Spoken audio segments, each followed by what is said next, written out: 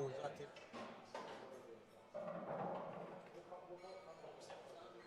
Aye, so they've obviously. Aye, but the thing is, Aye.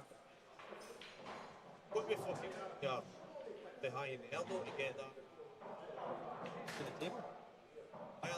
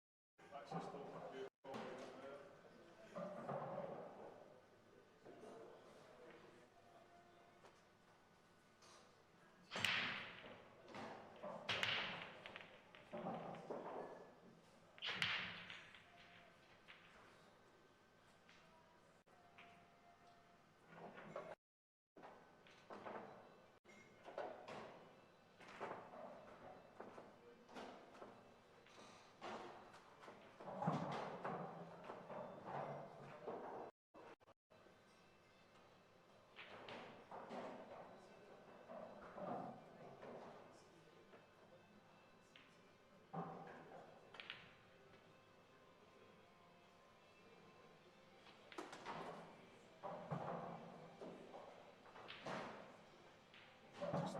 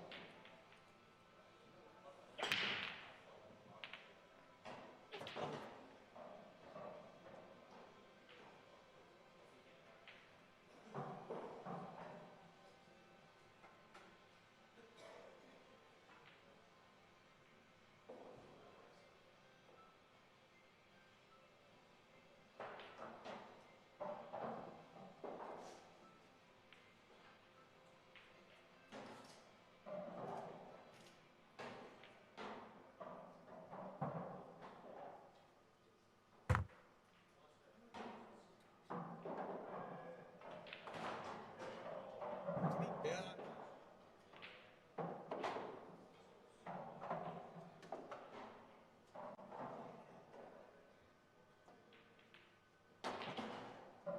Yeah.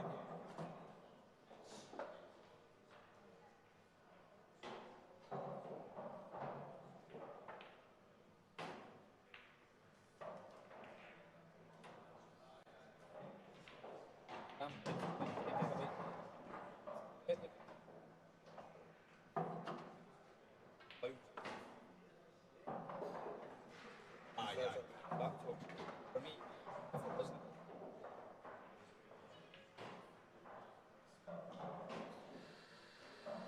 Right, well, I've got that phone's a 10 McGoldrick. That's a phone, but let's get that much on it.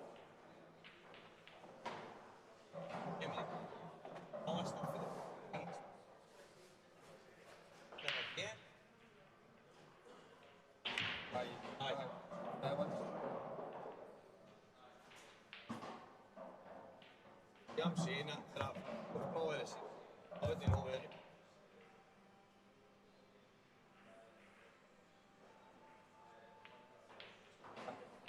That's right. Is there phone in that with the storage?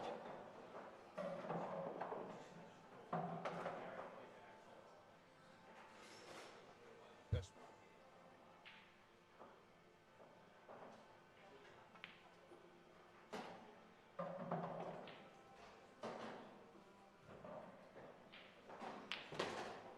Thank you.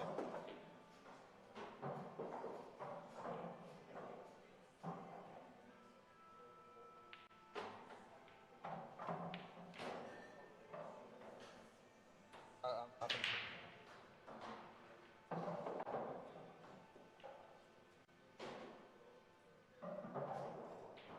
Alex, back to you. Done there. Remember you white stuff. All done our own sausage. Hey, you wish you could come back. Good morning, guys.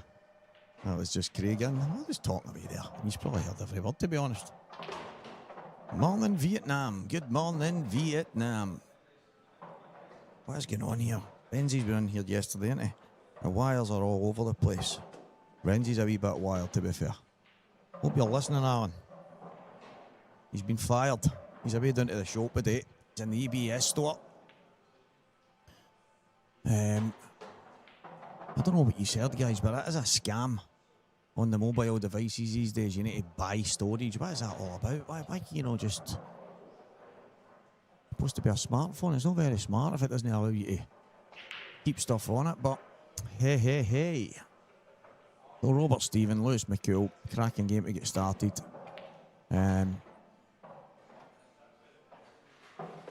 Lovely shot for Robert just to open things up.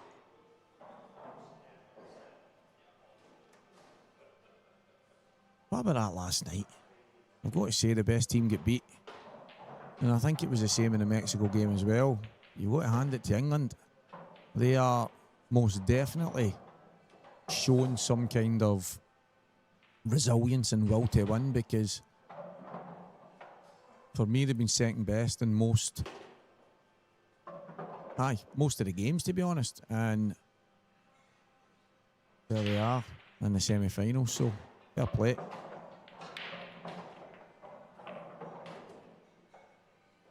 Robert Stephen, lovely finish to get us up and running.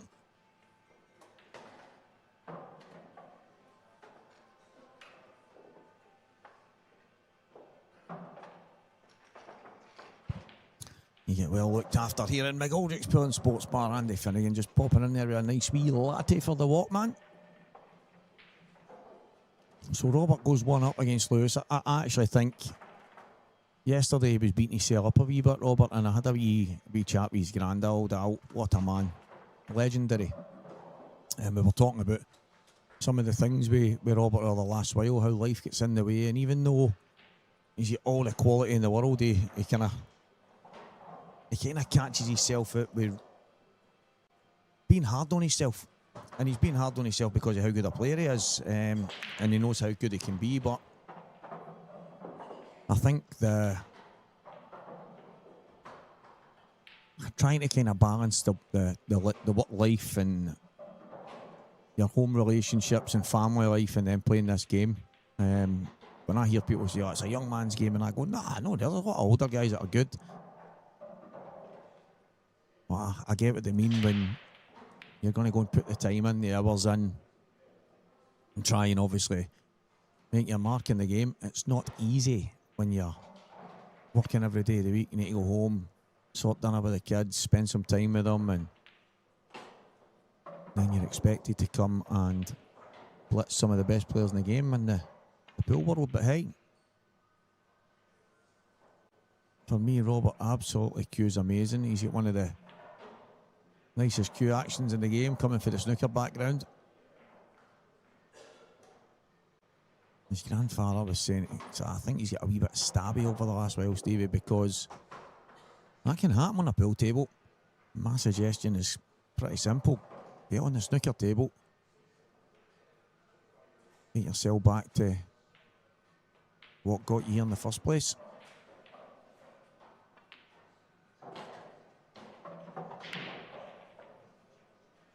Now, I wonder if he can just push through a wee touch here. Doesn't want to flick the yellow in front of the black, but if he can just drift past it. It looks like he's pulling back here, which is fine.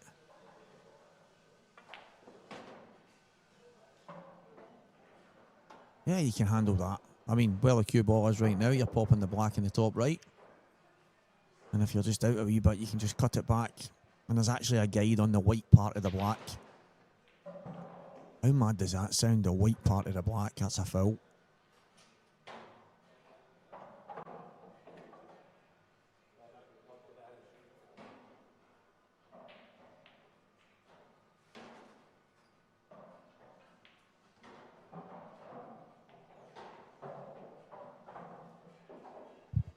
Well, at least I thought it was. I must be wrong.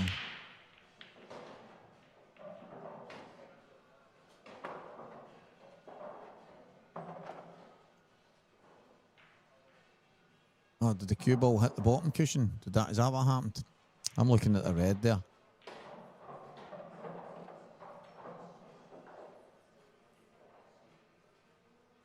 No, it's definitely two shots. And yeah, they've got that wrong. They've got that wrong. Robert thought something hit a cushion, but it didn't.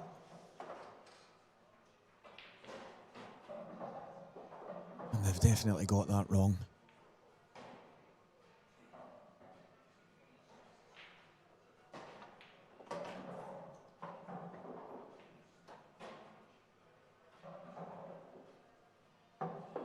So two of my best mates in the world of Cuesports.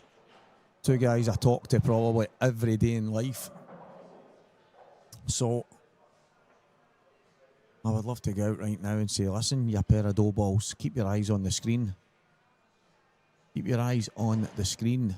The screen? I'm not watching the screen, Stevie boy. Yellow, nothing hit the cushion. I just scrolled it back, you maniac. You've just done my head right in there, Kitty.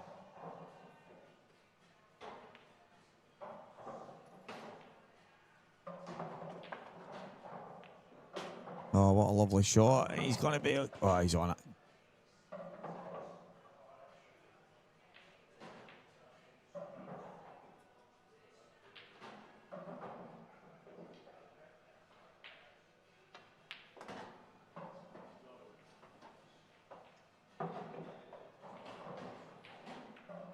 No, Bobby Stephen.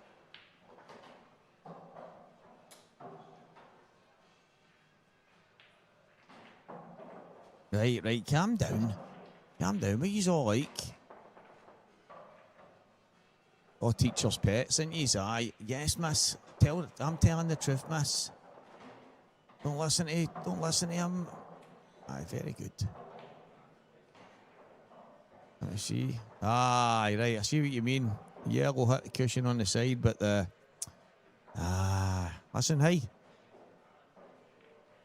It's early in the morning, don't be having a dig at the talker because you're still half sleeping. Stayed up all night for that.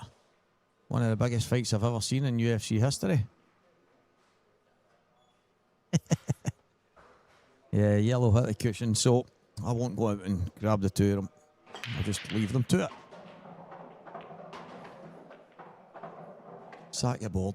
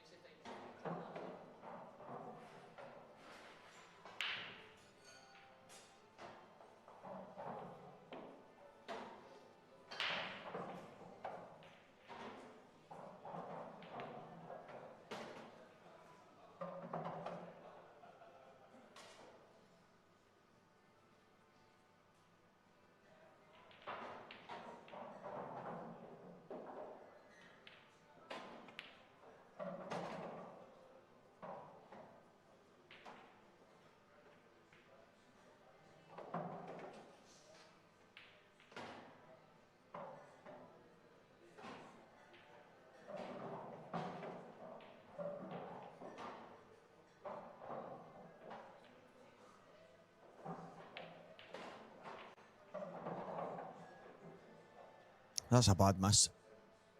That is a very bad miss. Martin's Wool or Wallhooter. Probably not get that pronunciation right, but all the way from South Africa. Martin's Wallhooter, whatever it is, my friend. Please forgive my Scottish pronunciation, but thank you very much for tuning in from all the way in South Africa. I know a lot of the guys are going to be coming your way very soon for the World Championships. I'm pretty sure you guys will be unbelievable hosts and looking after all of them.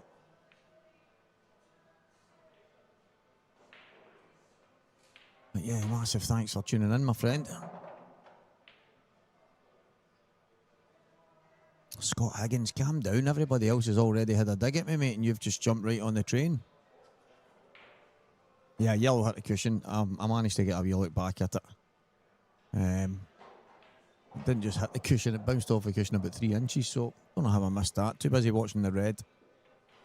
Watching as the red went towards the pocket, but yeah, good spot, guys.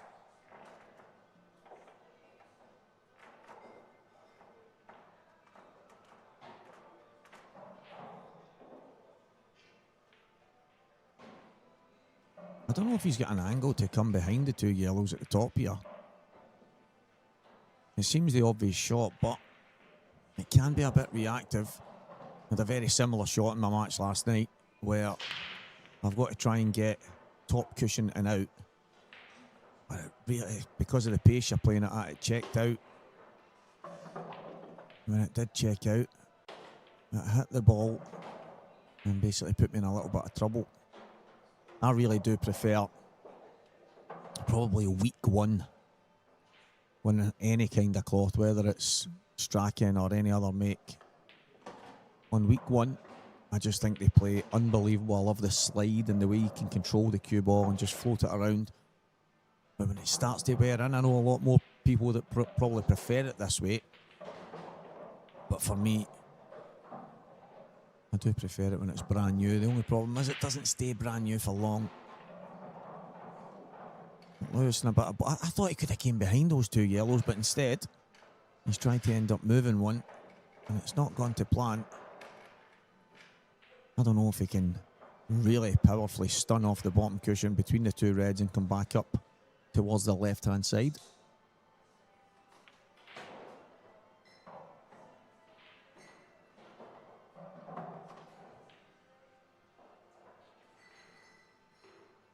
Yeah, Darren. Good morning, mate. I would... Oh, Lewis, unlucky, mate. Listen, we all know what he tried. He's going to go 3-0 down here in quick succession. Yeah, listen, Paul's... I love watching Paul. I love the way he goes about his business. Obviously been lucky enough that we've played in the same pool team on and off here and there as well. And when he's on it, I mean, he makes the game look so easy. He barely cues, puts his hand on the table, plays, he's round in the next shot so quick. But he's still in the tournament, that's the main thing. He's one match away from being in the cash. And then for me, after that, everything's a bonus. So I would not be surprised to see Paul go far. And I love an underdog story. I love it. I mean, it's very easy to say we're going to have Dunster cruising it again. We're going to have maybe Jake Dillon-Newlove or John McAllister at the tail end. Is John out? Is John in the tournament still? I think John's out. Yeah, John's out. John's obviously won one of these. Jake's won one. Dunster's won a lot of them. But just looking at the draw, Gio Edgar, Gav Robinson, Scott Gillespie. Obviously, Liam Dunster stands out like a sore thumb. So, but there's an underdog story to be had, and can that be Paul Crawford? Who says it can?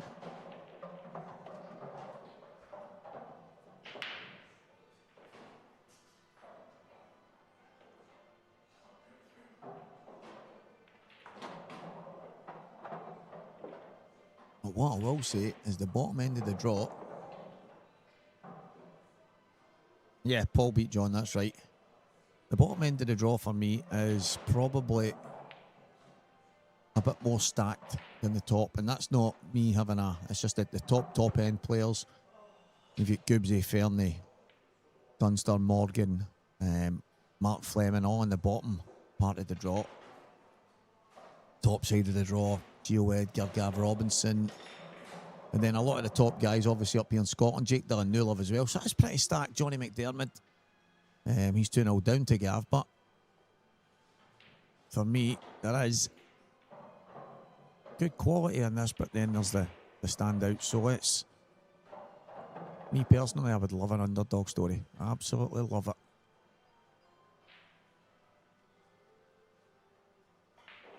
Roberts overrun the cue ball by quite a bit here.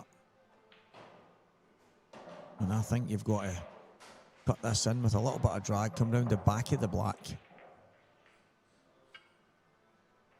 Okay.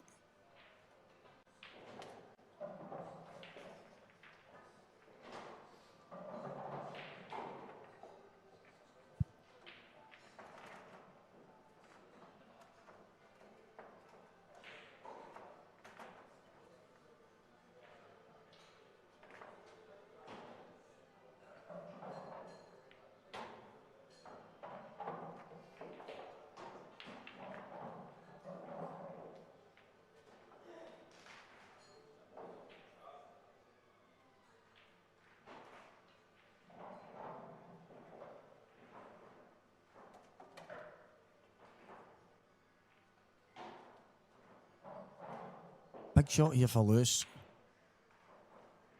Trying to sneak it inside the red. You know what? That's not a bad shot at all.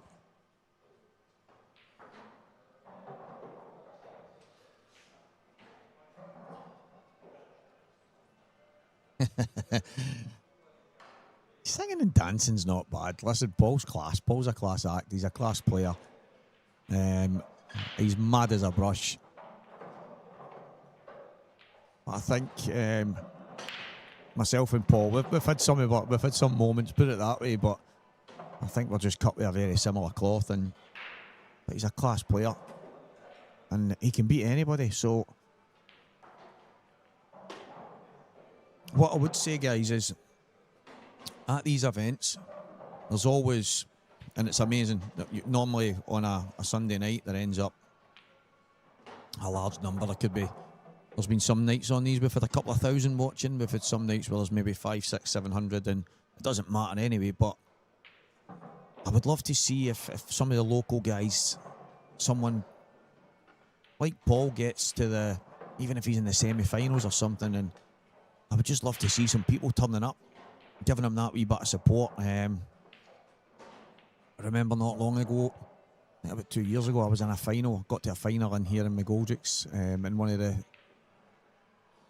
senior tour events, and it was maybe 9 o'clock at night or something, and I thought the amount of people that give you support, the amount of people that you know, the amount of people you've played pool with over the years, and you're in an empty space. And I think if that was me and someone that maybe had a good run that probably on that day that wasn't expected, I'd have been in the car heading over. So if Paul goes far, all you guys that are out there supporting him, make sure you get down here, give him a wee bit of backing. It might just help him go over the line. Who knows?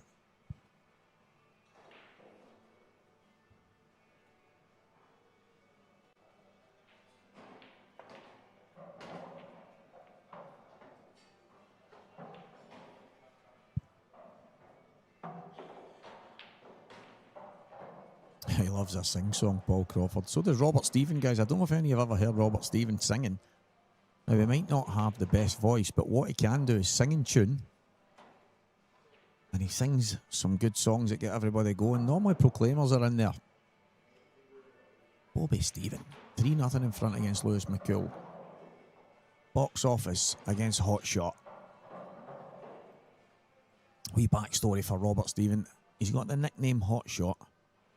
When he was younger in the amateur scene, I think he went on a run and won some big games, and then I think he won a couple of tournaments or whatever it was, in the amateur snooker scene, and it was in a newspaper cut out, and it called him Hot Shot Stephen. And when he was on the IPA and turned pro, and they says, listen, have you got a nickname and stuff? We want a nickname for your profile. And he's like, I don't know. The only name I've ever been called was Hotshot. And it was obviously when he was an amateur snooker player. So he has continued to keep the Hotshot name. Hotshot Stephen and box office McCool.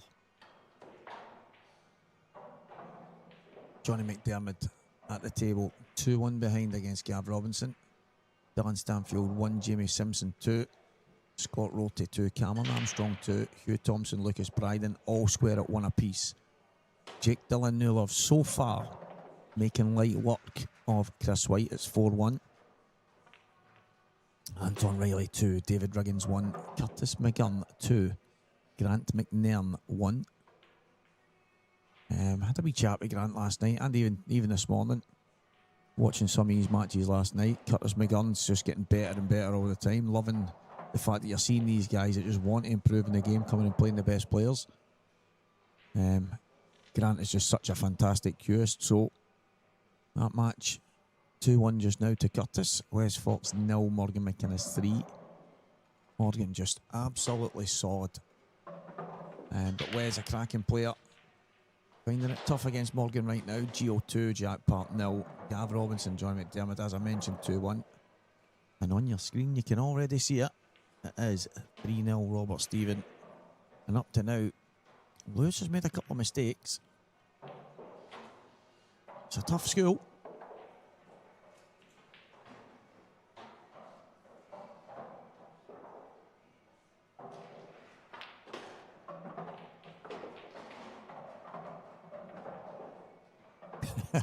It is a shocker of a name. I actually said to him, Robert, I'm not having that. We need to fix that, man.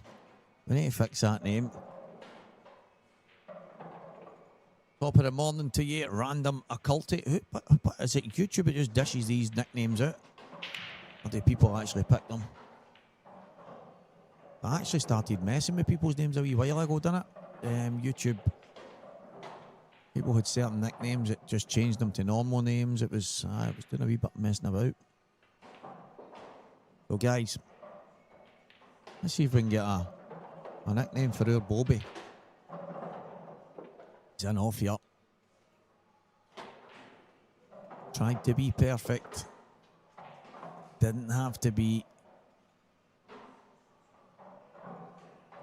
I think, to be honest, he'll probably tell you that he was just trying to get out. Just slide off the bottom cushion and go off the right hand side and then out into the middle of the table, but he's cooked it so much. Straight in off the middle. A big chance for Lewis now, and 1. It goes without saying. He's going to have to take it.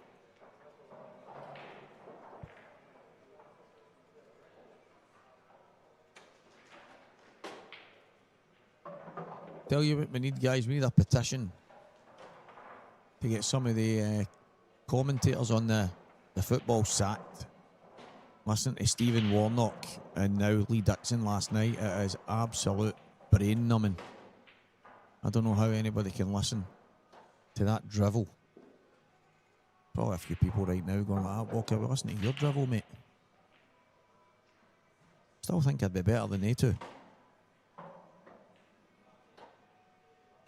Wayne, how you doing, my main man?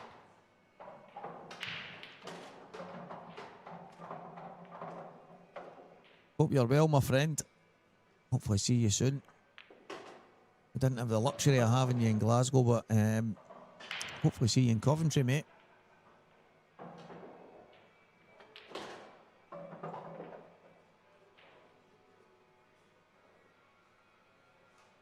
Well, this is better from Lewis. Although they were essentially roll-ins, if you want to call them that. I had a couple of them yesterday myself playing against Dunster. But it wasn't... I don't know, guys. Some of you might have played different shots from me, but there was two tough shots at the start of the frame. Each frame, and I thought, if I get this first one take the hard one first. And when I mean hard, it was the hardest of them all, but it was just make sure of that, and then you've got Rowans.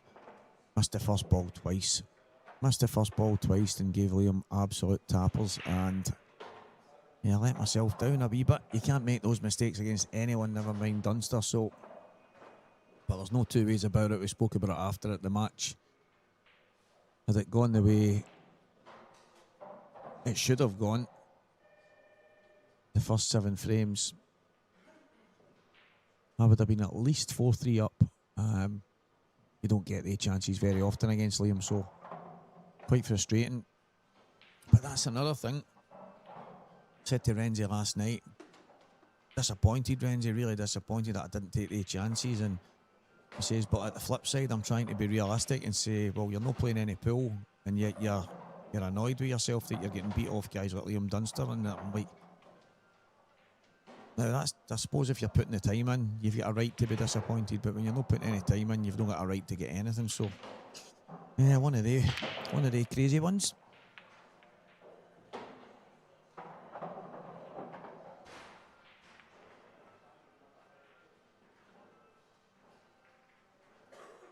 Yeah, I didn't even know you could do that on the commentary. I did not even know you could do that. It is... I just struggled to listen to Lee Dixon last night. Really enjoying the game of football, but some of the nonsense, and it's okay to support your team, but to just be blatantly biased about things that were basic, really. It was a hard listen. I tell you what, man, they've showed some real steel. And got a chance of going all the way. That might be sore for a lot of people, but hey, that's the game. Yeah, Wayne, good. That's good. That was looking forward to Coventry. Just need to keep Marshy boy nice and sober, and they'll keep flying. Unbelievable the last while.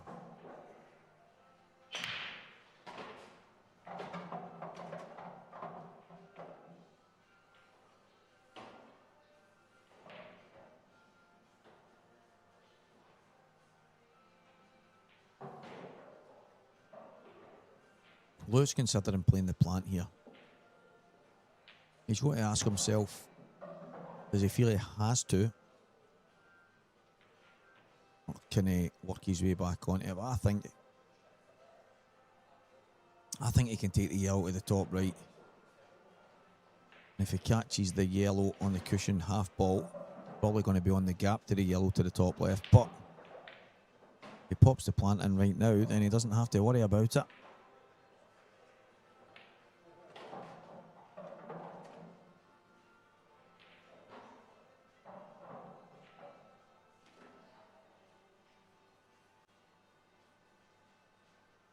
Definitely not an easy starter, but the reds are good as well. That red at the top doesn't go to the left, but it goes to the top right. For me, the reds aren't bad.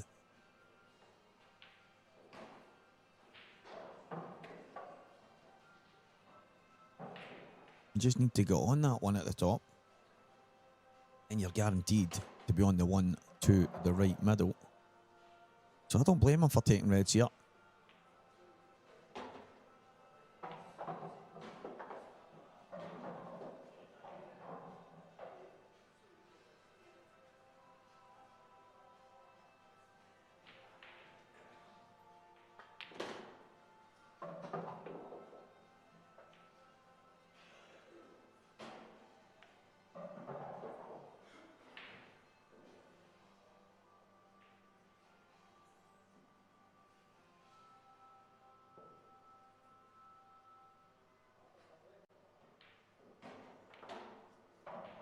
Wonder if he can just drop this bag weight. I think he can.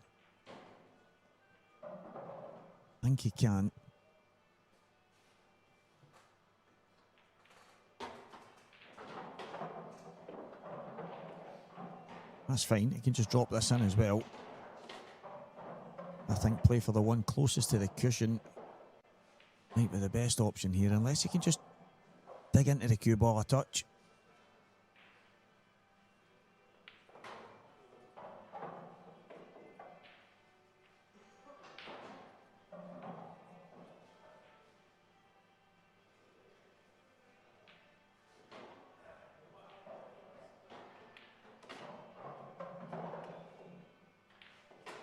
Good chance for Lewis to get back to one behind.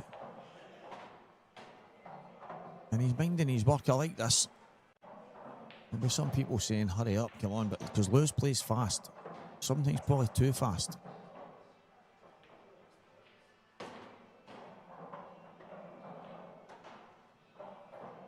Right, for me there, I think that red would still be moving, so he could have played that a lot softer. But if that red goes by the yellow into the left middle,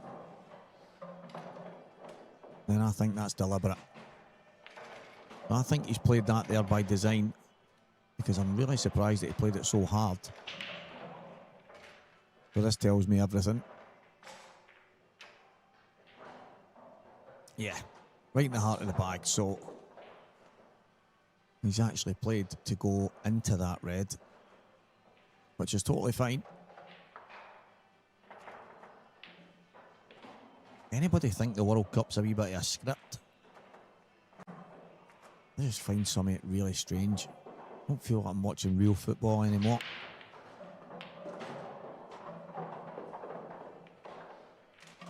And the man that calls himself Maverick has walked in the door.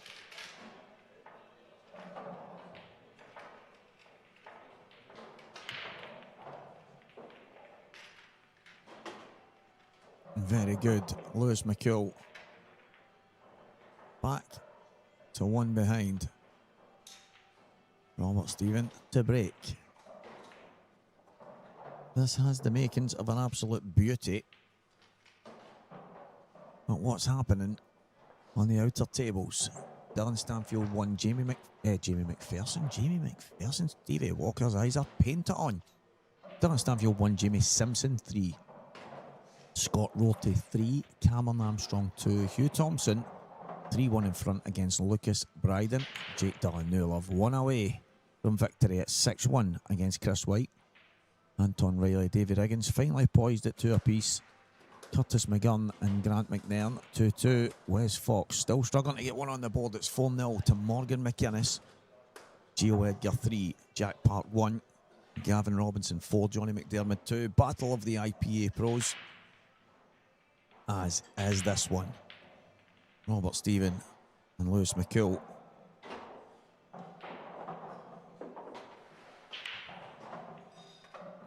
Big Louie, boy, yeah. Big Louie. Off work the other night. Starts texting. It must have been 2:30 in the morning randomly. And I says to him, Lewis, you've just woke me up. No chance. I don't know if any... Listen, I know I'm rambling a wee bit here, but these balls aren't great. Talking about being online, I don't know what that means. I'm no tech savvy, but I seen you were online and I'm going, I wasn't watching the football. I can't even mind what I was watching. Hawaii 5 or something. Big man. One of the... It reminded me of a school kid that's off for the summer and just doing an all-nighter because he can. He's like, no, I just stayed up late because I wasn't working. Oh, good on you. Good on you. I hope you asked your father if you could stay up late, Big Lewis. Had a wee bit of fun. What a boy.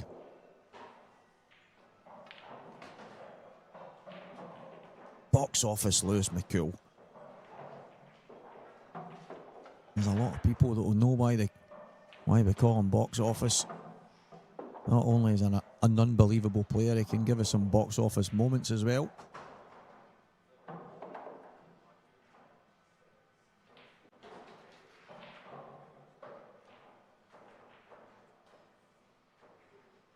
Absolutely brilliant having him on the pro ranks in the IPA, getting to see him win one of the tournaments in that last year.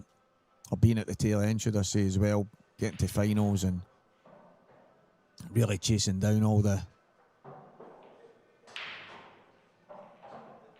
Just the kind of stuff that he's always had the potential to do. Simple as that. He's tail end of most tournaments he's in now, Lewis, and it's just an absolute joy to watch.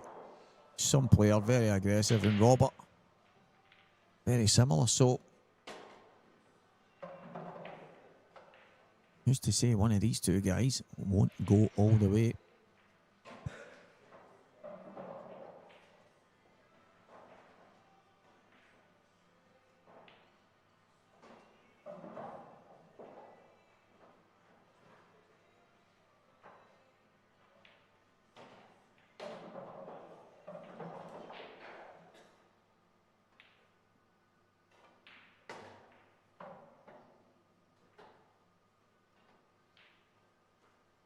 A bit of a safety for Robert.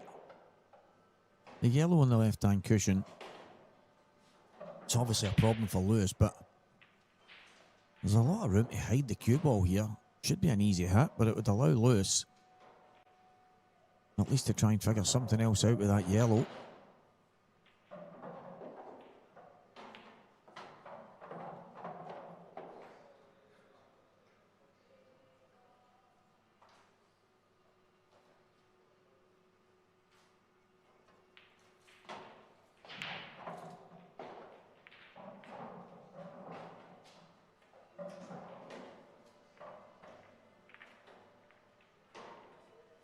He's looking at maybe putting the cue ball up above the yellow at the top right.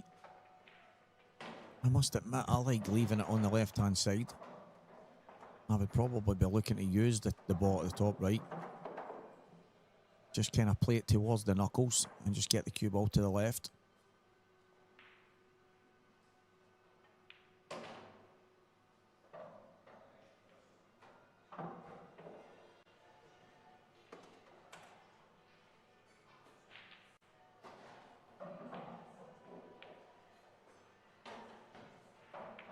You can also be aggressive, try and manufacture a finish here, but I don't think this is the time, Louis boy. Don't think this is the time.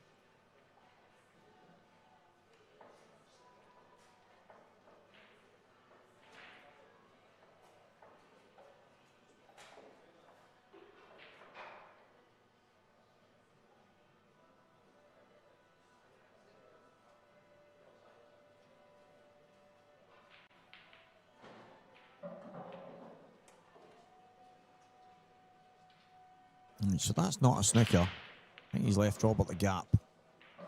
He'll be disappointed in that. I don't think there's any doubt that Robert can probably take a finish here. This red will go cushion first and in off the yellow. Well, Robert's played that. I thought he could have screwed that. Got the cue ball out. And the red would have went a little bit further across. I think that was a chance, to be fair. I think that was a chance. Just didn't like Lewis's choice of snooker. And I think when he watches it back, he'll message me and basically say, what was I thinking there, Stevie? What was I thinking?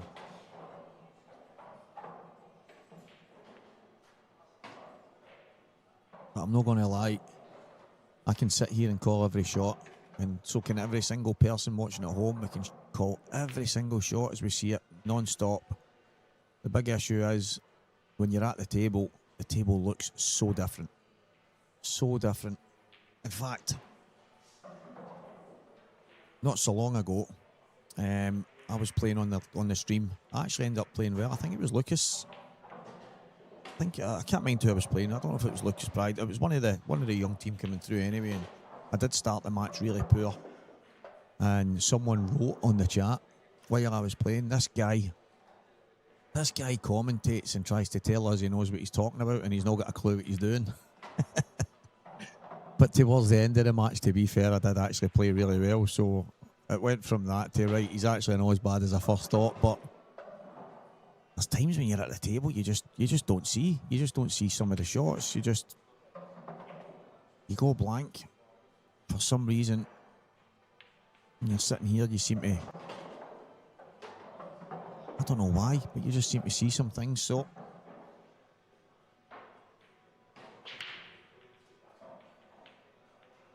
Lewis was trying to just bring the cue ball back behind the yellow. It didn't come back. It left the gap. It gave Robert a chance to try and basically gain severe control. And now 2 in front again. 4-2 Robert Stephen. Lewis to break.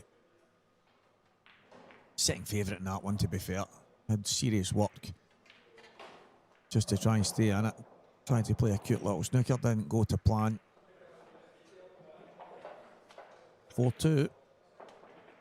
Big break here for Lewis. Jake Dillon Newlove is through.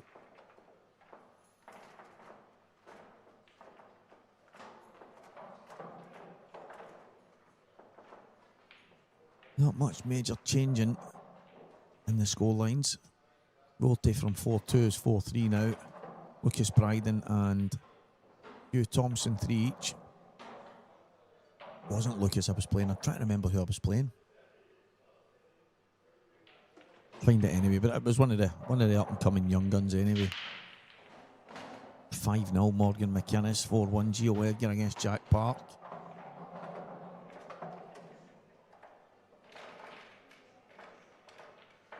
Johnny McDermott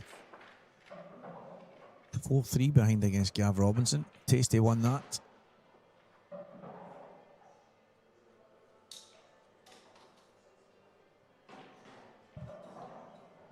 Jamie Simpson 3-2 in front against Dylan Stanfield, but Dylan at the table. And I think Jamie must have missed a black. The black is left on the table with Dylan. A good chance on yellows to square that one up.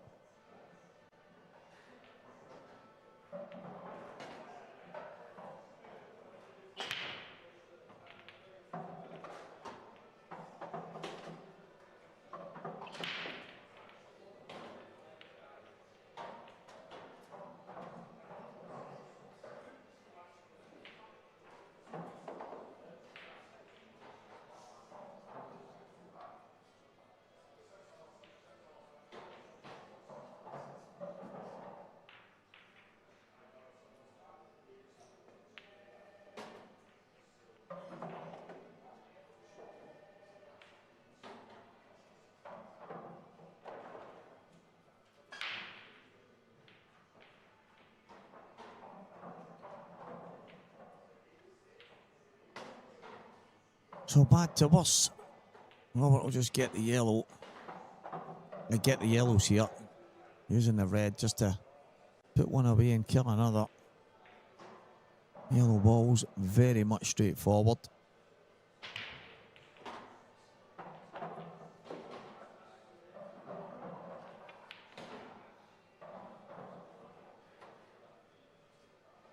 And all the draw, guys. Everything is on Cuesports. You want to have a look, see who you fancy for the tournament. Answers on a postcard, anyone. Who's your pick, guys? As I say, it's hard to look by the likes of Liam Dunster, but I'd love to see an underdog story, and I would love it to be one of these two. Who are we picking out there? Who do we think's going to go all the way?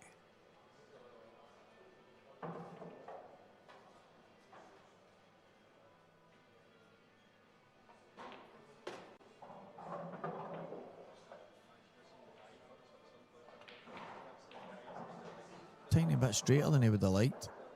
He's probably going to have to play this from the jaws of the pocket. I think he can get to the knuckle, just above the knuckle at the left-hand side. Yeah, so jaws of the pocket, roughly it is. He could have got a touch wider there. Maybe didn't want to go over the rubber.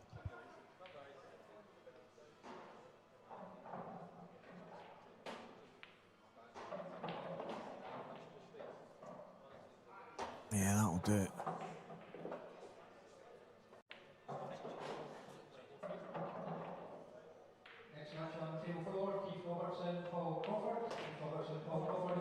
Yeah, very nice.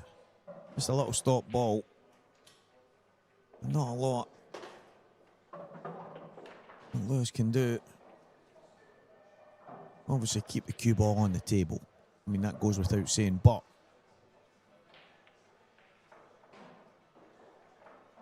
it's one of the when it rains it pours moments. And what a match we're going to have for you after this one as well, guys. Scott Gillespie, Gibbsy against Ross Fernie, the Riot. I think we need to get a better one. Fernie's no the Riot anymore. He's a bit chill, he's a bit calm, so any nicknames out there for the Fern Dog?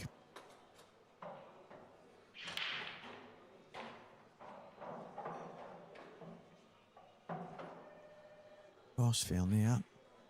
You ever seen Weekend at Bernie's? Been many a times where he reminds me of Bernie. Bernie Lomax.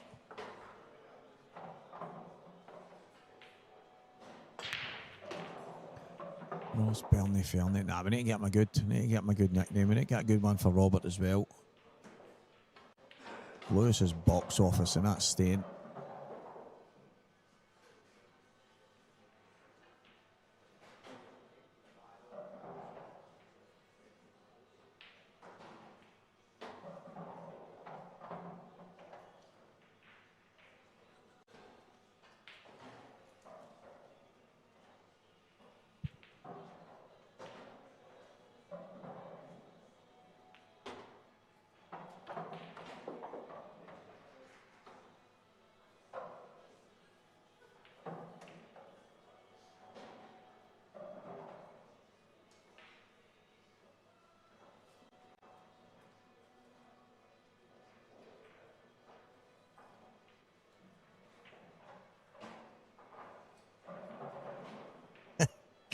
The fiddler. Fairly the fiddler. Obi Stephen. Oh, look at this. That would have been a wee Brucey there if he flicked that round at the top and landed on that one. Ross, the fiddler, Fernie. I mean, it's got a good ring to it.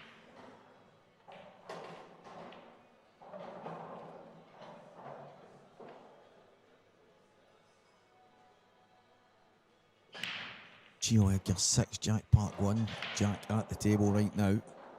Morgan 5-1 ahead of Wes Fox.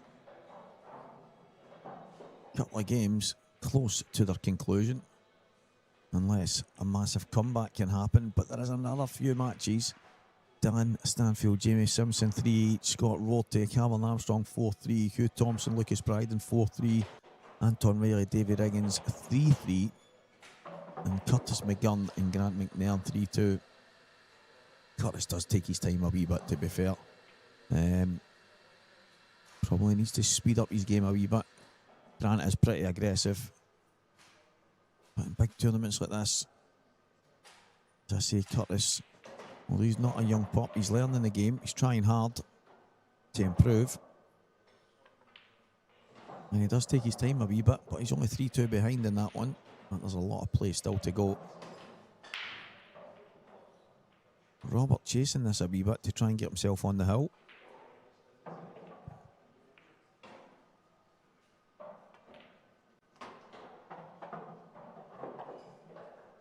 Nicely controlled.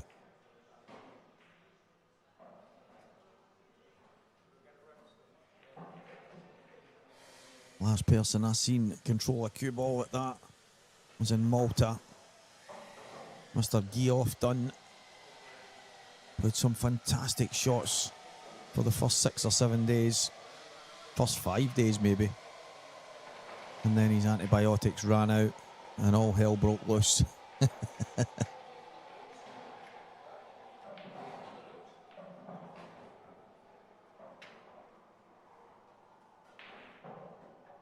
Grey skull, aye, hasn't he half got a grey skull?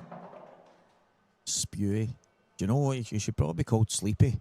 Every time he was in a tournament in the Gart Craig, he would fall asleep in the toilets. And nobody could find him. They'd be hunting everywhere for him, and then he would come staggering out of a cubicle once we get him.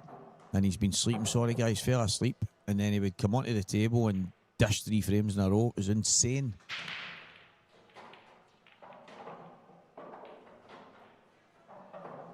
Sleeping dish. Sleeping dish, Stephen.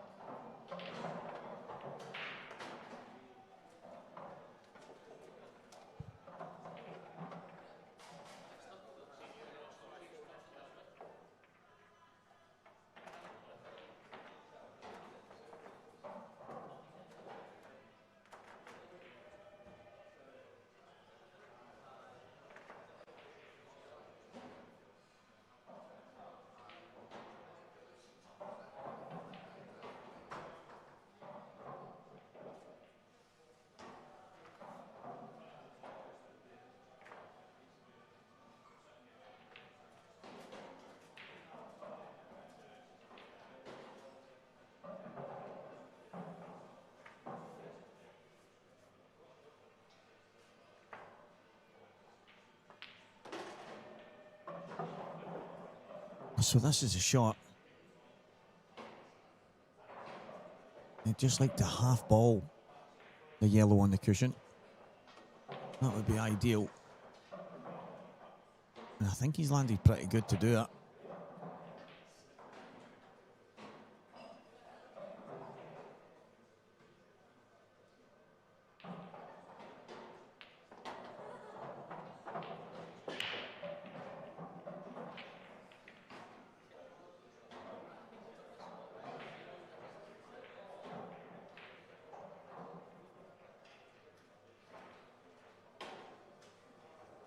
And that's unlucky. Very, very unlucky.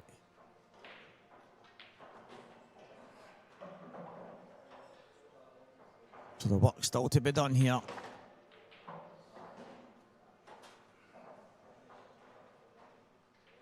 A little cross double. Could have been easier. Having to chase it a wee bit, and that's what happens when you're 5-2 behind in any match.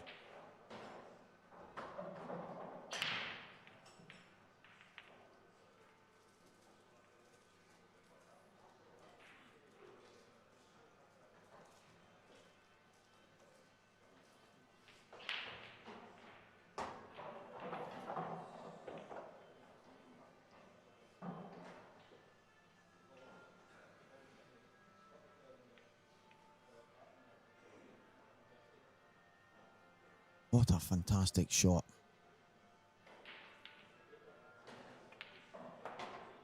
And the work not done yet. He's put his hand up, obviously, when he's had the little contact on the yellow, but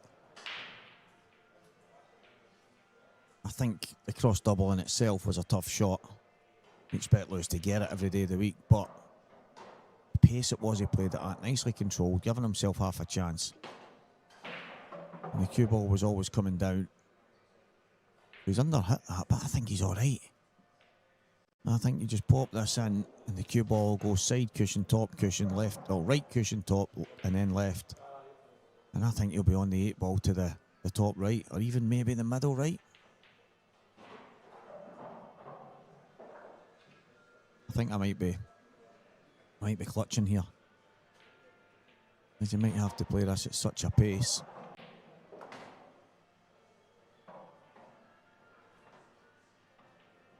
I don't know.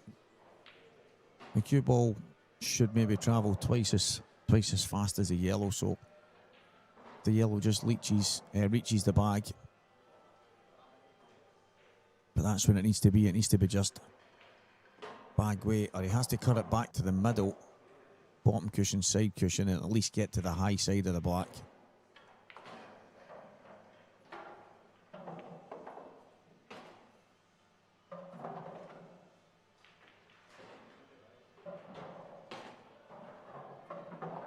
Just like that.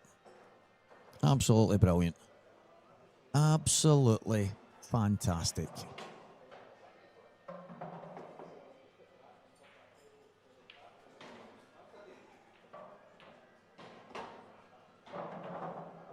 Lewis McKill 3 and Robert Stephen 5.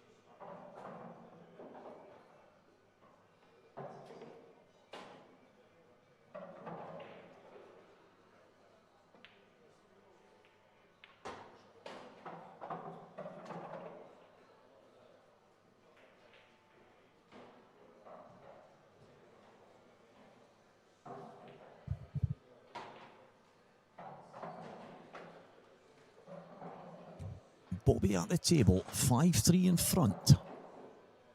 Matches getting close to the culmination. Is that even, I don't even know where these words come from, honestly. I've never, the culmination. Does that even go in that sentence the way I just used it? Honestly, I've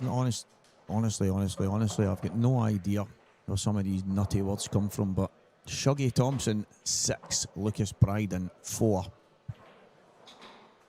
I'm going to say that Shug is probably one of the most underrated players in Scottish pool.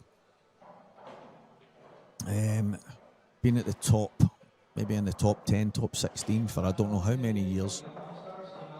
And the amount of times in the Scotland teams and stuff like that, it gets overlooked by people nowhere near the level of consistency that he's had throughout the years. Yeah, class players, absolutely unbelievable players, but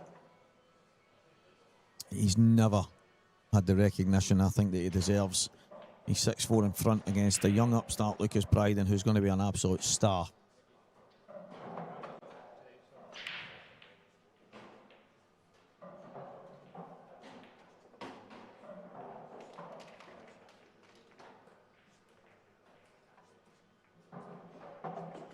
Greg, it's a fact, mate. Absolute fact.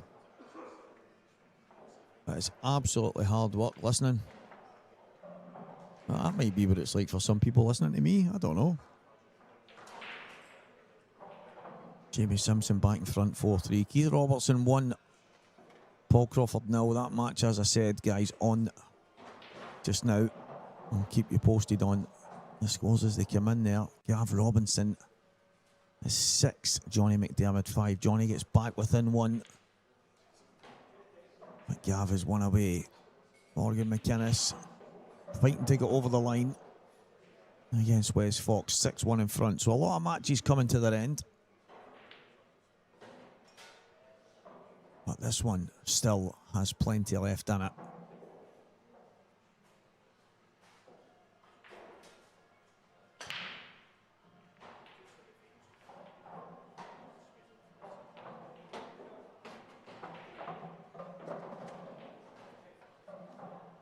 I don't know what Robert's playing here.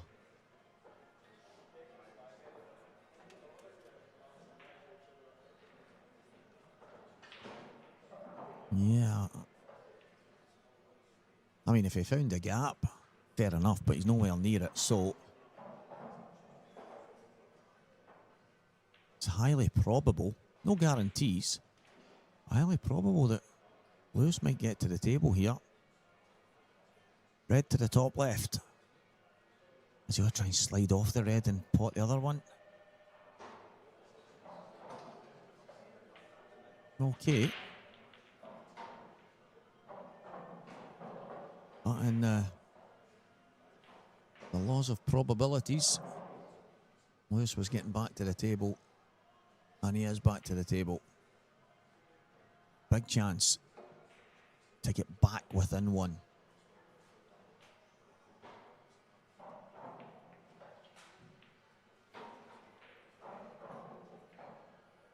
Well, Mark Fleming, James Casey, Scott Gillespie, Ross Fernie, and Preston McInnes and Barry Thompson are the last 3 matches from the last 32 waiting to take place.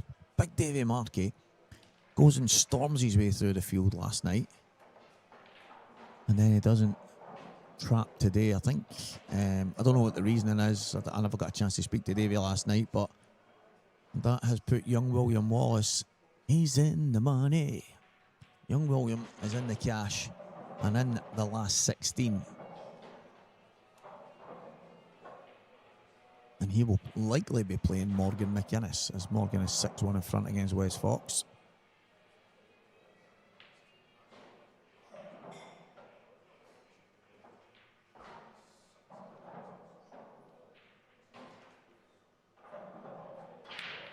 Lewis looking to maybe hide the cue ball. I don't know if there's maybe a better option to just try and get a finish here. Yellow to the bottom left and then see what happens. or he could just put the cue ball right on the bottom cushion and make sure he gets the snooker on the 2 reds to the right middle. But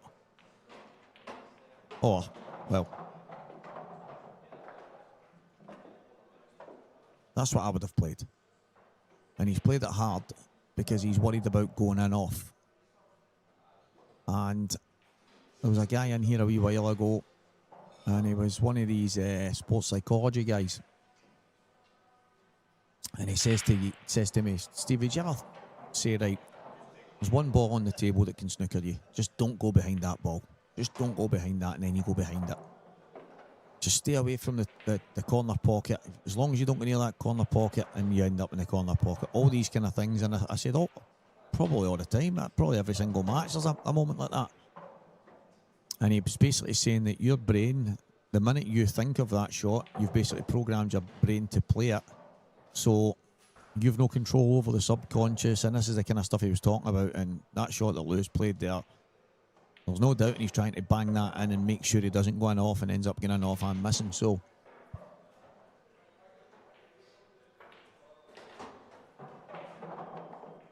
yeah, that'll be sore, because he probably wasn't expecting to get back to the table at one point, and then when he does get back, he's torn between trying to play a kind of snooker, and he would have been leaving Robert at least a shot. But unfortunately, it's not gone to plan. And Robert's on the hill.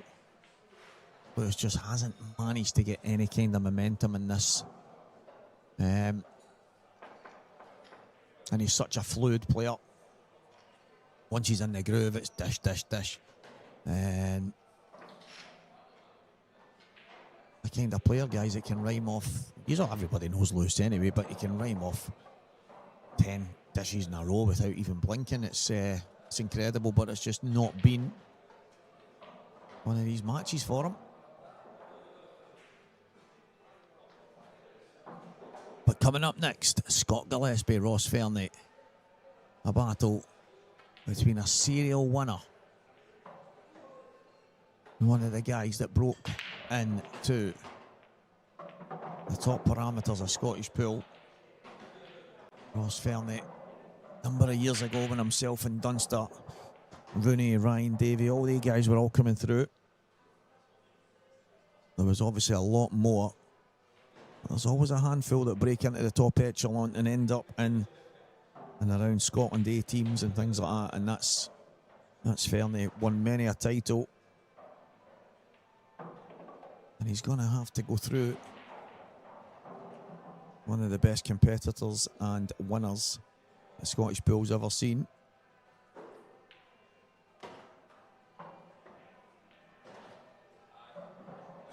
Liam Dunster and Stephen Allison on the outside table. That's on table 8. That is live right now as well. I think there's an issue with the sound on the table. I think that's what Craig was saying. Someone basically holding their cue high up in the air has flicked a wire out or something. So I'm sure it can still be watched. Young Stephen doing something that I struggled with yesterday against Liam, and that's potting balls. So fair play to the young man. He's on a finish right now, but he's going to have to play a pot kick last on and get the black into play, which is, well, it's never easy to do.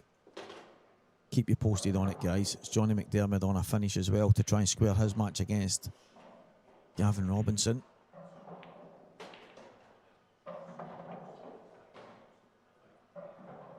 Robert with these reds for a place in the last 16.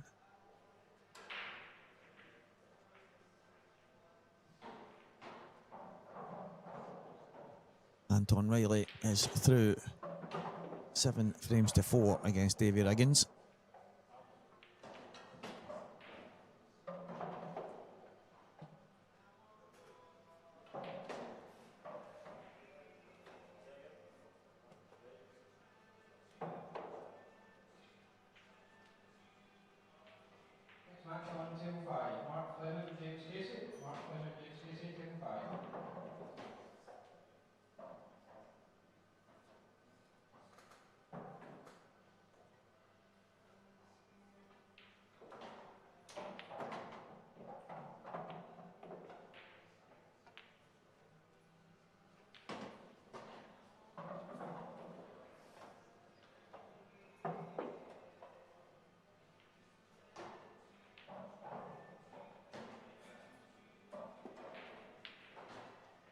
Now this has landed so bad. I don't actually think Robert's got a pot. I don't think there's... Yeah, I think he's up against it here, guys. I think from the angle that we've got, even if he could pot the one in the top, I don't think he can. I don't think he can. I think I'm clutching here, because if he could have potted, he would have played by now.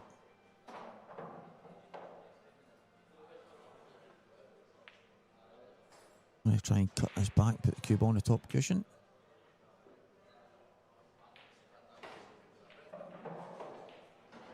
It's a great effort. It really is.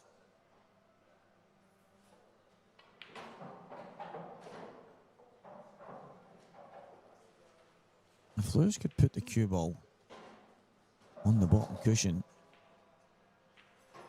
snooker Robert on the one in the centre of the table, yeah, he would leave a bit of a double and a cut up the cushion, and I think the percentages being favourite in the frame would definitely go up.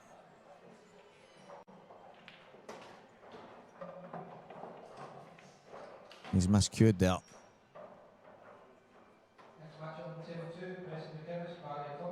Yeah, he's miscued.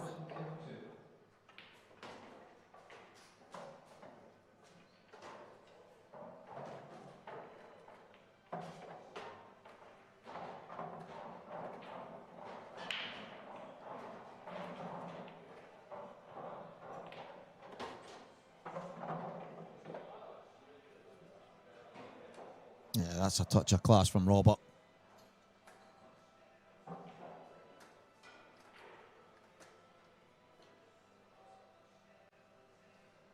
Cash and carry is in the house. Barry Thompson seems to be the only one that can turn up here and play without wearing the Saltire t-shirts. We need to have a word about that, because if it's a free-for-all, then that's totally fine, but obviously thinks he's in his own house, him. Well, my two mates have just played. Lewis couldn't get a run going, and Robert Stephen goes through to the last 16. A strange one. Both guys maybe not at their best, but it's all over now. Just seen on my TV screen on here. I'm lucky to have all these screens that Craig's got set up in McGoldrick's. But anyone watched that game last night? Haaland wasn't interested. He actually thought England had a penalty, and he went and gave Bellingham a cuddle before he was going to take it, before the referee rescinded it. What is that nonsense? And goals getting chopped off for something that happened before a ball was kicked. I've just never known anything like it in my life. But Lee Dixon, see if I see that guy walking down Sucky Hall Street, he's getting a steak baked to the eyebrows.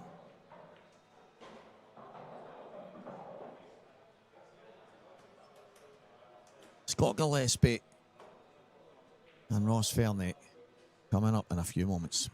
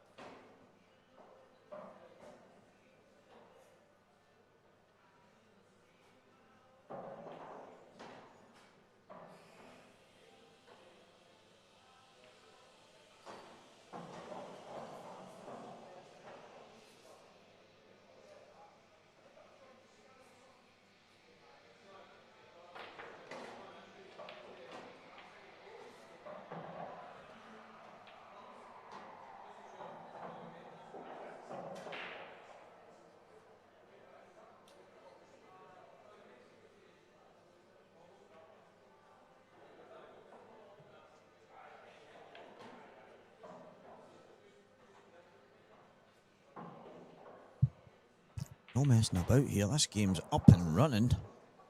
Before the talker could start talking. Don Stanfield, Jamie Simpson still on the go, but Jamie is on the hill. 6-4 in front. Preston and Barry Thompson just started. Keith Robertson 3, Paul Crawford 1. Dunster 1 to the good. Stephen Allison didn't manage to take that finish. But what yeah. And then young Stephen has just snickered himself on the black there in frame number 2. So Liam with 1 free shot, 1 visit.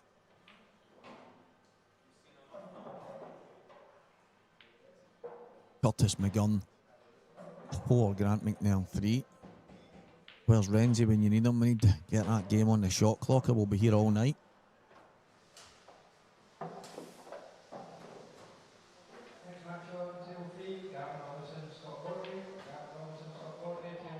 Yeah, that's taking just a little bit too long. We need to get the tournament director / referee to take a wee step over and tell them that they need to hurry up. Some of us have got houses to go to after this tournament is supposed to finish at a reasonable time.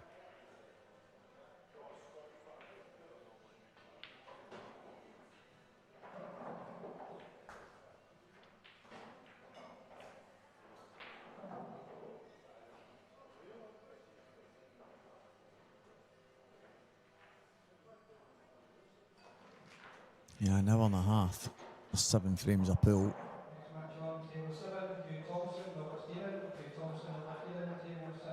He's actually pretty poor.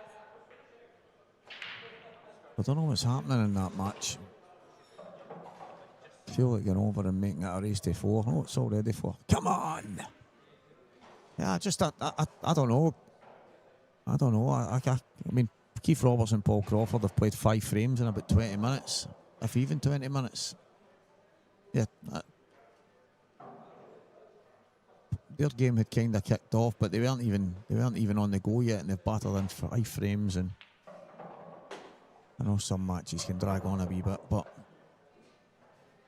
that's a lot of time. With 7 frames a pool, an hour and a half.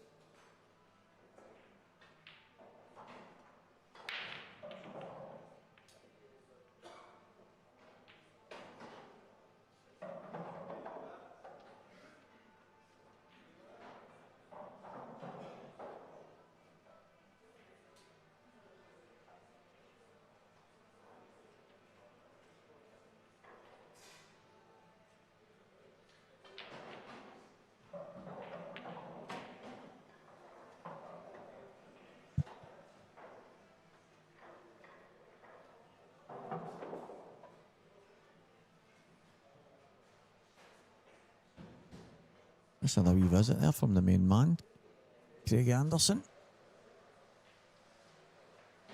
He's doing the rounds. He's actually working as a TD and potential referee if anyone needs him today. As Renzi is in the EBS store downstairs from where we are in McGoldrick's. So we don't actually have the co-commentator, referee, walk the floor Renzi guy floating about today, but I'm sure he'll pop his head up at some point.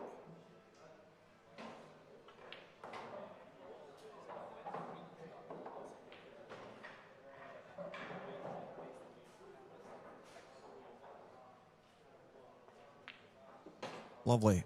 Absolutely lovely. Stroked that black in like it was in the centre of the table. 1-0 Scott Gillespie. And although I expect him not to miss shots like that, that was not an easy black. But Scott made it look very, very straightforward. Absolutely brilliant. William Dunster 2, Stephen Allison 0.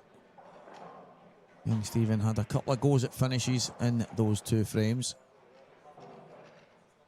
He got himself down to the latter stages, but just couldn't get the finishes over the line. Barry Thompson won in front against Preston McInnes. Curtis McGurn at Grant McNairn still 4-3. And Craig actually pointed out that yesterday, one of the matches, I think it was a match that Curtis was playing in, was over 3 hours as well. So we do have rules at the IPA and in the SPA if games go over a certain amount of time that they have to be, they either be cut or put on the shot clock. It's maybe something that Saltire could implement as well, just to keep the draws on time, because I know there's I think the IPA amateur series is in here today about 2 o'clock as well.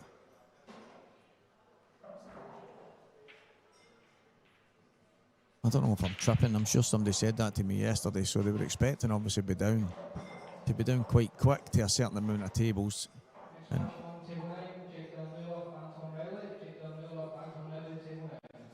well, there is matches that can hold things up. And that one right now, I'll keep you posted, guys, but that one could be quite a while.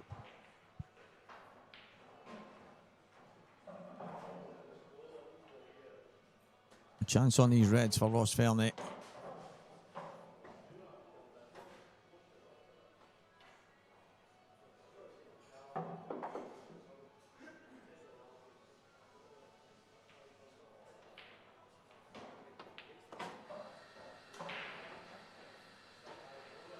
And drop this in and then give himself an option. Most likely red to the bottom left, the one closest to the black. Then again, that might be the last ball for the black. So he's got options here, he's got good options.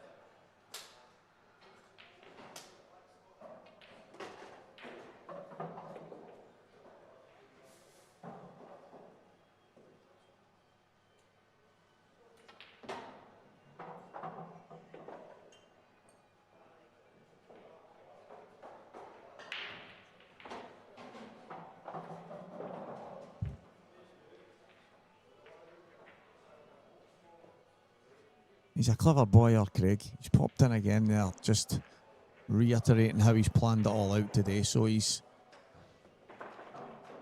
obviously the last 32 guys came in here today. So the first 10 matches are on, which leaves 6.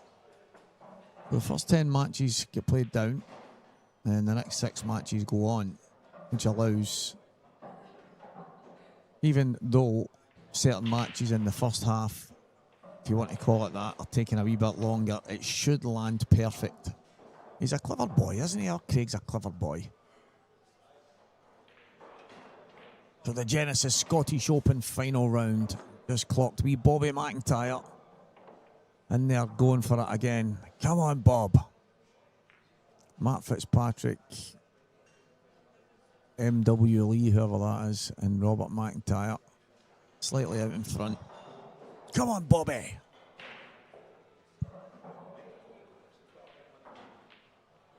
Scott Gillespie won, Ross Fernie won.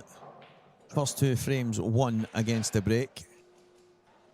Frame number 3.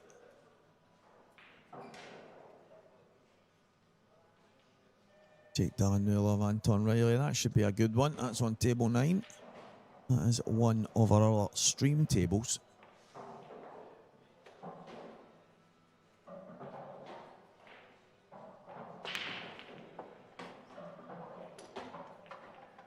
And the cue ball does a disappearing act.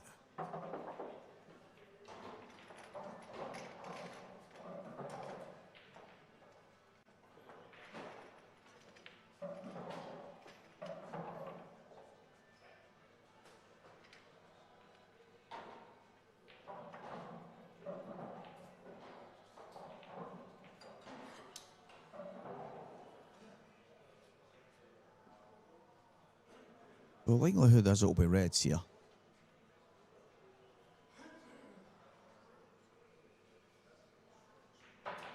Just how he uses the free shot to kind of get everything into play.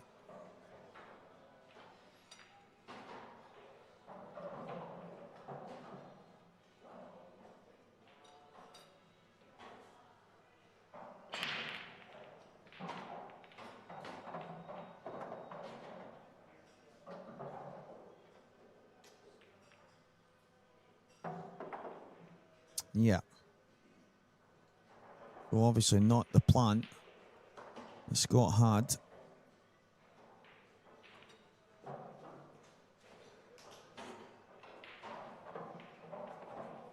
Just having a wee look, guys. I was staring over down to table 6 watching the match between Curtis and Grant McNairn. Curtis is fudging the life out of Grant. He's got bags covered all over the place. He's got balls on top of balls. He is just scratching and clawing. You know what? There is nothing wrong with that. If that's the way you need to battle and stop. I mean, Grant is an unbelievable cuest. So maybe he seen a little bit of Grant yesterday and decided that he was going to just try and scratch, claw and fight his whole way through. But he's in front right now. And as I say, he's been fudging like a mad fudgy guy. So Scott with a really tough bridging thin cut pot. And then his reaction there to not landing on another ball. Absolutely exceptional.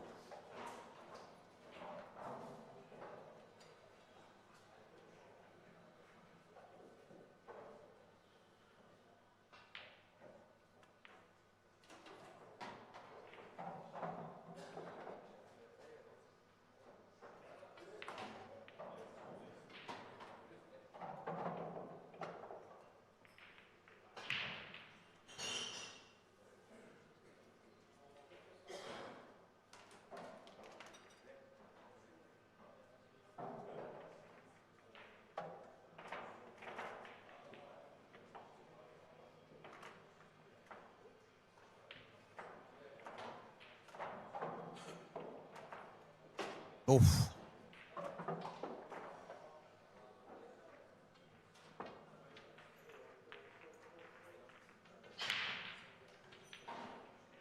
It's actually Scott to break. That is incredible. Free shot at the start, trying to open things up. Balls don't come out the way they go. Well, he's hoping. Plays an unbelievable cut. Balls don't land where he's hoping. And then tries to pop the ball into the middle bag. Doesn't go. Cue ball goes through the gap into the bottom left. What a mental frame that just was. And Scott just deciding that that frame is not worth continuing with. And it's 2-1 Ross Fernie.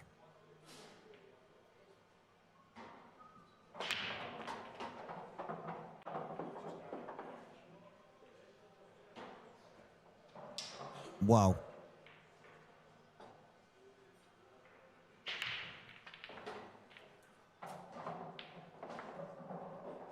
So Scott's had enough. That's unfortunate, guys. And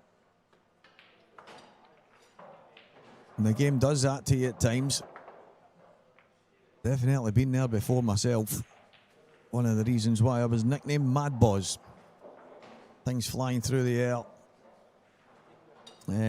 Yeah. One of those things, Fernie through, Gibbsy deciding not to torture himself anymore. And we've actually had a chat about this in the past. When he feels like it's not his day, his match, whatever it is, he just, rather than put himself through a little bit of a sore head, he just decides to take himself away from it. So Scott Gillespie on his way out, and Ross Fernie through to the last 16. Well, we had a blockbuster set up, and it is all over now.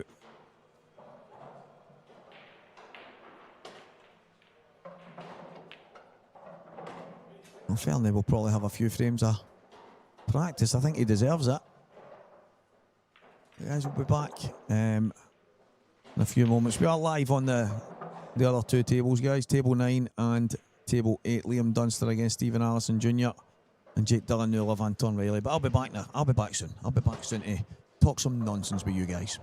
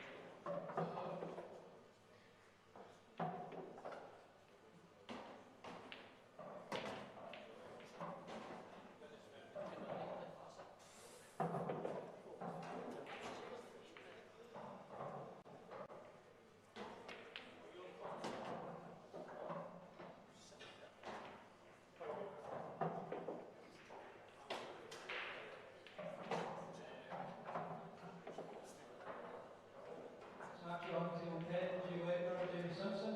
G. Whitmer, Jamie Simpson, table 10.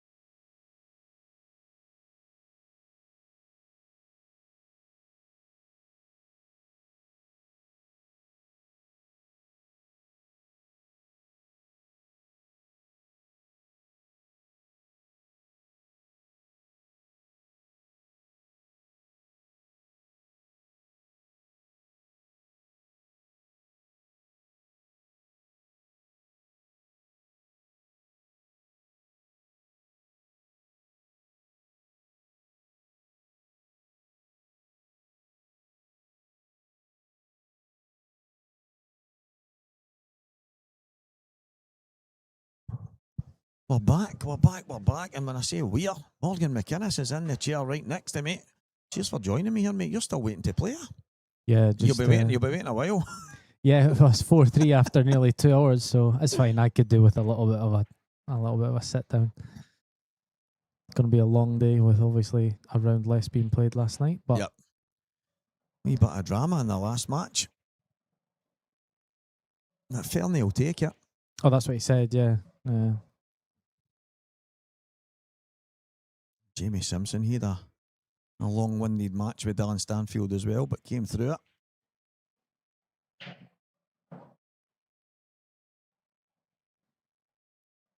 Gio made light work of Jack Park, so yeah, but that should be a decent game. Jamie's playing all right. yeah. Jamie's got a very unique cueing routine. He kind of twitches every ball in, which obviously can only get you so far. But when he's on it, he's absolutely phenomenal. So be interesting to see how he plays. You know, on the main table as well, because obviously he's not going to have been played on here. Whereas it's basically Gio's home table. Oh, Yeah, he's forcing it a wee bit yeah, here. a bit of a rash. Yeah. Yeah, it's just. I suppose if the Karami kind of played and then came out nicer, then they're probably done. But he does seem to be forcing it a little bit. This is what you want if you're Jamie. You want them to go for finishes like this. Probably a wee bit harsh knocking the yellow in the top at the same time there, but he's got a shot to play here. Couple of big shots to play, actually. And he's bridging, so it's not nice. Yeah, you're right. If that ball doesn't go on the top and he's on the one to the top left, then they're probably just done. Or either ball. Not there, I don't think. Yeah, I think he's just beat. Maybe a little bit side. But again, then the pot's tricky. He might... Okay, he's just lined up where he maybe should have been.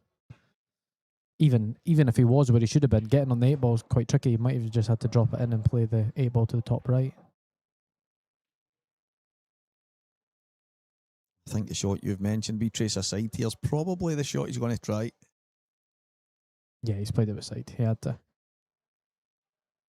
Oh, that's pretty bad place for it to go if you're Gio. Yeah, he's in. Big frame for Jamie this, because this will settle him down. He's obviously, as I mentioned, not really played much on this table. He's opting for the red to the middle left as opposed to top left. Kind of develops the 8 ball at the same time. Nice. And there's that kind of... Yeah. You'll see it throughout the game. He doesn't stay still. He moves an awful lot. Sometimes his even feet move, but it's just the way he is. It's just what he's got. These line up quite well. It depends. What would you do here, Stevie? Would you try and deal with the top 2 first, or would you go bottom left, bottom right, bottom left, and go back for these top 2? Probably. Right. I like leaving the bottom 3 till last, just because the yellow's kind of dead. Yeah. However, now I'm dealing with the bottom 3 and then Yeah, going up for the one to the top left. See, I always quite like this one he's playing right now for last. But either way... Shot. It's just... Cue ball control is just a little bit... He was always losing the cue ball there. He might have to go twice across here. But even there, you would have been delighted to be there on the black. So I quite like that ball for last, regardless, even if I was taking the other red away up there. But I don't mind taking the 2 of them away. He's just kind of overran it a touch. Twice across, bounce. Taking them out really well. Might have to just run it through off 2.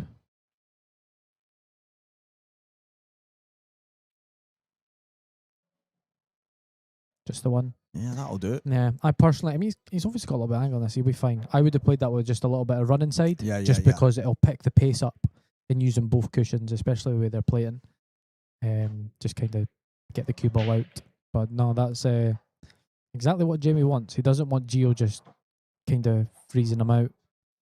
And a frame always settles you, I feel. Yeah, 100%. I think a couple of shots in there when Gio was chasing it a wee touch, you'd be forgiven for thinking he's going to get them, because he sometimes does get the A1s. But if I'm Jamie there, I'm sitting there kind of buzzing that he is pushing the boat out a wee bit, and then Jamie's took them well. Your brother 3-1 down just now to Barry Thompson. He's at the table right enough. I've never seen Barry play. Barry's kind of got a pocket. I think it's very difficult for Preston to do much here, to be honest. But he just needs to stick in. Barry's... beat your model last night, so... He's a good player, Barry. I've never really seen him hit a ball, to be honest. You know who I've never seen hit a ball? John Joe McCauley. And he was dishing me all over the gaff last night. Honestly, he was sorry for swearing. He was phenomenal. Honestly, he was ridiculous. I'm glad Chris Martin was sitting there watching. Looks dry to me. Yeah, nothing doing here. Oh, that's a nice bit. Did you see that there? The reds came and knocked the yellow down, so they're kind of frozen. Yeah, Gio spotted it straight away, as you would. I mean, that's obviously the main problem ball. It doesn't plant or anything, so Gio's not got a first frame finish. So again, good for Jamie. But yeah, John Joe was phenomenal last night. He's one of the... He'll be the first to say it. He'll have horrendous games against certain people, and then he'll play like a god against others. And it's just obviously that inconsistency that a lot of people have got. But he's a good curious, John Joe. He's a good player. But Barry, for me, Barry should have been about the Scotland setup for years and years, but he never, because of his work life commitments, he never got to play in the big tournaments as much as now to basically get a lot of people outside of Glasgow noticing Like how the good tours, he was. yeah. And that held him back. The last wee while he works in a different kind of job now. He manages to play a wee bit more in the seniors and masters and all these kind of things. But he's always been such a good player. He kind of came through playing with the likes of Tiger and John Brownlees and all the guys of the world many years ago. But his nickname's bombastic because he loves all the Chris Mellon stuff. So see if you come in here, you'll see him in here for 3 hours practicing mental shots. Okay. And I go, Barry, what are you doing? He'll say, you never know when you need this in a match. You know what that reminds me of? You ever see Paul Crawford on Facebook? Yeah. I'm like, mate, if you put the time in to practicing the basics, Aye. I've never said this to him, so if you're listening, Paul, this is what my feelings are. If you put the time into practicing the basics, you'd be such a better player than trying all this nasty stuff. Now, the nasty stuff looks cool, and yeah, looks good on Facebook, but yeah. No, I know. That's the thing. Barry's not even putting it on Facebook. He's just in here and he'll literally play some of the mentalist shots. Really? But he is, like, he's thinking to himself, that's going to come up in a game I'm playing in next week, so I need to work on that. But his nickname's Bombastic for a reason. But he's a very, very good player.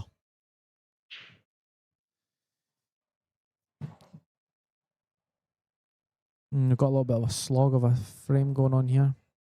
Geo's totaled so you can kind of develop the two reds to the right hand side of the table, which don't really go. But Jamie doesn't. Oh, he might actually. Jamie might have a finish. See if he just rolls up, then Jamie will be able to pot the yellow to the bottom left. He's trying to. I think he's okay. That's not bad. I mean, right, listen, the reds aren't developed, but if he just knocked that bottom red out, it would have left Jamie the yellow to the bottom left, and then he can go game.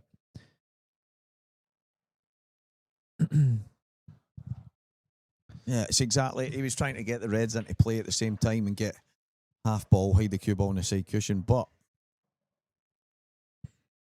I'd take that. Jamie doesn't really have a shot. I don't think the red next to the yellow goes as well. It might be going in the middle. I don't think it goes bottom left, no. It's one of those horrible situations where his ball goes, yours doesn't. Yeah. So, like, you're just on a timer. Oh, Jamie. No. What was he doing there? I thought he had a wee... I'm saying a shot to nothing. I thought he could have cut that yellow across. With the way the reds are sitting, Gio would have had a lot of work to do. Yeah. I was thinking he could maybe use the white to push the other yellow over, but he's not got much of an angle to kick that white over. Yeah, they probably had to dig He's just tried to push. I don't know what he's tried to do. Maybe play it off the red in the middle. Yeah, you just need to kind of, especially Gio's got 3 dead balls. You know what I mean? You just need to kind of chill out for a little bit. And these aren't like a gimme for Gio here. Yeah, Gio's looking at dropping in behind the 2 reds, giving himself one to the middle, but still got to guarantee that he gets the other red into play at the same time. But that's the shot for me. So what's he doing? Potting this yellow bottom left and coming down for the other red? Oh, no, sorry. Is he potting? I'm not sure. Just got to let him play a shot. He's half balling the red and the white's coming round off 2 cushions. Oh, no, he's going into them. Oh. That couldn't have come out that's much all right. better at all. That's all right. Even that yellow, like that could have caused some serious bother up there, but yeah, fair play. I wasn't expecting that. I thought he was going to play that shot, but nice and soft Play and drop on on them it, in the yeah. middle. But he's landed absolutely plumb. Yeah, no, I like that shot. Developed everything he needed to. Obviously, you're relying on a little bit of luck where they can't come out, but he's got it. Punishing Jamie for a poor shot. He's another one that was flying yesterday, Mark Fleming. Oh, yeah. He must have dished 10 frames out of 14 or something. It was incredible. Who's he playing? James Kelly? James Kelly and what was the one before? William Wallace. Oh, yeah. I think he had 5 against William. 6, I think William said, William, this is William for you, he said, he had 6 breaking dishes against me on his own break and he beat him 7-1. I went, That's impossible. I says, was he just breaking every frame? No. And he went, you know what I mean? I went, well, I don't really. You've just said he had 6 breaking dishes. Obviously, it's going to be on his own break if it's broken. He went, but you know what I mean? But then it turned out Mark said he had 5 dishes against him in total. Yeah. And I think he had 4 against James Kelly as well. He looked as if he was bang on it. Oh, Gio's underhit that. Yeah. Which is a bit of a surprise because he does have a good amount of angle there. He's Yeah. probably just trying to make sure the cushions are playing quite pingy. So I'm surprised he's actually not got out. He's maybe been taking it for granted that it was just going to ping out. Yeah. If we're being ultra critical, he'd still be fine here. If we're being ultra critical, he should have been closer to that red. Given the way that the first shot, the 2 shots came out, and Gio, I'm assuming, would be ultra critical of himself, even though he still won the frame and he's fine.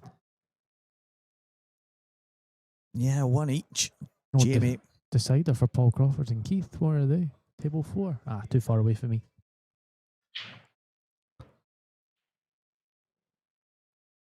Yeah, that's been tight all the way.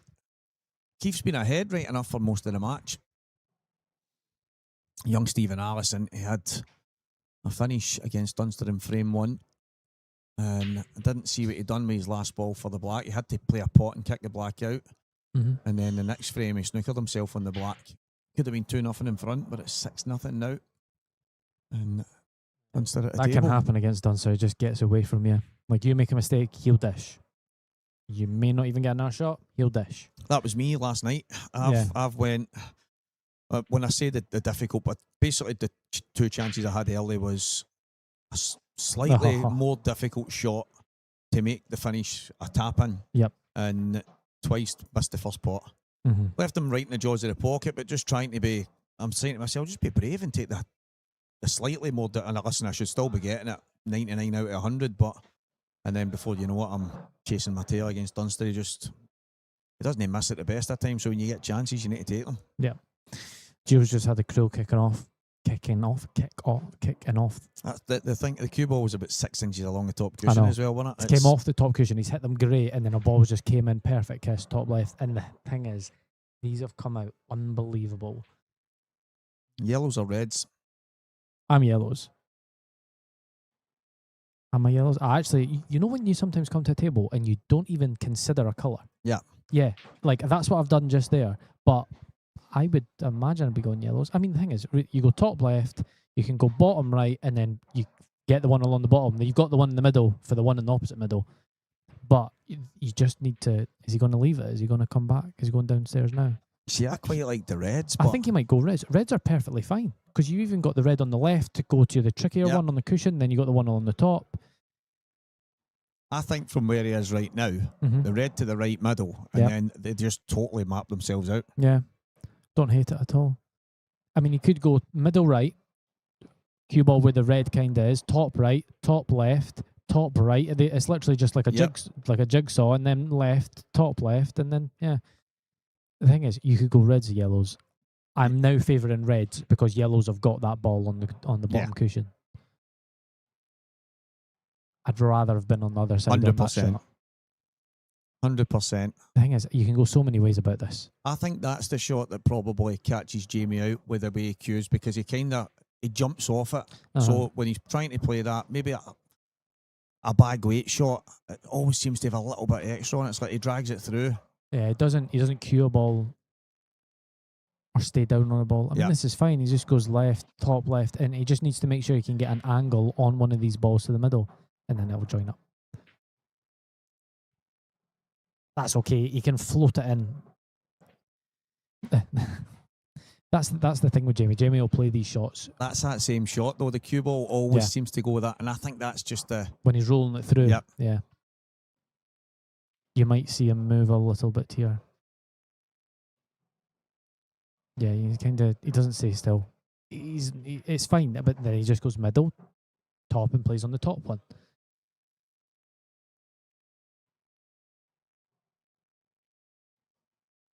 Oh, it's always got that. It's always that wee half a roll. Is that can he top it with a little bit of right hand side? Can he just top it? Yeah. Oh Christ! I can't watch it. I can't watch him play pool. That's fine. A wee bit of drama from Jamie Simpson here.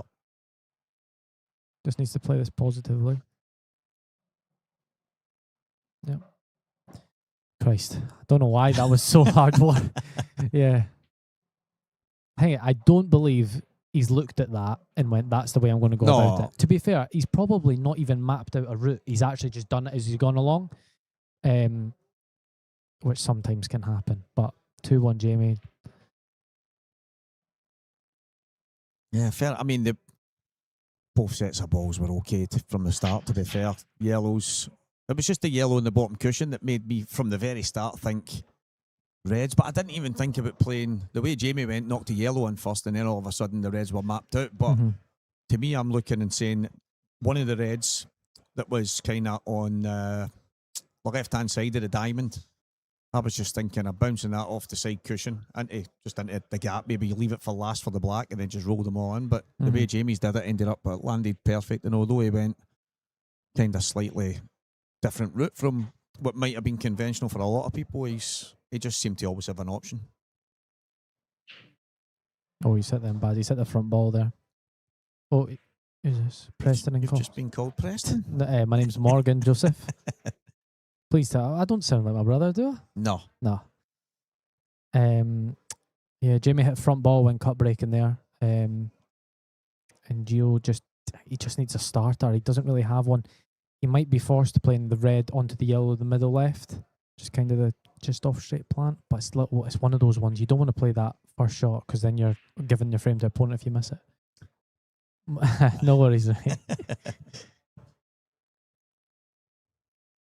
Playing a yellow plant here, the red onto yellow. Yeah, played it great. It's just one of those ones that if you miss it, you're basically giving them the frame. But yeah, these are routine for Gio now.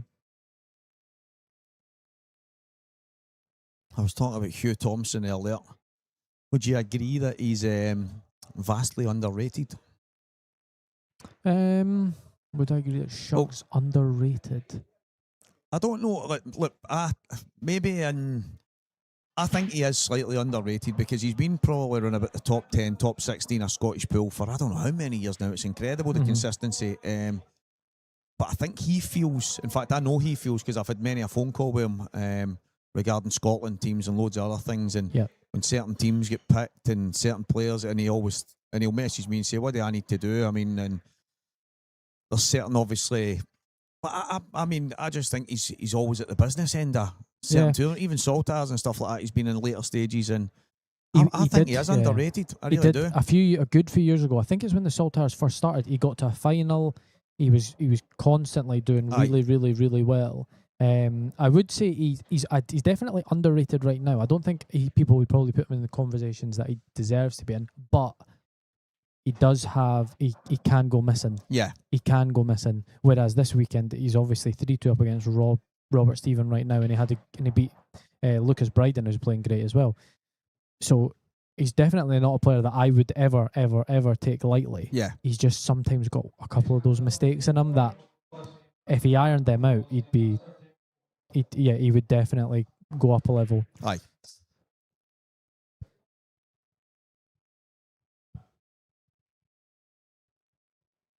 Scott Rothe 5-2 in front.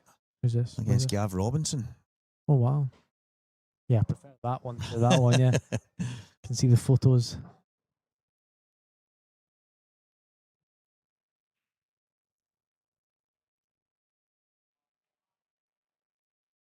So young William Wallace, who got a bye into the last 16 after Davy Markey went on a run yesterday and then couldn't make today for whatever reason. So William. It was good to see. As I said, when I seen Dave, I've not seen him in that long. He said he's had a change of job. He's not been able to. Yeah, he's not working with the Rotten Mob anymore. He's now a train driver, sorry. He didn't work with Rangers. He worked with the police.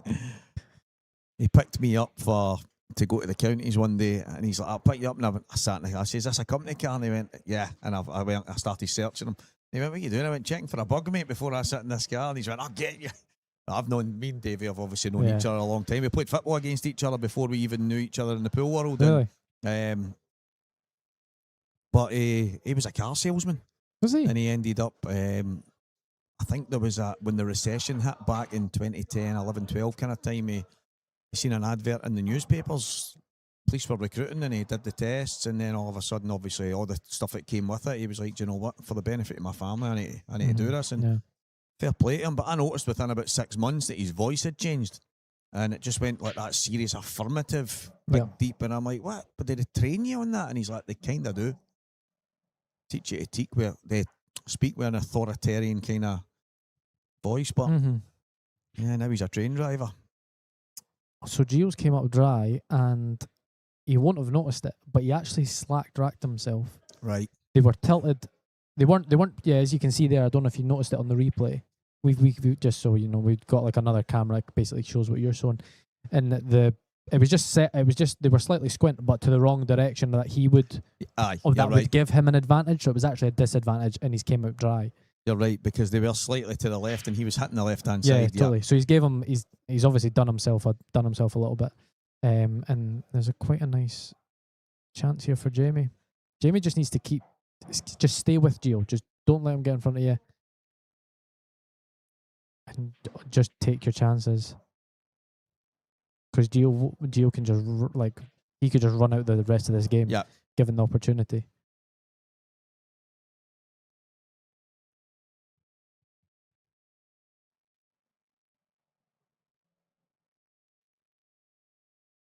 The thing is, it's probably the first time I'd probably need to see it back again. But the yellow that probably would have went into the middle pocket landed just below it. And as you say, do you know what I mean? I think he gets that most times if he's got that rack straight. Yeah, he is very good at that. I remember Renzi said on comms, I don't know what game it was, but he's actually got better. This was a while ago.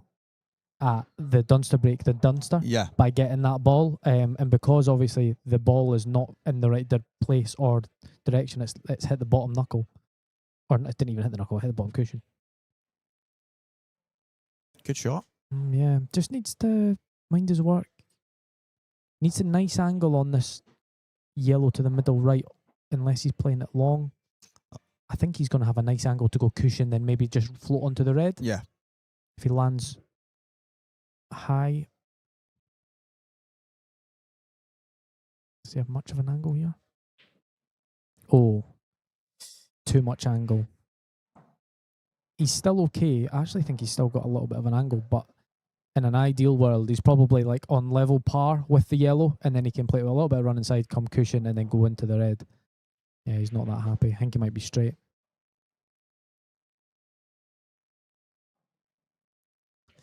This is not easy to get on that black. This is nasty. That's pretty good. He's actually played that well. Yeah, he just needs to leave himself a shot. He's not going to have a nice shot here. I wonder if he can get towards the red at the left-hand side, the left of the line.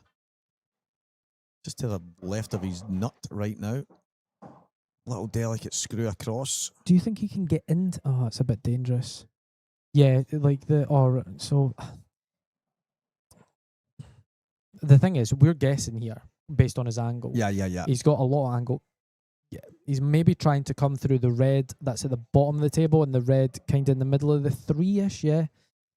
He just needs to leave himself a shot. Don't... In these situations, you can't get greedy. He's played that very well. He's controlled that very well. Yeah.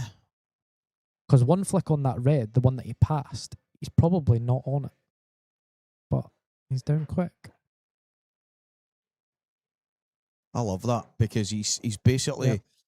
We're all guilty of being greedy and basically trying to get close, and there's a lot of us that would have tried to come off the bottom cushion, or the shot I was thinking, obviously we can't see the angle, trying to screw across to the other red, but he's just been... Take his medicine, nice and simple. Don't be too greedy. Give yourself a shot. Yep, that's it. Jamie Simpson now 3-2 in front. Brilliant. If he gets his break going, gives himself an opportunity. Who knows here? That's it. Young Nico. Hope you're good, young man. Another young talent that could be an absolute start. And when I found out last year, but I came in and did the Scottish for the youngsters in here. And it was great. Good to put on a show with them and did the presentation with their trophies and stuff like that. And I'd only found out the B-man had basically only been playing for about a year or something, and some talent in the young ranks these days. No, lots of good players. A good thing, they're all pulled daft. And Yeah. like right now, with even the IPA, the invitational event they done, and then Ultimate Pool with their next gen, It's phenomenal. they've got so much. They've got so much pool that they can play. It's phenomenal. And then you've got Natasha Corrigan, who does so much for them. It's unbelievable for the kids and their families by raising funds. Like, she deserves all the credit she gets, and everyone who supports it. Of course. And because without Natasha can do all she wants, if nobody supports it, then you've got nothing. But yeah, she obviously does it in like a voluntary role, but she does phenomenal for them. So kudos to Natasha. That's the thing that probably goes a wee bit unnoticed. Not the work that goes on, it's the costs. People go, oh, that's great, the youngster's going to play for Scotland, and well, it's not free. And it's a lot of, and just to give them the platform to go and just pull on the jerseys and go to all the different tours and all the stuff, it's exceptional. Yeah, it costs a lot of money.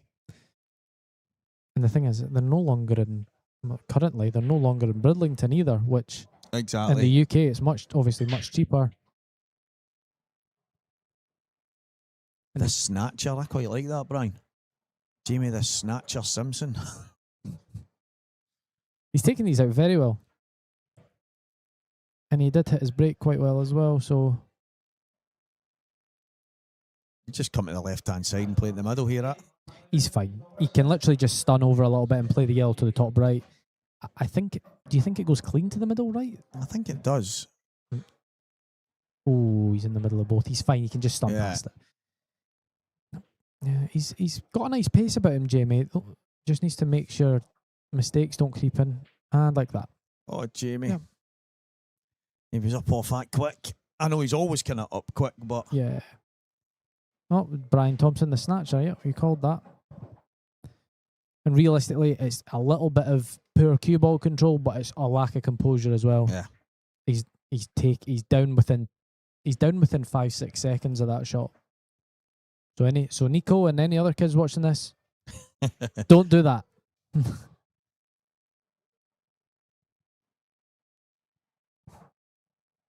Curtis McGurn, Grant McNairn, 5-4 now. After 2 hours 15 minutes. 9 frames. Not bad. Must be playing for the table time. Your free pull in McGoldrick's. I love the way you say it. McGoldrick's Pull and Sports Bar. Here in McGoldrick's Pull and Sports Bar That's it, on that's the the one. outskirts of Glasgow. That's the one.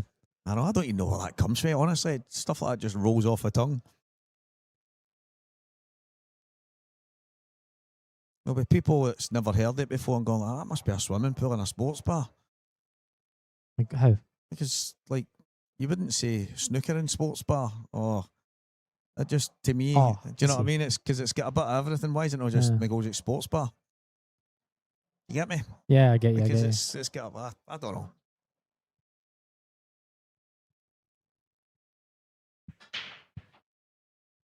Yeah, Jamie, that's a massive frame right there.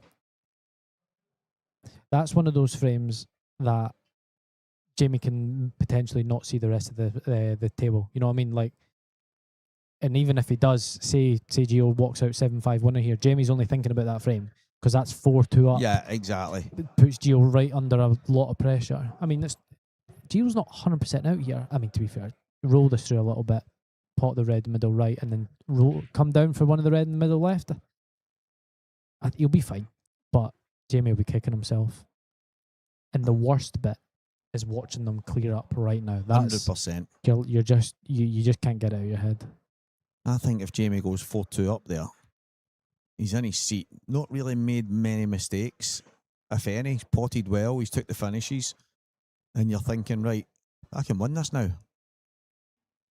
But that could, as you just said there, could turn the entire match on its head, and he could end up sitting in his seat for the rest of it. But you just got to readjust, compose yourself, and go again. Yeah, he's played that good. AC/DC. Is that AC/DC? Hell's bells. Gotta be about AC/DC, man.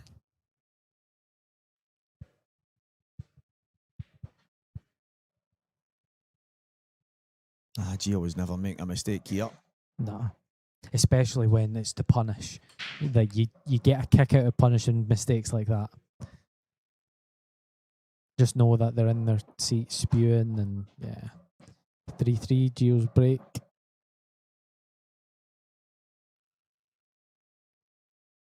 Yeah, they're good ones to get. You're expecting your opponent to finish, and then when they make the mistake and give you a good chance at the same time, and then it's you to break. And I've probably said this a million times. I feel like you get punished Twice. More than one. Yeah, Yep. It just seems to come like a train after that. So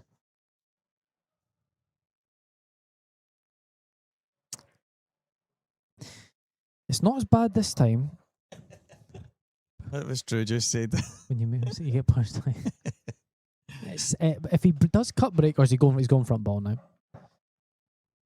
He probably doesn't realise. Well, he obviously doesn't realise He's- he's twisted it the last time slightly. But this was mentioned yesterday. You were actually part of the conversation that the likes of He's been saved. He's going to get a ball when. Has he got a ball? nope, try. Wow. I was going to say, because he gets a ball there, Jamie's like, are you kidding? Like, you're going, and he's sitting in line watching the cue ball go. Sorry, you were saying. No. So there's the likes of Liam will change sides more these days. He'll go from the left to the right, or he'll bring the cue ball back a tiny touch, or he'll move it forward a touch. But it's just more or less on the same break, but just adjusting Mhm. a tiny part of it. Yourself, you've got yourself worked in a couple of breaks now, where it's down the front, where it's a cut break. You've got a couple. I don't know. Do you change? Do you use a different cue for the cut break? Use your playing cue? Am I right? Well, I usually do, but I've actually started using my break cue for Right. it. Yeah. So, but like yourself, Gio, there's actually a few of the kind of the generation that's kind of in the prime right now, if you want to call it that I've got probably a couple that they go to. If one's not working, it's a totally different break, whether it's down the middle, whether it's a cut. But there's probably a few guys, and me and Renzi were talking about it yesterday, that they'll maybe continue with the same break, Mhm. hoping for a slightly different result, whether it's working, whether it's not.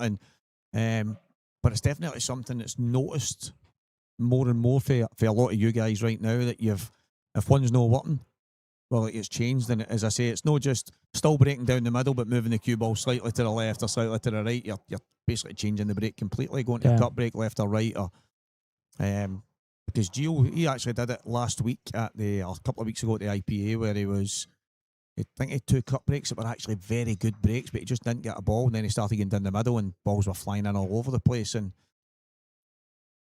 just that presence of mind to go and make that switch. Whereas I've probably been guilty myself of going through an entire match and complaining about my break, and I've not done anything to change it. Jamie's run out of position here. One of the only top players I can think of that doesn't change his break, but his break's very good, is Gibbs. He's never been a cut breaker from what I can remember. No, you're right. He just creams it down the middle every time. Yeah, and his break's phenomenal, which is obviously like his last break today was obviously terrible, but his head was gone. So, Jamie's going to have to play double here.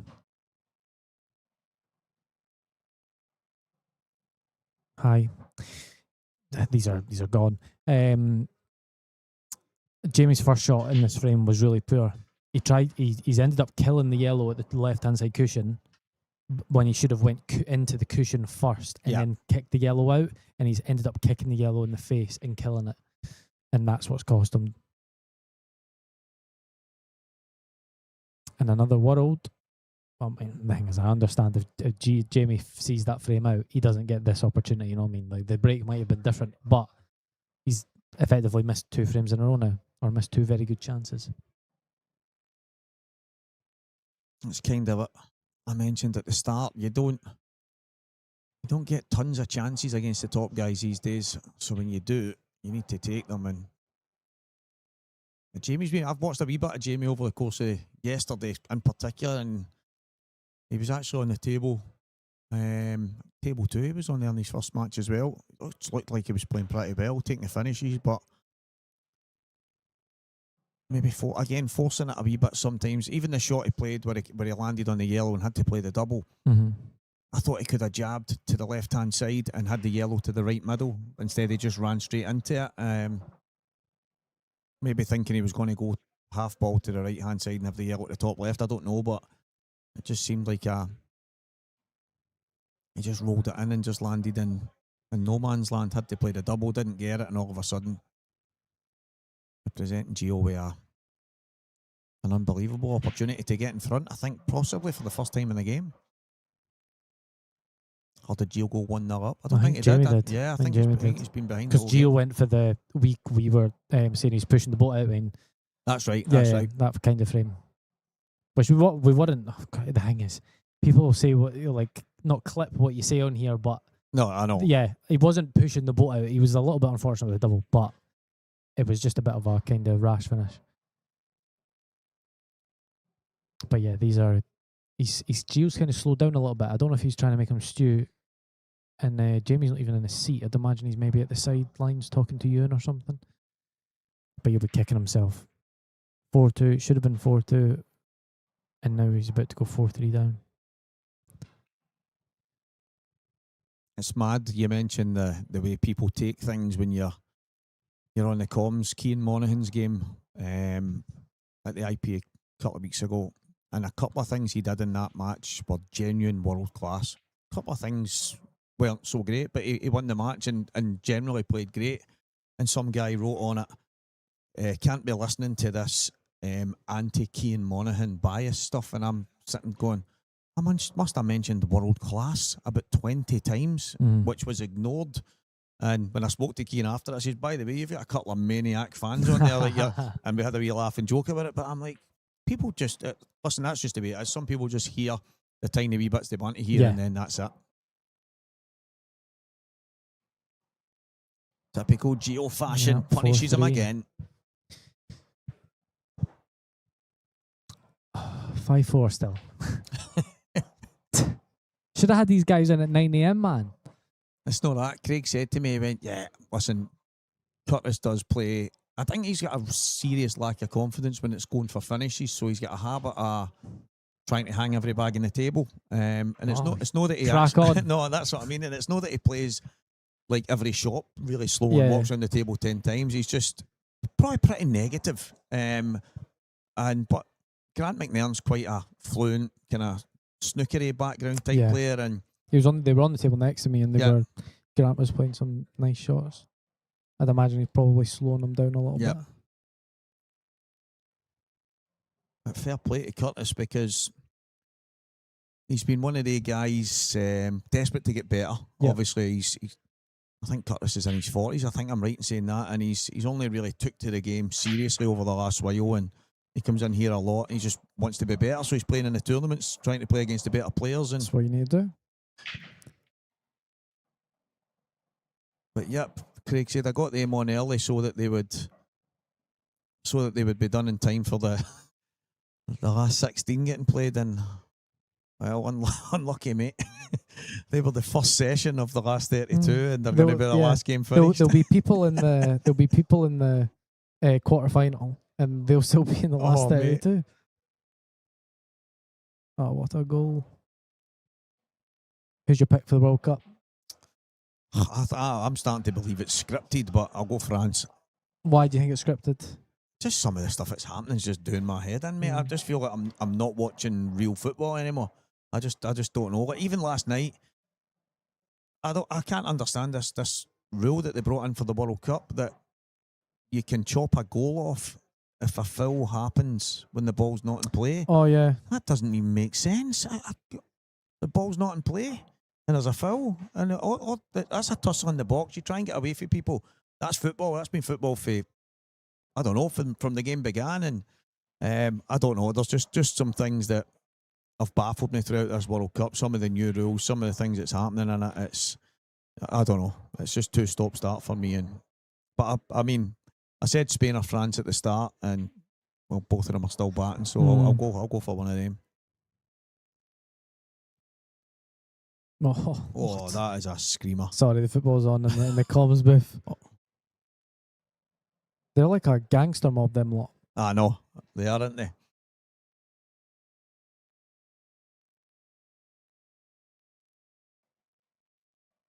I feel like nearly every game's went to extra time as well. Yeah. And it's weird. Thing is, I seen a lot of people slagging players last night, and I'm just thinking, These players have played like 67 to 80 games this season. They are they're spent. Like, but people just want to see 100 mile an hour all the time, and we're quite spoiled in the amount of football we get these days. I couldn't believe we're driving through and Preston said, "Oh, the third place playoff is on Saturday," and I went, "Sorry, they're playing for third place." Yep. These guys are absolutely dead on their feet, and they're playing for third place. It's always been the case at the World Cup. They Really? play I've never known that ever. The two beaten semi-finalists play for the bronze medal. Wow, that makes sense. It's the World Championships, but that obviously I don't know if you caught it there. The boy was fouled, and even on VAR and every camera angle, looking back, the shin takes the boy away, and it should have probably been a penalty, and the boy gets booked for diving, and I think it was maybe, I don't know if it led to a second yellow card, and he ends up getting sent off, and obviously it's been all over the day today, obviously talking about the referees and stuff like that. Oh wow, Gio's been absolutely robbed. Oh my word, I cannot believe that cue ball went in. Wait till you see. Wow. So he screwed the red over, half-balled the yellow, opened up all his reds, and then the cue balls went in the opposite middle. He never had a shot anyway, but to go in off, so cruel. And that is absolutely insane. That is a blessing for Jamie. Jamie needs to take advantage of these if he wants to win this game. Because he was going from, should have been 4-2, don't know how many times I'm going to say that, to 5-3 down.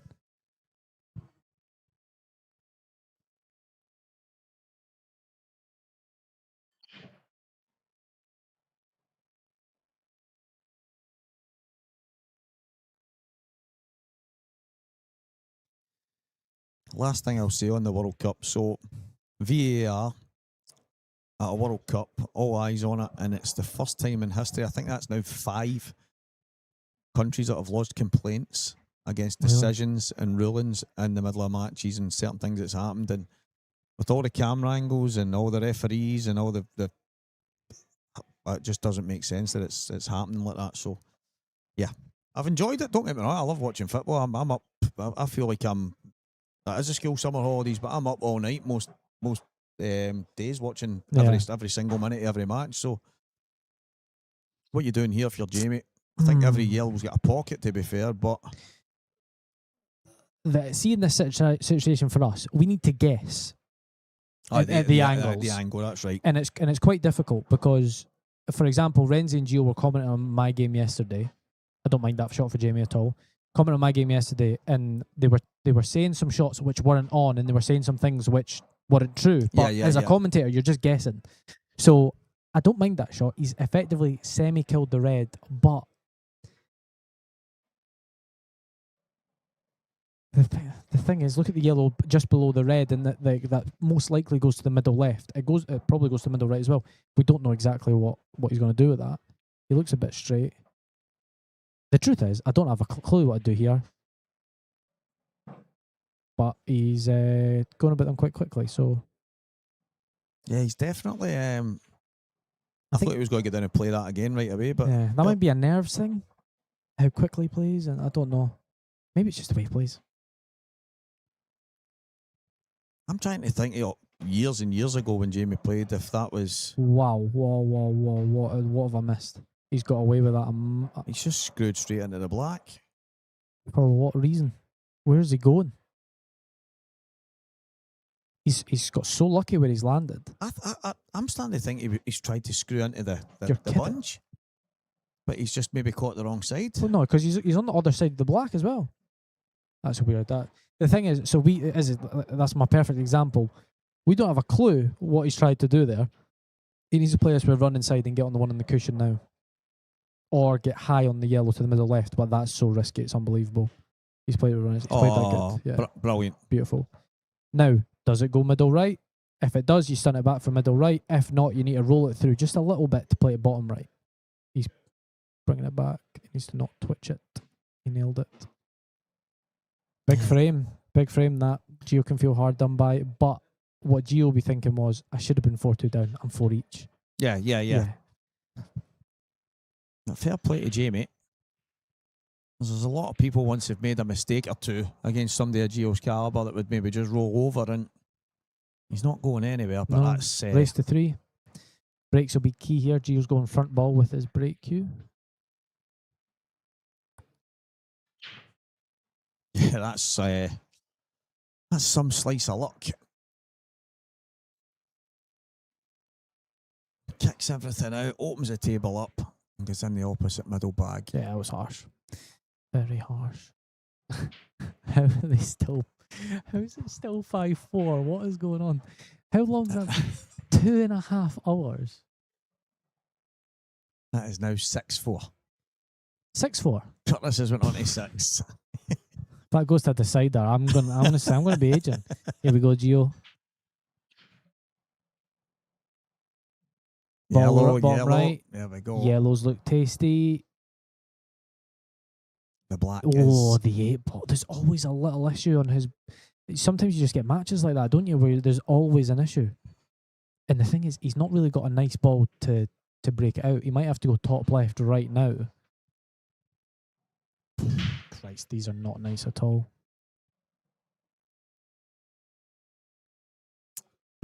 Even if you go reds, your red's frozen. So I'll sit here cosy, talk about something else, and let Gio figure it out. I was just looking at the scores there. Hugh Thompson on the hill as well. Gav Robinson's get back closer to Scott Rorty, 6-5, but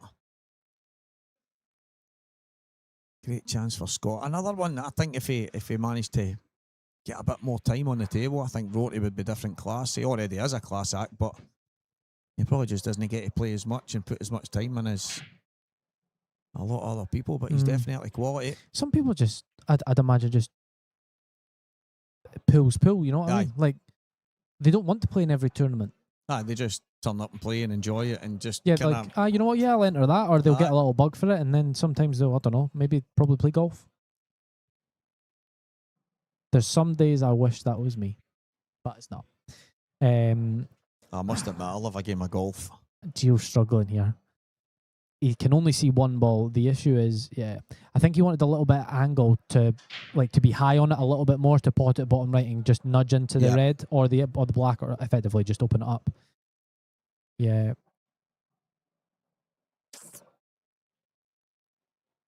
Okay, so he's going to go bottom right, middle right, stun back a little bit, pot the yellow to the top right and stun over for the yellow in the middle right to go into the black. The issue with that is you don't know where this 8 ball is going to go.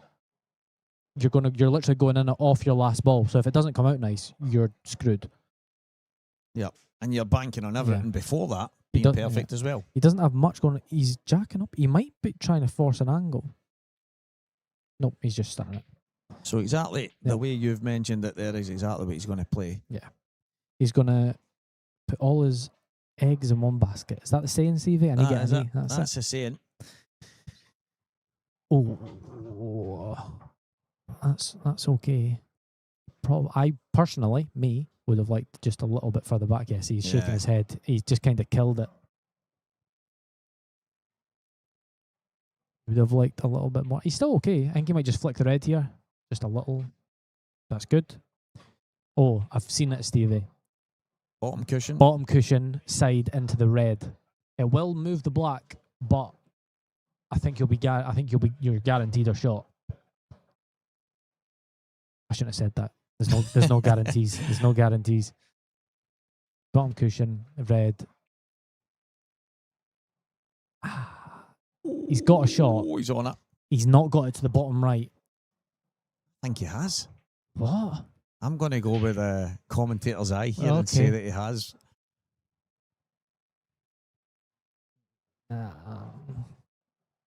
I don't see why you wouldn't go bottom cushion there. Especially with someone of Gio's cue ball. I think he would have been perfect. As in, I think he would have managed to hit the bottom cushion and hit the red. The only issue is if you hit the red full in the face, you probably could be welded to the 8 ball, but someone of Gio's quality I would have fancied to get on it. I think he's doubling it. Yeah, playing the double. Probably freeze the cue ball. Nah, yep. He's not happy. Jamie can twitch this into the middle right. I hate these shots when they're that close.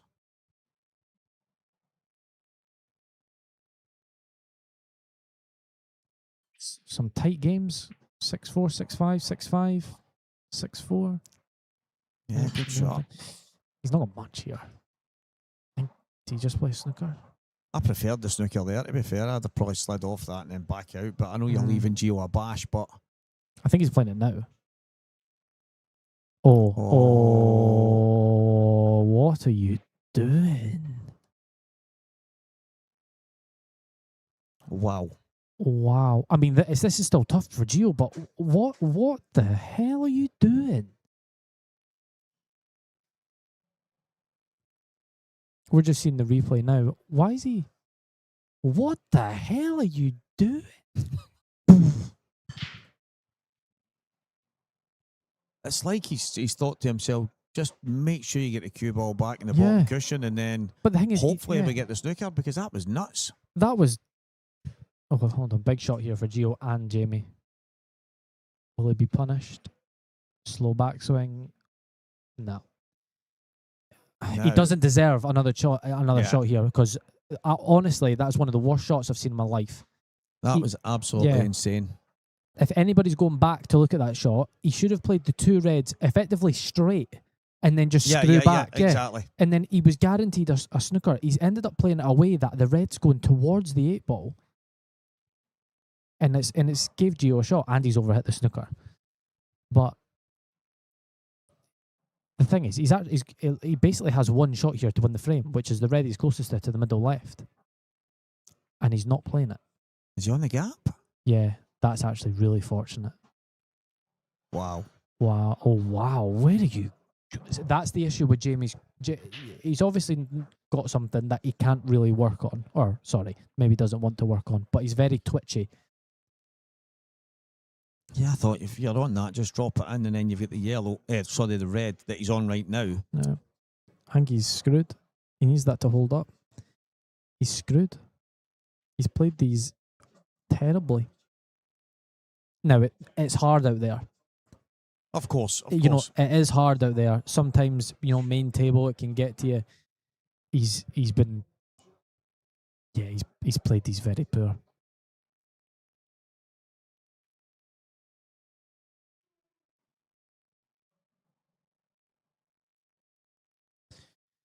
Is there a snooker? I don't see a shot. Welded to the bottom cushion, but I don't know. The red he's closest to and just a little jab down to the bottom cushion right in the middle. I think... But I mean, I'm no point in going over to there. I think. But then Gio can go 1, 2, 3. Yeah. So the thing is, Gio's most likely going. I fancy Gio for this black unless he absolutely welds him and completely flukes something crazy. But what he does need to do is open these two reds that are tight together. Or is he trying to... Oh, he's just looking at his options. He might be just cutting this in. I don't know. He's been given a lifeline by Gio missing that 8-ball, and he's made an arse of it. Curtis McGurn, can't my name, 6-6 after 2 hours and 45 minutes. What's he doing? Back double? Missed it.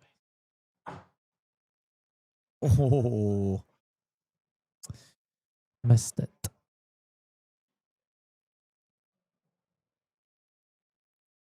he'll be kicking himself there, Jimmy, He'll because be kicking himself because of the whole game. yeah, I've definitely said that, Greg. I know Jamie because he's obviously from not my area, but he's in my county. he's class. Yeah, I know how good Jamie is. The thing is, Greg, when he's not on it, he can make some clangers, and he's made a couple of clangers this match.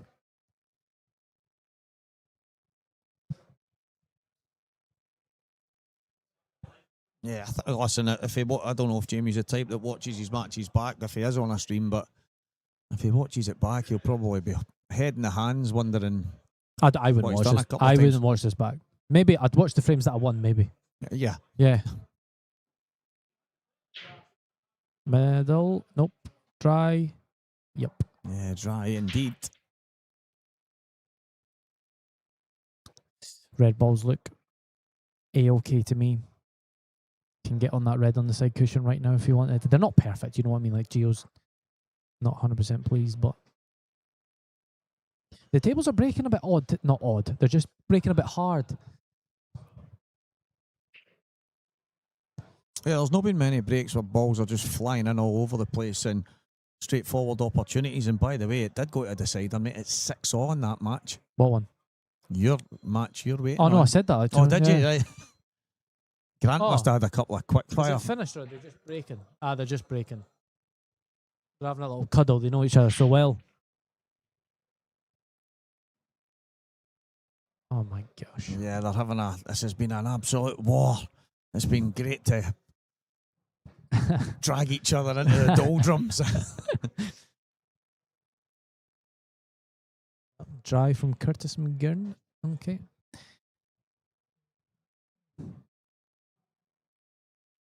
Young George here. Oh. God knows.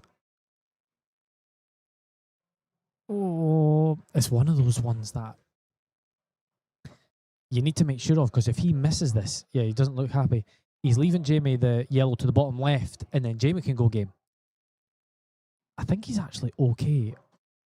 He should get the bag here minimum. He wants to leave a nice little angle at the same time here, though, on the red. Mm-hmm. You'd rather get a nice little angle and drop inside the 3. Yep, he's fine. He was just frying Jamie's head a little bit. Giving him some false hope.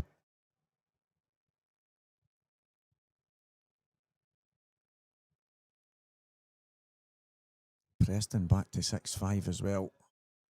He's been battling back. Just need to put pressure on in that situation. That's when you're down and just hope.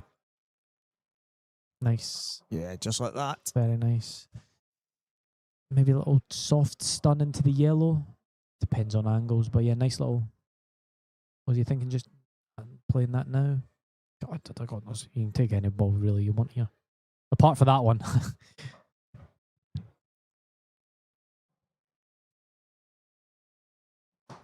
Yeah, it looks like he can just jab onto the yellow. Or just before it. it. Yeah, would be perfect. He's just going to play a similar shot onto the left-hand yellow here. They're all kind of the same. He's looked at the red to the bottom right and screwing onto the red.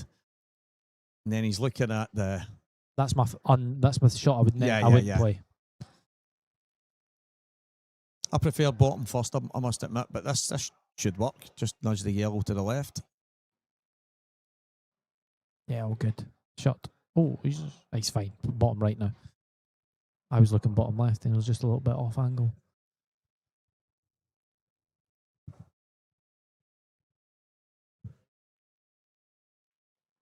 Yeah, through the gap. Behind the yellow here. Very nice. Punishes Jamie again. Or a little check out. Oh, 2 people in the quarterfinals and Yeah, Scott Rorty and Hugh Thompson in the last 8. 6-4 Gio. I wonder how Gio feel after this. I mean, he's been a bit unfortunate in a couple of frames, couple of dry breaks. He's not done an awful amount wrong, you know what I mean? And maybe the first frame. Yeah, and as you mentioned, even at that, even though first frame, it's probably one of the ones. Let's just go. Let's get a big finish in there, and then when he plays the cross double and knocks the yellow on the top and ends up in kind of no man's land, a bit of misfortune at the same time, but yeah, a couple of breaks that haven't gone great.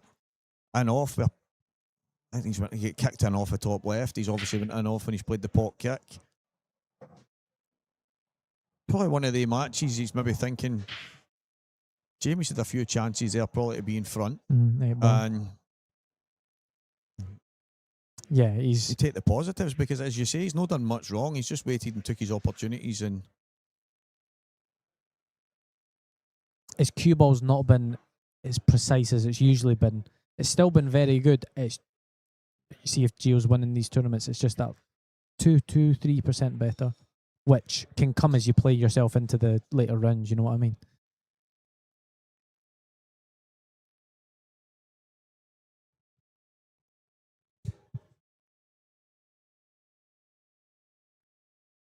So what happens in your experience after a player pots the 8-ball off the break?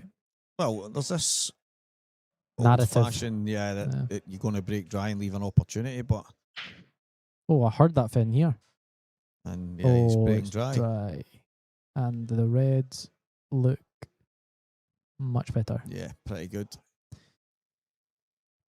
I actually think the yellows are okay as well. Yellow to the middle, yellow to the top right. I think the yellow close to the middle bag will drop in as well. Yeah, I don't mind yellows. Yeah. Yellow's actually better on Yeah, both of them second aren't bad. viewing.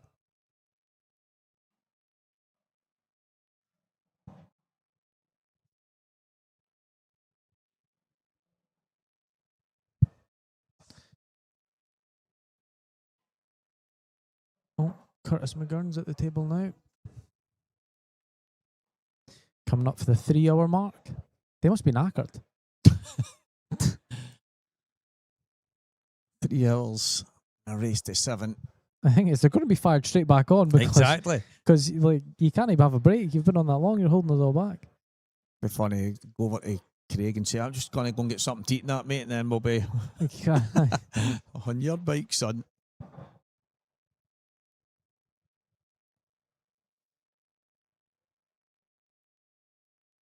All Jamie's thinking is here: get these done with, break and dish, and get to the decider and see what happens.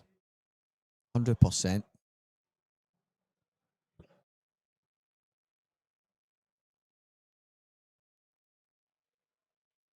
Oh wow!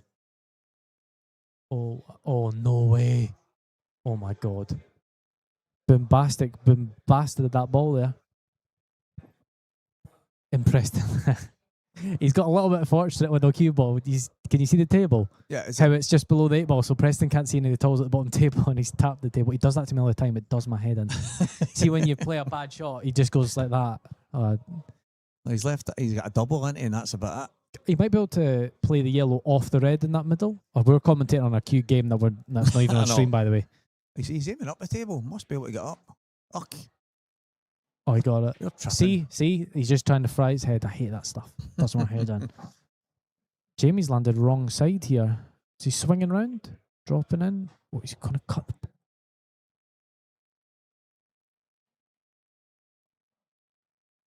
Okay, and he's down very quickly. What a cut He's that nailed is. it. He's not going to get position. Cue ball needs to keep coming. Wow. I did not think that was going to reach. I mean, he's still... Look how thin that yellow is to the middle. The thing is, he's going to have to pour it in thin now to get on the black. Yeah, he has to leave it thin to come back out.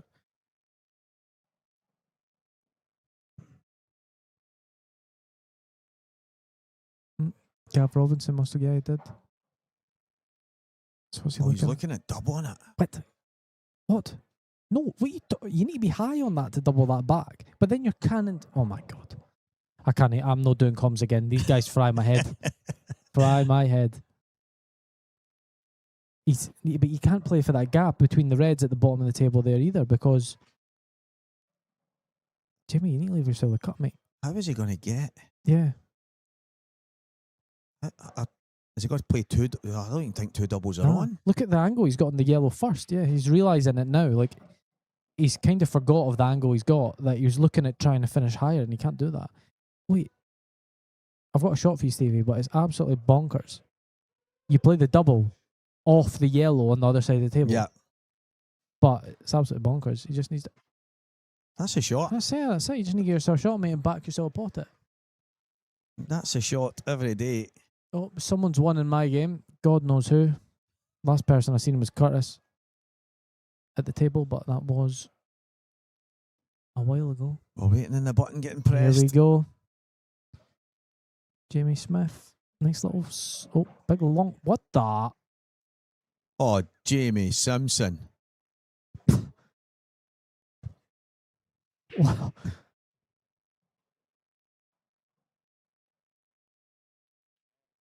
Absolutely phenomenal. What the... Absolutely Look at- phenomenal. We just see this back. What the hell? Cuts it back. 1 cushion, 2 cushion. 3 cushion off the red. G was like, what the hell? Oh my God. Oh, wow. And it is Curtis McGurn. Is it Mr. McGurn? I imagine I'll be evacuating here right now unless he has something over Craig and getting a break. That is absolutely unbelievable what Jamie Simpson's just done there. I'm that's waiting crazy. in a thin cut I into know, the middle me and the too. ball trickling, maybe drop him hanging in the lip. You know when I noticed, well, not when I noticed, when the massive backswing came, I was like, massive backswing. I was like, what's going on here? And they just banged it up the rail off the red. I wonder if he's seen it late though, because there was a big gap at the bottom right where he could have played on it to cut it up the cushion. Oh, yeah, I see. But then you need to back yourself to land on there. Yeah. So, big frame, Jamie needs a B&D for a decider. His brake's not been very good. 8 ball. Okay, and I need to go. Pleasure, Stevie. Massive good luck, mate. Let's Thank hope you. it's not another marathon, No. even though I know you're happy enough if it is. I don't mind. Yeah. Right, see you Right, later. mate, Thank good you. luck. Cheers, Morgan. Guys, that was absolutely unbelievable for Jamie Simpson. Cheers to Morgan for joining us there. It has been a wee bit mental, but we love a bit of mental in here. Jamie is easily one of the best players to watch. When he is bang on it, he is exciting. He's fluent, erratic, a bit of everything at the same time, and he's an even better guy. I think that's one of the keys. Yellow to the middle, and this is a better break. This is a better break than the first one. So all he can do is try and break and dish to stay alive.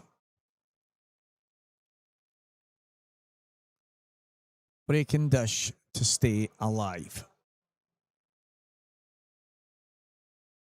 And then all eyes will be on the Geo break. But you want to get them first. Jamie Simpson, after an unbelievable bit of magic in the last frame.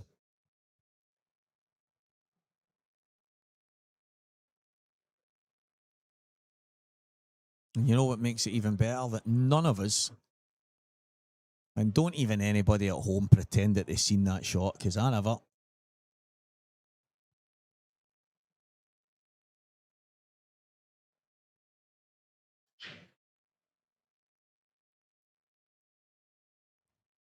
These balls map themselves out brilliant here. Pop this in the bottom. Now it's bottom right. And for me, the 8 ball goes in the left middle, no problem at all. As long as you're anywhere on line up. Yeah, anywhere on line on the right-hand side. And you'll be able to just kind of cut it back towards the middle. Martins, he might well be a relative of Bart Simpson. He's just overcooked that slightly. Now giving himself a bit of a tougher shot. I think he can drop this in and then cut the yellow in and go to the left-hand side. Maybe have the black to the bottom right. There's just a little bit too much pace on it. You don't want to be forcing this. He might actually be able to drop this in and leave an angle where he can flick the red out the way.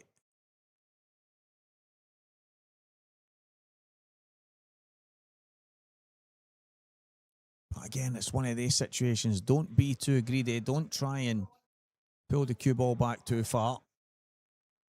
Just make sure of the pot. Brilliant. Absolutely brilliant. So,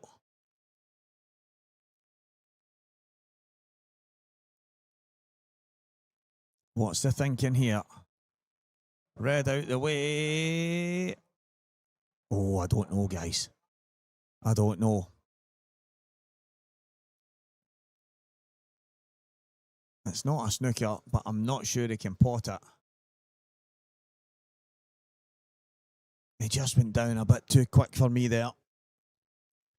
And the thing is, guys, I think that 8 ball still went. So I think he could have just jabbed off the top cushion and came back down. and just cut the black back into the bag. Now he's got a thin nick. It might still be potable. The angle that we can see, you can actually see a lot more of the black than it might look at the table, but I don't like this. Because if he was over there in the first place, he could have just popped the black in.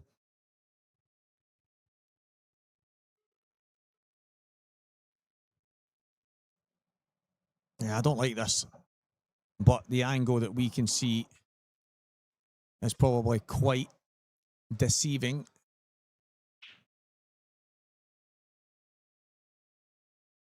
I mean, what I'm looking at right now, I think he can still pot it. But obviously he can't, because if he could, he would do it.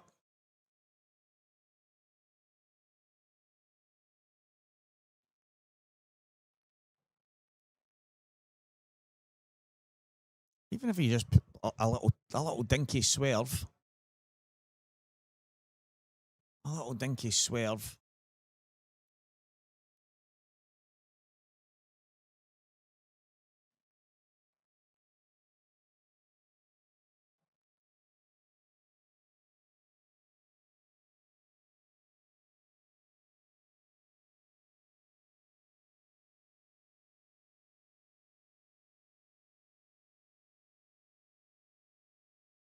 I think it's just a little dinky swerve and then try and...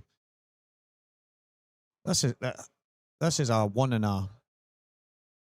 I don't know how many thousand.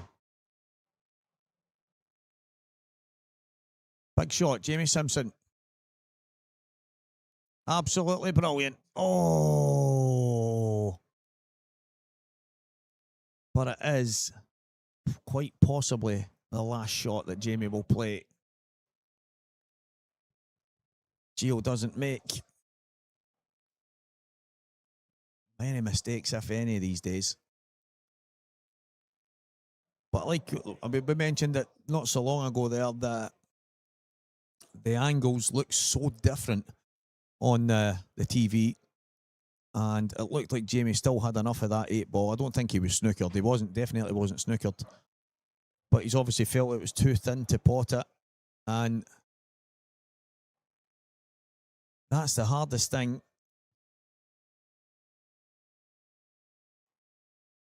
It's trying to judge that when you're watching it. And then obviously if Jamie doesn't think he can pot it, then he can't play it. So he's going to have to... And the shot he played, by the way, he got so much closer than I thought he was going to get. So that's clever from Gio. Because at the same time, he knows he's not leaving Jamie a shot, even though he wanted to pot it. Played it as a kind of shot to nothing. Well, Jamie's going to have to go one cushion with a tracer left-hand side through the gap of the two reds, I feel.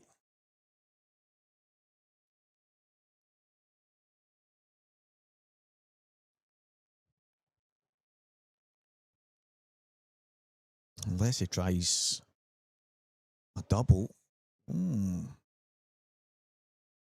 Let's see a bit of magic, Jamie. What you got in the tank here, son?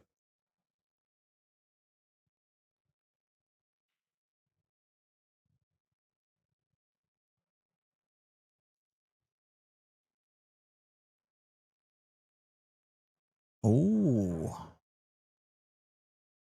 So that's thin. If he goes just below the line and then flicks the red, that has got a chance. It has got a chance, but I think this is tough. Oh my word! What a cut that is, Jamie Simpson.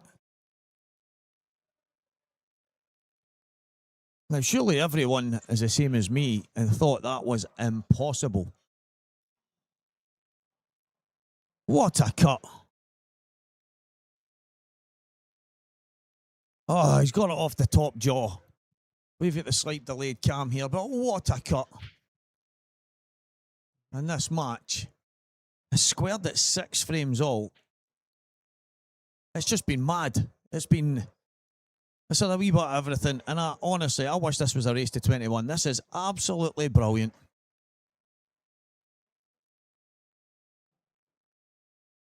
Gio Edgar breaking for the match.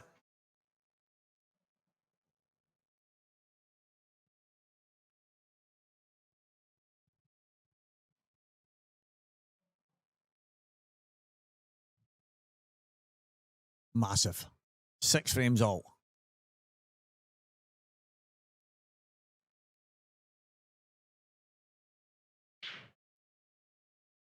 Cut break. And it's a dry cut break.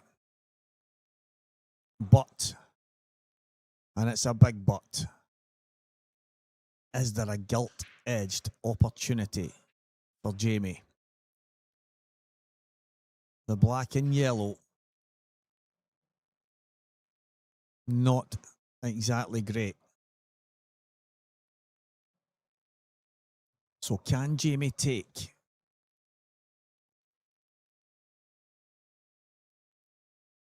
maybe the yellow, a cut back to the right middle pocket,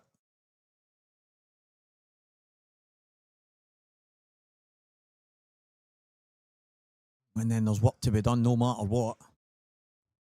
I don't know if that red at the bottom left,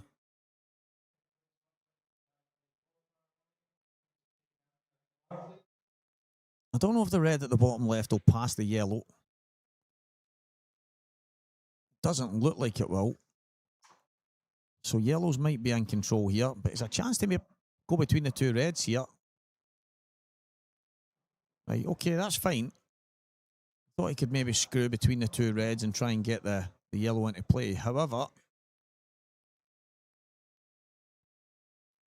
that might have been a little bit overzealous. Barry Thompson will be absolutely kicking himself. I think he was 6-2 in front against Preston McInnes. And Preston is on a couple of balls to win that match now. Straight black now, close to the pocket, and Barry is out. He's made a few mistakes. He's pushed the boat out for finishes. We've been able to watch through the gaps. But I've just heard Preston say, I've got away with things, I'm really sorry, mate, or whatever it is. But Barry's obviously had his chances, because at 6-2, me and Morgan were in here, and we got to see that he had plenty of table time. So Barry Thompson is out, and Preston McInnes showing some unbelievable fighting spirit from 6-2. He wins 7-6 and gives himself a place in the last 16 against Ross Fernie.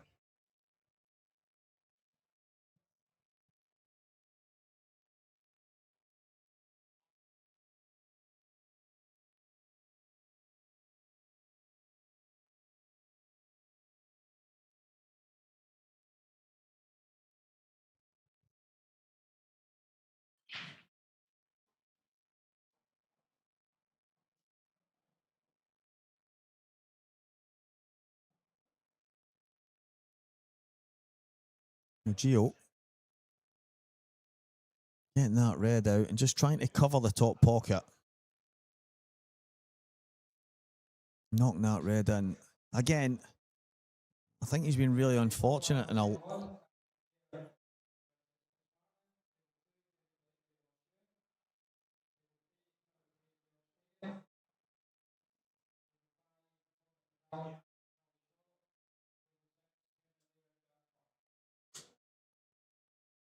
so the IPA Amateur Series taking place in here today as well. And that is just getting started.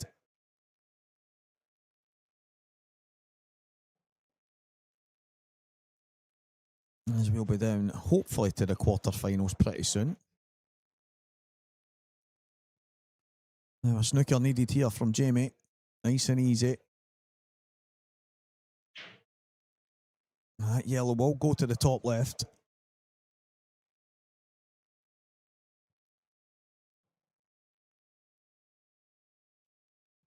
The two yellows are close to each other at the right-hand side.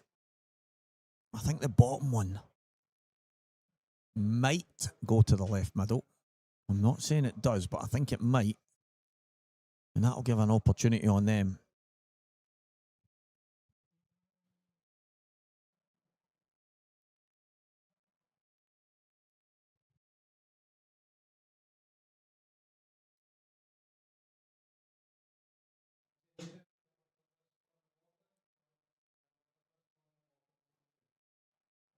And I would imagine, guys, that the next match on here will be Ross Fernie and Preston McInnes. It is the last of our last 16 matches to be played. And I think it would benefit everyone if it was on the stream table. Although there is going to be some top quarter-final ties to be played. We've got Jake Dillon Newlove and Hugh Thompson already penciled in. But I tell you what, guys, the noise level inside McGoldrick's Pool and Sports Bar on the outskirts of Glasgow has gone up a few decibels because 32 players from the amateur series have indeed arrived in the building. Jamie going for a pot kick here.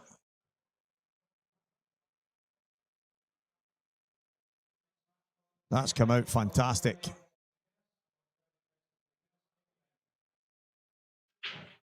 That has come out unbelievable.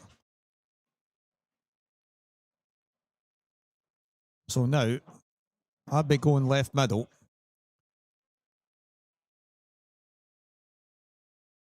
And then top right.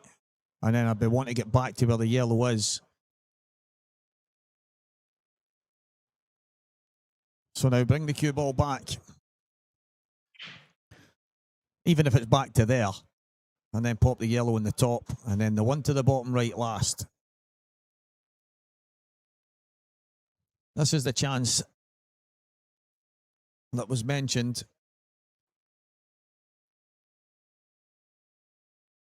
Oh, sorry, guys. Ross Fernie and Preston McInnes is getting underway on table 9.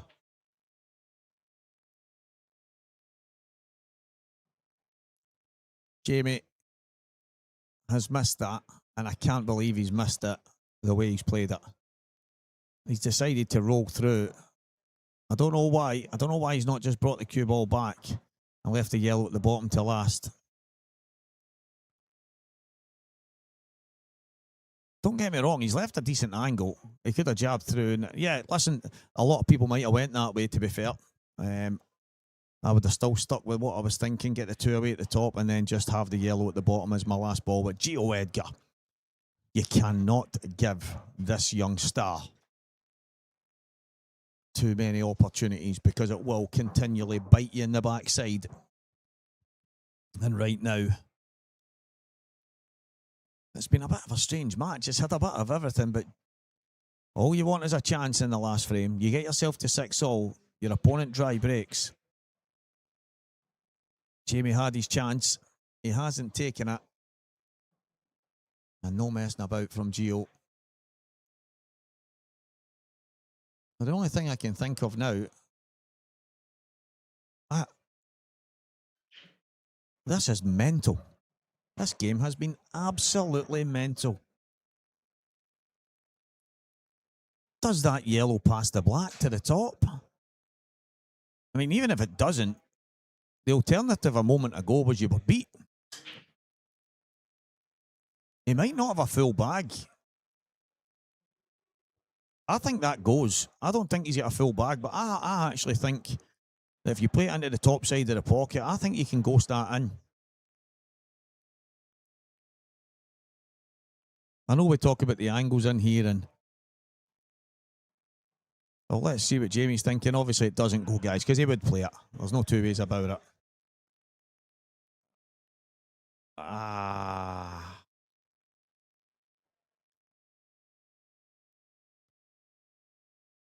Did the yellow move? I don't even know if that was a foul. I've got a slight replay camera. I don't think it moved.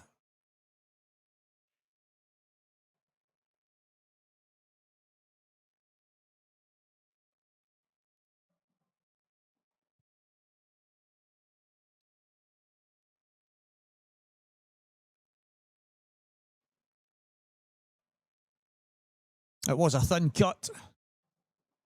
And I have to say that, for me,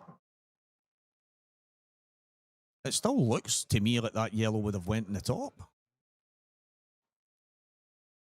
I don't know. I'm tripping. It's so hard to see in here. So hard to see. The angles are very tough. But what a mad game of pool this has been. I have absolutely loved every minute of it, because we might get breaking dishes all over the place sometimes. We might get some of the cream of the crop, if you want to call it that. But for me, it's been good that we've had a little bit of drama. We've had some good, some bad, some ugly. We've had a wee bit of everything. It's been absolutely first class. I think that red landed awkward now. Gio's facial expressions tells us all, so he's going to have to try and force this red in.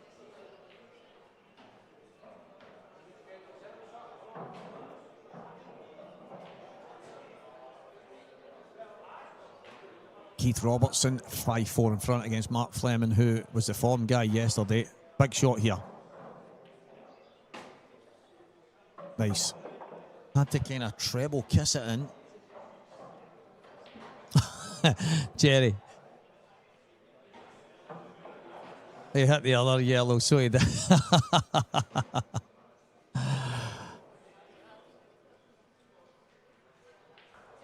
The cue ball went down the table, went back up and hit the other yellow up over the top bag. Jerry, I did that yesterday as well. And missed a shot. In fact, it was a day with Robert Stephen. Oh, it hit the red on the way back down. You're right, it hit the red and then hit the yellow. I think it was a foul. I think he's missed it and then it's flicked the red and then it's went up and hit the yellow over the bag. So obviously it hit a cushion, but I think, if I'm right, it missed the yellow then hit the red.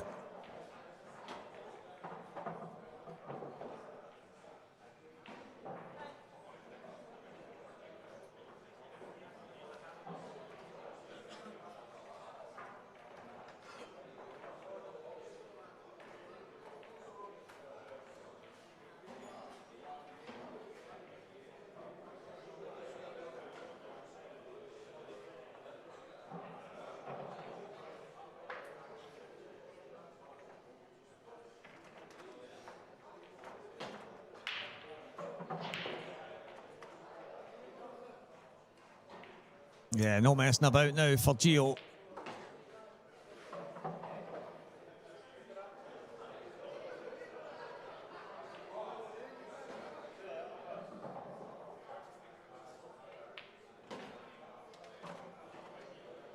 Gio Edgar is through to the quarterfinals.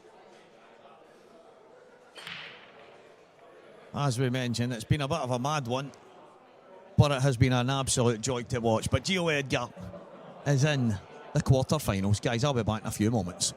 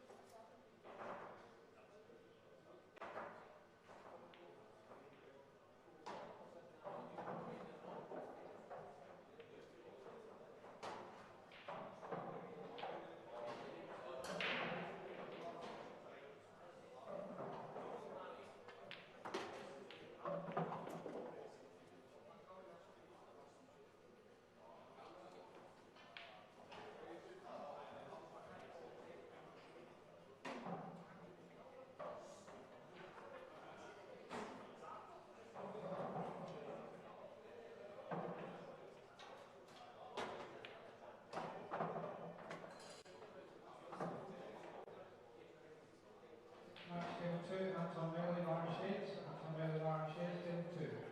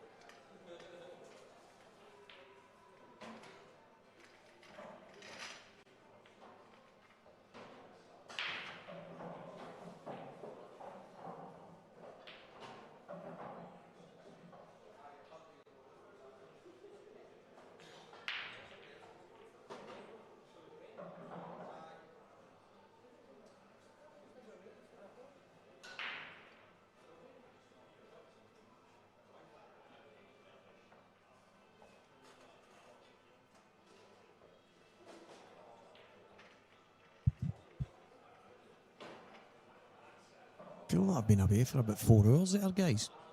I'm going to be honest, I had no idea that this match started straight away. I had to nick out for 5 minutes, and when I came back in, I get caught up a wee bit. Just was talking to Jamie Simpson, who was in the last match, talking to Gio a wee bit. I know Gio's back, obviously back well and truly on his 4-2 in front against Scott Rorty, but and then the IPA qualifier for the Masters is on right now as well. So I'll just get caught up a wee bit, guys, and I actually can't believe it's 6-3. I feel like I was only kind of out the game for about 20 minutes here. Maybe it was obviously it's been a bit longer.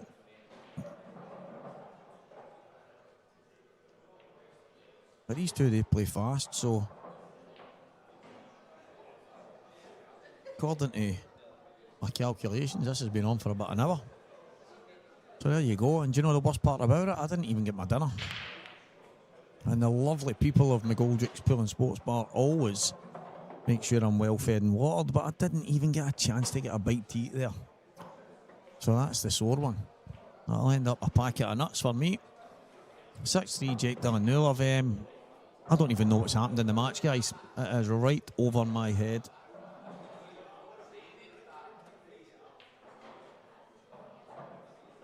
I hope it's been a wee bit of a spectacle for you. If there was any big shots in it, please let me know, and I'll go maybe do a voiceover when I get home. Yeah, Preston McInnes, who is on the cusp of defeat to Barry Thompson. 5-4 behind against Ross Fernie. And Jill Edgar 4-2 in front against Scott Rorty, as previously mentioned. Curtis McGurn getting plenty of table time this week. He's 4-3 down to Morgan McInnes, but he is fighting hard, I have to say. Well done, Curtis. Already got yourself in the pound notes and continuing to keep plugging away. Brilliant stuff.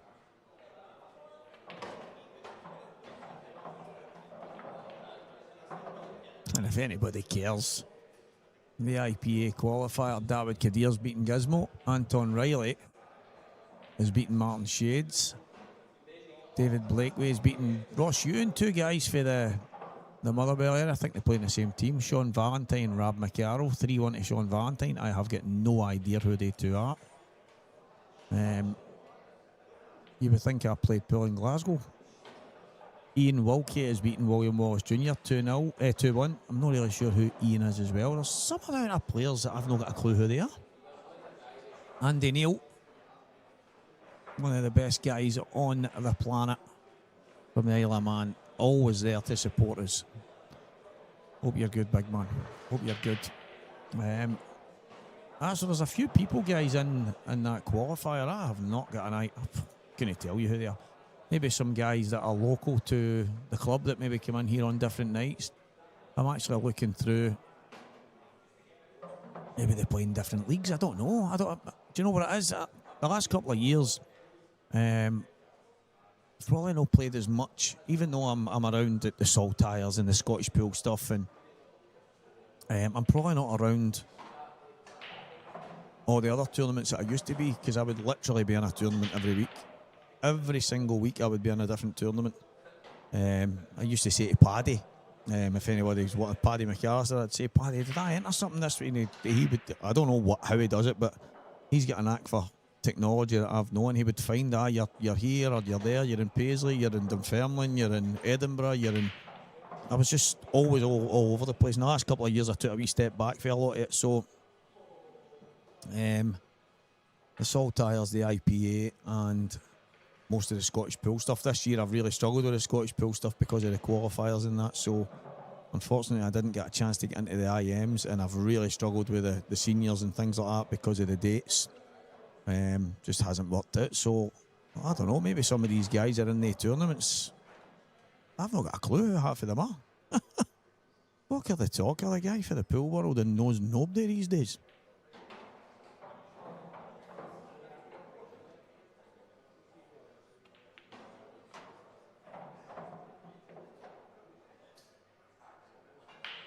That was a clever shot that Jake played. in the first place to minimise the gap. But Fernie, that's a foul, and it's 2 shots and a free table. Right, Ross, just pop this in. Just screw off one cushion. I'll just screw straight up. I think it can screw straight up. Yeah, it can. Yes. Oh, remember I talk? Listen, guys, that's what happens when you're away. I can see 3 tables in here. So I've got the Geo game. I've got Geo Scott Rorty, Ross Fernie, Preston McInnes in this one. And I'm looking at Ross Fernie in the other table, and then I look at, and it's Hugh Thompson obviously playing the shot. This is what happens when you disappear for an hour. I honestly cannot believe that's just happened. I'd have been jacking up there, shugging, just coming round the back here.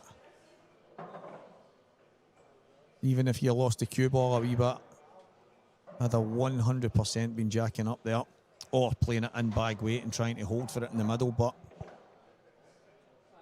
I'm sitting here out the tournament. Shug's still in.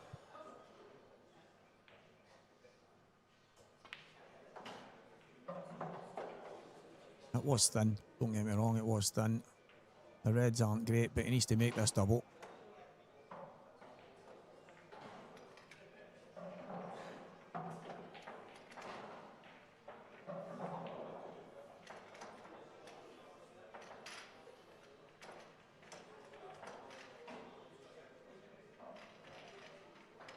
It's not going to get anywhere near. And you know what? He's going to be in big trouble now.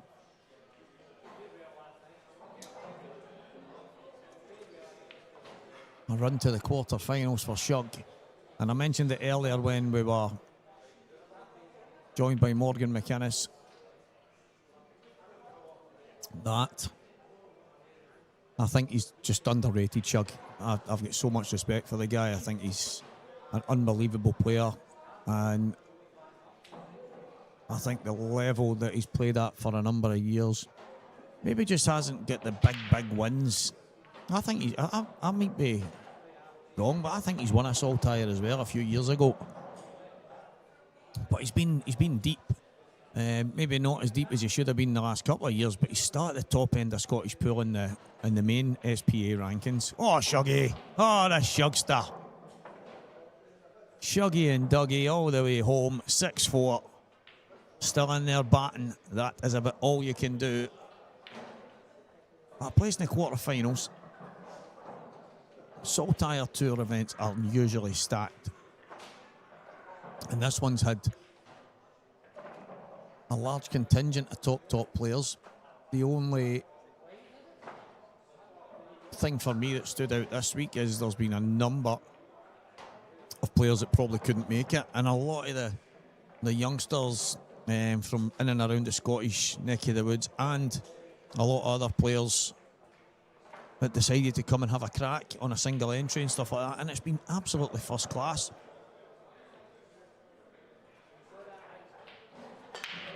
You look at the guys that are left in, and it is that cream that generally rises to the top. Gio's 4-2 up on Scott Rorty. Morgan McInnes 5-3 in front against Curtis McGurn. Liam Dunstan and Mark Fleming comfortably sitting, chilling, waiting for those matches to finish with Ross Fernie, Preston, Morgan and Curtis. So Dunster will play Morgan or Curtis. Mark Fleming will play Fernie or Preston.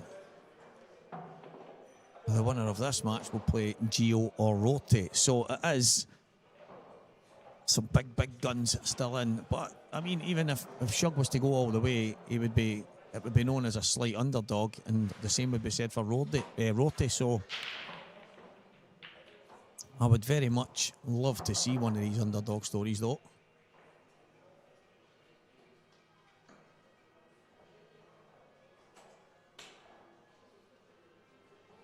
Just seen that thing coming up on Sky Sports there. Erling Haaland will be supporting England now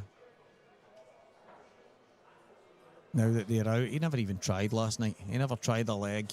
And then before Jude Bellingham was going to hit a penalty, which obviously get changed, rightly so, he was over cuddling and giving a pat in the back to his opponent who was about to hit a penalty. I've never seen anything like it in my life.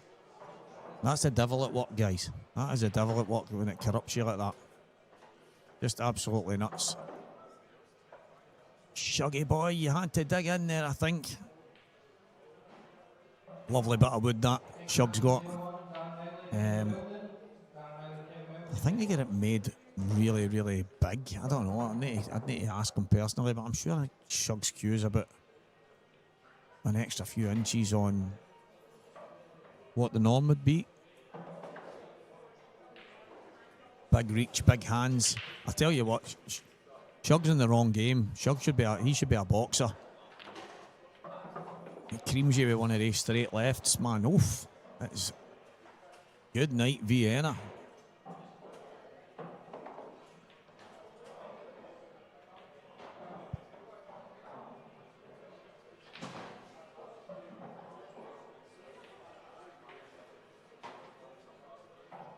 You wouldn't want to be the trainer taking Shug on the pads.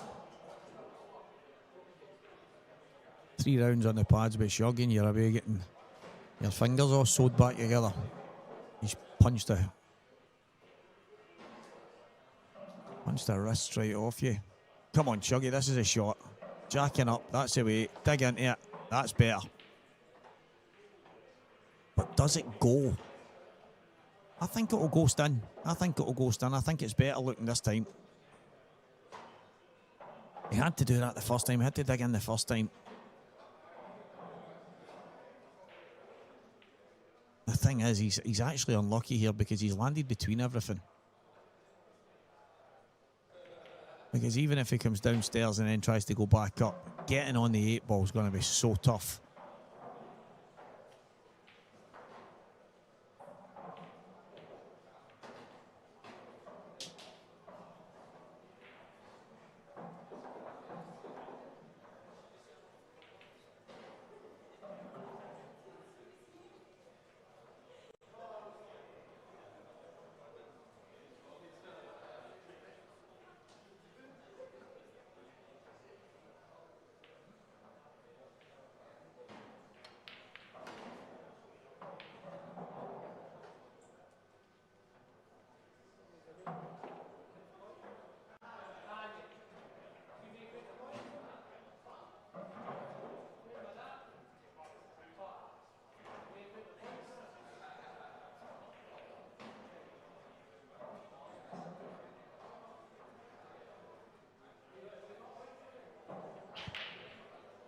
Is he going to try and pop this in off the top cushion? He's going to pull the cue ball back.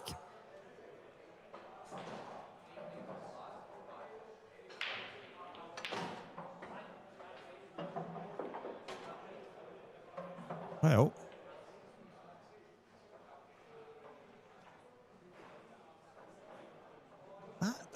that's some shot he's played. That, as I say, guys, I've got a slight... Obviously, you guys can rewind it as well. But he's powered that in with so much side into the top side of the bag to kick that yellow because he was almost dead straight.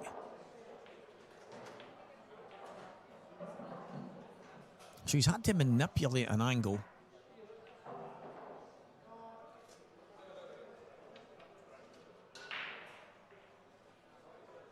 Fair play. But he's still got serious work to do. He's going to get this. Oh, this is tough. I don't even think he's got enough that he can screw this in and then... Because he's going to be left the same shot. So if it's me, he might as well play that shot right now. This is massive. This is brave.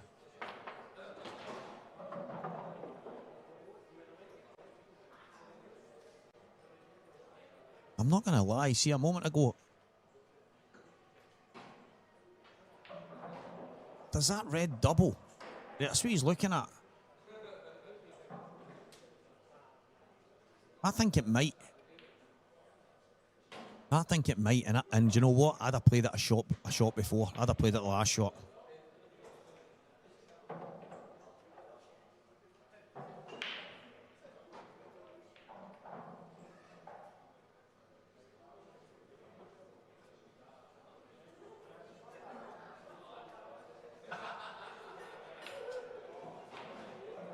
It's easy to say that, innit? Sitting here, I would have played this before and that before, because I can assure you right now, there's been plenty of times I've been at the table and I don't know what I'm doing. Then I sit down here and you see everything, and it's a true thing that's been said by a lot of commentators now.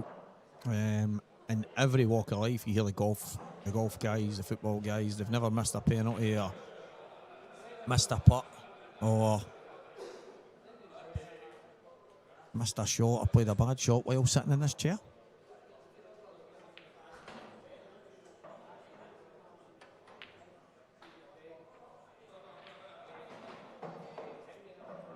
Okay, you can see what he was trying there.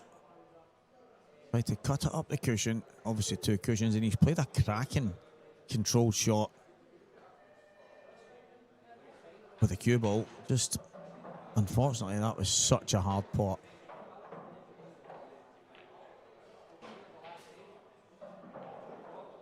And there is just an edge. There is just an edge, but the yellow might be in the way.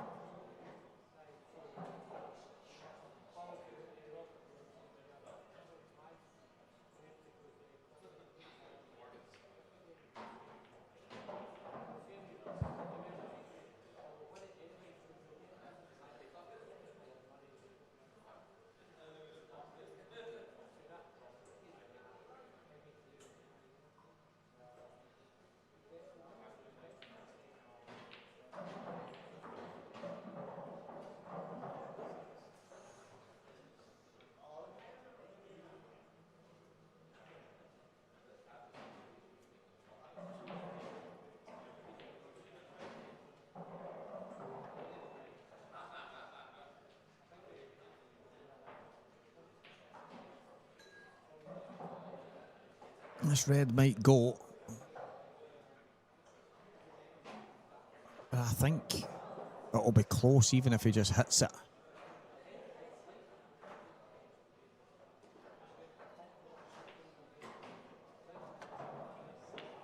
To stay alive. Well, I did say if he just hits it, it would go close. It did go close, but not close enough. Mark Fleming and Ross Fernie. There's another confirmed quarter-final. Liam Dunster still waiting patiently on Morgan McInnes and Curtis McGurn. And you did hear it earlier. Curtis is obviously in grind and fudge mode. To me, the difference in quality between both guys.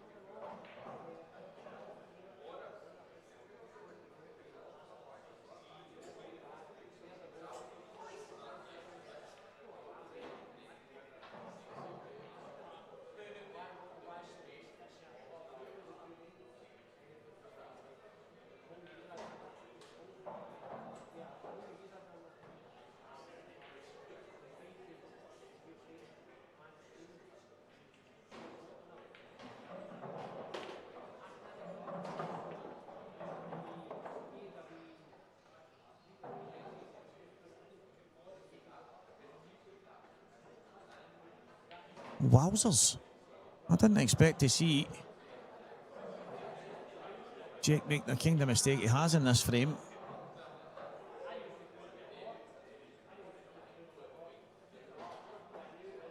But that red from Shug was class there.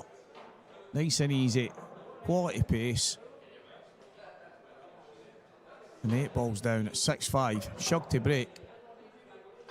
And he's a dry break away from winning this match. Shug breaks and dishes here. And then Jake with a dry one. And all of a sudden, the game has turned on its head.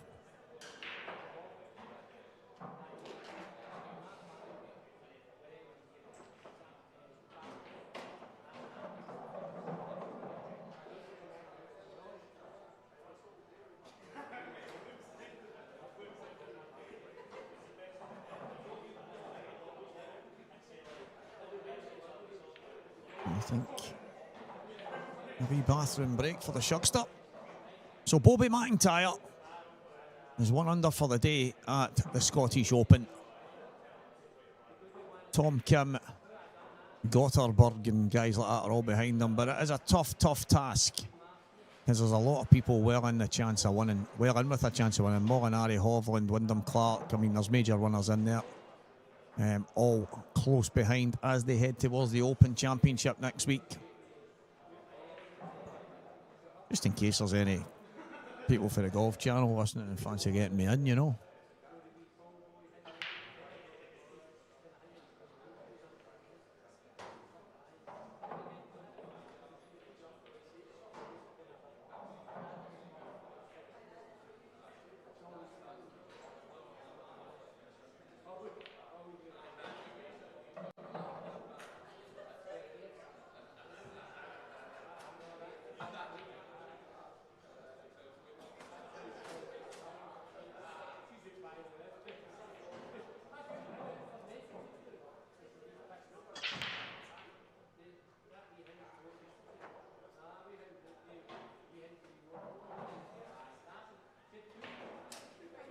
So Shuggy with a break, and he needs a big one. Absolutely huge.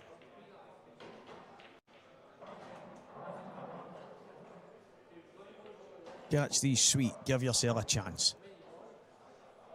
That's all you can do here. Catch them sweet. Gio Edgar, 7-2 victory over Scott Rote. And Shug has not hit them at all. And the yellow. You know what? I was going to say yellow to the left middle is on straight away and a kick. And that is on. I'm not convinced that yellow just above the red actually goes.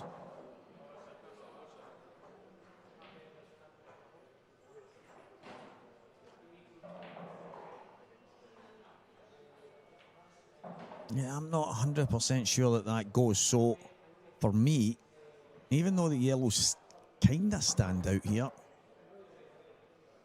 I just wonder if that'll be slightly awkward for him. Well, first ball, pot kick, perfect. Yeah, Paul, the Scottish Pool Association is the main association for Scotland. They govern probably close to the entirety of Scottish pool. Oh, they do cover everything in the world of black ball anyway. And I don't know how many thousand members there are up and down the entire country and all the leagues. Oh, Jake. So chance here for Shug to really turn the screw if he can get to the table. And between numerous tournaments from the youths and juniors all the way up to seniors, masters, over 50s, over 60s, all that kind of stuff. All the main events and the IMs and Scottish Championships, the Super League counties and stuff like that all come from the Scottish Pool Association.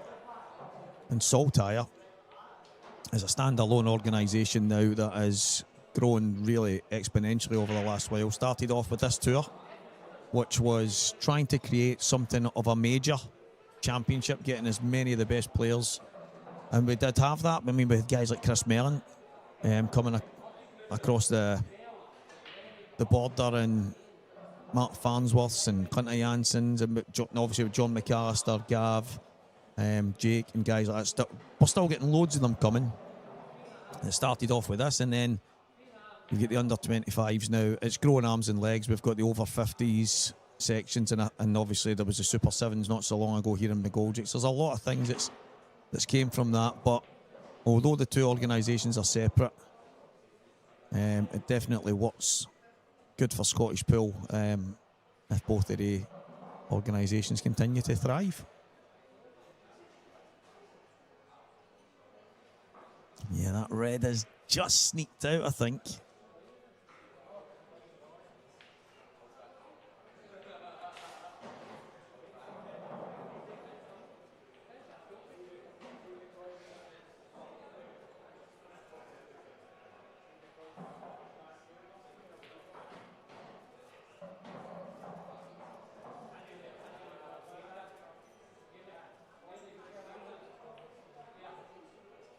Might not go.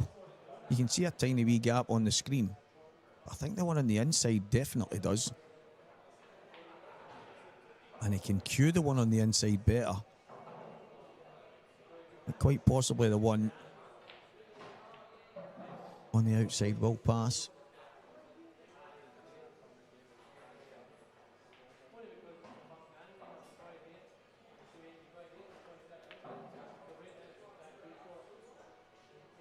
Right, so he was definitely going for the pot, but it didn't go. I think it had to be the one on the inside, but you know what? That's actually turned out okay.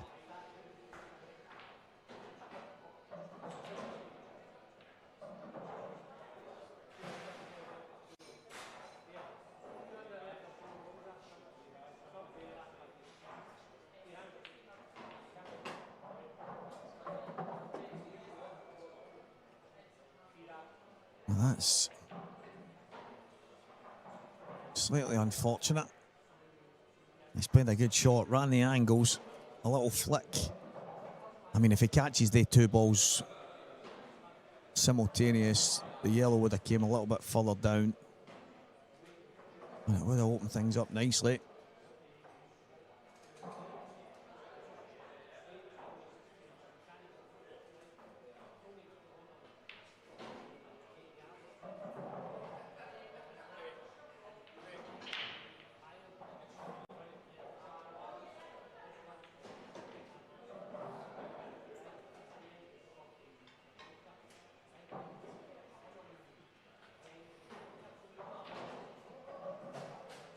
I think Jake's right up against it in this frame now.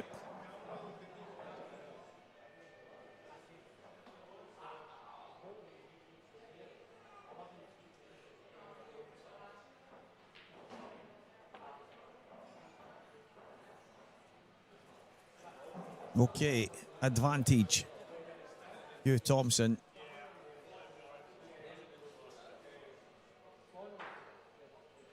Both of the guys having a wee chat there. I don't think there was any foul in that. I think he landed close enough that it was dangerous, but he was always playing away. And I don't like those shots because I actually believe they are fouls, but they're fouls that you can't call because it's impossible to get the tip off the cue ball before both balls and the tip are all simultaneously touching each other, which kind of is a push, but even in the world of snooker, you see the shot happen all the time, and for me it is 100% a push, but it's an impossible shot to play any other way. So nice little slide off, yellow down. Even if it went, he would have been right up against it. But Shuggy boy, this is a chance. The red close to the yellow. That's the ball. If he played the red to the high side there, he would have had a chance to screw up the cushion and maybe go into it. I know it doubles. Don't shoot the messenger. I do know it doubles, but you only want to double it early. You don't want to be doubling it last. He's getting on the 8 ball and having a shot on it. Really, really tough. So Gio Edgar is the first of our semi-finalists. He beats Scott Rorty in great fashion. Into the bottom side of the pocket, screw up. Wonderful, absolutely wonderful. Jake will have a chance to break in the decider.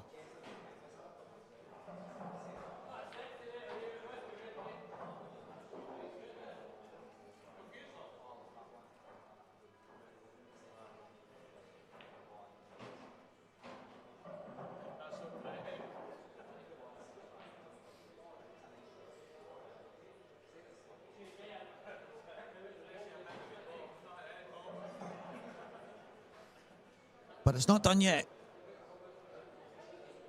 Hugh Thompson still has work to do. He's to mind his work out his pattern. And then it's okay having all that. You've still got to commit to it and get it done.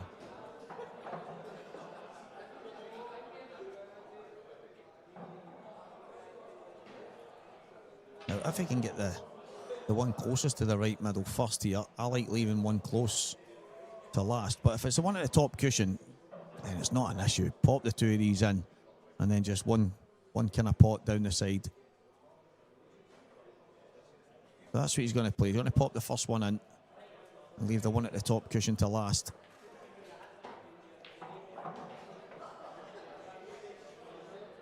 I've just noticed that Shug's using the wee magnet guy. The wee magnet guy that you put in your pocket and then magnetise your chalk holder thing to the outside of your pocket. I'm not against them. Just couldn't imagine ever using one. I remember someone saying it just stops your pocket getting all chalk, and pocket's been getting all chalk for I was a wee guy and it's never bothered me. So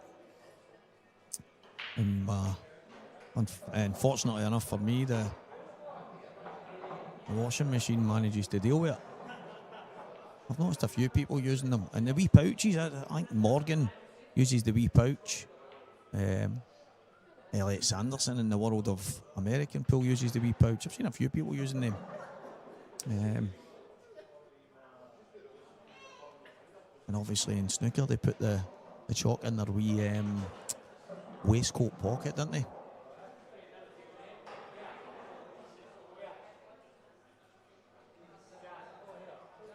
What's your preferences, guys? Pocket, pouch, magnet? The one thing that does annoy me is people that put it on the table between every shot. Don't know why. It really shouldn't, but it bugs my brain.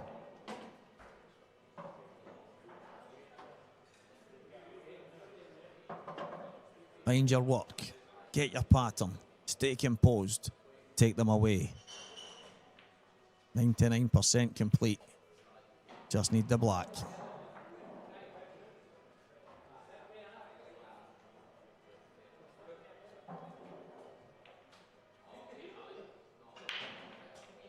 %100% done. Now, Jake Dylan Newlove will get to break in a decider here in the quarter-finals of Saltire Tour event number 3. We're in McGoldrick's. We're on the outskirts of Glasgow. Self Walker the talker. Live until the end.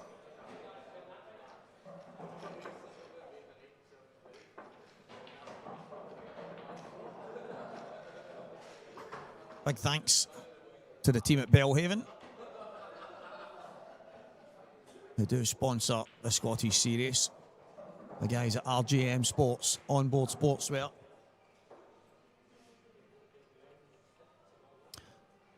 The team at Coors. The guys at 8 Ball Direct. And we are live on Scottish Cuesports streaming. Craig Anderson does a fantastic job. To be fair, guys, he does a decent job, but I think it's me that makes the difference. I'm the guy. I'm the enhancer. The enhancer. Well, I didn't know where that came from, but that character, Craig. Do you know what? He doesn't even give me a tip, guys. He just Just big greedy Craig, man.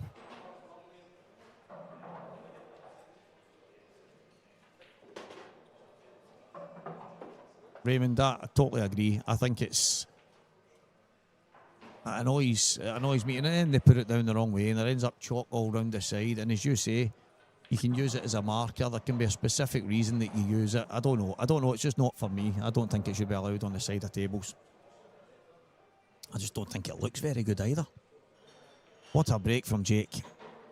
If there was ever a moment to get a break of monstrous magnitudes, that's the time to do it.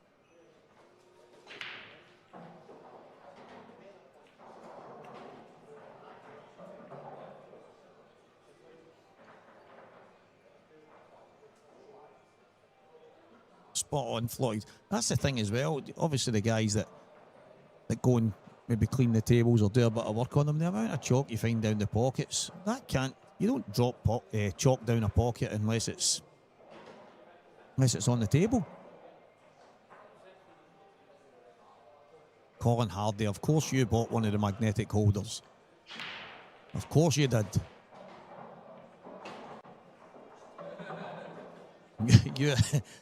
You're the dream. You've just got that bug. Every new bit of there's probably a spring-mounted brake cue somewhere that you'll have next, mate. Just needs to slide this in, Jake. Doesn't want to touch the outside red. Just like that. And just needs to screw up through the gap of the yellows.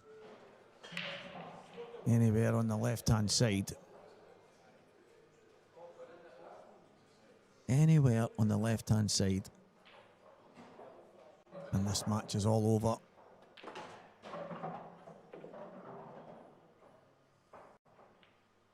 Absolutely first class.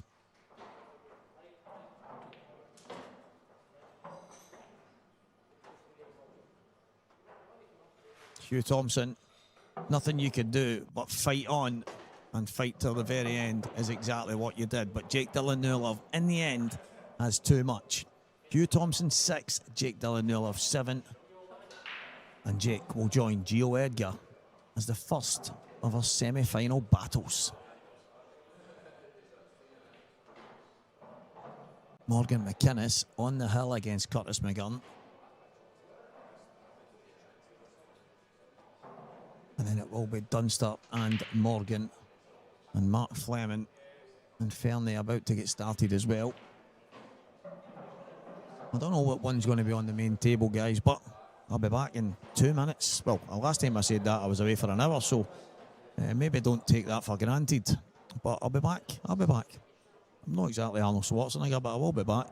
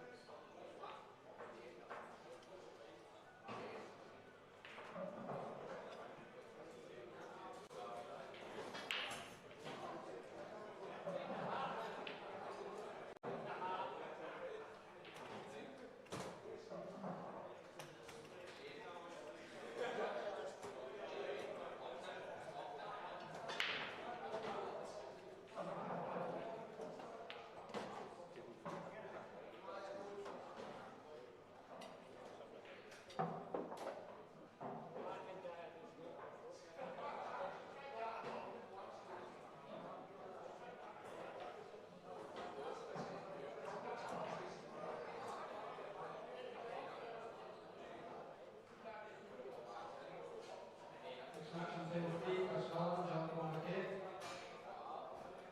Table 7, Zach Corbett, Scott Simpson.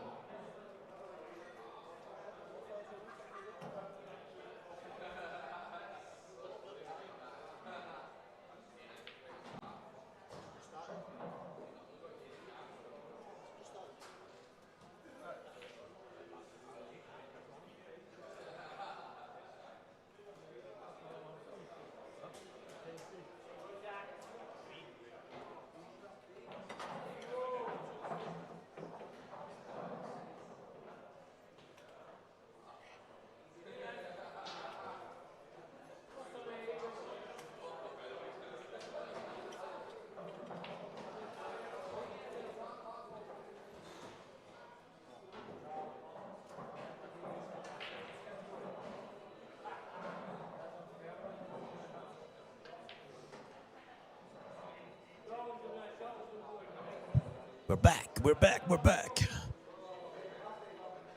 No, just in time.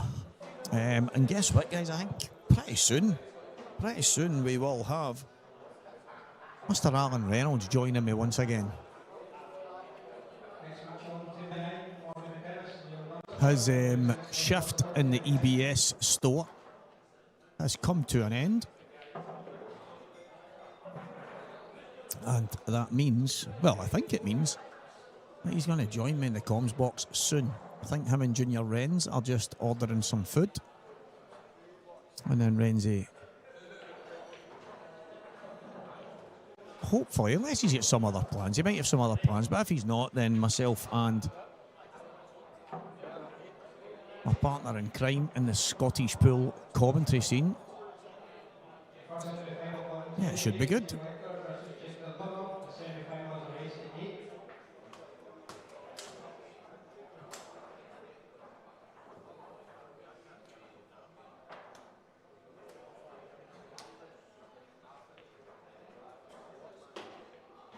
He's held up well.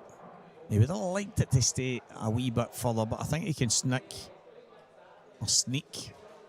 whatever, just behind the red. One cushion and out. Just like that. Great start, Ross Fernie. He goes 1-0 in front, Liam Dunster and Morgan McInnes just getting underway on table 9.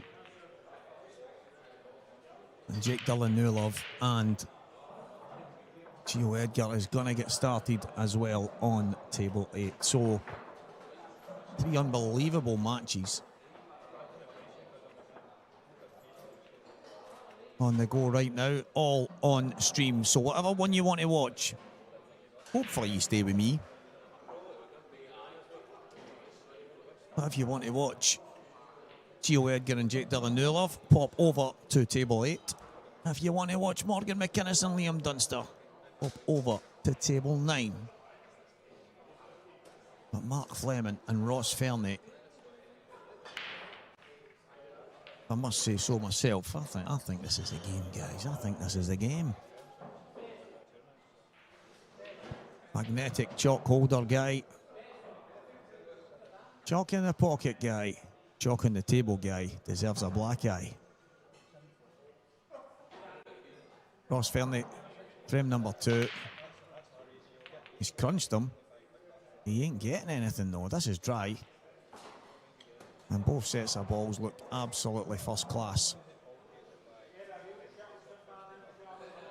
Opening red. Opening yellow.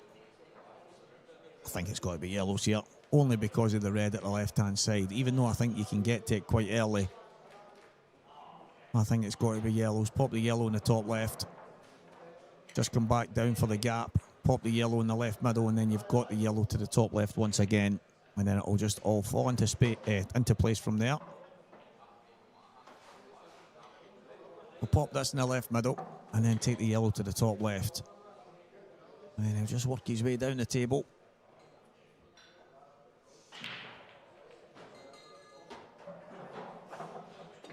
He's not happy with that because the cue ball, the plan was for the cue ball to go through probably another 1.5 inches. Having a look to see if there's a little mark on it. He thinks he's got a kick. It's not to say that you don't get a kick when you're dragging it. Normally you don't. Normally it's when you're playing a little run through, but yeah, I've managed to have a wee look again. I don't know.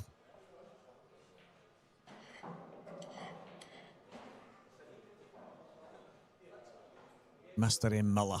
Do you know what? He might be right on that. He does at times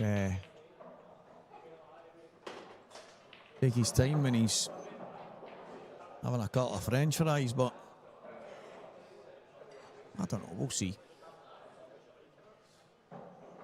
Tommy Fleetwood.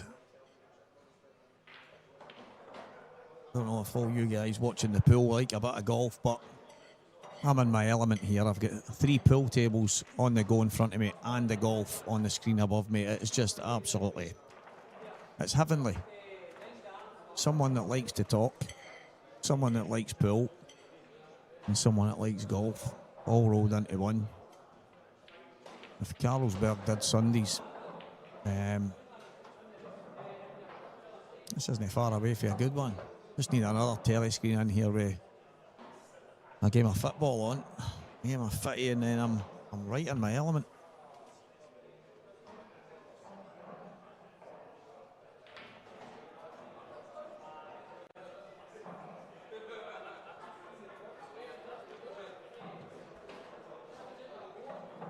So Mark's ended up chasing it a wee bit here. Not by design. If he's just on this gap, he's still got a great chance.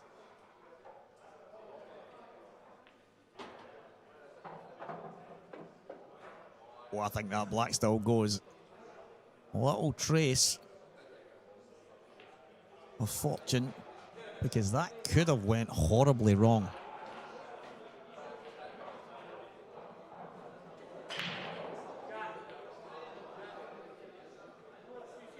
Frame number 1, Liam Dunster and Morgan McInnes. Morgan to break, and it's dry. Keep you updated, guys, on every facet of today. Jake Dylan Newlove at the table, frame number 1 against Gio Edgar with a finish.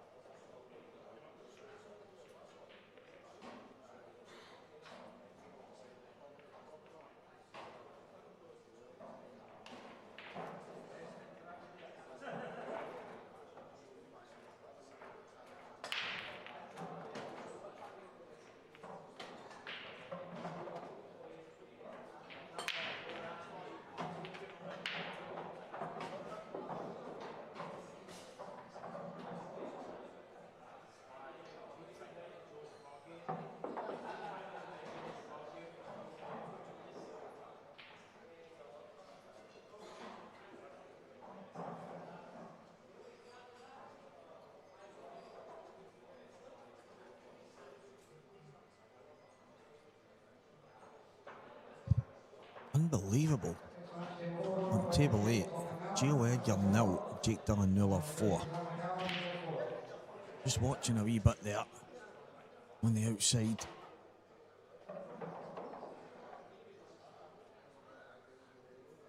Gio with an opportunity right now to try and stem the flow.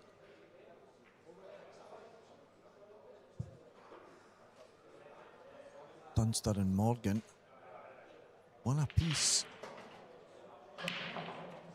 Morgan at the table with a good chance right now. I actually feel these games are going to be really tight. This one in particular, and Morgan and Dunster.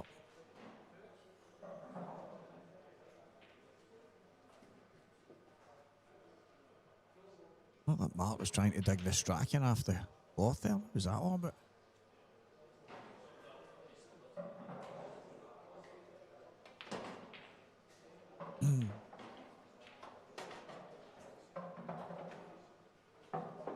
I think the yellow, yeah. So the two yellows are close to each other. I think he can pop the one slowest into the top right and nudge the other yellow over the top left corner.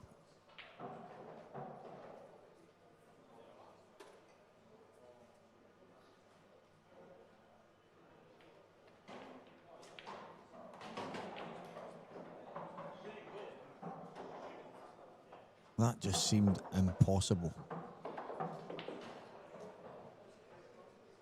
How has that even happened?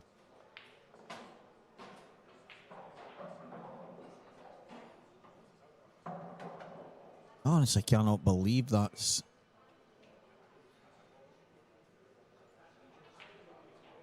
That's just incredible how that's dropped in. I've managed to watch it on the delay there.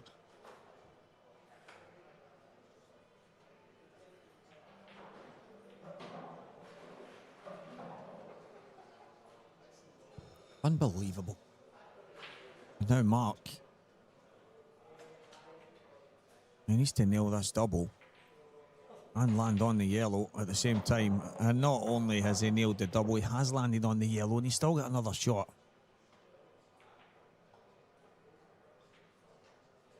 Doesn't get any easier. He needs to hit the red and get to the left. So he's going to have to hit it basically just off full in the face, slightly to the left-hand side. I think if he hits it half ball, he goes into the next red.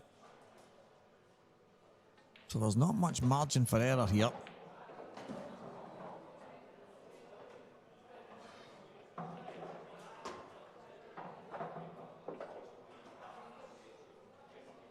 I think the yellow still goes.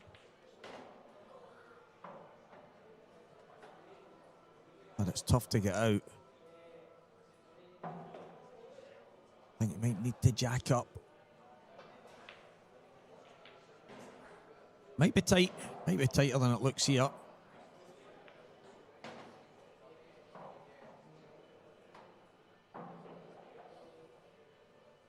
Wonder if he can top through. Just kind of chase the red out the way. Morgan McInnes 2, Liam Dunster 1.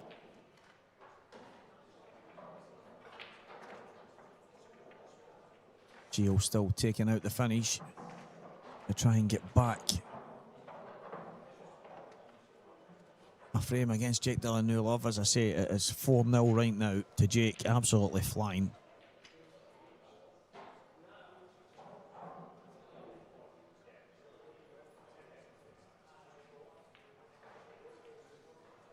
Fantastic stuff from Mark Fleming.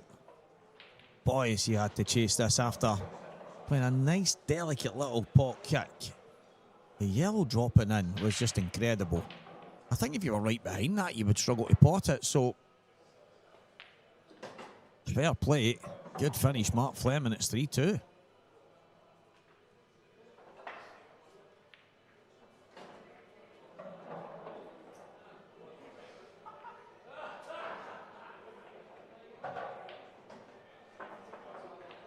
Gio is an awkward black against Jake. He's just slightly bridging.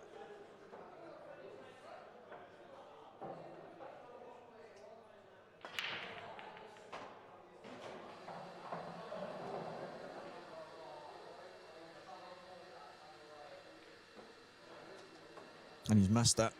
It stayed over the pocket. As I say, it was slightly awkward. He was bridging and then cutting across it at the same time. So when you're playing down on it, it can make the cue ball's direction change, and then the point of contact, it's like there's a little bit of spin on it.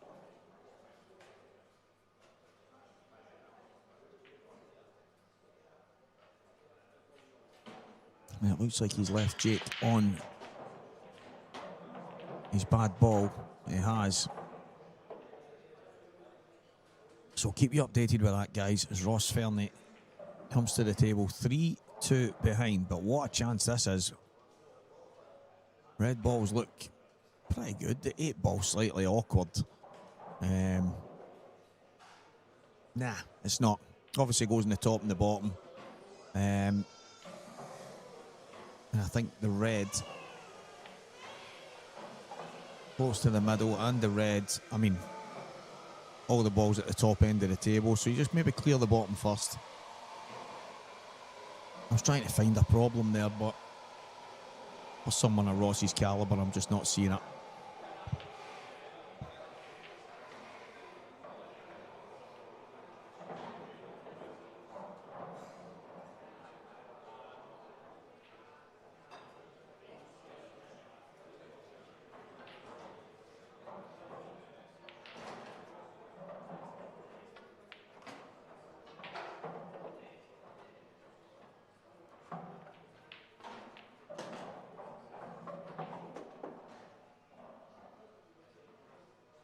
Nicely done. I wasn't sure if he could have just popped the red in and just came slightly high on that red and then just played out bottom cushion and took himself out around the right hand side, because he's not really getting out from there. He's going to have to just drop this in and either leave the red to the left of the black to the top. And I think he might leave that one, because the one to the right, he might like that last bottom right corner for the black and the bottom left. But like I say, any one of the balls at the top's okay to get on the black.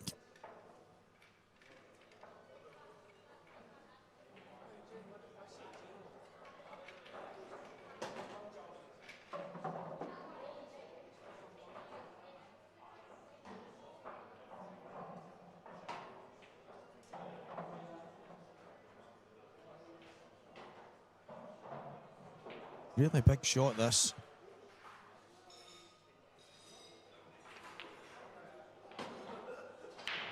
Makes it look easy.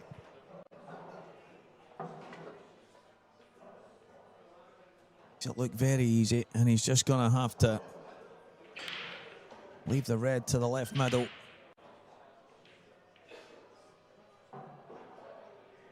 Yeah, I like it there. There's a wee bit more control.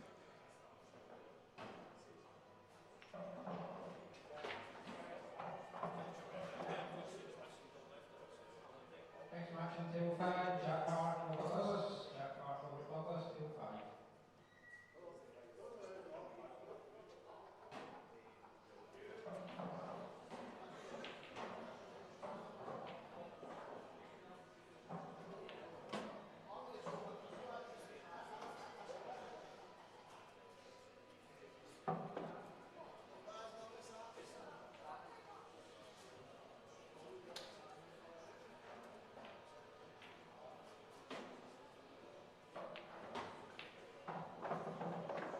Nicely done. And the red to the bottom right as last.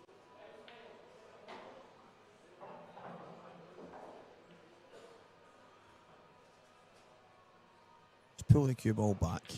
Nice and easy. So a quick fire response from Ross Fernie.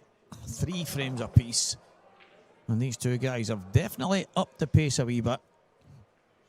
Trading finish for finish.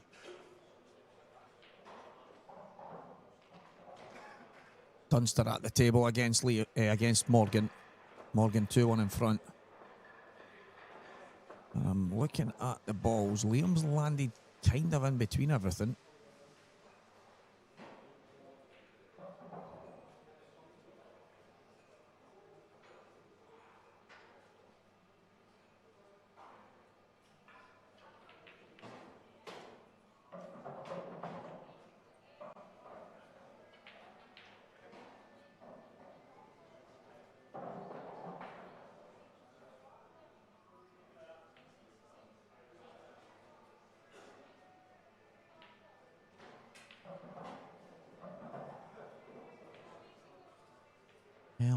times. He's not perfect, guys. He's actually in a wee bit of bother.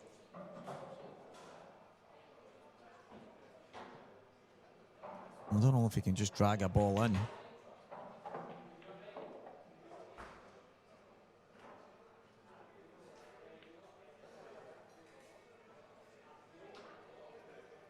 I mean, if he can, he's going to have a chance, but...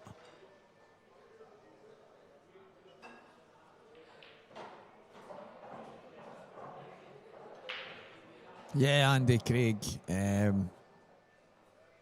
He's played plenty of pool, indeed. He's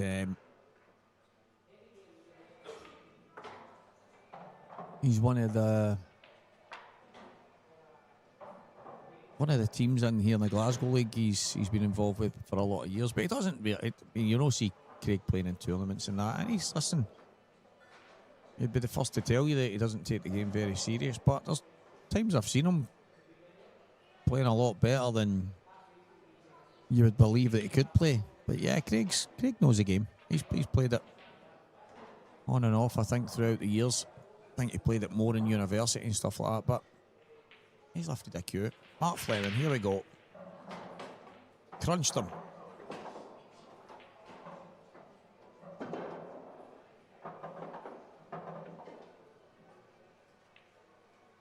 Reds it is.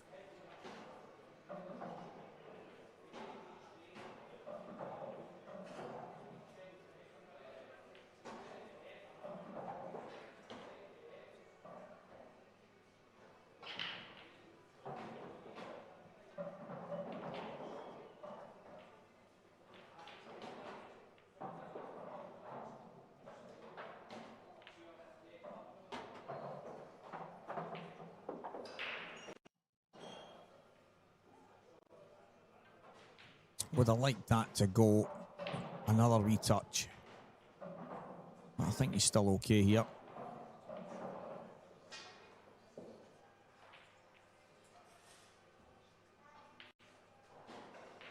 There is at pace. Get yourself out. Still chasing a wee bit. But as I say, cracking break. Just landed very awkward. From the start, he was always going to be high side, which probably meant he was always going to have a very awkward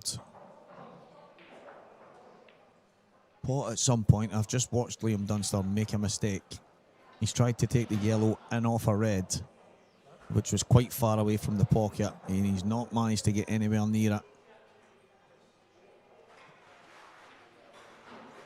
As I did mention a minute ago, he was chasing it a bit, and he's not managed to catch it. Morgan comes to the table with a fantastic chance to get himself 3-1 in front. However, right now, Mark Fleming has just given Ross Fernie a fantastic chance. Absolutely incredible stuff.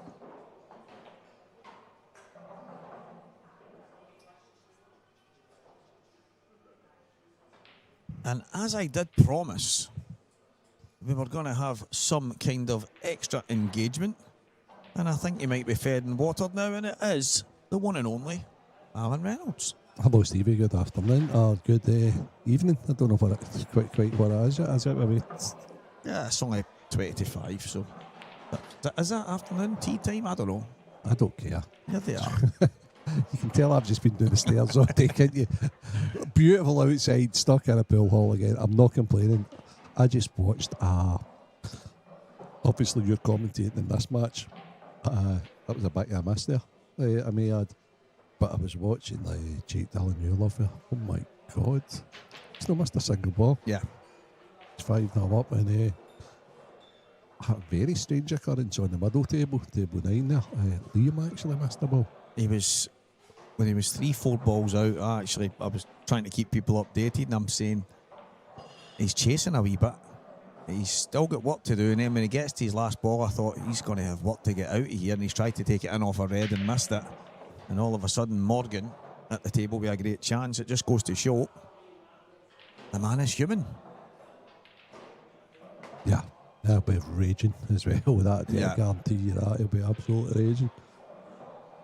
So this match here, this is the one game that I wasn't tuning into because I knew you would be doing the commentary on it, Stevie. So bring me up to date with what's happening. It's actually been very good. Both of these guys, they look at it.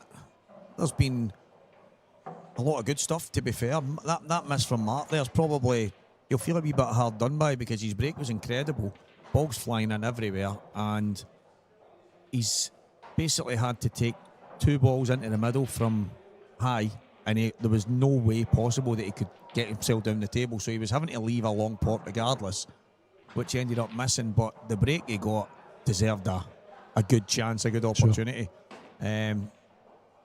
But he's had a couple of tough finishes that he's took, and Ross has been the same. They've both made some slightly tough finishes look very easy.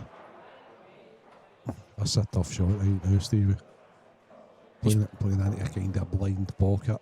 He's had a couple of these type of shots where you've just got to kind of float them in and make sure you just kind of control the cue ball, and he's played them well, so obviously confidence is high. He's very good at that shot though. But I think he can't float this one. He needs to stun the gap of the Reds, doesn't he? Nice and easy. Morgan's landed in no man's land in the other table as well. He's just got to cut the one that's closest to the 8-ball spot, isn't he? Twice across. The cushions are pretty bouncy, Stevie. They are. Aye, there we go. I think he overhit it. I think he hit it too hard. He's ended up screwing it, Renzi, rather than playing that kind of... To me, I'm saying float, but it's like a delicate stun for me. Yep. Just nicely cued. And when you said it there, that is a shot he's really good at, but... it's almost as if he got indecisive with the pace. It was like a kind of wee nothing that should have jabbed it slow, should have had it harder, and it's not like him. And the thing is, Mark would have been kind of sitting in his chair thinking, what a break. And I've ended up, even though the balls were, for these guys' standards, they're roll-ins for them. But the first 2 pots, he was always going to be, there's no way he was getting the cue ball down the table. He was always going to be up the top with a long pot, and he just didn't manage to nail it. But all of a sudden, he's back at the table and a chance to stay on break. Mark's really, really good at punishing people's mistakes if he's already made a mistake. We actually did a good job with Morgan. We actually discussed this yesterday. The fact that you need to jump on the guy then. You know, and never ever blow it back again, having had the first chance and then blowing it back to him. Because Mark's mentality is, it's just, it doesn't have to be perfect pull all the time. Doesn't have to be break dash, reverse dash. Like a lot of people, like Liam, for example. Liam's very, very disappointed. Mark's not as disappointed. You know, if Liam doesn't get a finish and he still wins the match, and he'll still be thinking, but I should have. Yep. Whereas Mark's like, that's me in the next round. Yeah. Amazing how top players have got different mentalities, isn't it? I think with regards to Liam, he's trying to be perfect every single match that he plays, and it's probably the reason why he's had so much success, is because striving for that perfection, even if he gets close, the standard is going to be incredible. Do you know what I mean? Yeah. So for a lot of other people, as you mentioned there, Mark's no caring about perfect, as you say. He's just want to win the match. If he wins the match, he'll maybe look back and say that could have been better, that could have been better, but on to the next one. Very much so.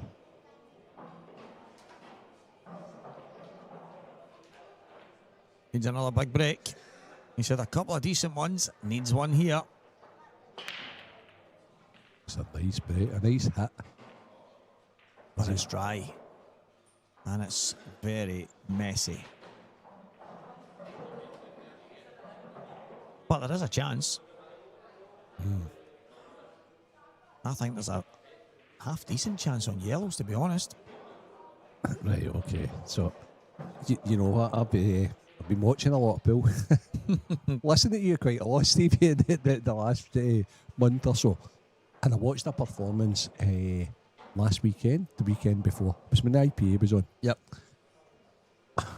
And it's quite funny because now I don't play, all I see is aggressive. They wait to finish. But see here, see if he pots the yellow in the bottom left, pulls the cue ball back 8 inches and then just touches the yellow and leaves the cue ball in the reds, sitting game the next shot. And do you know who played that game ever so well at the IPA? But just missed that absolute tap in to go 6-1 up on, or 7-1 up on Liam. It was Christian Phillips. Mm-hmm. Whereas he had gone for this as a gamble a wee bit, because see the ball that I would have prodded out, the one that's closest to the two reds, the bottom rail, that's the ball here that could possibly hold him back from finishing it. See, the thing, I think the top yellow goes, but he's going to kick into these here. I know. That's for me, looking at the finish, I'm thinking, right, the top yellow goes to both bags for me. Yep. So I'm thinking, well, it's just a delicate wee, and you've got a chance. But with the yellow on the left-hand cushion, I thought my first shot would have been to screw that one and nudge that over the middle and then deal with him for there if I'm going for a finish. But Mark sees it different here, but he needs... Is he on the one to the bottom left? I think if he is, that's the way to go. He needs to get rid of it so that the other one halfway up the cushions are available in there anyway, so...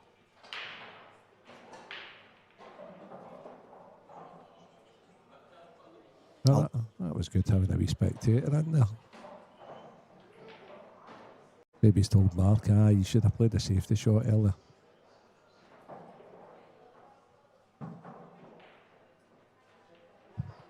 Poor wee fella. Hope he doesn't get chastised for it. Well, how good's that worked? Wow. I take everything back.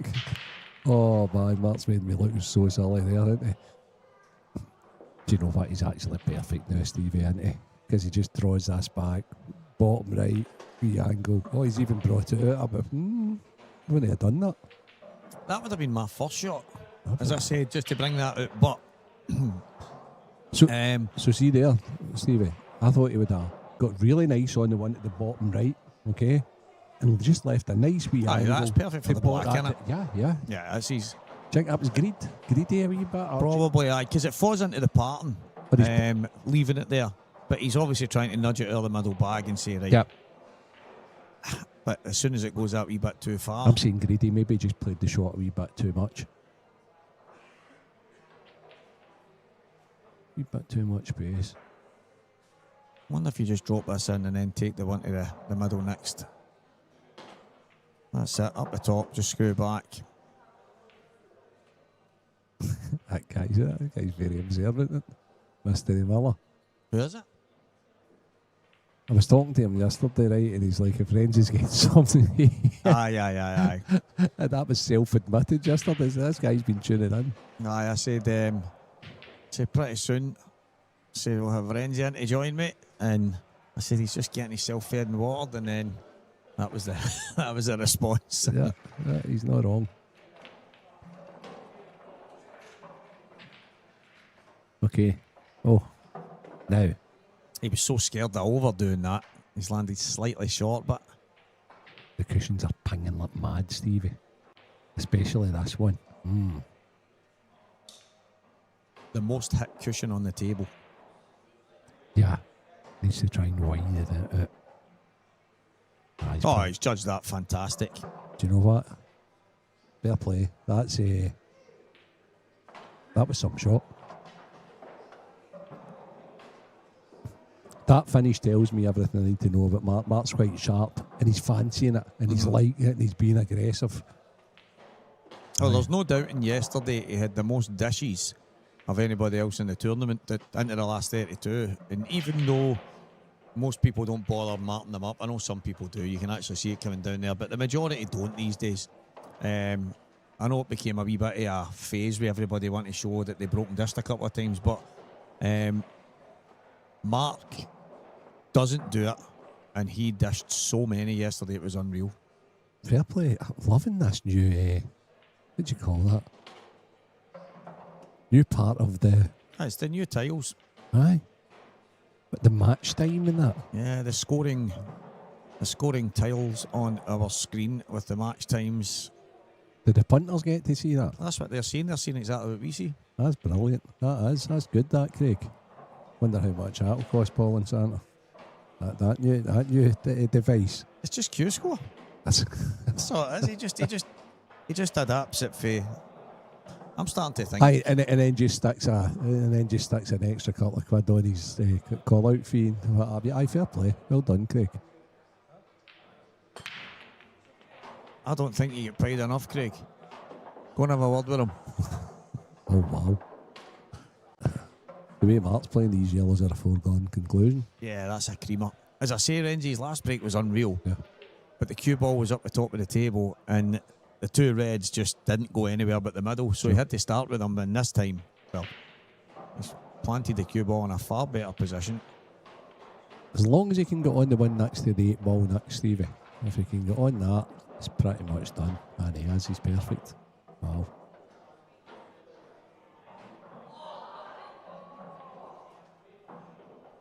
Yeah, drop.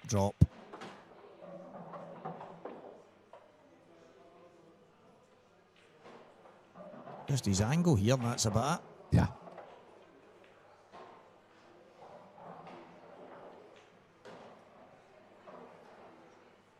I know, mate. I'm not great with technology.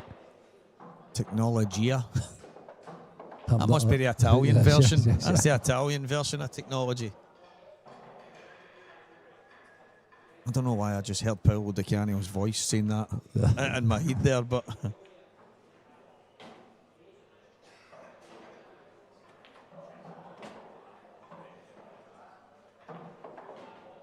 they're the moments, Renzi. Ross Fernie had an opportunity from Mark's unbelievable break where he missed a long pot.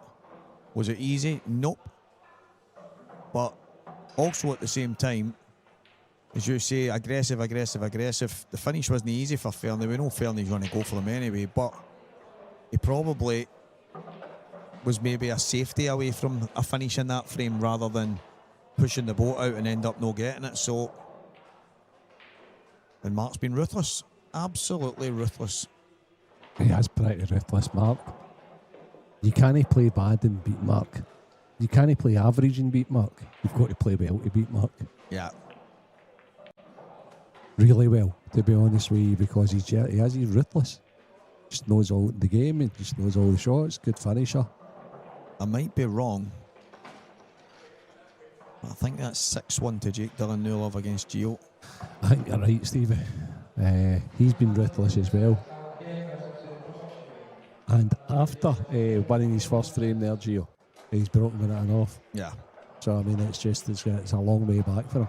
I know there's been some comebacks today, but I'd be amazed if Jake Dillon Newlove didn't go over the line. Dunster 3-1 down, just what the doctor ordered. I think it was maybe a dry break for Morgan. Yeah, and Liam is going to go and take a moment. He's removing his glove. A little bathroom break.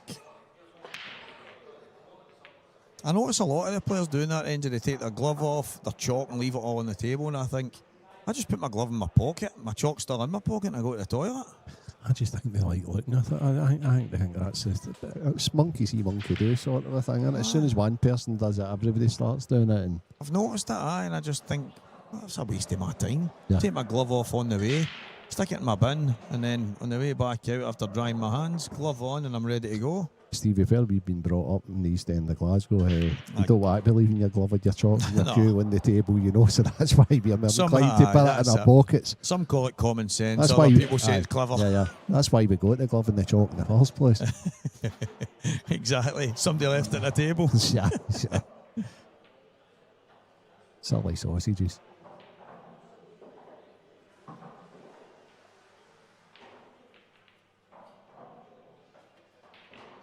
So Fernie's had to do this the hard way to get this stage into. He had to come through the losers quite early. Am I right there? It's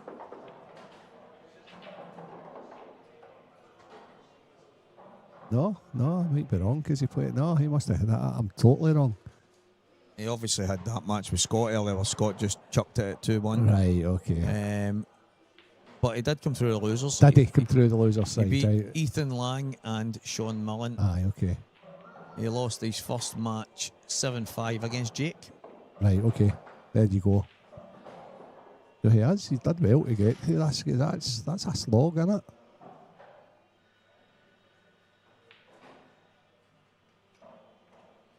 Yeah, the match with Gibbsy this morning, obviously. Scott just no feeling it. To be fair, he's played a couple of shots and everything that could have went wrong did go wrong in the frame. And then the next one he breaks and the white goes flying right and off and he just went catchy. Do you know what, Scott? Scott came in and did a wee bit yesterday, which was great because he's obviously he's an SBA Hall of Famer for what he's done, for what he's won. And he was unapologetic for that. He just says that, and he was like, I'm not trying to get in anybody's head with it. He says, it's just the way I feel. He says, and after it, I'll maybe say to him, like, I'm sorry about that, but he says, but I'm not a bad guy. I'm not doing it to try and get in anybody's head. We spoke about it a wee while back, and he says to me, he went, Stevie, I've got to that point where if I feel like I'm being tortured or I'm torturing myself in a frame, then I'd rather just go to the next frame rather than sit through something that's really festering. So get the balls away, the frame's done, and then I don't need to think about it. On to the next. And I guess it's the exact same scenario when it comes to the entire match. If he feels like he's going to be torturing himself throughout the match, he's better away from it. Yeah. And you know what? That type of honesty, not just that, Renzi, but the actual the means to just go and actually do what a lot of people would love to do. I'm not saying it's right or wrong or anywhere in between. People can talk about etiquettes and this, that, and the next thing, but you can rest assured the opponent's loving it. They're not raging. They're not sitting there going, we discussed that as well. Who's kidding who? I've been on the receiving end of getting a couple of the frames like that for Gibbsy, and I'll tell you something, see when you've got a finish and it's maybe to get the line a wee bit, it's to get on the hill or something like that, you're ever so glad. ever so glad. You get people, that's terrible. Huh? Well, no. I'll take it. Yeah. He's got to play this. I think this is one of the Tiger shots he needs to play here. Yeah. Basically a left cushion, top cushion, sit and try and come all the way around and maybe land on the red to the bottom right. Left cushion, top cushion, as you say, right cushion, through the gap of the two yellows. And I think he can only play the last red in the right corner. And you're spot on. Unless he gets a lovely wee kick with the side on the yellow, it's closest to the right-hand side. And then, if he gets extremely lucky, he'll have a shot at it in the left. There we go. Gio's not played the best positional shot there, but he's just letting his arm go now. He's on the 8 ball. He's missed again. And will Gio concede? No, he's away to sit down in the seat and think, I'm a silly boy. And that's the second black he's missed in the match. And that's only with pressure. Yeah, he's been put right under it. Jake's Right just under been absolutely bang on it. Oh, he's going to try and go top cushion here. He can get thin. Oh, he's hit the knuckle. He's hit the knuckle. I think he was always going towards it. I always thought it was too thin, Renzi, but fair play. He might have felt, because this is something that Morgan mentioned. He came in here earlier and we did a game almost together. He left just before it was done because he'd get called on. Okay. And he says that he obviously watched a match that he played last night that you and Gio were commentating on. And he says, and listen, he went, I get it, when you're sitting in here, you don't know the angles, he says, but he says they were continually basically calling the wrong shot because the shots they were talking about weren't they on. Right, okay. And that's nice of that, yeah. And he said, he went, but I'm not saying that. But you don't know the angle. That's exactly. Remember, we used to know the angle, Stevie. We're guessing at the angle now. Exactly.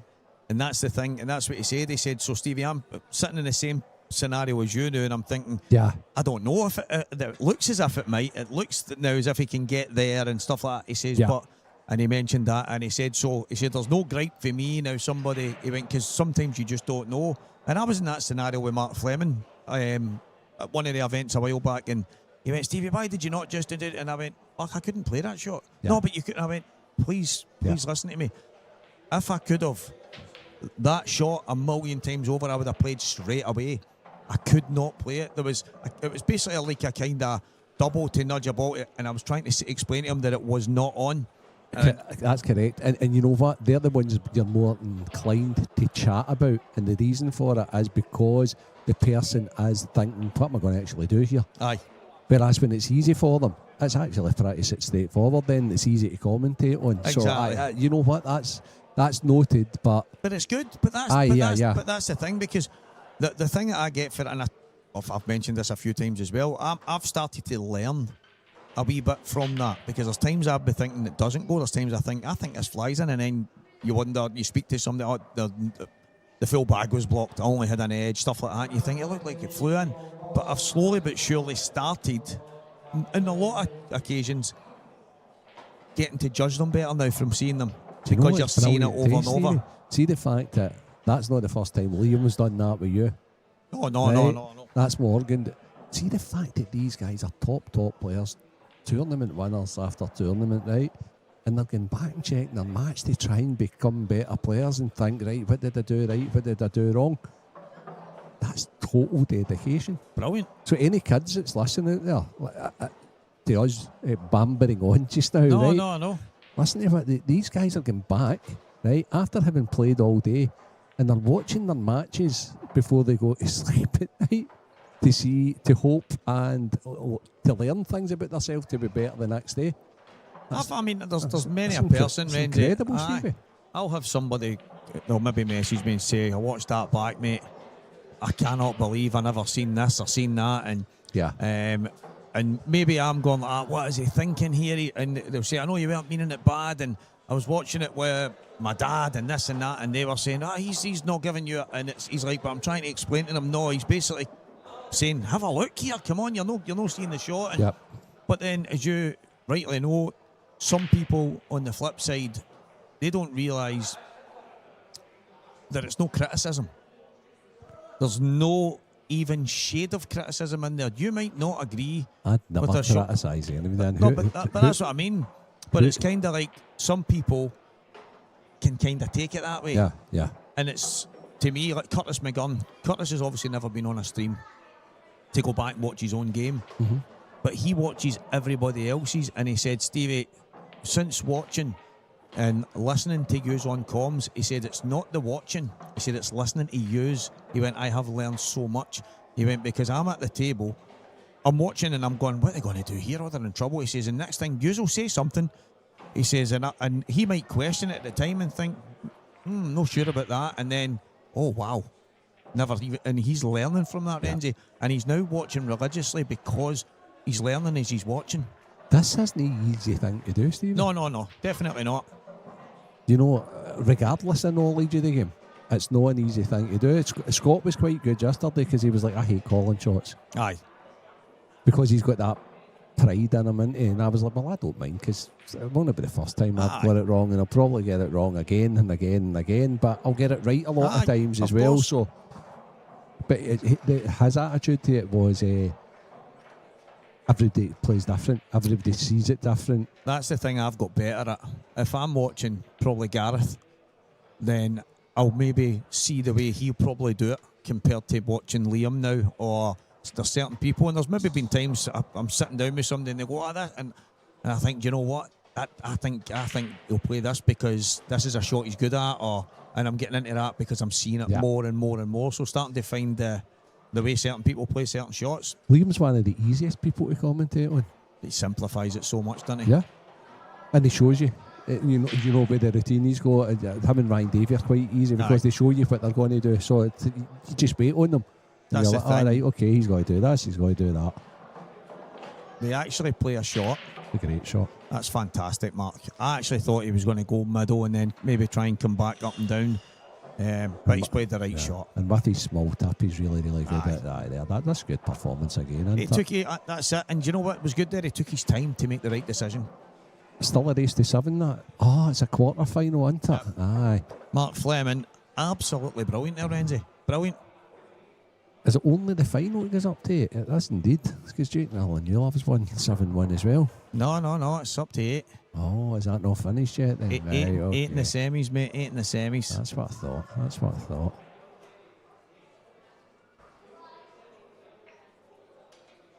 Mark Fleming was brilliant there. But, Renzi, that's probably...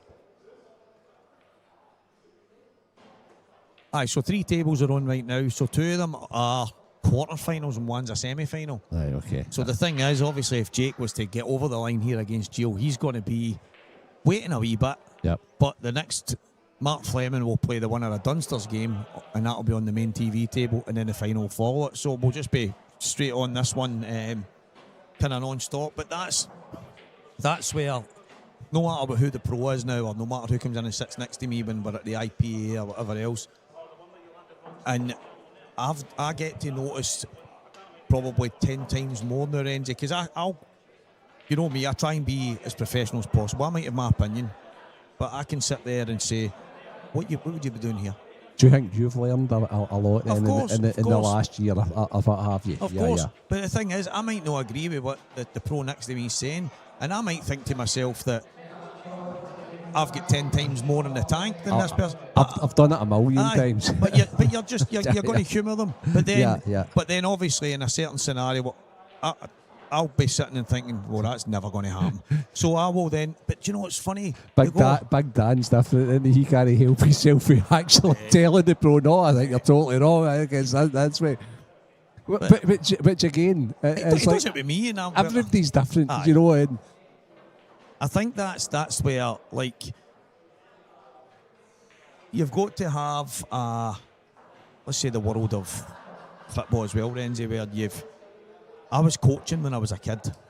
I couldn't help it. I took things in and I was vocal. Yeah. So my managers used to basically say, Steve, we're going to do the warm-up, we're going to do it. And from 10-year-old, I was always involved in stuff because I was obviously good at that kind of taking that stuff in. So whether you can take it in and whether you can do it's two different things. But being able to articulate and being able to kind of talk through stuff, I've just always had a knack for it. I didn't realise that this was maybe something that I could have been doing for it was didn't even cross my mind, but that thing for me was always a standout, and so I believe everything that I've probably took in, I'm probably good at getting it out there, get onto a table and doing it. People, there's a walk of life that people like will say, why should I listen to you when I've played at a higher level than you? And it's like, doesn't mean the guy you're talking to doesn't know anything.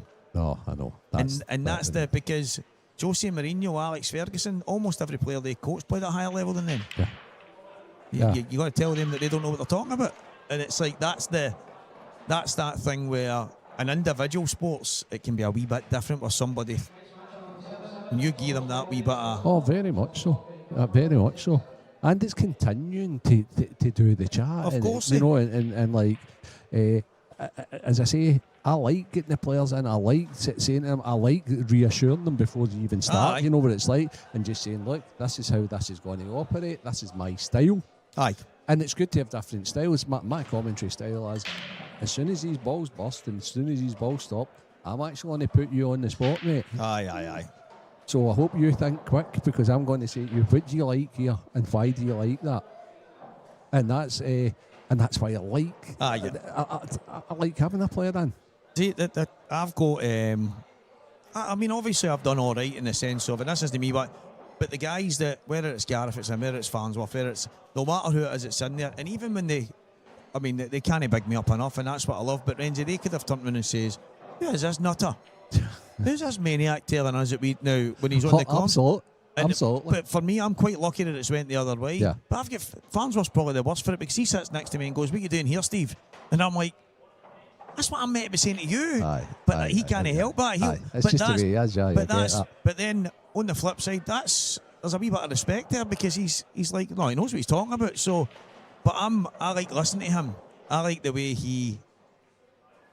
I don't want. It's not even simplify the way he's really ruthless in how he goes. I think it's. He's brilliant. I think it's super simplified. I think he is fascinating to sit next to in the booth. And there was one time I thought he was 100% wrong about one of the ways he went, right? And I'm like, you that way? I'm like, Mark, can you not see? And I'm thinking to myself, am I going to contradict you here? Because he was so good. He was like 99% right the whole way through. And I actually went against everything I am, because I should have said. Aye. And by the way, the guy went exactly what I thought instead of that. So, right? But so it just shows you. But, oh no, he's super good. By the way, what a performance there. Different class for Jake. Absolutely different class. And do you know what? That's the level you need to be if you're going to beat that young man these Aye, days. absolutely. If you're going to beat Gio Edgar and you're going to go and win tournaments, then that's the way you need to be. Jake That's it. Dillingham, sensational. That's a great performance. And Gio, as per normal, was just like so courteous in defeat. Raging, but sometimes there's just nothing you can do No, apart from that's shake it. a guy's hand. It's not a nice feeling, but to be on the receiving end of that.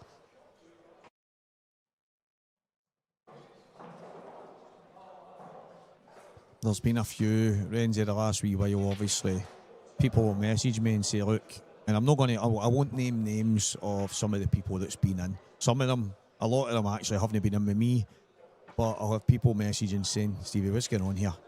Now, that can't happen. That's a rabble, or that's this or that. And I'm like, what do you mean? And I'll maybe have a quick listen, and I'm trying to think, what have I missed now? What nonsense is. And then people will come and say to me, oh, I really enjoyed that. And I got a couple of messages saying that I was excellent. And I'm like, I've had about... Oh, who they've had the person in the comments. And I'm going, I've had 10. I've had 10 saying the opposite. But it's... it's been... I mean, you get them for far and wide. Actually having a few for... I know, can we get... I don't know if that one's linked up, but let's see if it is. Is it break time then? It might be, guys. I know he flipped our table 8 there. I don't think he can flip our table 9. I'm sure he told me that in the past. All right, so that's the situation, unfortunately. Yeah, that's it. We're at a standstill. But guys, you can switch over to table 9 right now. It won't have commentary because it's not set up for that, but that match is on right now. Morgan McInnes, Liam Dunster. You don't want to miss it. But as soon as that's done, we're going to have the next semi-final and the final straight after each other. So, guys, get over to that right now. Stay tuned. See you soon, guys. Talk to you soon about.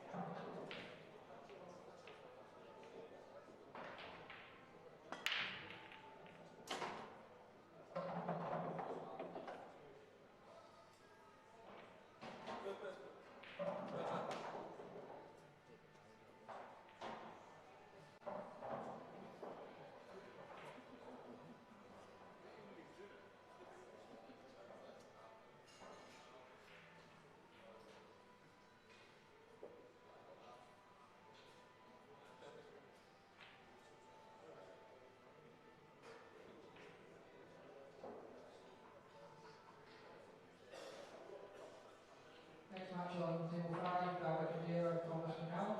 David Adair, Tom McCallum, table 5.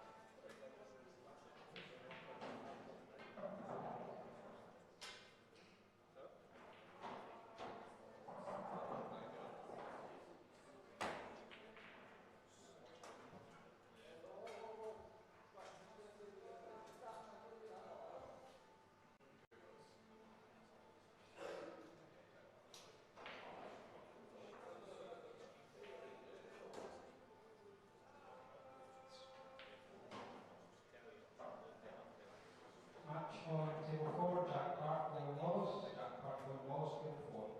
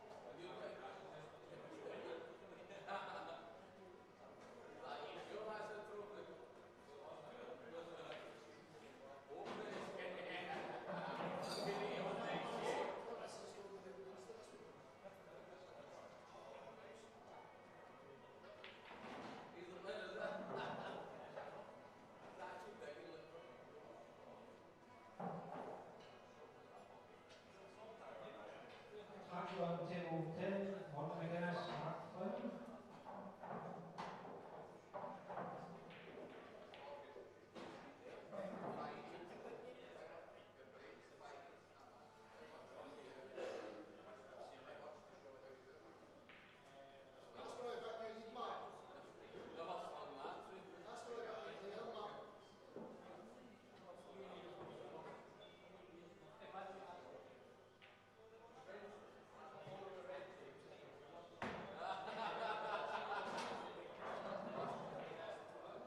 Semi-final is a race today.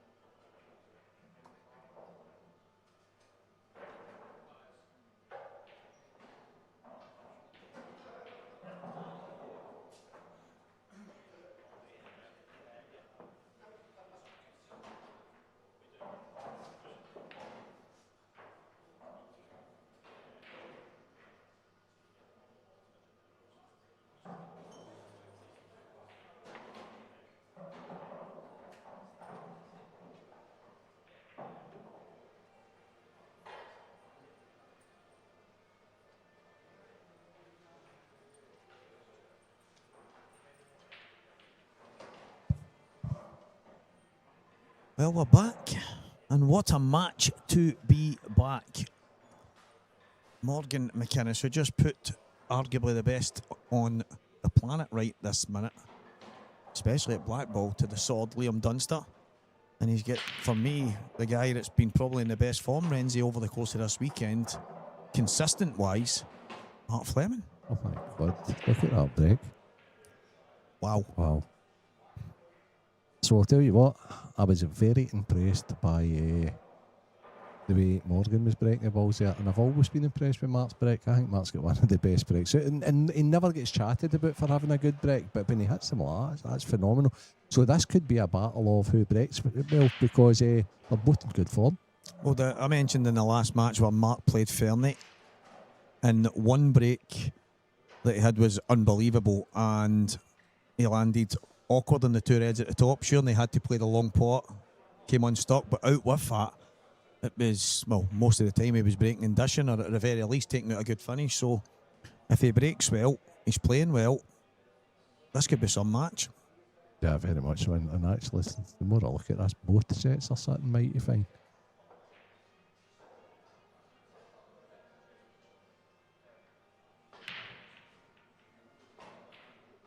Yeah, there we go. Because I think initially we thought yellows all day long there. Yeah, I mean, obviously the one he's closest to right now would have been the most awkward, but there's a lot of space to kind of drop on it. But the Reds, Also like your route he's gone, he's taking that one and now he's going upstairs. Yeah, pretty good. so he's just going to screw back to the right-hand side here. One cushion, two cushions, and take the red. Probably the highest of the two if he can, but he'll have a choice. Stevie, I think that we're getting caught out angle-wise again. Oh, do you think that low? I didn't think that was as easy as that. And that's what we were discussing earlier, right? That how it can catch you out. When I'm looking at that there, I had a feeling that went in there, as long as there was nothing for short. And that's how much I know you don't like the terminology, but an easy finish, I'll say. Right? And that's how easy a finish it was that it actually did go in there. I think you can just drop us forward now. And so what Mark was playing there, Stevie, he wanted more angle on this one in the to be middle, lower. so he could play both in the same bag. Now he can't, so now he can't get as close to the one at the bottom left. It doesn't need to be. He can put the cue ball exactly where it is just now. He's absolutely perfect. He's just had a wee look at that.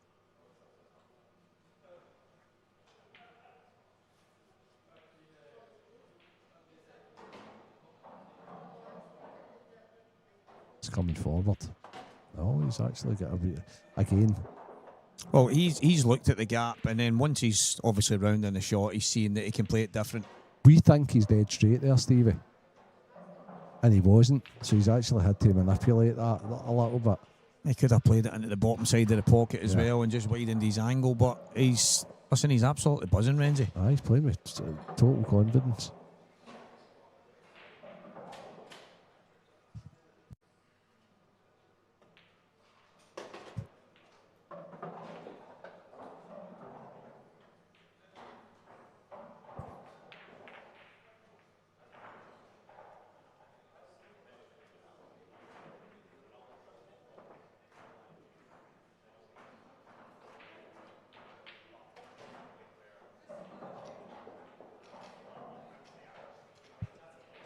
Mark Fleming, just like that, 1-0 up. Race to 8.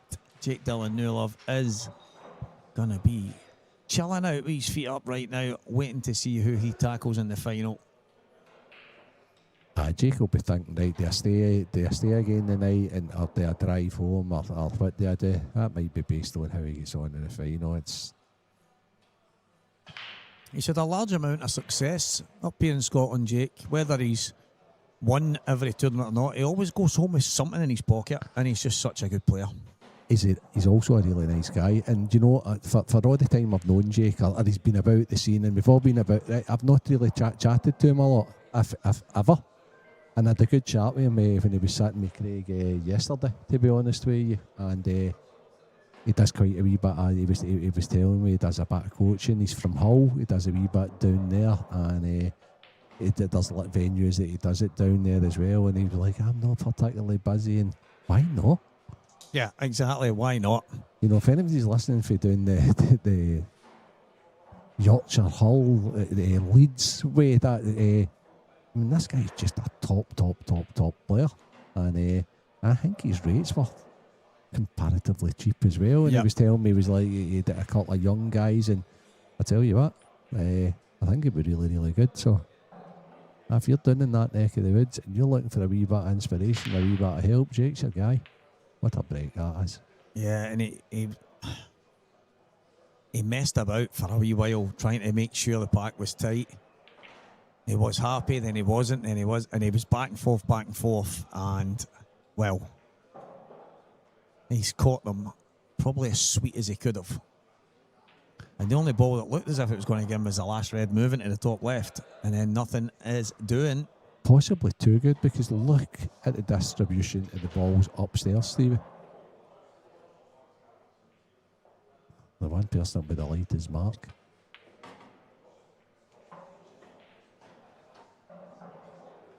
I watched Mark play Liam in the SPA event recently, the IM, and he was a double away for beating Liam, and so he was in good form then. He's continued it this weekend.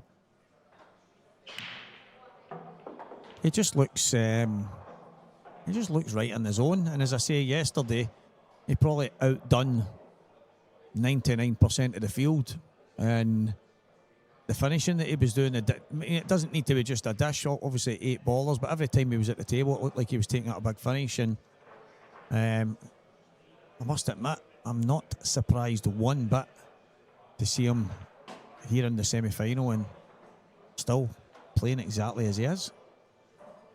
Absolutely, Raymond. It's hard work in here at times, right? The man to my right here, who does this day in, day out. It's you think you're just.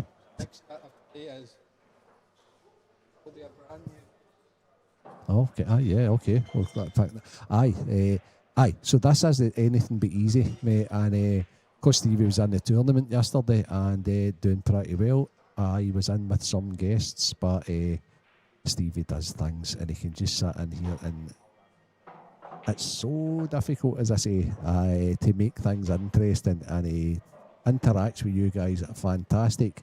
And at times I'll come over and he doesn't even ask for anybody, and he just gets on with it. So no, I appreciate it, but the guy next to me is the boss at this, that's for sure. Mate, I think that's brilliant. Your views on the shots, I think, is what obviously he's more alluding to as well, Renzi, because you're standing in the coaching world, let's say, not just the pool world, because obviously whether you were a PPPO pro and all the other stuff that went way at the level that you played at, oh market boy, I think you're in soapy, son. I just think that knowledge and obviously listen to people like the Liam Dunsters, the Morgan McInneses, and the people that you are coaching and have coached and the success that they've had.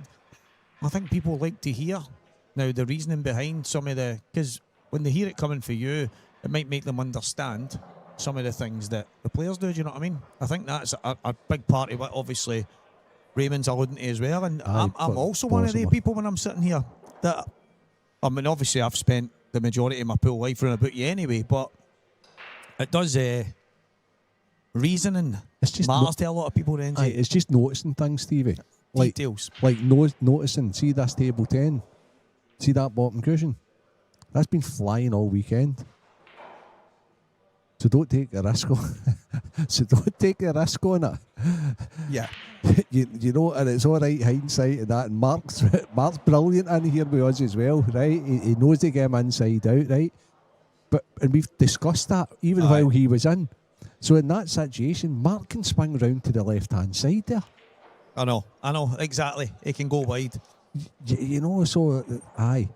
And Raymond, I've got, because I don't play anywhere, I get a wee bit critical in here. It was quite funny with Gibbsy yesterday because he was talking about like Stephen Henry and blah blah blah, and I was like, I says I'm quite critical myself. And Gibbsy's like, but you're not Stephen Henry, are you? He says, come on, we're talking about levels here. He just put me right back in my place. It was quality. I'm going to be brutally honest, Orange. I thought Mark might have took the ball closest to the pocket first. I think what Mark did there is he's absolutely buzzing, he's absolutely flying, right? And it didn't even enter his mind that anything could go wrong. Just like And when that sprung on him there, he must have felt, oh no, because that's been getting discussed all weekend, and I know this. And he's played a few matches on this. He knows That's it's right. springing.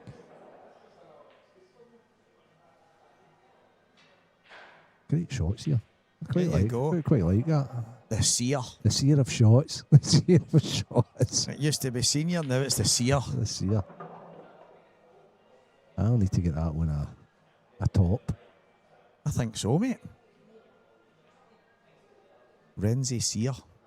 The seer of shots. The The shots seer, here. mate. Aye, the shot seer. I quite like that. That could be a nickname.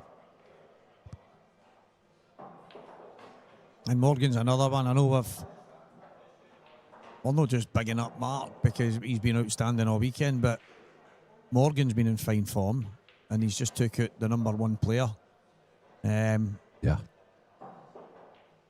But not many people will argue about. And his rankings say it all in the IPA, the SPA, everything that comes with it. So, and Morgan's took him out. So, for me, I wouldn't like to be forced to pick a winner here. Oh, in this match? Yep. Oh, in this match it's very difficult. And obviously they're friendly. Yeah. Two guys that have got quite close over the last couple of years. International teammates. They've done quite a wee bit together. But you know what? It won't get in the road. And see that friendship? It won't get in the road at all. That's not a good shot, Morgan. I've seen people toil with that shot this weekend, Stevie.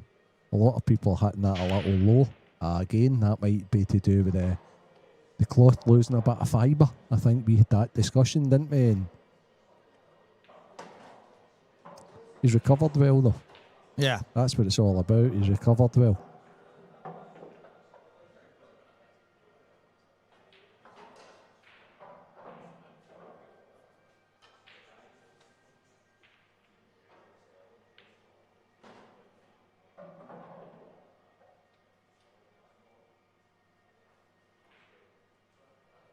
Aye, Ian beat me in the Scottish in the quarterfinals of the Scottish one year. Raymond, the only title in Scotland that actually eluded me, and I enjoyed it. He enjoyed having a go, so he did. And he would have loved these rules today, yeah, because it was a wee bit more fudgy back then. But yeah, no, and you know what? You know, it was I think Johnny Kemp won it that year. I think I would have played. If I'd have beat Ian in the quarters. I think I would have played Chris Sweeney. A cracking player. But it was a good chance I possibly getting to the final to play Johnny Kemp, who me and Johnny had some really good battles over the years. So it was one of the ones that got away, and I'll never forget it because I stretched for a shot and gave Ian two. And the deciding frame. So there you go. If you didn't already know that, your brother, who sadly missed, actually got to the semi-finals of the Scottish. There you go. There you go. Don't push me on a year, because that would be late 90s probably.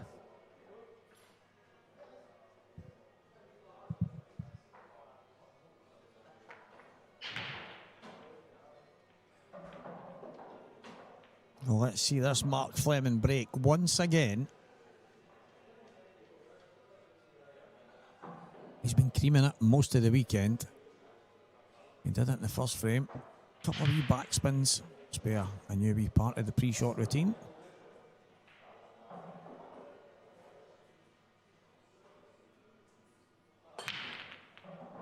Aye, as he's creaming them, isn't he? Yeah. He's absolutely creaming them. Absolutely unbelievable. Take your yellows for a laugh, Mark. Come on, Mark, take it yellows. The yellows aren't even bad. No, they're not. I know.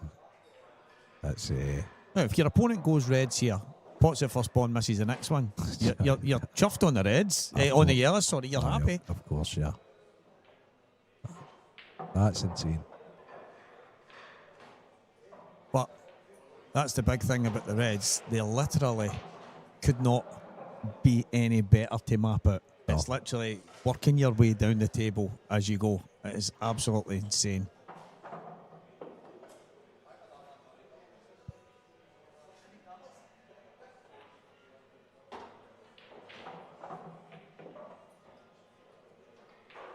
I reckon there's not many people in the world of pool that you couldn't coach through that finish, Renzi. No, exactly. It's really.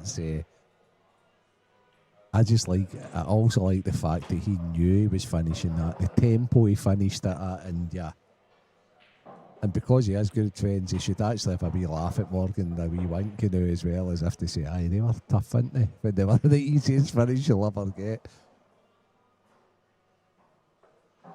For me, probably the only shot, and I'm really, really having to struggle here to find one, was the first one. Aye. Just to make sure he landed Aye, straightish on his second ball to then start working his way down. Yeah. But that's it. Yeah, and especially after getting a wicked bounce for one of the cushions the last time. He might have been a wee bit pensive of that, but aye, we're not picking him. We knew he was going to get. I mean,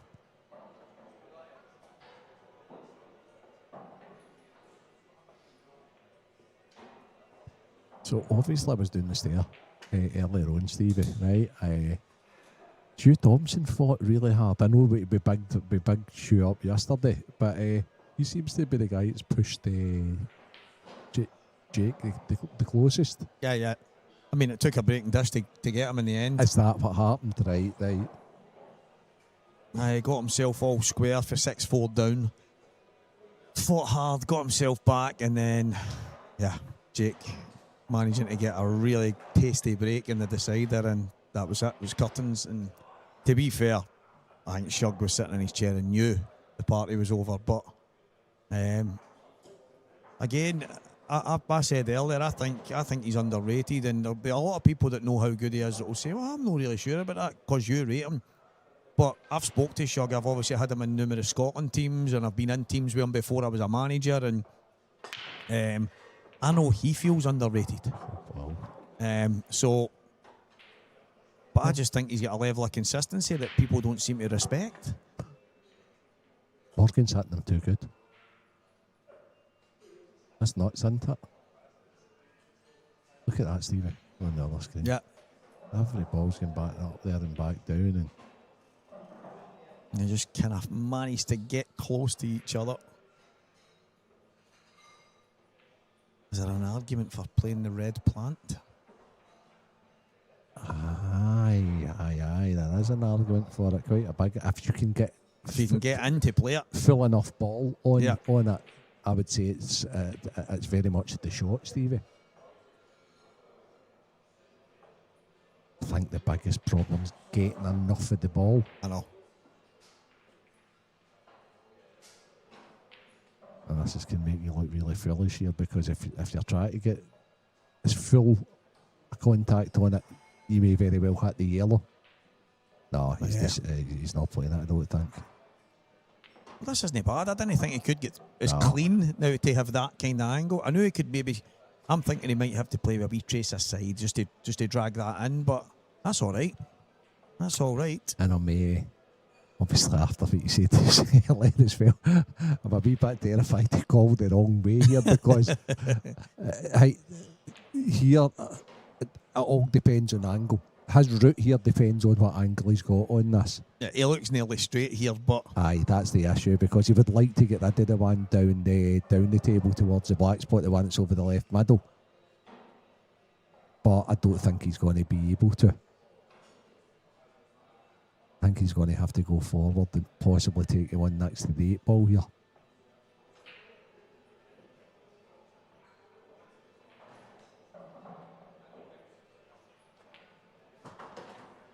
That's okay.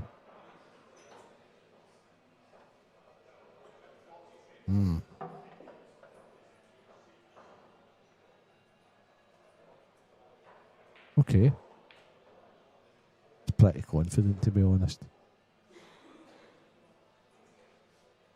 He would love that red not to be over the left middle, don't you, Stevie?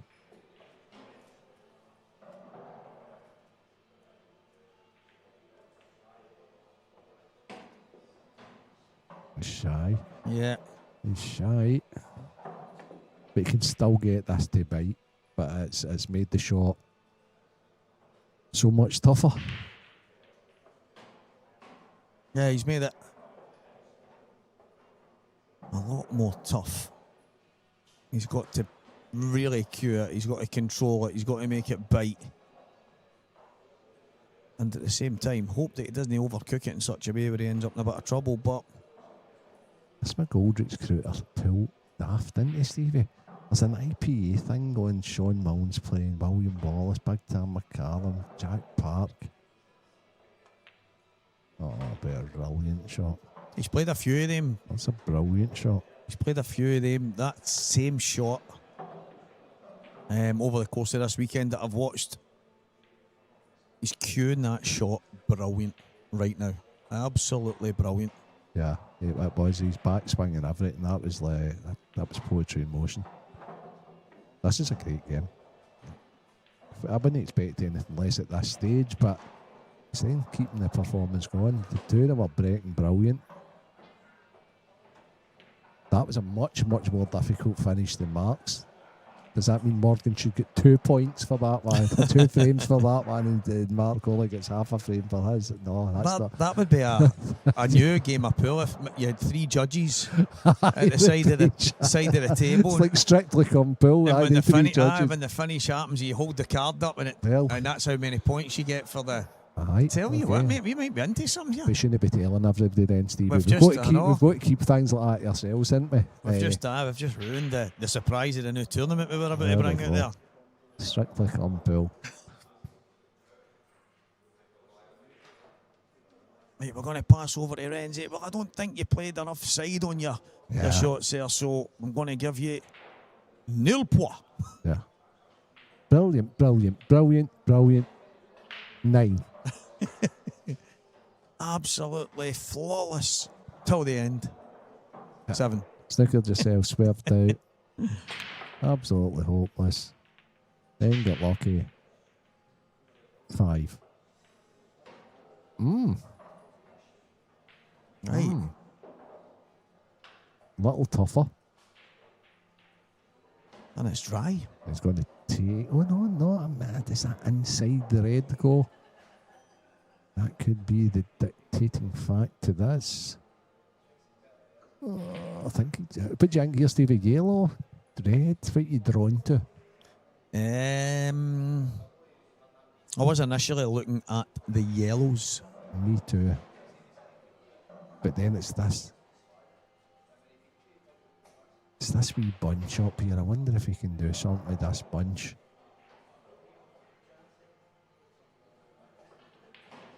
What's he playing? Is he playing the red to the middle? He has. Oh, right. So that's even better then if that goes then. Yeah. That's fluent. Okay, right, okay. So now it's like it's not so much fingers crossed, but they've got to come out favourable.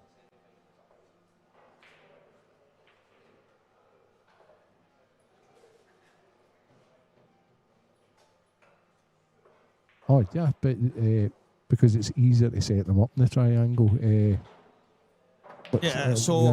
I think, I don't know about this one here, but over the course of the weekend, at each table there is a smart rack or just your everyday triangle, and or both. Yeah, that's what I mean. They're all throughout this tournament. They're all there. Obviously, the guys at 8 Ball Direct and that part of the sponsorship here as well. So, but for me, I use the smart rack all weekend because I prefer it. Yeah.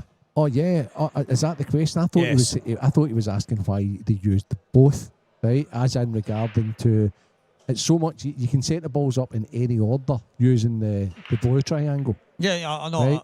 The smart rack, you're limited because you've got to go top to bottom. No, I don't. I just bang them in and then swap them about. Right, okay. I just set it. Okay. I just put it against the bottom cushion and set it up as I normally do. See, I'm much more strategic than that, right? Then I just slide it up and I leave the last ball out and I put the last ball in and away we go. You know what? We need to ask the players then. Right, okay.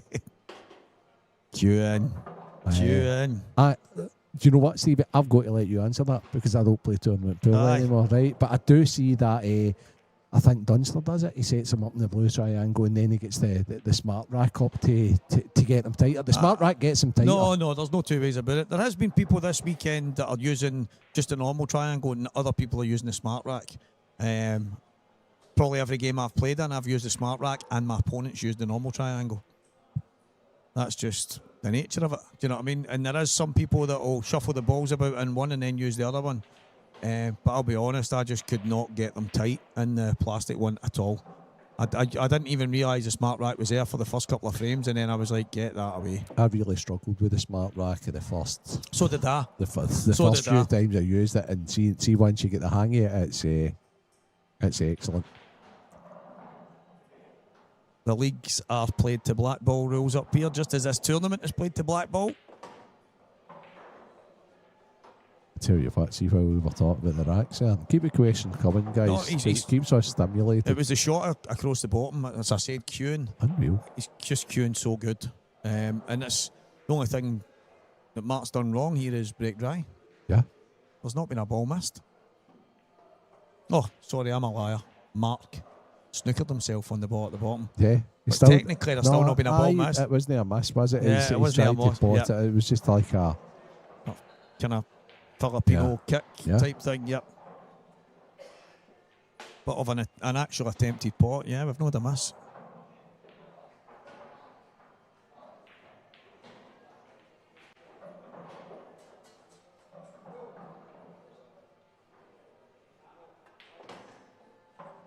That is a very, very good...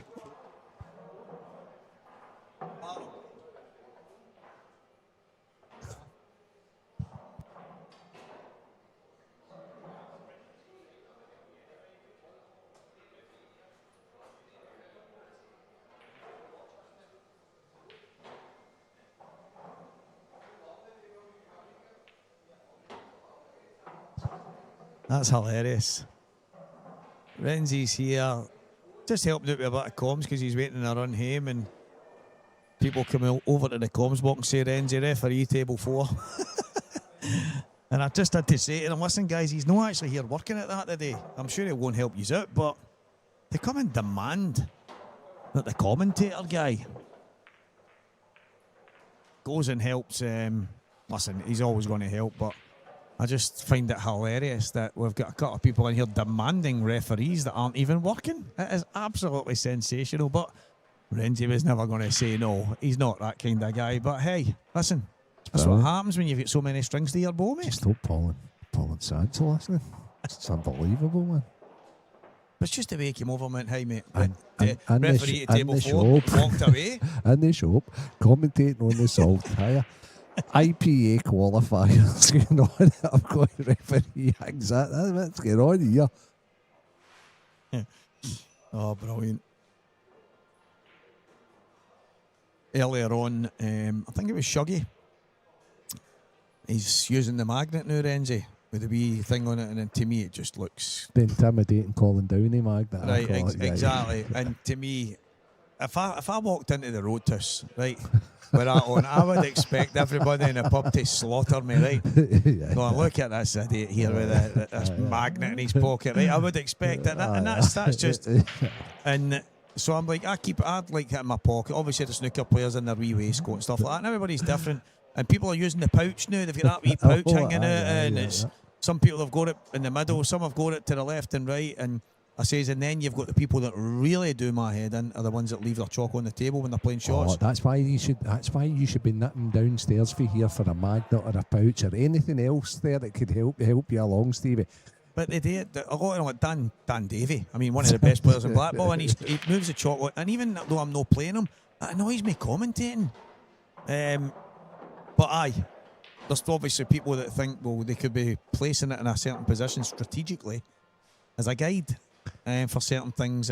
But to me, I just think it looks messy on the table. See if a referee spots that, or an opponent that brings that to a referee, he's then got to watch for a couple of shots and see if he does think he is. It's well within his rights to call a foul on him, Stevie. So no, you can't use the chalk or any device as a measuring device, and it's in the rules, to be honest. That's another unbelievable break for Morgan. It's got to be yellows for me. Yeah.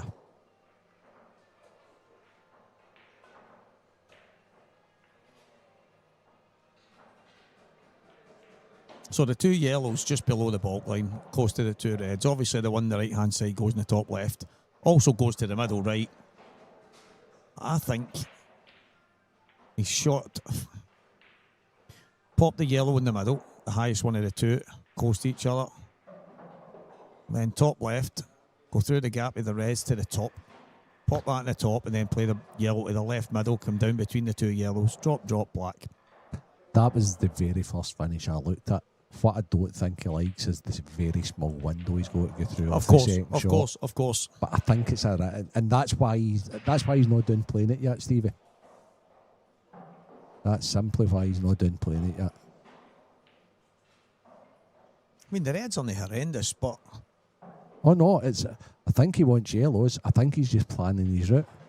he's actually, what he's looked at here for me, and he's looking at playing that high, the yellow to the right middle, but he's looking at going upstairs, taking the one along the cushion and then taking the yellow to the right middle. But Now, if he can get on that, yeah, he would need to be wide enough so that he's at least get into the red and then he's got the yellow to the... that would be my preferred route, to go up and get the one there next and then connect to the one to the middle or even the bottom left.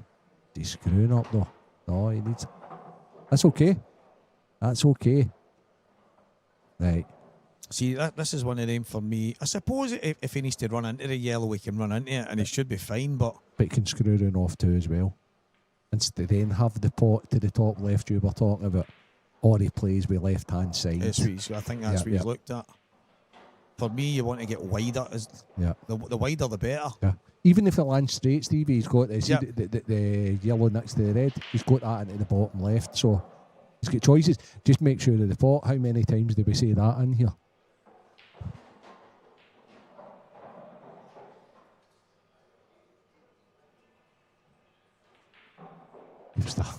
You've started something here, Stevie.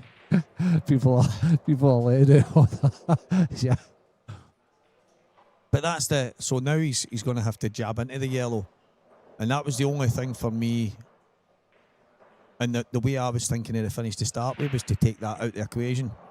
Aye. But if it's he needs to be on the yellow he jabs into. Though. Yeah, exactly. He might be. He could possibly play it in a way where he pushes through, and the yellow. He would have to play it in such a pace that the yellow went close to the left middle and then somehow lands between. But he's going to play a little stun. I think that's a shot. Oh, so that's a shot I was thinking, but he's not played it hard enough. But he's manipulated it fine, hasn't he? He's okay. No, he's fine. I felt if he plays that harder, the yellow hits the side cushion and comes out, and he comes down probably another 3 or 4 inches. Again, though, this is one of these ones. Can he actually drag the ball into the left middle, or does he need to manoeuvre? Right. That looks to us as if he can drop in and be okay, but I think he's at a more severe angle here. That he might have to go either maybe check side off too and back up. He's running the angles here. Right, he looks as if he's loading my check side, Stevie. 1, 2, check. Yeah, it's okay. That's okay. That's fine. And now he just needs to fully commit to this. Just a nice wee stun. And it's then right middle and left middle. Nah, Raymond, I wouldn't ban it all together. It's just...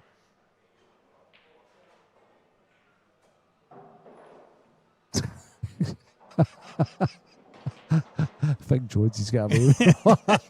Oh, Martin, is that sitting annoying you?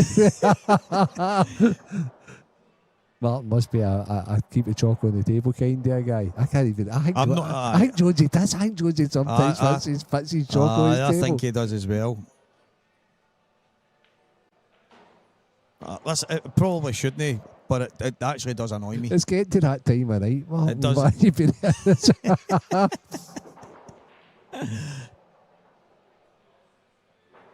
Morgan McInnes. I like that. That's something I don't do enough of. Yeah, I like it. Not too. comfortable, get back up. Do not do that enough. And I think that's huge. He done it 3 or 4 times against Liam in a certain shot, and he nailed it lovely after it, and he hit it so sweet.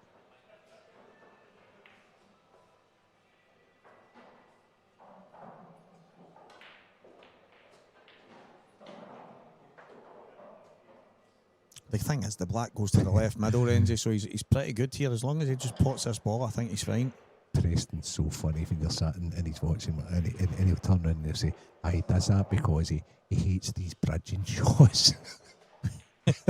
He's a show away all the time. Nope. Nah, okay. So Preston's probably right. Next match on the 7, Sean Ball and Chris Mullin. So that's your first little error. Stevie started it earlier, right? It's because I seen Shug with a magnet on his pocket. And you're all on board, right? That's brilliant. Because the thing is, there's wee things like that annoy more people than one. And then there's people that do it that it annoys them that other people are moaning about it. And it's like, yeah, it's one of the... But aye, Jonesy, I agree with you. Some maniac just started a bit of nonsense earlier and it's grew arms and legs. Can't wait to see the Facebook posts later. Aye, viral.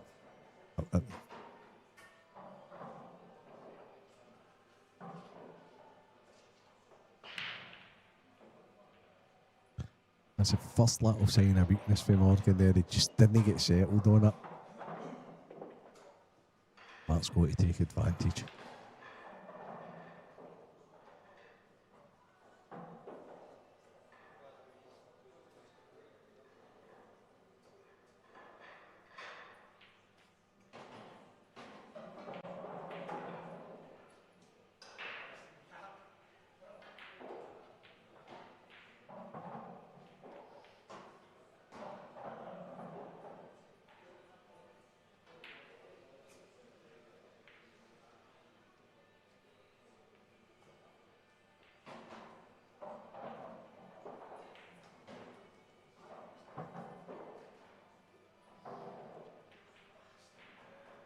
Mark's throwing it to him again. Oh, he's maybe got a little thought. Oh, no, he's not. No, he's not.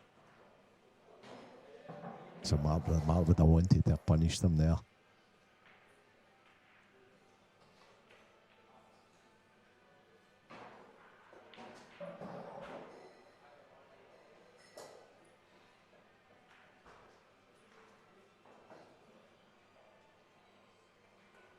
Pretend it's not there, Martin, and just like shimmy it down the bag so it's lost forever.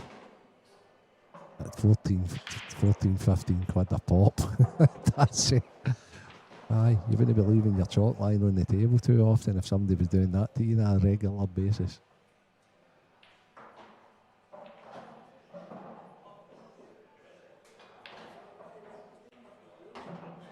Okay, so Morgan's got away with one there.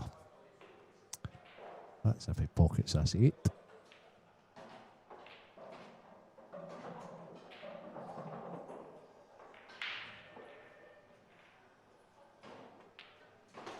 Yep. For 2 Morgan.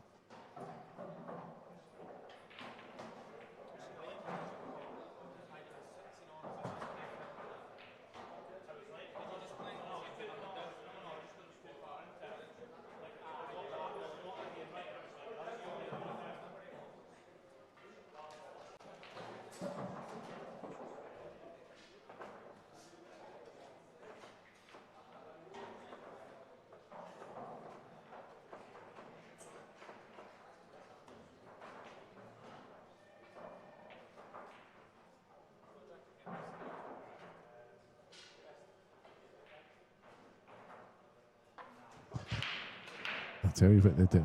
When I used to play, I'll tell you what really annoyed me, must be all.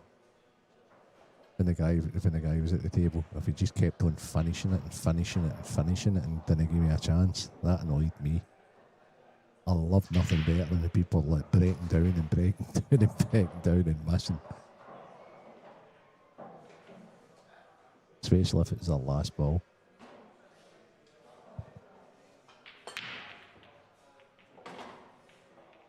Another incredible crunch. But there's a wee bit of daylight, Renzi, between them now. So Mark needs to hang on to the coattails before it gets any wider. Yeah, I agree.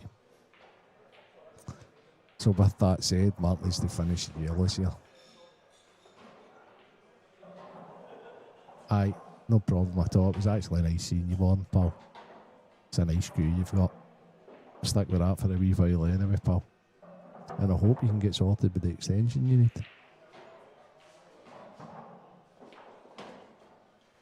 Hey, do you know what else came to me last night? You know the boy Anthony Gordon that plays for England? Yeah. He looks like Queen Elizabeth on a 1p I coin. see that. I see that. Mate, he's a double. Yeah. I couldn't. He was running away for the corner flag, and I was like, "Whoa! Who told him that hairdo was good?"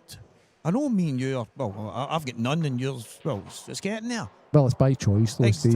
no, I don't know yeah. if yours is, but No, mine, I know, mine but- certainly is that. But if you grow that now, mate, it's not exactly thick. So let's not pretend to be Oh, no, jumping but- about with a Jackson 5 haircut. Oh, I could have a Jackson. It'd be an awful grey Jackson, however. Maybe a Janet Jackson, Aye. but see when I walk in, they're like, "Why are you getting that haircut? Because you've got hair."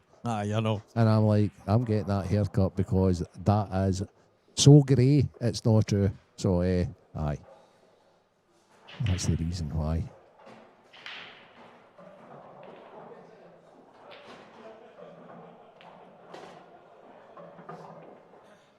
I must admit, there's not a lot. There's not a lot that annoys me.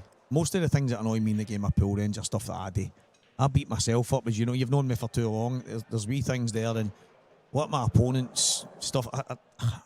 The thing with the chalk on the table is a lot of players when they put it down sideways, upside down, and it actually bothers me the mess. I think wee things like that, and it's like, well, I've got to put my hand on that. I've got to lean over that, and I'm like, come on, play the game. So it's not actually the fact that the chalk's there; it's just the stuff. There's wee daft things, but Mark, I'll tell you what annoys me with Mark. It doesn't annoy me, but I just find it fascinating. He looks like he's going to hammer nearly every single shot. Yeah. And then he plays with such finesse. It's like a machine gun action, isn't it? It's like He has just got such a mental contact off that red. It's as if there was a wee trace. We get the, and he has had to put a wee trace on it because of the way he was queuing past the black. We see it, Renzi, on the kind of,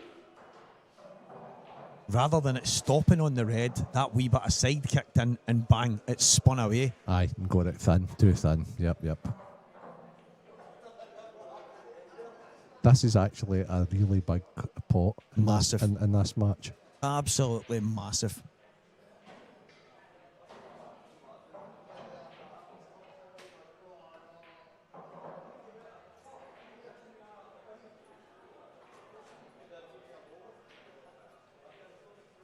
Dell leaves the chalk on the table playing Downey and then picks it up once Downey's finished it.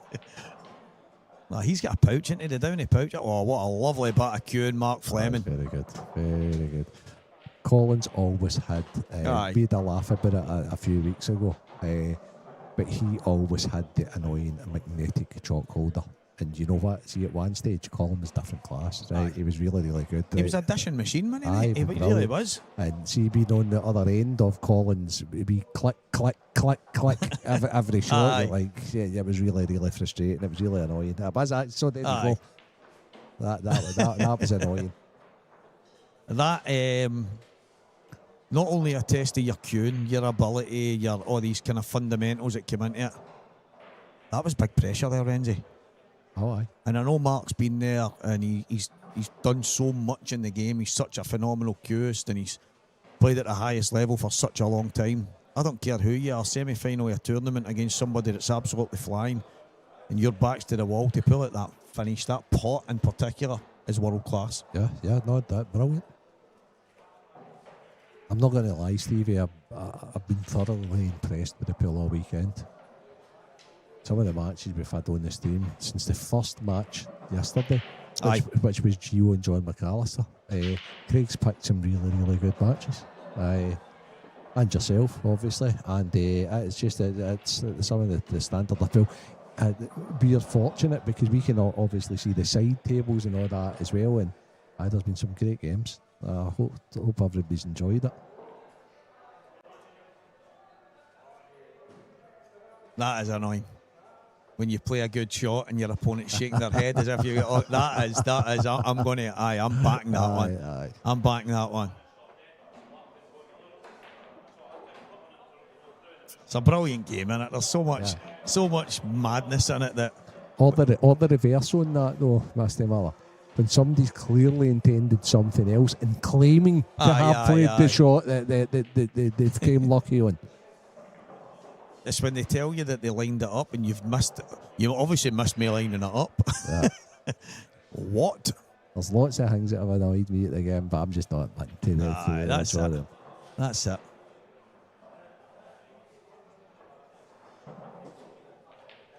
But I think all these wee things culminate in a big enjoyment for the game because we'd have nothing to talk about. No, that's true. And we would all run out of excuses for getting beat if all these things didn't bug us. Yeah. I'm not going to. I missed a really tough black last night because I thought my opponent was. It's one of these shots where I need to get a wee bit of fortune to have a shot. If I get really fortunate, I've got an easy shot, but I've ended up with a really tough pot. But it was one of them, and I thought, wait a minute here, I've not exactly got away with this because I've got a nightmare black. What's he moaning at? It wasn't my opponent moaning. It was the guy in the next table moaning like a maniac. And I thought I just didn't want to get involved in it. So I'm thinking my opponent was giving it under his breath kind of thing, but it was constant. And I thought, that's bang out order. And then I've played the shot and I looked up and the guy at the next table was still doing it, and I've kind of went, and it kind of we silly things, but that's incredible. But that's etiquette. We talk about etiquette. You need to remember there's other people. That's true. He hit them so hard there that the fight actually... It hit the knuckle, didn't it? Jumped off the table onto the knuckle. It hit the knuckle and went straight into the top left corner. Yep. Now.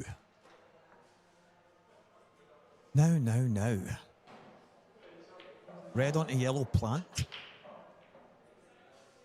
That's the first thing I've seen. I'm not saying it's right, but it's the first thing that stood out to me.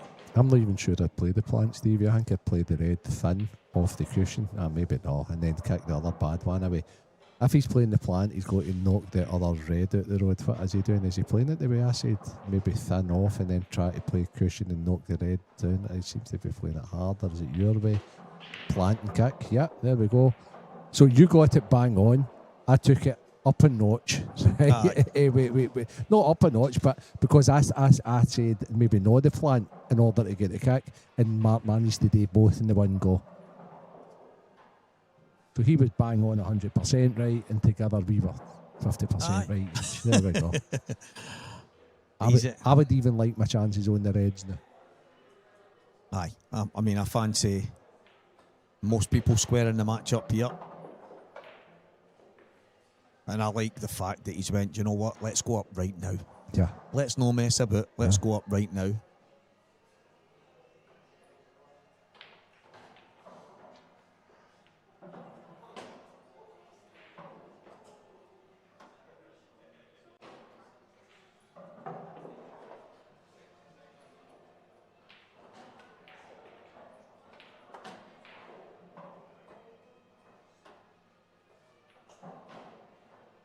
Yeah, it's good. I think the game's going unbelievable. Mate, the standard's better now. Undoubtedly, the standard's better. Some of the players you mentioned would have, they'd have been able to play, but now, at IEMs and tournaments like that, you had a couple of 2 or 3 rounds to play your way in. It's not like that anymore. These tournaments are brilliant. You've got all the best guys coming from down south, up and all that, and yeah. The playing conditions are much better. The cloths are better. The balls are better.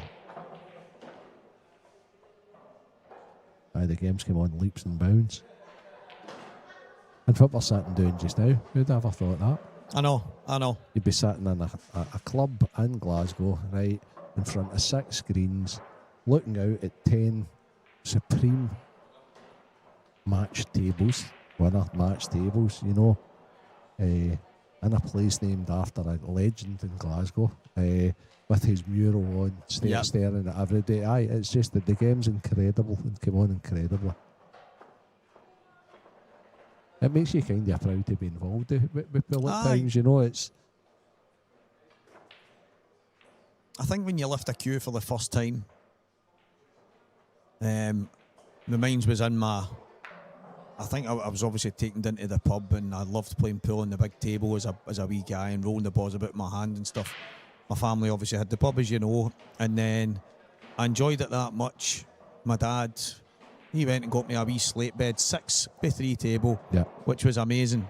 And I remember him, and I always thought at the time, I used to remember being, I can't remember what one of my mates it was, and it was obviously one of the wee kind of Argosy ones.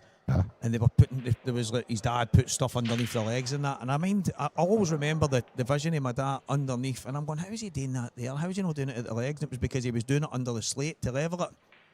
And it was unbelievable. That's right. So he was fit. He was putting like the beer mat syndrome. Yeah. So he was doing that under the slate, but I didn't realise because obviously it's such a heavy table. It's called, funnily enough, it's called packing a slate. Right. Yeah. So he was making sure it was perfect and I just loved.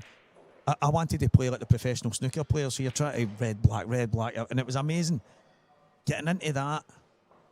I don't know the first time I lifted a cue, and then when I started playing pool with Tiger that night in the pub after I stopped playing football. I don't know where I don't even think the thought came to me where I would be 20 years later.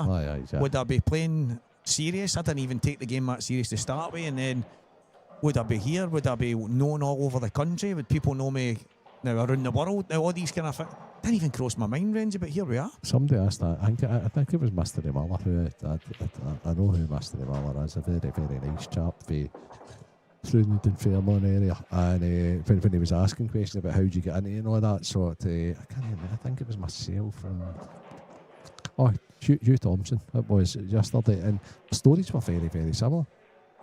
Only his was with his own man. I think mine was just going to a social club. At an age I was like, what do I want to be doing? Do I want to be running about the streets, or do I want to go there? And I was like, I think I'll go there. And then I just absolutely loved it. Like an old, it was like an old social club, but like a bowling club scenario that I had a couple of pool tables, a snooker table. All the old guys bantering, that was brilliant. They were all about 70 and all that, but there were some laughing. Everybody's got the story of how they get into the game. It's mad. I remember going to the Reardons in the town with all my mates, and I'd be like, we're in the town, we'll go to Reardons for an hour. And we'd get an hour on the snooker table, and they would all be moaning, like, come on man, let's get out of here, this is boring. Obviously. And I'm like, no, this is, and I'm loving it, and they're like, aye, because you're good. But they can't put a ball end, and I'm in my element, I'm loving it. But see, to be fair, probably 9 times out of 10, any time they'd go, right, Mon, he wants to get in for an hour of snooker. They would always go, even though we were the young team stuff. Yeah.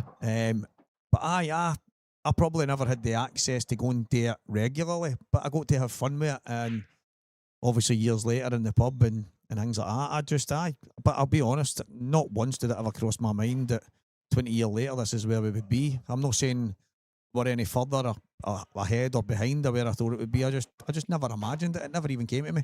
Oh no, but the game's definitely further ahead anyway. That's for sure. Morgan played a bad first shot there. Where is he went?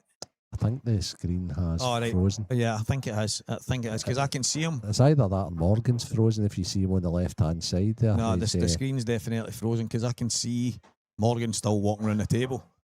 Right, okay. Craig. Rescue.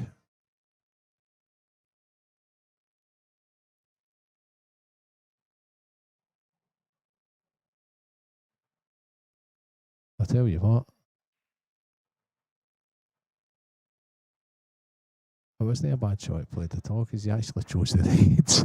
Because we were talking about all our yesterdays there, I think I don't even know what colour set he's on. There we go. Reds it is. There we go. That was a good guess, wasn't it? I just looked through the monitors here. Yep, now we're back. Sorry about that, chaps. Yeah, we do apologise. Oh, it's okay.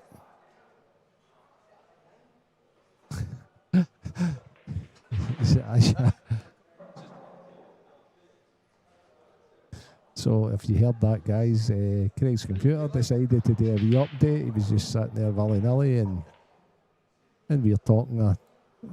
We can't see anything. Right, so is he just going to draw this back? Yeah, take the 8 long.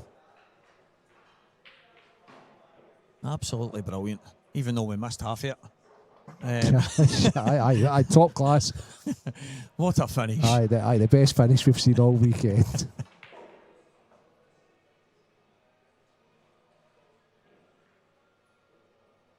Aye, about 10 seconds. Me and Stevie were talking nonsense. We didn't even know. We didn't even...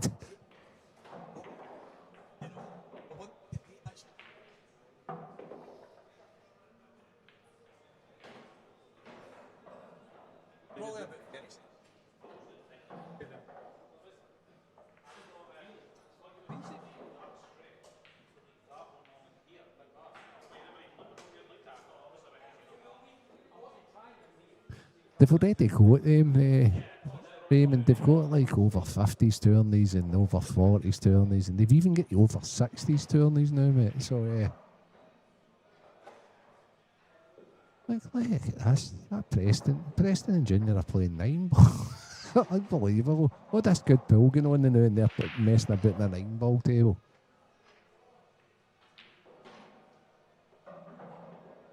Let's all go here.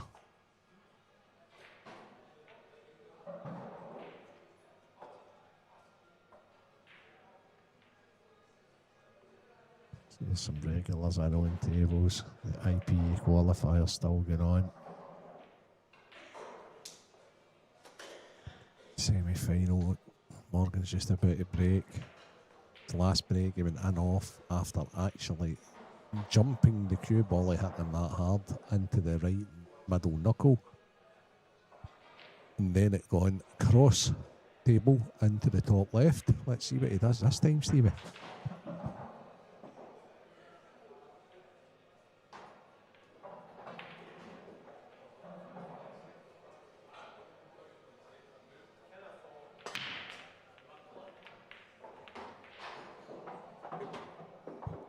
I'm shouting all the cue ball and my mic was off there. Oh, wow.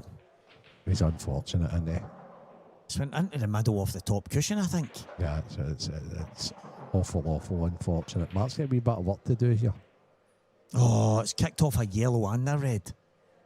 Simultaneous and knocked into the left. Wow. Try and be quick here, lads, but what I see is the red onto the plant downstairs and stun the fight to the right hand side. So the red that's closest, not the red closest to the brown spot, the one beside that. See, this is what I see. Oh, okay. Yellow onto the plant. Okay. See, I'd do it with the red. So he's going to take it. That one's Yeah. a wee bit tighter, so he's going to the Yeah. outside. But I would have. That's the one. I like that one. Right, okay. Jab that onto the plant and That's then play weird. the ball over the bag. So I'd do it with the red, and then the cue ball's not as close to the yellow as it is. I'd do it with the red. No, I know. Onto it, and then stun, and then you're only like one red upstairs to play for. So, And the thing is, I mean, this is what I seen. Yeah. Yeah. Yeah, it's good. It's good. Nice. That's fine. It's worked out just as good. Just as good.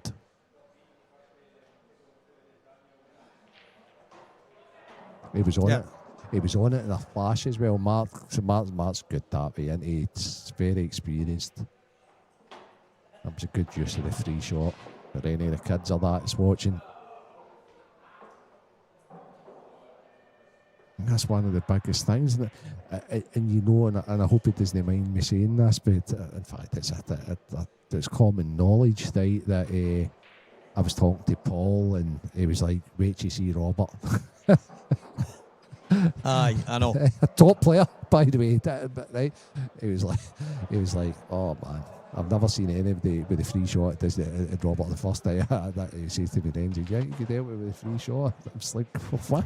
I know. And he was like, "I just mind blank." It's such a. And I've you know spoken what? to him. It's- It's such a waste. Yeah, But but he's starting to understand it. I know. now. It's really weird. That's the thing I mentioned to you about that frame I had last night, where I was in a situation where I couldn't even use my free shot because it was only going to mess the table up. Even if I tried to, it was like the balls were probably as good as I could have got them at that time, and I'm standing there going, oh, I don't like this, because I'm trying to figure out any way possible that I can play that one free shot to make it better. And I'm in a situation where I really couldn't. And as you say, Robert is an abs. There's times you kind of say to him, Robert, what were you thinking? And he'll go, I never even seen that. And it's so blatant and so, he's just die. But he's came from a totally different world, and a lot of other players have as well, obviously. But I said to him a wee while ago, I went, Robert, you don't understand. That's an extra string to the bow. That's an extra tool in the kit that you can use. I don't get why you draw a blank. You should be thinking, oh, you're beauty. Yeah, for sure. Do you know what I mean? How can I make this better, rather than sitting there overthinking it? But listen, we're all guilty of certain things at certain times, but somebody of his quality, it does surprise me, Renzi. But there's loads of people like that. No, Loads. he's only one example. Yep. Quite a high profile example. Exactly, But exactly. he is only one example. Nonetheless, Mark's went about this finish quite tidy.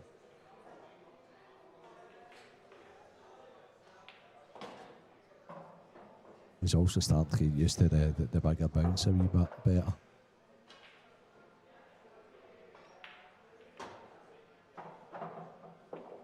Well, I said at the start, Renzi, I wouldn't like to pick a winner between these two.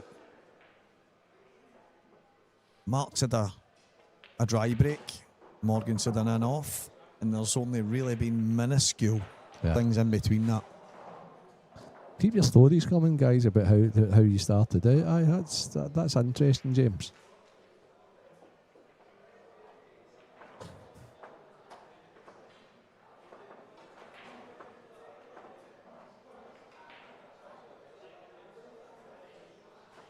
Yeah, I think that down in Ayrshire, what I find, James, is loads of the young players down there. It was like a tradition that the fathers play, and then the fathers get the sons into playing. So yeah.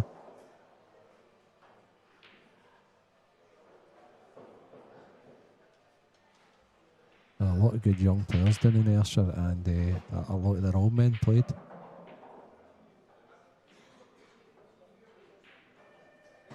I mean, this guy is playing Martin now. His dad was not a bad player as well.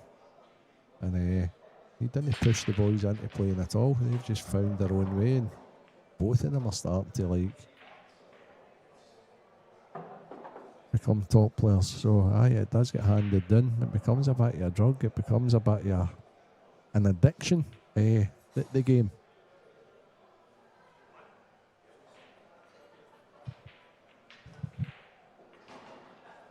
Hello, Ed.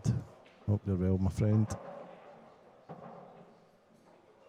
I was scouring through YouTube the other night, Ed, and I'm sure I seen you on some sort of thing. I don't think I'll ever change for being a total pool head, and probably watch more pool now than ever when I actually played the game.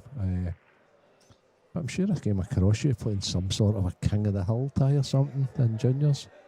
I'm not going to lie, Eddie, I didn't last very long watching it. I think I was all pulled out for the day, but aye. Hope you're well.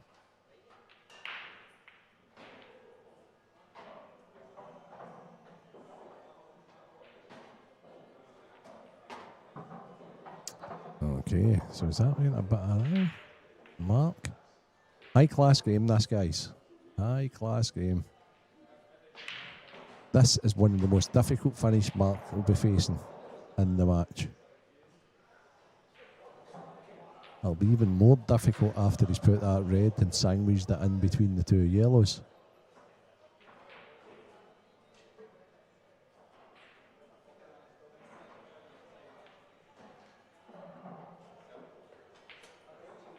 Now, can he pull a rabbit out the hat this time? Is he going to pot this? Stop the ball dead and then play left middle and open the badge in it he just put there? It's looking like it.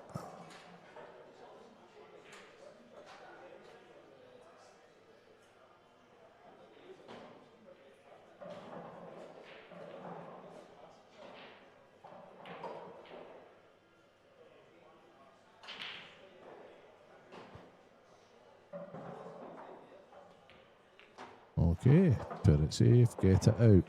What's your next trick? Off the yellow into the left middle.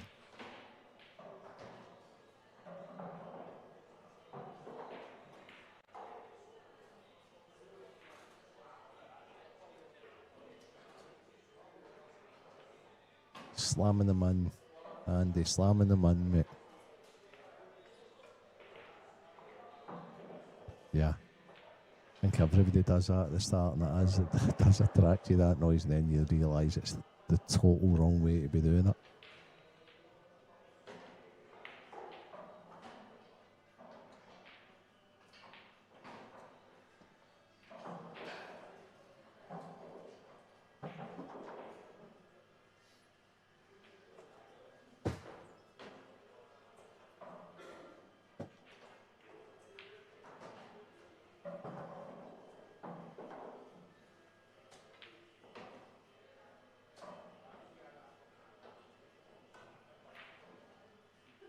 You talking about the miners' welfares, Raimondo?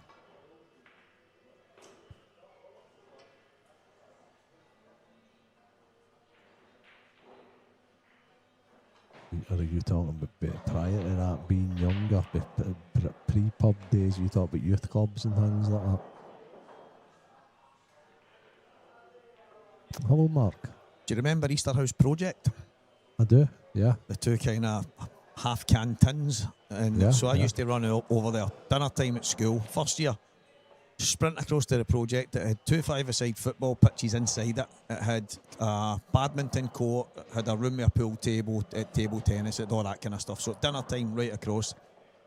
But I would always be in a race to get out there first because I wanted to get the first game of pool. As soon as I had my game of pool, Yeah. and in the room there was a jukebox, and the first song every single time on it was Baker Street. Aye, So they must okay. have put the plug in, and the first song it would play every time was Baker Street. And while that was playing, I would have that first frame of pool. Didn't matter if I won or lost, I just wanted that first frame and then go play football. And then I'd run into the football room because by that time everybody was out and we get to play that's football. true. So every dinner time, just because some of the different, obviously growing up in the pub, as you know anyway, you knew the whole family, but aye. I mean, I didn't even, when I keep thinking now, I probably queued a lot more than I actually realised that I did at a young age, do you know what I mean?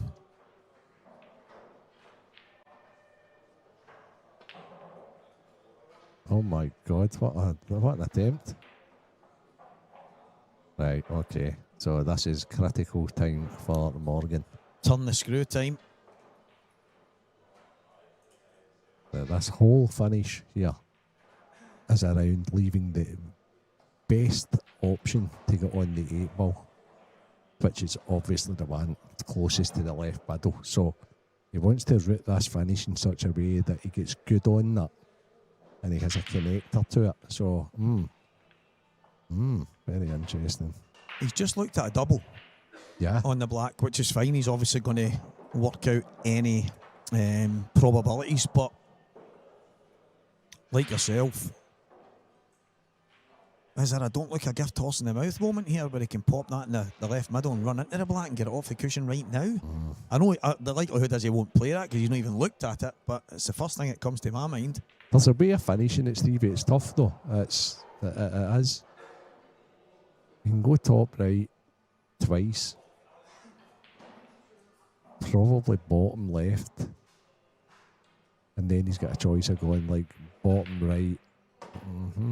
Okay, so that's the starter. That's out the road. No, in fact, I think I'd go, top right, bottom left, right middle, top right, left middle, black down low. But you've got to be bold because you can't really get close. Oh, he's taking this right away, okay. Oh, so this would have been my connector to the one to the left middle. I think he's playing your way, Stevie. I think he's going to try and develop the 8 ball.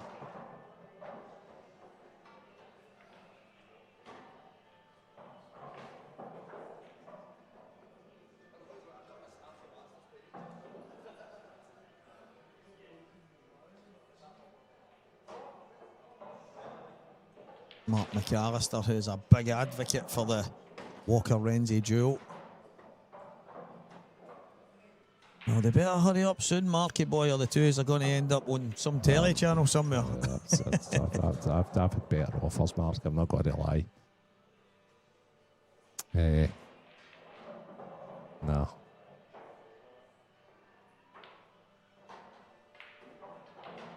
Couple of charlatans that run that IPA anyway, mate. So. I think he was better before he kicked the blackout. So I didn't like his route. Aye. As I say, can you imagine? See if he'd have potted that one and then been on this to be on the black. I thought He's just got to drop on this yellow. Right, He's got to play the double. Aye. Do you know what? I really like it now. Aye. I really like it because he's got great on this. Pops this in, plays a yellow at the top right, plays this down to the bottom right, and then just pulls back, and he's got a nice double and possibly a 6-5 lead. I like the way Morgan's played this.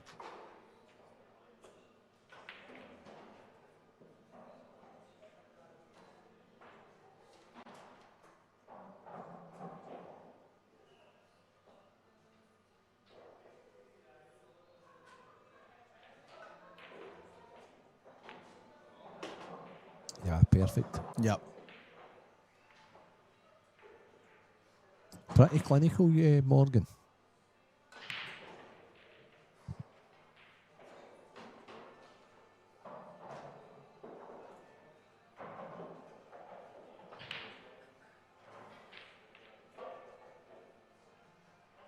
Tom Kim is the Scottish Open champion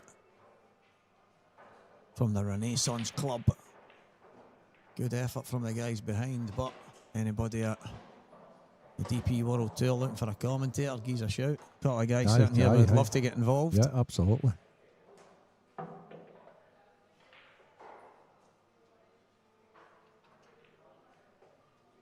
was going to say he's landed pretty poor. He's got to get the right angle on the double. I think he needs to now screw off the cushion and back across. He might need a wee touch of side on it. Yeah, I like what he's doing as well. He's like, he can't be short here. He can be long and be okay.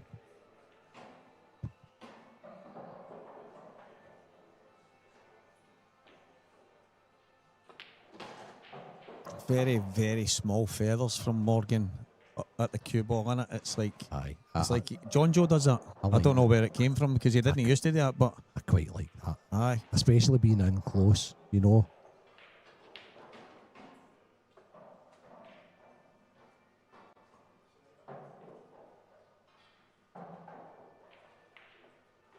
He just needs to commit to this.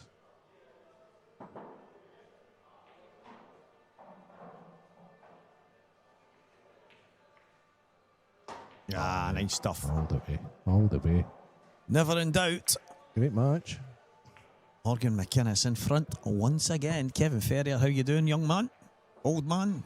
Middle-aged man? Every man out there watching. Cheers, guys. Cheers for all the interaction that you're dishing out here. It is absolutely class. It's what it's all about. It definitely makes the Sunday viewing a wee bit better. And it also keeps us going in here.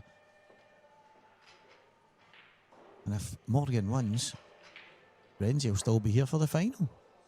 And if he doesn't, you guys better be well in with that chat because it's me and you. So we know who Stevie's shouting for here. That's what's they disrespect to Big Mark, but that would be a big ask, wouldn't it? If Morgan does win, getting Mark in here. Mark's good ladies here anyway, so I think she's driving, so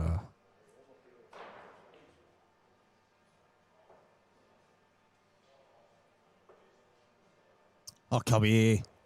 57, he's calling himself Algin. who? Kevin, Oh, not a chance.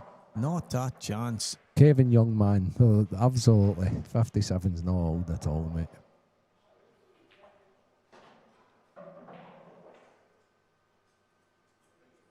Right, here we go. So, he's a too bad and off the last two. He's 6-5 in front. If he can keep that fight out. Yep. Oh. How did that red stay out? Oh, okay. How did any ball stay out? Oh, yeah. Okay. Look at the red. The red kicked off a cue ball, nearly went in. To be fair, Renzi, nothing else really went close.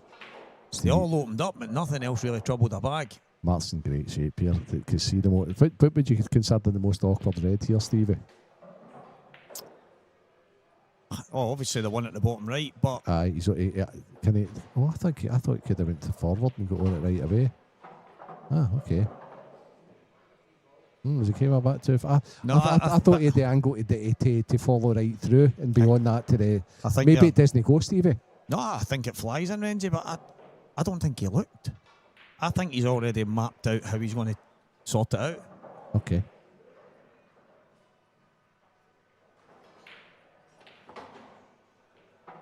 Oh, brilliant. Maybe that's why he didn't look. That's brilliant. Can he stay? Renzi, I don't think he's seen it the first time. Right, but okay. I think he's went, why did I not get in there? Okay. And he's landed in a position where... Mark's pretty honest. He would tell Aye. you anyway. He's screwing the ball good though, isn't he? They both are. They Honestly, both brilliant. the ball good. Absolutely first class. Absolutely first class. In absolute sizzling form. But this is a big shock because I think he's landed a little touch straight.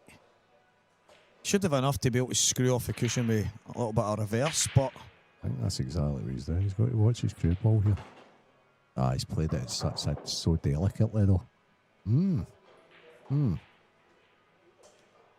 I think he's played it so delicate because he was just thinking, if I just get out, yeah, that's what he's pointed to. He was trying to land on the plant. So he was playing just to get in the middle of the table and he went a little bit too far. Look how quick it's come off again though, Stephen. Mm-hmm. I mean, that's light because that's hardly... See, when he's got the screw to come on, he's hardly imparted it and it's only just hit the cushion. Obviously the reverse side's got to speed it up a wee bit, but it's flew again. Yeah.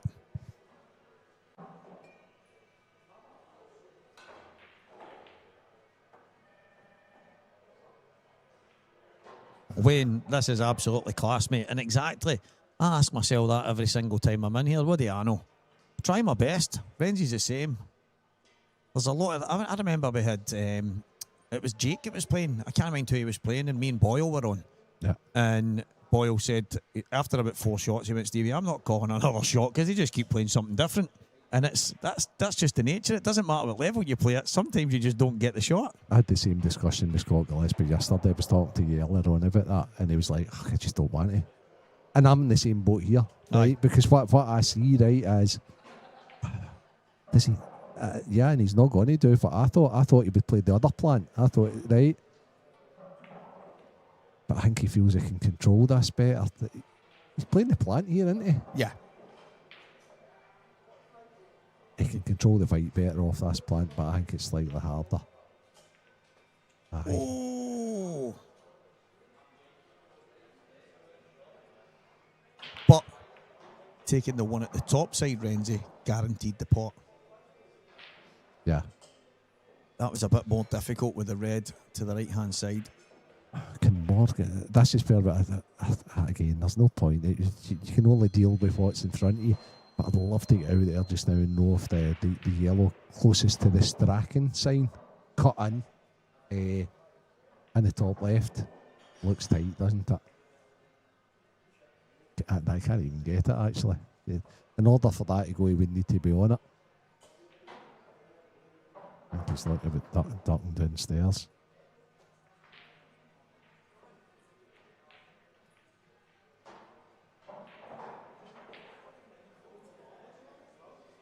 Yeah, I think he's going to want to hide the cue ball. So is he going to slide off this and then go left cushion, right cushion down the bottom? Yeah. Yeah, that's pretty advanced. That's brilliant. Brilliant. Very honestly. nice. Very, very nice.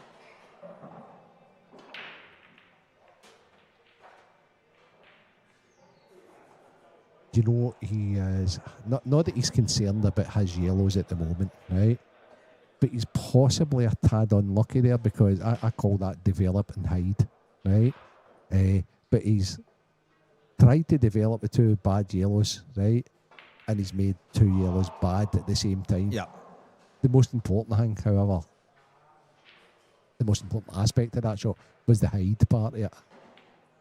And he's had pretty well, so a big hit that's for Mark.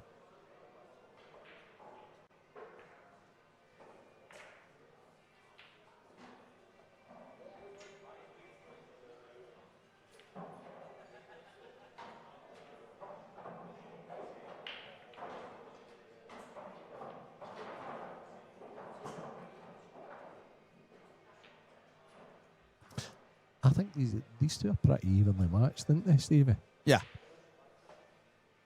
Very much so. And I think how close they've got to each other over the years. They know each other inside out. It won't change how they go about the way they play the game. But I believe it's the kind of thing that pushes them to raise the standards when they play each other, because they know how good the opponent is standing across the table. Plus, bragging rights is a wonderful thing. Oh, yeah, as if pals are that. Good hat. Fantastic. Tapping the leg, Morgan. Aye, very good hat.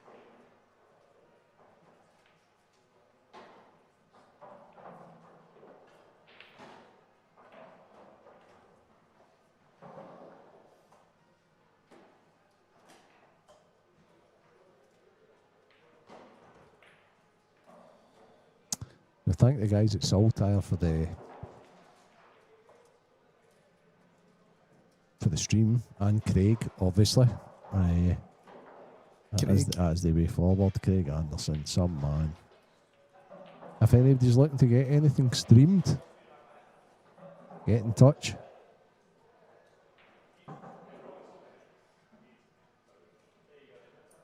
He's top class and he's very affordable into the bargain. Yeah, I've got to hand it to him. He's not very greedy. For me, he's worth more than what he takes. And I believe he's breaking into other sports. Yes, he is. He is indeed. So it's fair. Nice, well played, Craig. I get in touch with him. He's different class at it, and obviously. Yep. If you have a local badminton tournament, Craig is ready to go anytime you want him. And then obviously, if you get on to Stevie, what is your platforms for getting in touch with you? Walker the Talker. Or obviously just on my Facebook. I've got Instagram. I've got TikTok. You can find me. Yeah. There's a wee baldy guy in the picture. Yeah. So don't discount getting Stevie along. You get your league singles night, whatever it may be, league singles finals all over Scotland, all over the UK possibly, and you want your main commentator, your IPA commentator there. Get Craig and Stevie together as a double act, and they'll come and do a wee bit for you. I've actually said to Craig a few times, why don't you, when you're offering stuff out, why don't you offer a package? And then we keep it simple, and people can go, well, wait a minute, we can get all that. That's brilliant, let's do that. Rather than, because some people, when they hear separate things, go, oh, that's a, rather than thinking, wait a minute, all of that. And I mean, but yeah, he's I've said that to him a few times, and he's never really. Maybe can't be bothered listening to you, Stevie. No, but then he'll come and tell me that he's got something booked in. Go and tell them that they might want a commentator, and I'm like, so he wants me there, but he's not wanting to. Nah. Listen, that's the thing. I'm at Preston. There's Preston McInnes. He's got a money match coming up, and he's like, I'll just get some steamers in the pub to do it rather than pay somebody to commentate. And well, at the end of the day, as much as I don't mind doing favours, I ain't doing nothing for free. Listen, you've got to know your worth, Stevie. At the end of the day, you've put the hard yards into this, and you know your worth, so you've got to. It's Jake Dillon Newlove, Kevin. Young Kevin. Yeah, Jake's been waiting for quite a while, but that's what happens when you steamroll the field. But on the flip side, this side of the draw that has Morgan in it also had a match, a race to 7 that was about 3 hours and 20 minutes earlier that kind of held the entire draw up. So it was always going to be the case that this side was going to be running a little bit later. This is development a very interesting frame. obviously Mark's doing everything he can to try and attack the situation. Morgan's doing everything to defend the situation.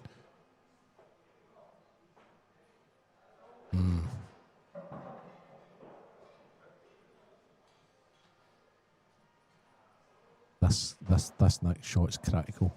Morgan gets him good here. It's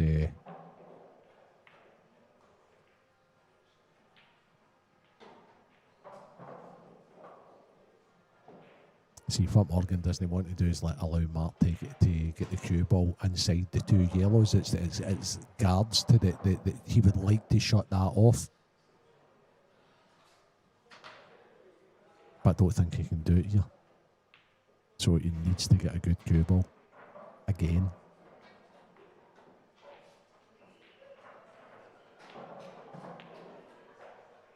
Oh, and he's using the yellow he's played as a guard. Very clever, actually. It's not a snooker. No, it's not. You can get a bowling ball through that gap. So, how much of it has he left Mark? Can Mark play some kind of... I mean... He needs to do something here, Stevie, because he can't let Morgan shot that top bag off with his yellows. This is a shot I was thinking. And listen, I'm loving the fact that he had a bash at that, because that's the shot. Play the ball here, just go cannon into it. I don't think he tried to pot it. I think he tried to move just get rid of one of the yellows. I think if he found that yellow's obviously right up now, but Right, if you bring okay. that down, I think if he goes through that gap, he's got a finish. I thought so too. That's why, funnily enough, I actually feel he played it a little timid. Yeah. Let's have exactly. Again, that's one of the ones that Mark, see if when you get home and watch this game, win or lose here.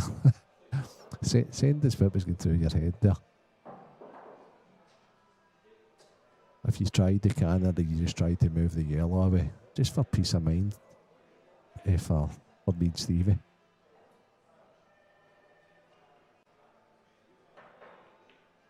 Yeah. Too hard. Yeah, no, but Morgan's learning. Right. Do you know what I like about this, right? I thought Morgan played a really bad shot against Dunster, and he'll hate me for saying this, right? But he played what I thought was a basic snooker. Now, do you know what? I walked over to the shot, so I might be doing him a disservice of not knowing exactly what shots he had to choose from prior to it, right? But it allowed Dunster across the table to pot his hanging ball. I had to go over and ref the shot. And I thought he wouldn't be able to do that if you were downstairs, Morgan. Yeah. And sometimes when you make a mistake like that, if it was a mistake, right, and as I say, it might not be, they're very, very shy of doing it again. And here he's putting distance between them all the time. That's brilliant again. Tell you what, Mark's stuck in well here because he's had a hell of a lot of good hits, hasn't he?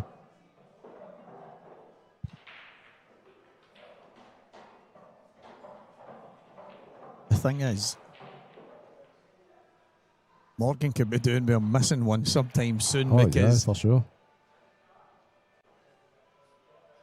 as much as I think about 5 or 6 shots ago, there was 3 yellows up there. There's 5 yellows up there now. And okay. I know you're closing that off, but you also need to, at some point in time, even if you get 2 shots, you need to develop things. He can get my cracker here, mate. He can actually play the middle of the yellows here and then just nestle in behind the yellow that's closest to the red upstairs. Oh no, okay. I was going to say... Okay, I like that as well. I right. was going to say he might be able to play the double and snooker here, Yeah. but... I like that better, actually, because he's totally killed him. Unless he plays a double kick and flags the fight across. Oh, can't believe I'm spotting these shots. Watch this, double kick, white over. But oh no, Mark's just decided to play it out.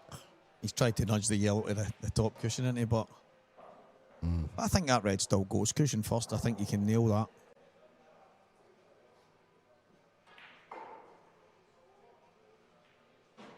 Did you see the snooker I was referencing there, Stevie? No, okay. no that So- I can think of. But Right, so I was taking the ball he played I was to come off the other side it and put the Oh, white in right, there. right. Okay. Aye, right.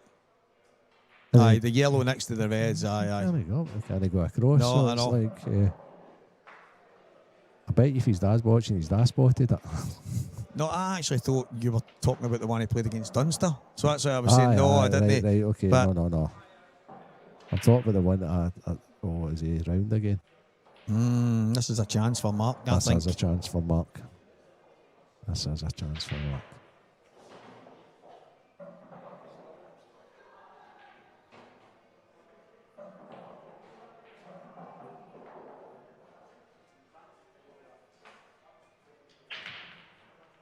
Yep. Oh, Nelly. Mm-hmm. Okay, so he's got the same snooker. Only it's a lot harder to perform this time Yeah.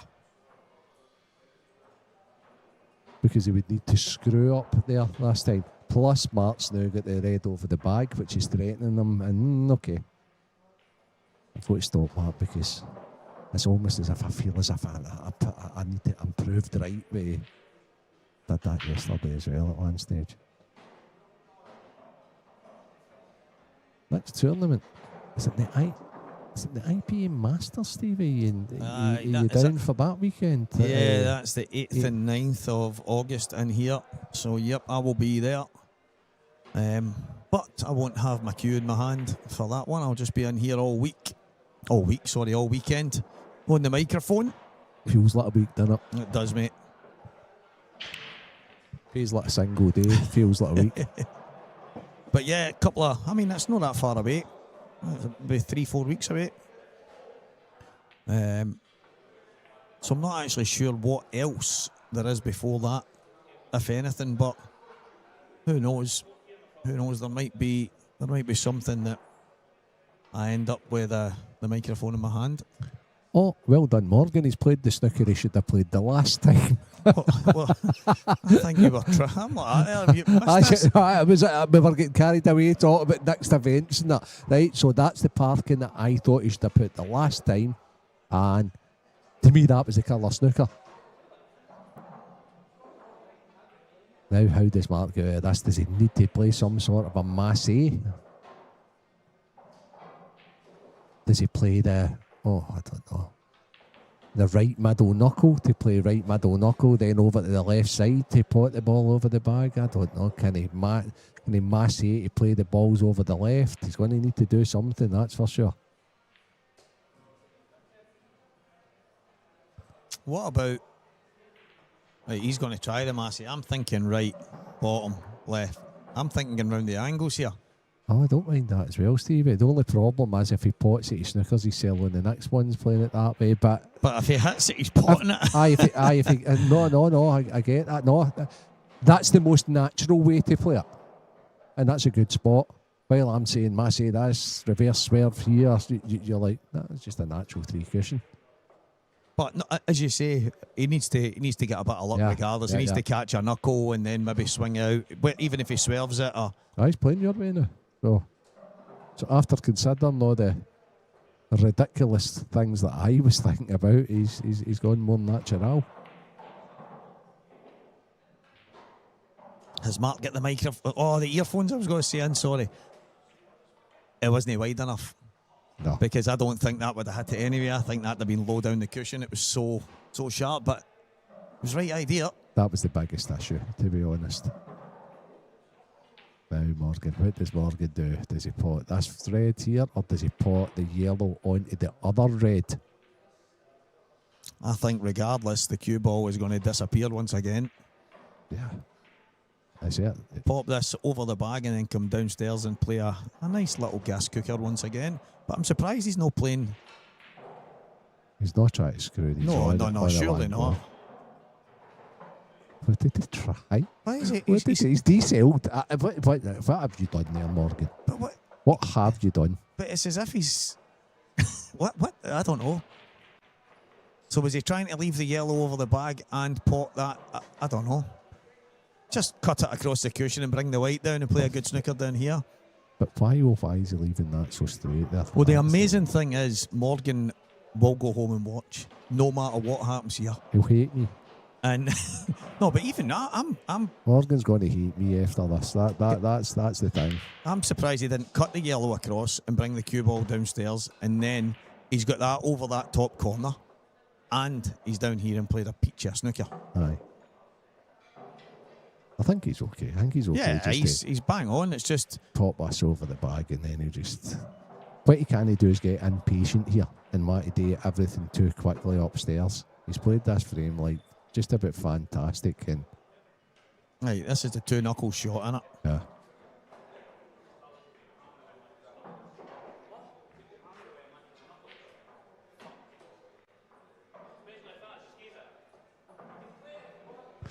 Jonesy, that's what I think he might have tried and just decelled.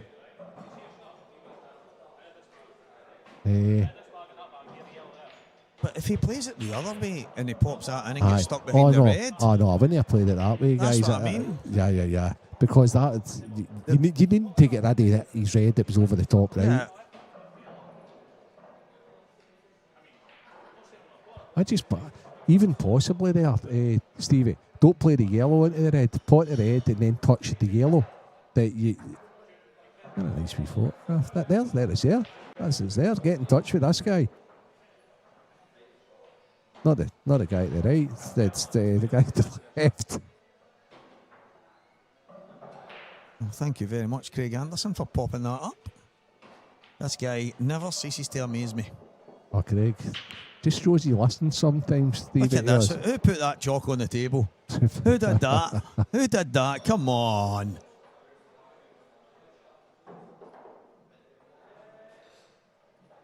And look, there's Anthony Gordon in the one pence. Look. So it is. Everything we've been chatting about today on the one go. Anthony Gordon in a 1 pence piece. I think it's a one. I think it's an old penny, that one. But come on, Why are we not seeing the pool here?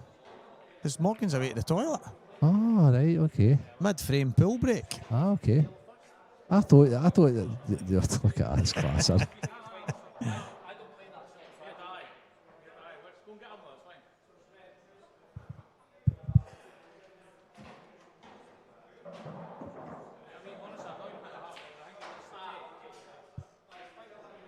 So Renzi's been called out.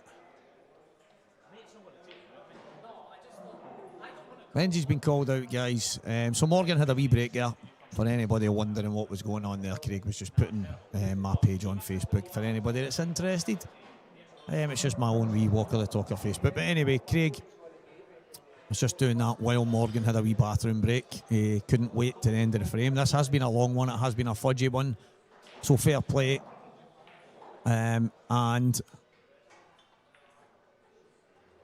Renzi's been called out to referee the shot, just in case there's a little bit of controversy.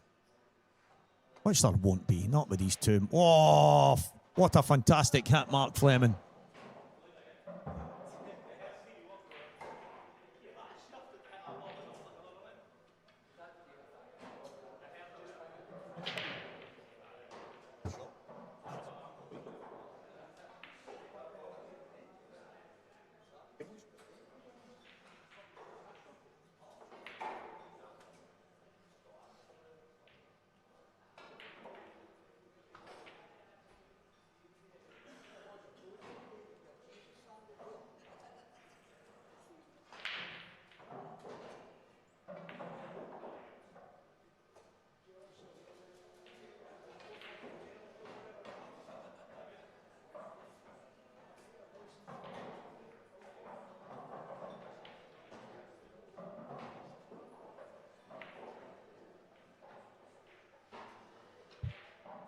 I don't know what.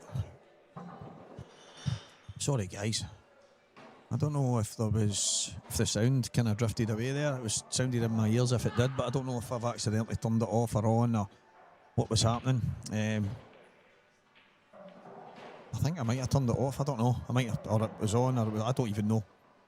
But yeah, I thought that was the shot from Morgan at the top. I'm not really sure. I don't think any of us are really sure what he was doing with the two shots, but maybe get a wee word with him after it and he kind of fill us in, because obviously there was a plan. He's played the frame absolutely fantastic. And then I think the only thing he did wrong there was was leave Mark a shot. He's left Mark a shot. He couldn't hide the cue ball, to be fair. Once he came down the table, there wasn't many major options on. But he could have stopped that. Another chance for Mark. Yellow this time. So, Morgan now. I think he's played the frame great. It's only that the two shots, I'm not sure what he was actually playing. But out with that, what an unbelievable frame of pull it's been.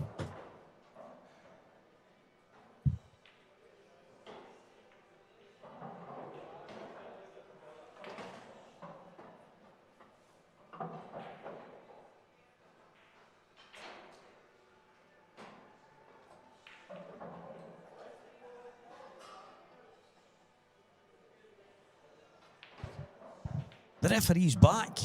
What a laugh. That's it. Honestly, what a laugh that was, right? Because obviously the two of them are friends and Mark's winding them up. And as soon as I walked there, right, because Mark knows I'm in doing this, we're back to yourself, right? He was like, tell him, Renzi. That was shocking, that shot choice.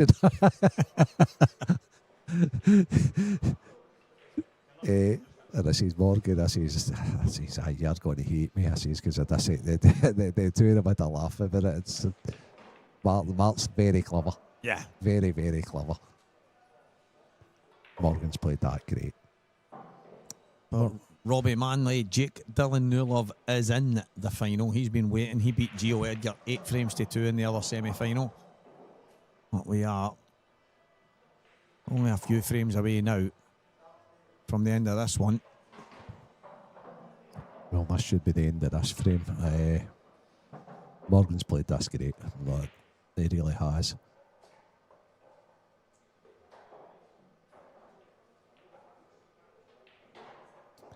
I would say a lot of the players would get impatient there, Stevie.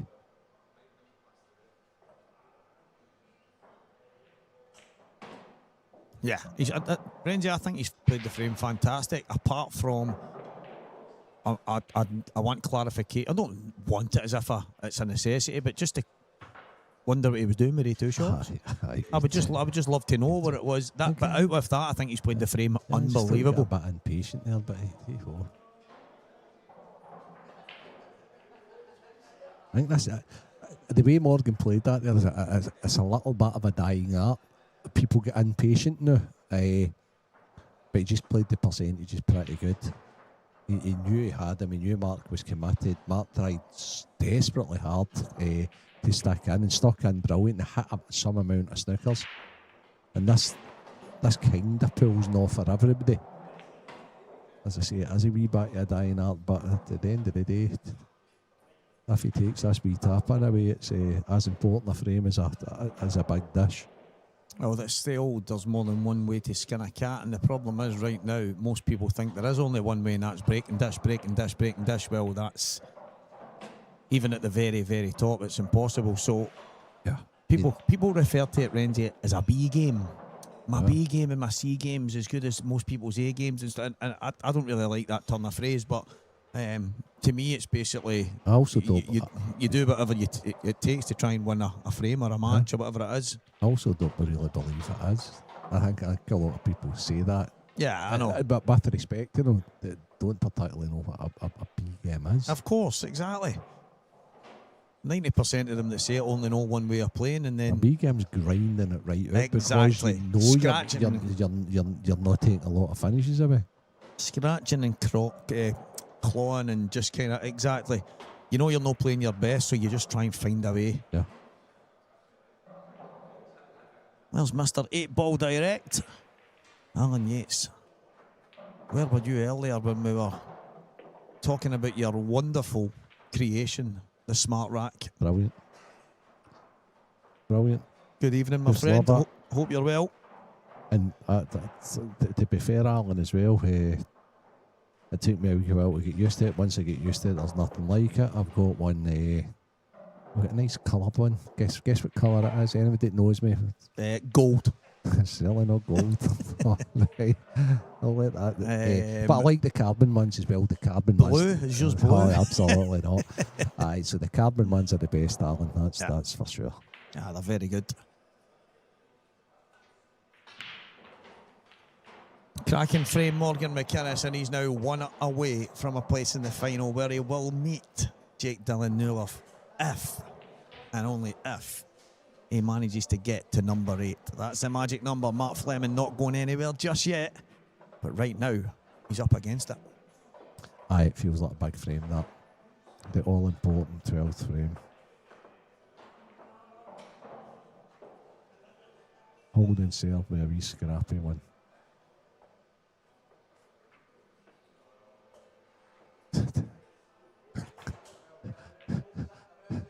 Terry was some character, I'll tell you that, Johnny. Oh, what a character. Another man taken away from us now, but Stevie, did you bet Terry? Aye. Long time ago, aye. Terry was a real character. Mick loved Terry. So did Ross. Aye, he was a great wee guy. Absolutely. I was about to say, wee Terrier. Yeah. Aye. Lucky enough to meet him a few times, long time ago. Seemed a good character. Probably the only thing I would say is I didn't really get to know him, but I got to meet him at the very least. And Mark O'Hilly was very, very friendly with him as well. He was a real character and a cracking wee player. Crack. Who knew the old style rules especially good. That's a good break. But hampered in the first yellow, but he's got to take yellows into and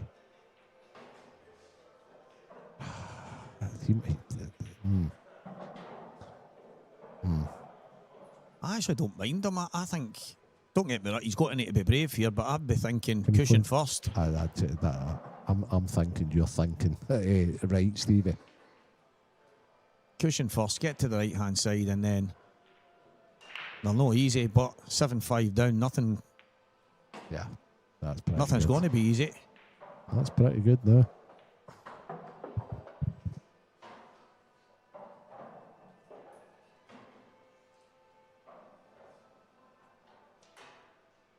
Well, he needs to drop the plant in.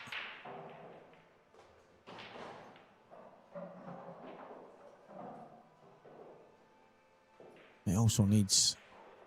Hello, Bomber. Are you alright, pal? Make sure that he gives himself a wee angle on the one at the bottom. Oh, and do you know what?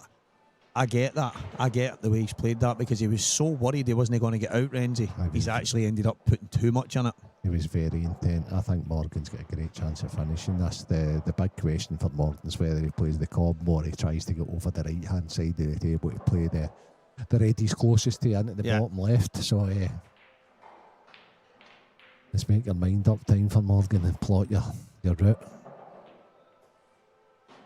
I'm obviously sitting here, right, it's a wee bit different because I've been fortunate enough to be on the pool table while someone comments and says, this guy tries to tell us he knows what he's talking about when he's commentating, and look at the state of him on this table. Right, I've been there.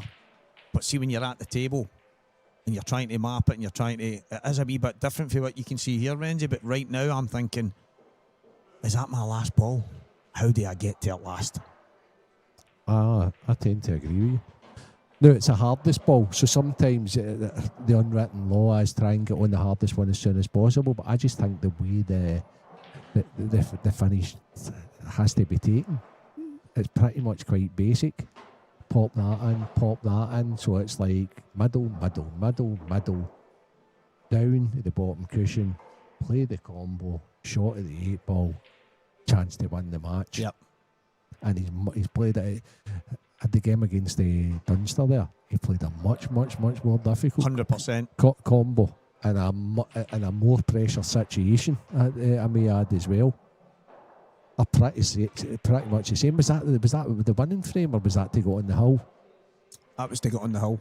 That is a more pressure situation because Morgan could miss these and still have another break.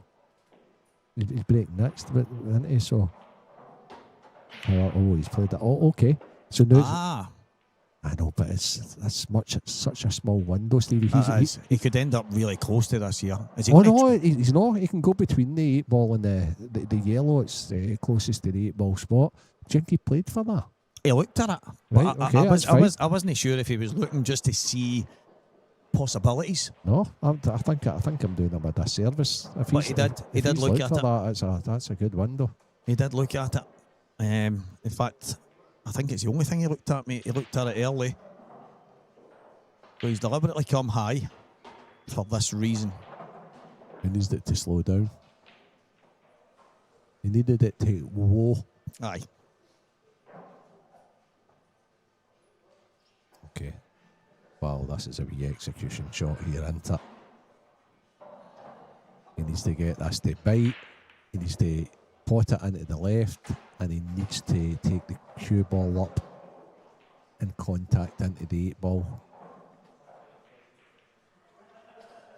Yep, I think he'll take his time on this one. This is just one of these shots that is all about the timing of the way you hit the cue ball and getting it to bite. These are tough wee shots, Stevie. Yeah, he can get his cue to the... Oh, he can get it. But he's... Yeah. The cue ball in this situation kind of jumps. And the contact... That's brilliant. That's bang on. Brilliant. He actually got it too good. Mm. Because he would have preferred to be on the other side of the 8 ball, but that'll do it. Okay, so I'd love to see his angle just now.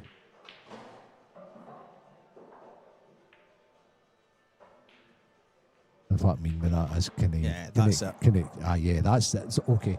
So again, that's deceiving, Stevie, because to me there, I think he can play that and come and get the red into the opposite. So, no, that's brilliant. Brilliant. See, again, that's what we thought about earlier. I thought there he could have potted that into the middle and then came and got the red into the opposite middle. Okay, but he didn't quite have that angle. That's a great performance if he rolls these in. And I like the fact he's taking his time. All we'll be thinking about it now is just making sure of the pot here and just getting the fight forward. Anywhere forward, and he's got the cut in the 8 ball. He missed a shot like this recently, Stevie, so he'll be really feeling this one because he needs to play this forward. Yeah. You can see he was feeling it. That was tentative. So I actually missed a shot like that in the IM against Gio at 6-all, and it was very similar to that. And what he did is he actually played with a wee touch aside, so there he was a wee bit more tentative and just totally By the way, the red went straight into the middle of the bag. No, I know that, but that was one of them. You could see with the way, even with the cue ball landed, it was just like pot the ball. Nothing matters. Well done, Morgan. I wonder if he was thinking about that there. Interesting. That was a brilliant performance. Mark Fleming played his part in a phenomenal way, but it would be remiss of me to say that Morgan wasn't a worthy winner. He was absolutely fantastic, and I think the frame, what he played, some of the shots that Renzi calls a dying art, I thought he was fantastic. I thought he was clinical. I thought he broke well and had a couple of wee moments, but Mark Fleming over the course of this weekend, I have to give him his props. I thought he's been sensational. We already know how good a character he is and how good a player he is. Great run, Mark. Commiserations. Morgan McInnes versus Jake Dillon Newlove is coming up, guys. Stay with us.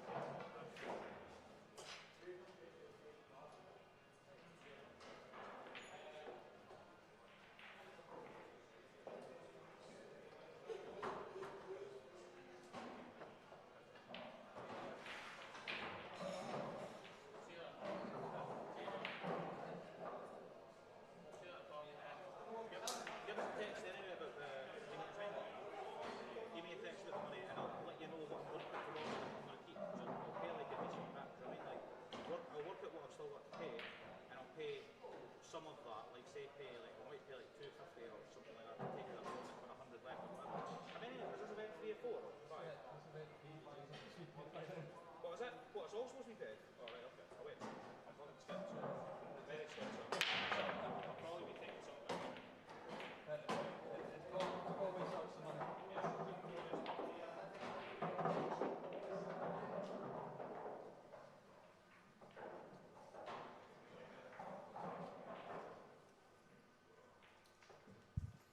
Well, the Saltire Tour Event 3 final is underway. Jake Dillon-Newlove, Morgan McInnes. Just having a wee 2-minute chat there with Mark Fleming, who deserves incredible praise for his performance over the course of the weekend. But he was saying there, not just the weekend, in the last while, out with the IPA, I think that's 3 semi-finals in a row, and he's lost to Gio, Dunster, and Morgan. And if he's saying, I don't want to say I'm like the bridesmaid, never the bride, or the nearly man, he went, because I know how hard these are to win, he says, but I'm thinking, come on, surely the next one's going to be mine. Surely he feels like he's getting close. He's breaking great, he's finishing great. It's taking people to play their very best to beat him. I think that level of consistency will come with a big reward, and I think this weekend it was exceptional, Mark Fleming. I just think when you're in good form and consistent form, there's nothing better. Nothing better. Because you're then going to the tournament thinking, I'm playing well. And that gives you every chance. Mark's just a top player. Yeah, and Morgan's had to be at his best.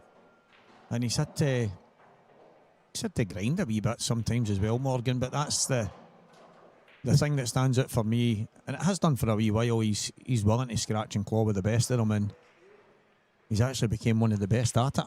So when he has to dig in, he digs in, but also when he's in full flow, well, he doesn't miss much. You're just describing like a pool player. That's what they've got to do, but no, he does scratch and claw. I actually quite like that description. That's good, and I think he does it. I think he's right up there with Dunster. That he needs to be scraped off the table, and I think it's a very credible thing to have on your side.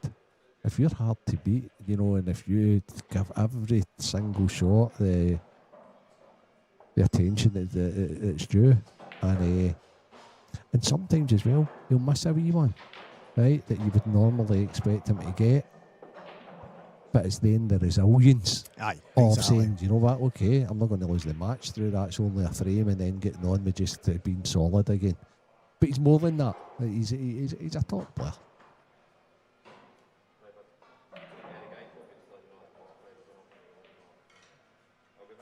And he works really hard, Stevie. His game, as what these guys do, to be honest with you. Or most of the ones at the latter stages do. Aye, it's the old, it's like one of the oldest saying in the book, isn't it? You get out what you put in, kind of thing. But it might be one of the oldest sayings, and it might have lasted so many years because it's true. Mm-hmm. It might sound simple, it might sound like an old cliche, but it really is. If you want success, does it guarantee you're going to be a serial winner? No. But if you want to mix with the big boys and you want to get good at something and excel in any way, then you need to put it in, and he definitely does. But what a task he has in his hands here. These two have tangled a few times. Jake's been in fine form. Jake's a great ball striker, Stevie.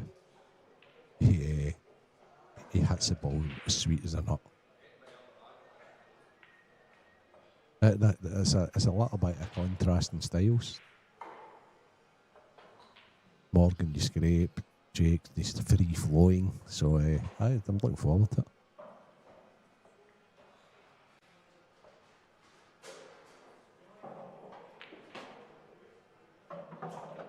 I had a feeling Morgan was going to delay me today for getting home, Stevie.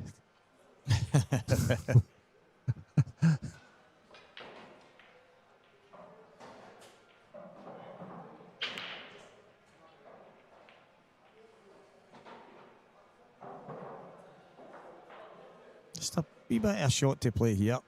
Jinx, so I actually think I thought he played to see to get to where he get to so that he could actually cue it and not be stuck to the cushion. I actually thought that shot there, which looked nothing, was pretty good. I don't think he can hold. I think he's going to have to screw off. Oh no, what's he doing? He's going to go top cushion, just past the yellow, and then back down. He's going to slide on. Oh yeah, that's what I thought he would do, but I thought he'd go to. He's got a bit fortunate.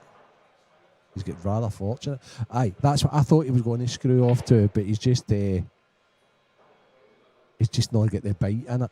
He needed to play a little more side on it. Yeah, because that's aye. He needed to have a wee bit more right hand side on it so that it hit the second cushion and threw over. As he blocked the 8 ball for getting into that, that's what he's looking at now. If not, I think he's okay. Could maybe even screw the cue ball over.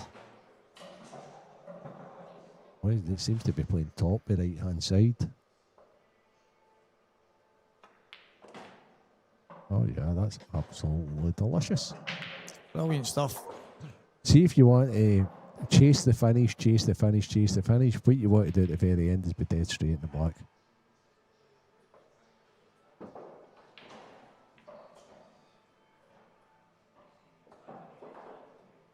Yeah.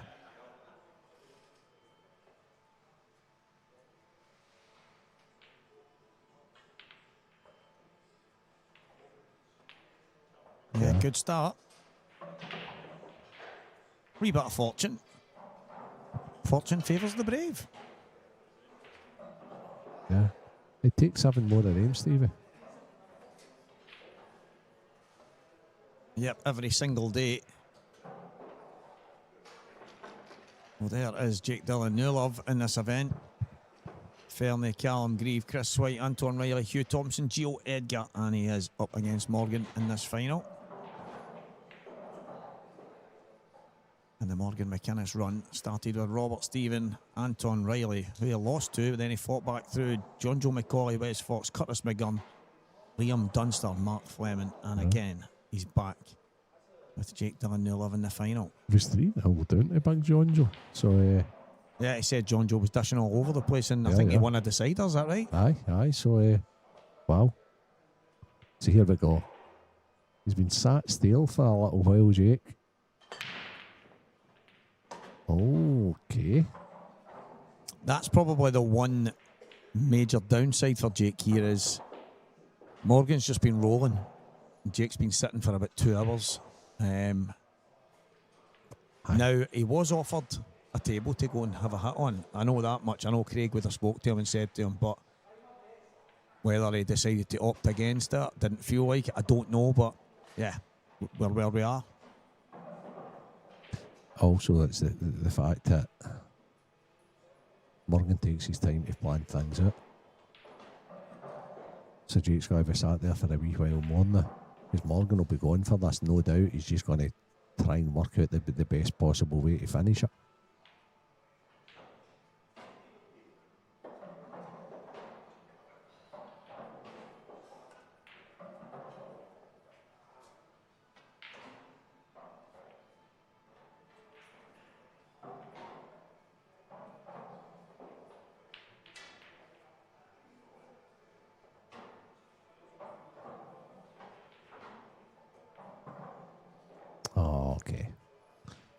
Okay, like this.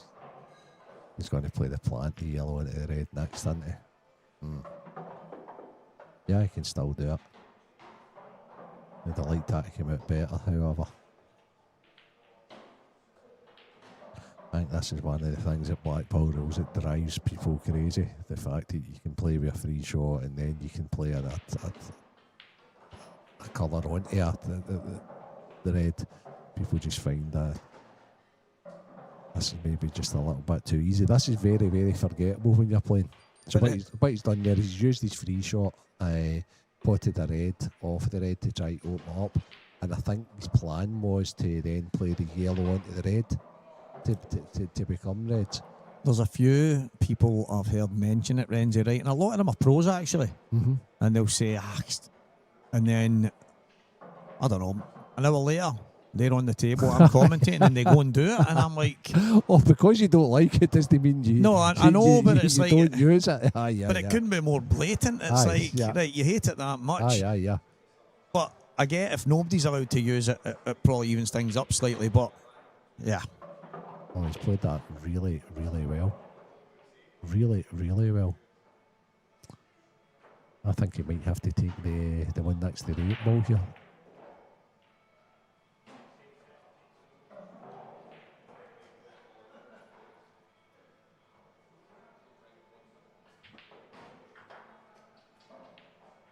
yeah, I think that's the shot actually. And I think take that and just screw back. Yep, take the one to the left, middle, bottom right, top right, top left, then for the 8 ball. So he's obviously having to move the cue ball a wee bit, but I think that kind of maps itself out. But again, Renzi, there's a lot of guys, and this is the thing that Great shot. I mentioned about the likes of Curtis McGurn and some other people that watch. There is people that maybe not just new to the game. There's guys that me and you know personally that have played the game for 30 years and they still do the same stuff, and they'll pot that ball and they'll think, well, that next ball I'm closest to, then I'll pot that, and then and all of a sudden they go, right, how do I get to there now? What have I done? And it might seem like a basic detail to guys that play at a decent level, but I think this us sitting here It's a good shot. He's played there by check side as well. working these out, explaining the reason why it makes it easier. Yeah. People that are trying to get good at the game, that really are trying to work at it, and I'll use Curtis again. Yeah. This is massive for them. Aye, for sure.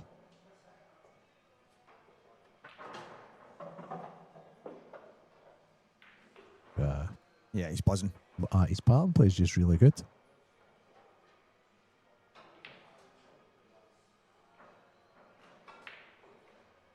As soon as those balls stopped there, his mind started tick, tick, tick, ticking, and he's got his pattern absolutely bang on.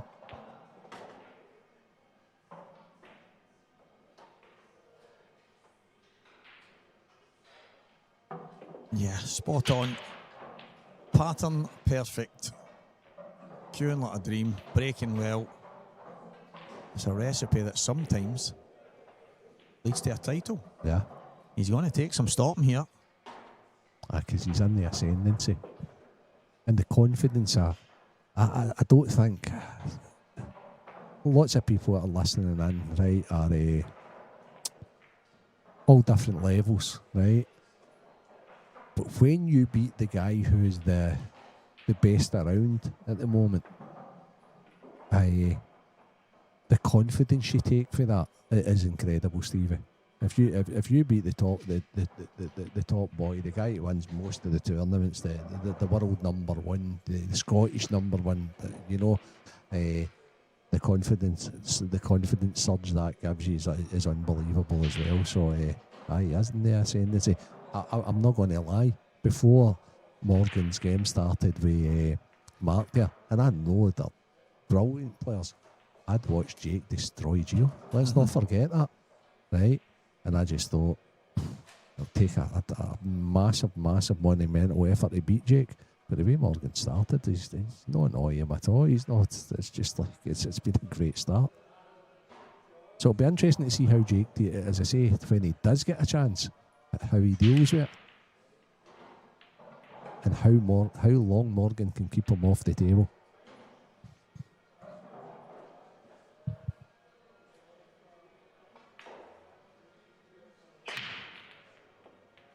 Oh, and then Morgan just repays the favour. So not very long was the answer to that question.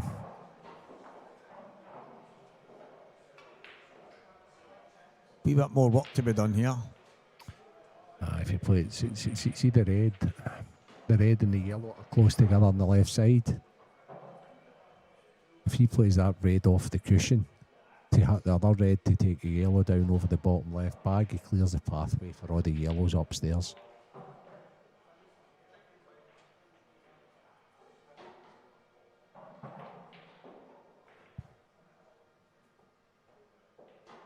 He's actually using this, right? It's the same shot. He's not worrying about that.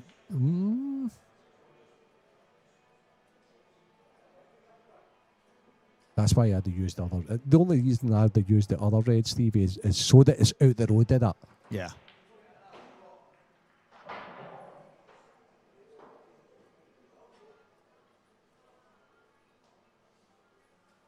Now, he's still got a chance, obviously.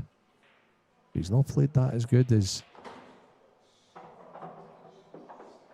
or as sharp as he was when he was beating Gio. And that could be that little bit of delay. He definitely needs a couple of frames here. And he could be doing with getting one on the board. Because I don't think he'll be given too many chances here. Okay. So he's not got out the traps yet at all. A little bit stale, even though he's been playing great all weekend. Aye, that wee delay. Nice wee snooker coming here in between the three reds, I feel.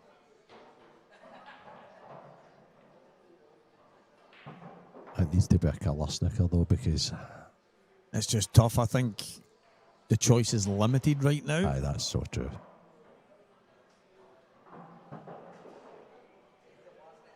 That'll do it. It's not bad at all. Is it an easy enough hit for Jake to come 1 or 2 cushions and hit the 2 balls at the top right though? And he's got to finish if it drops in. If he gets the back, it's going to be hard for Morgan to turn this round, that's for sure. But as you say, Stevie, he just had to play that shot. He did nothing else. He couldn't be constructive or aggressive. Or So Jake's going to check slightly off the bottom cushion and go to the top right. Just like that. Not bad. okay. Morgan's reds are in a horrendous shape here.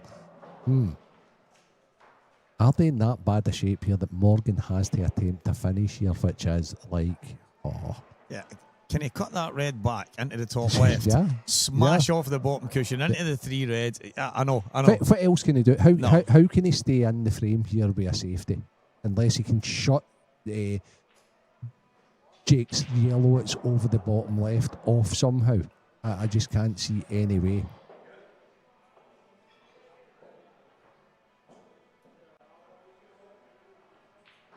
So in this occasion, and I mean it's the lowest of low percentage finishes, he might just have to have and if he gets this, he's cheating, isn't he? Yeah. But I just don't see any containing shot apart from and that's what he's doing. He's going to try and just shut that yellow off.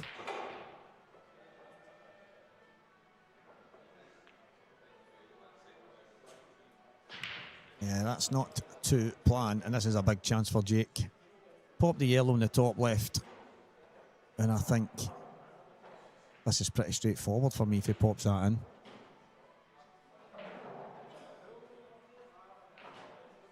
I mean, he could decide to take the plant at the top right first here, but I think how much better do you want to be on this range? It's got to be this. He'll play your shots there. He's definitely going to go this one. That's much better. Brilliant. Now, the only question is, does he use the ball in the bottom left that Morgan tried to shot off? That's pretty good as well. Last to get him on the 8 ball. So deliberately they are played the combo.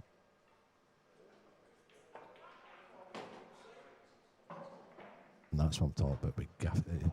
Just very, very gifted, because he left himself slightly hampered. He there did there. and played that as if he hadn't.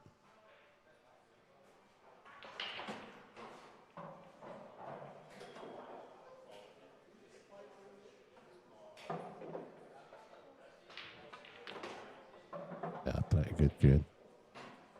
Yeah, it's 2 players in fine form in the final. Yeah. Now, that might sound daft, but you don't always get that. Some No. people kind of manage to get themselves into finals and say, I don't know how I've done this. And in fact, that happens probably more often than people would imagine. didn't play my best, didn't feel like I was queuing great, but for some reason here I am. And but these two they've been bang on it. Yeah. So I'm thinking this race to 8. I mean, Jake's not lost, has he? No, And Anton can beat anybody, and I think that was Morgan's only loss. He's been running close a couple of times, but well, Jake beat Anton 7-5 as well. aye, okay, there you go. Just shows you how good Anton is then, doesn't it? People don't realise how good Anton is. And there's a lot of people that think when people in Glasgow big him up, It's that because he's for Glasgow. It's because he's a homie, if you want to exactly, say that. Yeah, and they don't get it, that he's a menace for anybody. He's got a peculiar style. He doesn't stand like a snooker player or anything like that, and aye, I don't know how he can pop balls the way he stands. He more or less stands up straight. it's like a trophy. It's nuts. Remember Aye, the old aye. trophies you used to get? Yeah.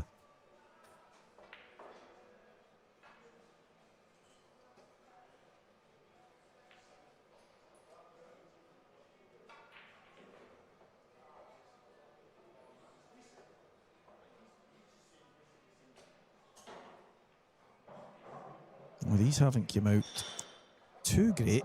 No, they've not.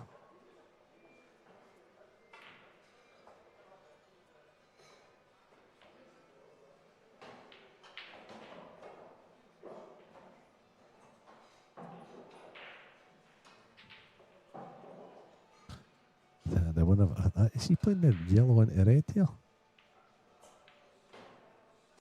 I thought that firstly because the red at the top right Love it. goes, and obviously it opens up the That is a good job. other ones at the same time. But he's So now it's big shot time. Now this is the gamble. So he needs to. to drift to the left hand side In here. fact, I think they all. So to the right hand Do side. you know what, actually, Stevie? Oh, There you go. That's a plant he's got there, right? I even think before that he didn't. He might not have needed to nudge that because they all went. But I mean, they go even. I only think that might have went to the left middle with the yellow away from there. But that's about it. But the yellow's away now after that shot.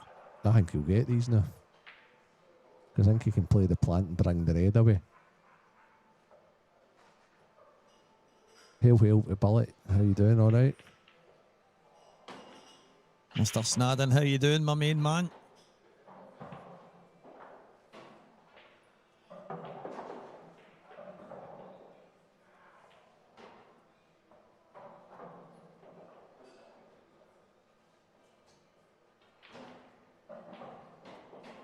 Good final this, Billy. Good contrast in players. Two guys have been really, really good this weekend. That's obviously why they're in the final. I know that goes without saying, but Jake just plays really naturally. Morgan Nothing naturally just digs in. Every shot's a pint of blood. Take the bottom one. Yep, take the bottom one. Top one to the top right. Yeah, good stuff.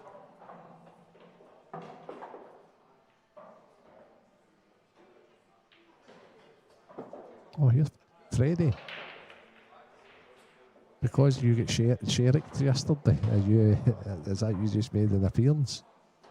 We've been watching all weekend and scared that Ferrier was going to come on again and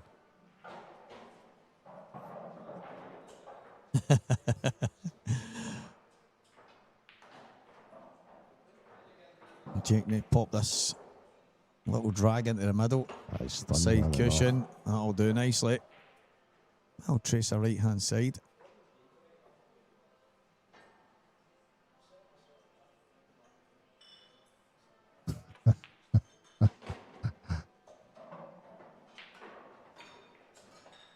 The old Rex days. Rex Leisure looked after the pub for all those years. They were kind of on Lizzie and Mina's leash right enough. They were threatened that many times. If you don't come up and week off these tables, you're going to find them in the car park. It was brilliant because basically you guys says to Johnny, look, or Mick, God rest him, says to Johnny, we kind of like these tables and we like these cloths. And Johnny was like, right, no bother, that's fine. Lizzie, Rena, That's a clause you've got to tell the guys to have. They've got to have them for that date. Right? And then the lassies would be like, you need to.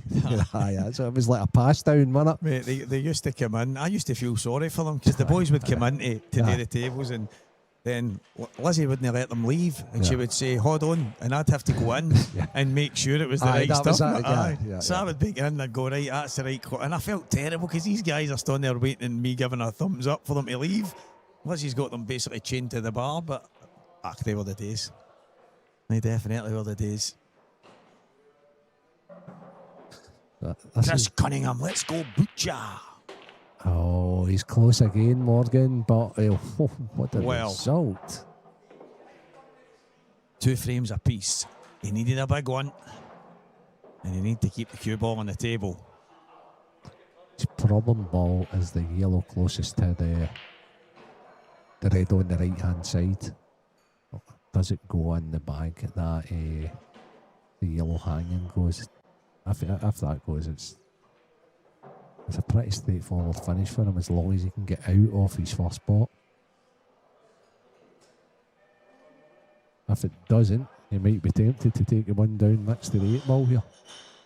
Yeah, I think if he can get it to the middle of the table, even a wee screw between the red and yellow, closer to the right hand side. Obviously the yellow at the top left opens up the yellow to the top right. I agree with you, Renzi. I think these are here. So he's looking at playing off the cushion and out. That might be the shot. And again, that's that angle. From me here, I'm looking to try and screw out, but obviously the angle that Morgan's seeing, just like that. That's fine. He can go top left right now. Can he? Can he? Yeah, because... Top left, top right, middle. Yeah. Oh, no, I see the way you're pointing, Steve, but this is... Your window here's like... You've got a 1 or 2 inch window. That's not ideal. I think he's more inclined to go top right.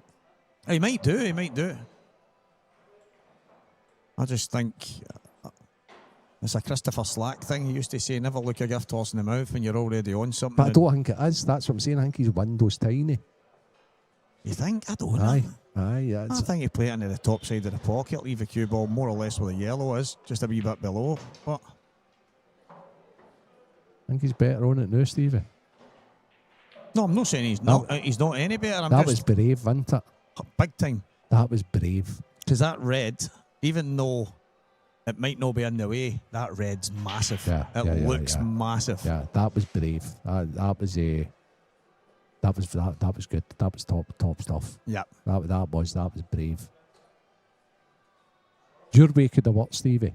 Oh, but it could have went equally as wrong because of the tiny window. That one, that's okay because now he can just use the ball in the middle to slide down. He's in good shape here.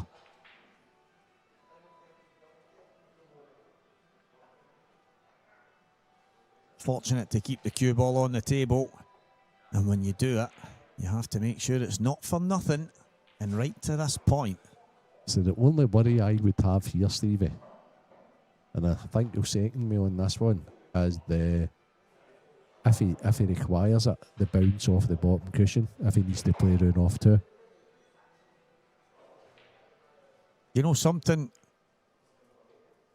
that he's been quite good at today is the kind of the bag weight shot where he's drifting down but not playing off the cushion. He's been good at that. Look at this. So he must feel he can't just drop this in. I think he's just thinking 2 shots ahead and again, maybe that's a bit further away from the middle bag than we think it is. Maybe he's not quite at the angle on this. What a cracking shot. What a cracking shot. Again, I think he'd more of an angle on it than what we suspected that he had. Why not just run into the red? I don't know, Renji. I don't know. Obviously, again, the angles that we see here is with walkabout. Hope Town, South Africa. Yeah, Martins was on earlier today. First match this morning, and all the way from South Africa. So, back on again. What a guy. It's got it Oh, what a guy. thick. I hope you're well, my friend. Yeah, Andy, looking forward to seeing you in November, mate.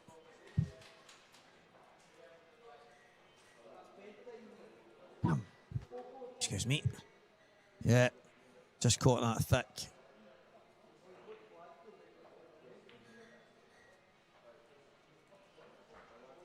So, what is Morgan doing? Taking on the double here? Or is he playing the cut back with no control? Or the double with control? I think he plays the double. Let's go with the double.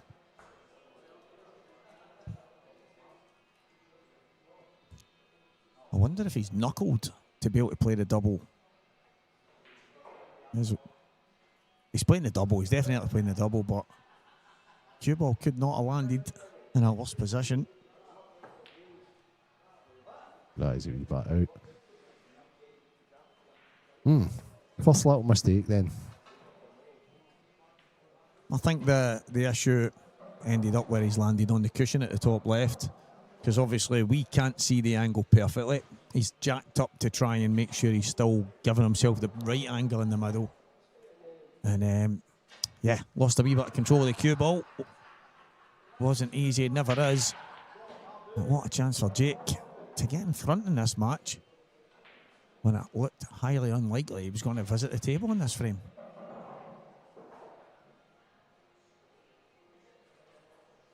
Get a wee plan to start off. It's not easy. Oh no, he's taking the top left. What am I talking about? Playing the pot at the top left. There we go.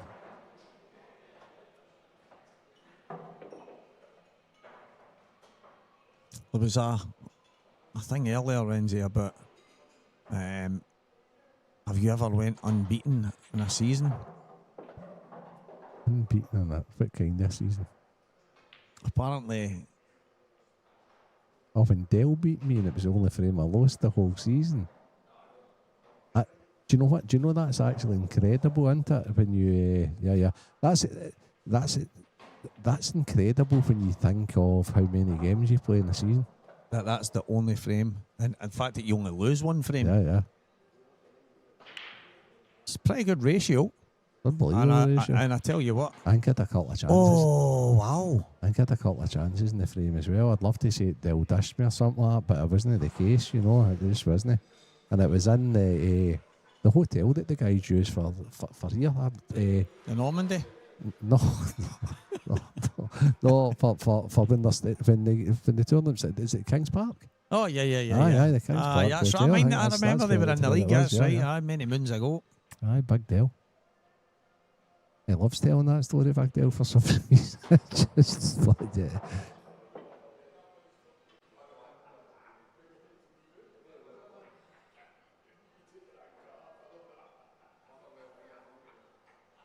I just don't ever fancy Jake to miss, especially not from the position he was in there. Yeah. So this is very similar to the 8-ball that Morgan stroked in to eliminate Dunster.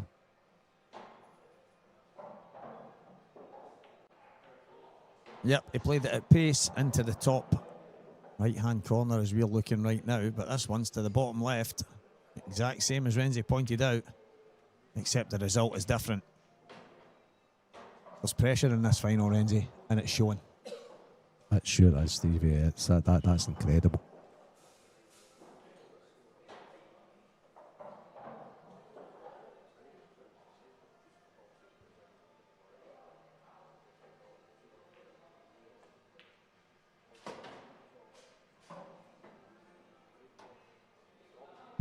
Incredible. It's just both of them want it so bad. Davy Gillis, was great seeing you yesterday, mate, and he's one of the guys that inspires me a wee bit, Renzi, in the game of pool, because his attitude's fantastic. Second to none. It's incredible. It's good to see him getting some results. So That's it. Davy's hard to beat as well. He's getting much better. I just think that the attitude to the game, the respect for the players, and the game in general. We've bumped into each other a couple of times. But listen, he's just. You know how when you walk into some tournaments, there's a lot of us that we moan, we complain, and we're kind of like, at times, as if it's a chore just to be there, when we don't know how lucky we are. And that, when I say inspires me, it's one of the, when I see Davey turn up to these tournaments and playing against the best players, and he loves tackling the best players, no matter if he's big second favourite. Absolutely. With a smile on his face and the utmost respect for how good the guy across the table for him is. Yeah. I just think sometimes we forget how lucky we are that we're in now all these kind of tournaments. We're spoiled in these venues. We get to, and I love that about him. What a guy, and good to see you yesterday, mate. I don't know what David does for a living or anything like that. He looks like a successful guy to me, right? And he probably is. That's why he is the way he is, you know, regarding being just such a nice guy. But it's a small price to see if you're into. I think we've discussed the life out of this, right? But it's a small price to pay to play against the best players in the world, possibly play against the best players in the world. To not only that, but see, once you go to the tournaments, to befriend the best players in the world, you know, and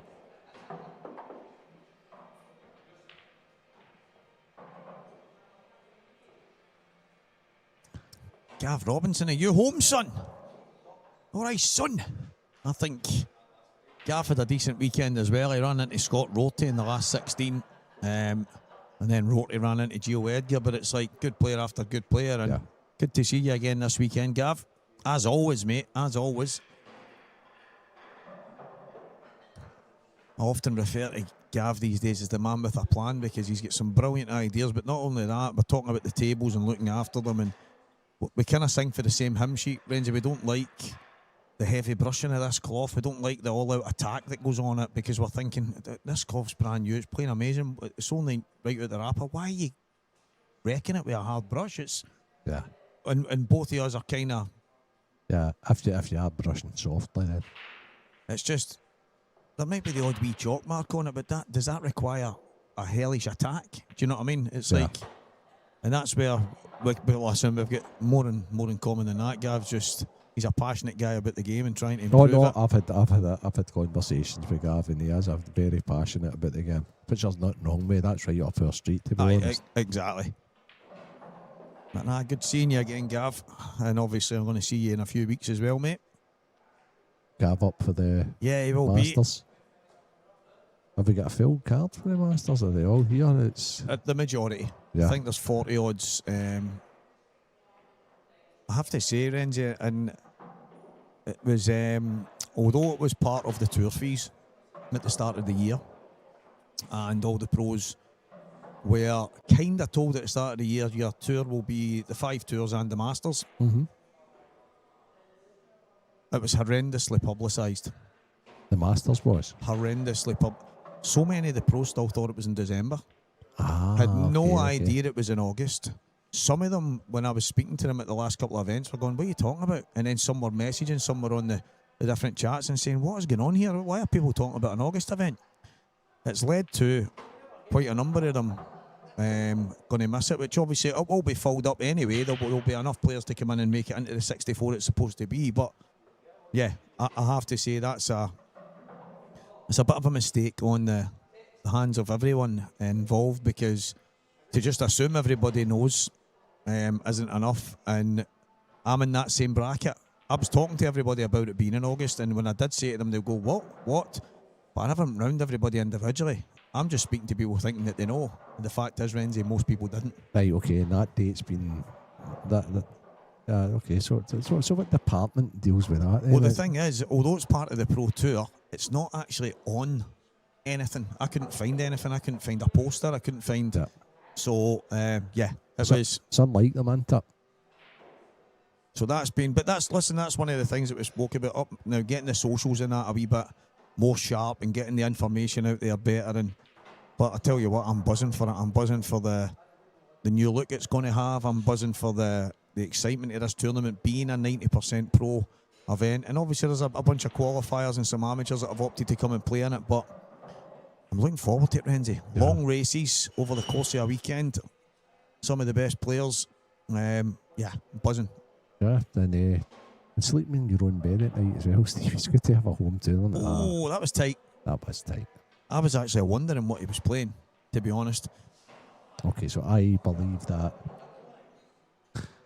I'm slightly surprised, Renzi, he didn't take the one to the top left and then play the pot kick, because once he had kind of ran out, I felt like he had to just leave the kick to last and just pot the ball on the top right, nudge into it and hope that it ended up over the middle or something like that. But when he started the finish, that was obviously the most difficult ball, and he never got good on it.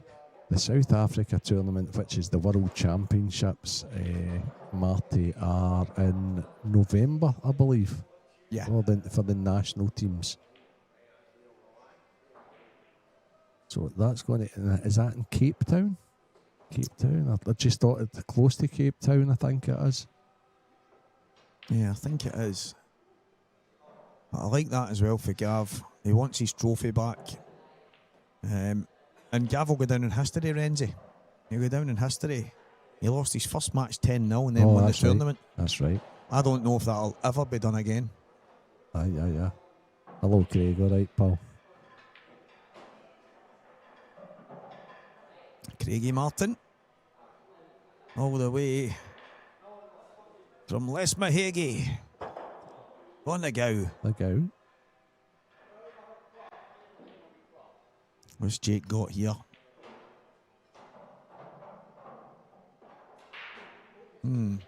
Off this in behind the yellow. Try and get the red out at the same time. Anyway, did try it. That was tough, wasn't it? I don't know if he would have managed it at that pace anyway, Renzi, but you see what he was trying. Thanks, Billy.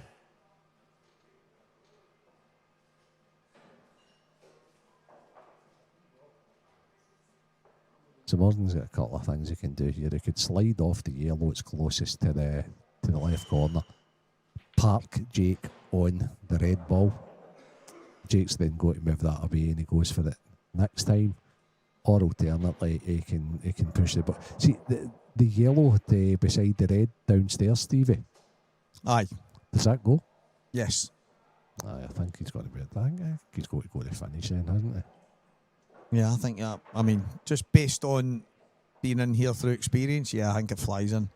I think you're right, mate. I think he's going to have to take these yellows out. But I'm surprised that. So this is why I think it might be tight, because see if it does go. I thought he'd have been on, mate, by now. Because there's no apart from that. No, I don't think the yellow goes. Yeah. Well, I thought you were saying does the red go? No, So thinking no, right. if he makes a mistake, is he leaving Jake? No, the yellow. No, I don't think yellow goes. Okay.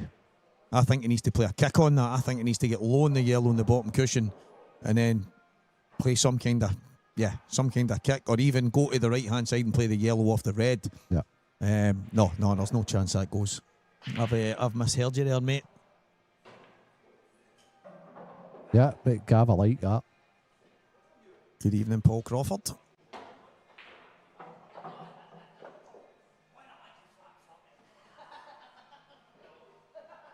I liked your choice, Gav. You could really put him in all sorts of trouble there if you take not the one that he potted, but the opposite yellow to the middle. Come downstairs, put the yellow over the right bag, and then just park the cue ball in beside the red and the yellow. You would have had him in a world of hurt, mate.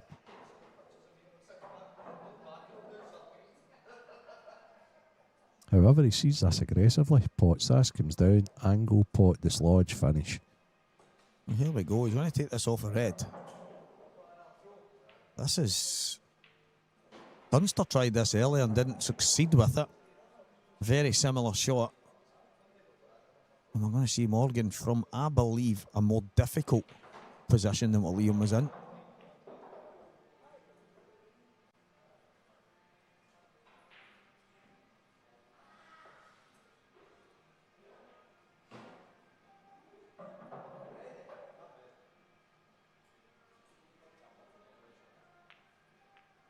He's just killed him. That's okay. That's absolutely fine. Yeah. That's actually a really clever shot.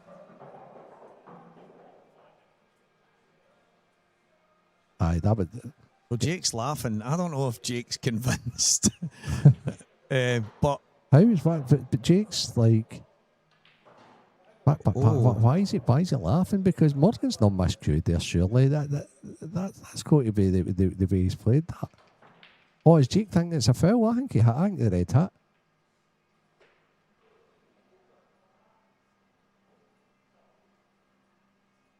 Oh, Jake knows it, doesn't he? He's just, I'm wondering, but why is he laughing? Because I don't know. yeah. Just, I think that's exactly what Morgan played, because he comes round to look to see if he's snookering him on the red at the top, Stevie.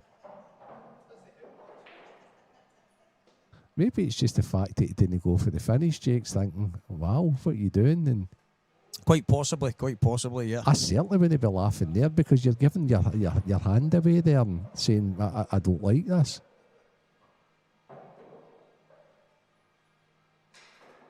Looked okay, didn't it? That's what I actually think. That's what Jake's maybe thinking, that Morgan was going to go for the finish there. Right, okay. And he's maybe having a wee giggle, thinking, you negative piece of... Yeah.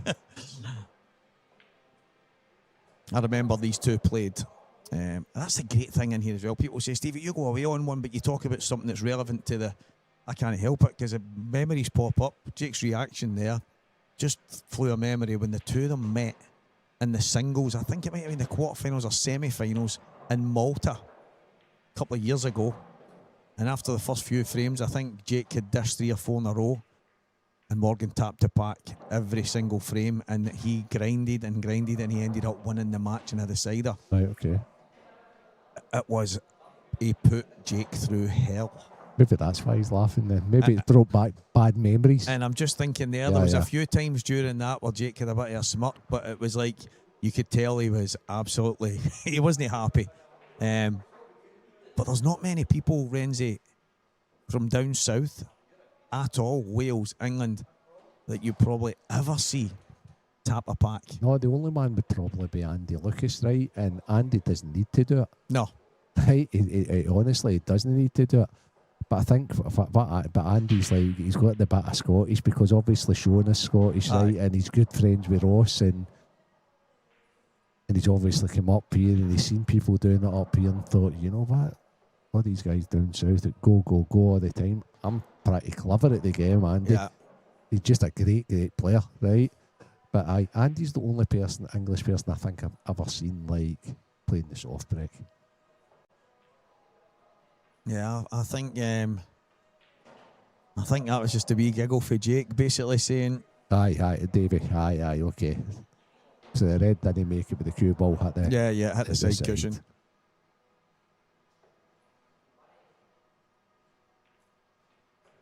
Yeah. Morgan's just torturing them. Get the sleeping bags, guys, because... And we've just ended up with the Saltire ladies final popping up in the top left corner. Craig is a bit of a jack of all trades. Oh, Craig's loving this, isn't he? Craig's... Amber Curran and Yvonne Ewan. Is it the final? I don't know. Yeah, it is a final. So, what about this? This is incredible. Both finals going on. What's the race to in the ladies' final? Race to 5, does that say? Yeah, it's a decider. That's why you've got it. So, anybody that's bored the Morgan's fudging here, if you look to your top left, you've got 2 of our talented lady players playing in the Saltire final, which has players from all over in it as well, but it's 2 of their Scotch girls, Amber Curran and Yvonne Ewan. And they're 4 apiece. Amber's at the table with a good chance. The younglings are taking over. Big shout out to Caitlin Kennedy. She won the ladies event yesterday. That was the one in... Oh, Amber's overcut it. That was McGoldrick, I think it was, Stevie. Was that the... Tour? Was it Jenny? Was it Jenny she played in the final? Or was that just a picture of the 2 of them together? No, I think it was Yvonne she played in the final. I might be wrong. I just seen a picture on Facebook of her and Jenny next to each other. It could very well have been. But I know Caitlin won it. I know that.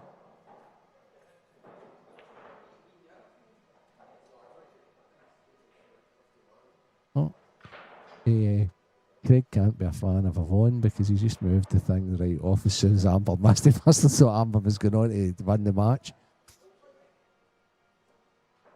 No, he's went all IPA professional on us into there, and then manoeuvred us onto the main event, and possibly at the culmination of he might fix his back on. So anybody that enjoyed that for a short spell, Saltire ladies. you might see the culmination of it if Craig's good enough, because he'll be watching that.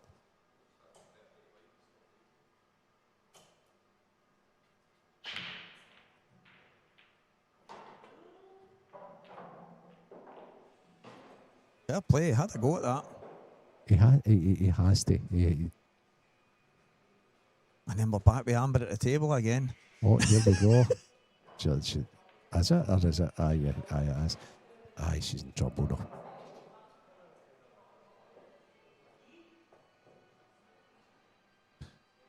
Everyone looks as if she only needs a free shot.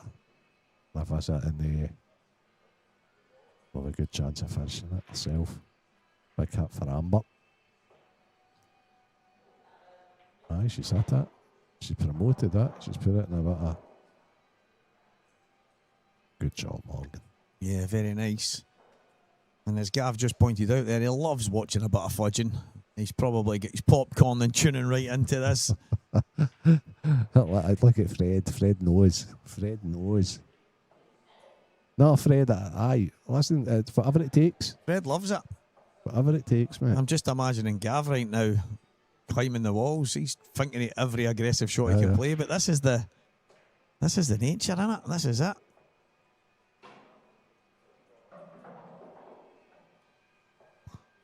Morgan's now out here to try and appease the public, the fans, guys. He's out here to try and get his name in this trophy.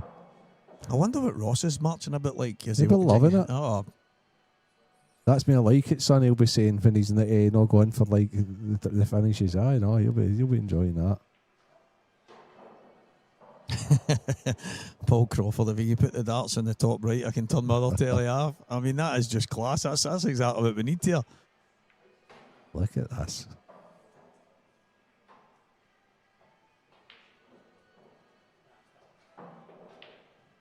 One keeps snickering, Amber keeps sitting. Chris Ferrier back. There he's Fred. back. There we go. You're wrong, Fred. I don't know about everybody back home, Renzi, but you nearly deafened me there. Who, me? I think your earphones are broke. I'm tired. I'm not going to lie.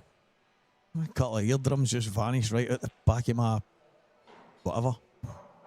They're gone. They're gone. They're exploded. They've done a John Travolta. Do you know the only thing I'm disappointed in? The fact that there's no football tonight, even though I think it's scripted. The full World Cup is just a shambles. Amber could snick her of one back here. Has she got the touch? Oh, it looks pretty good. Oh, there we go. Tapping the table from Evo. Freddie, how good was that, mate? Right, now. Back to the main course. What's Jake going to do here? Should be a straightforward hit for Avon. And it is indeed, but chance. Is that a straightforward whack as hard as you can for Jake here? Is there any way you can... Here we go. No yet, mate. I'm still waiting to pick them up, but yeah, cannot wait to get that, son. That was a good effort. Oh, wow. That was a good effort for Jake. Very good effort indeed. It was the fact that he stopped the cue ball. Yep.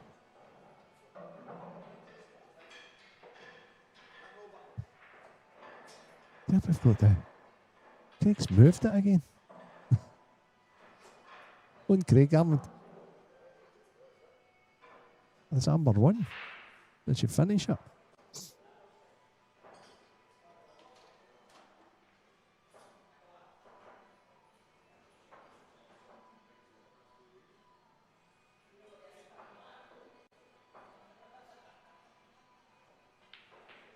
Yeah, this is a shot. If you're going to go and try and win the frame. He's played all the right shots to this point. Now it's time to go and get them, Renzi. Look how much side he's put on this ball, though, Stevie.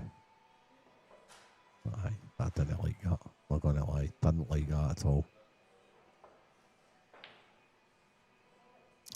Listen, obviously, again, we're not at the table, so you don't know the exact angle, but it looked to me just the everyday two cushion shot, pop it in one side and then out towards the middle of the table. But it's such a hard thing. As Morgan was in here earlier, as I told you, and he says, now, he understands because you can't see the angles completely. Aye, so sure. he totally gets it, but yeah, I'd actually... Oh, here we go. Here we go. Amber Curran. Like a dream. There she goes. Saltire Series Event 3 winner in the ladies section, Amber Curran. Yvonne Ewan, commiserations. Right, okay. So what Morgan's doing is working, because that is an unforced error for Jake. So tie yourselves in, guys, because this could get very interesting, this final. Well played, Amber Curran. Yeah, great victory for Amber in the Players' Lounge in Falkirk. Yvonne Ewan, business end once again. Aye, she's always there or thereabout, Yvonne.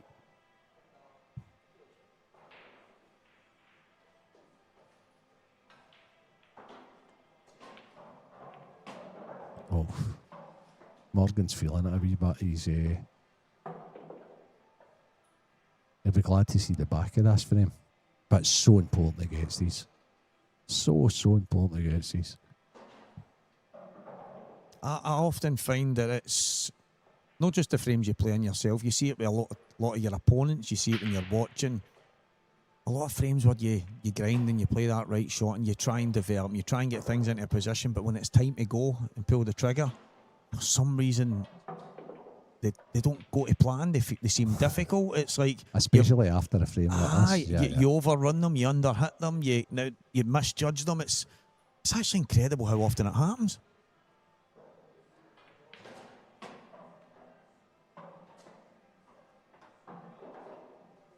So Amber was 4-2 down in that final, so brilliant stuff to come back and win. But typical Yvonne, ever consistent at the business end once again.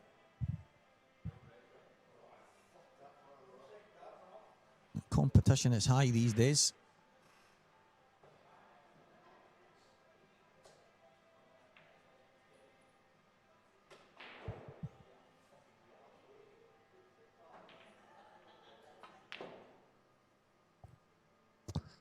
I just had that feeling. The way this frames went. The thing for me, Renzi, he's missed it on the inside because you can see where he was trying to get up the left-hand side to pop the yellow in the middle to go up, and I think he's just queued across it a wee bit. Yeah. Easy done.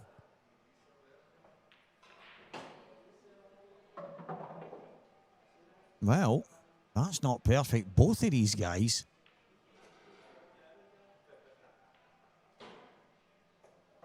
He's going round to the side here, isn't he? Yep, he is going to try and power this in off two cushions.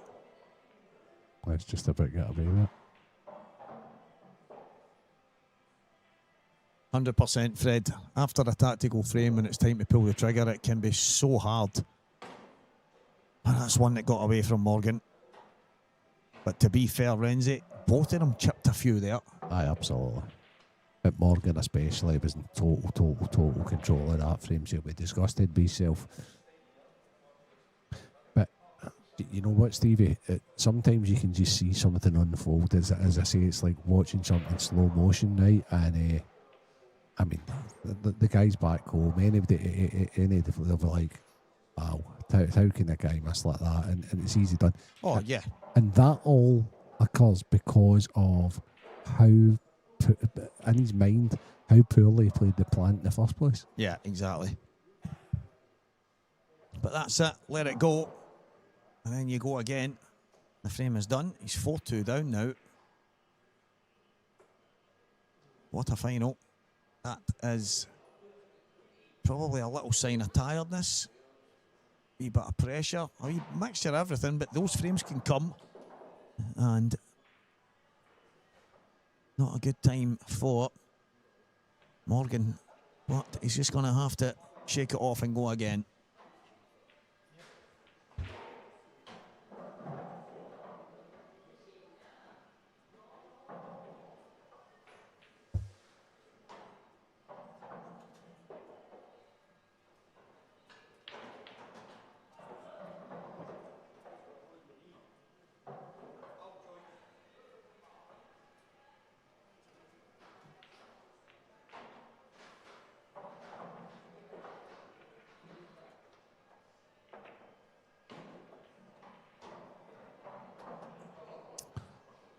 Okay, so as Morgan set them up, if we look at the paths of how the last 16 unfolded, a couple of wee shout outs.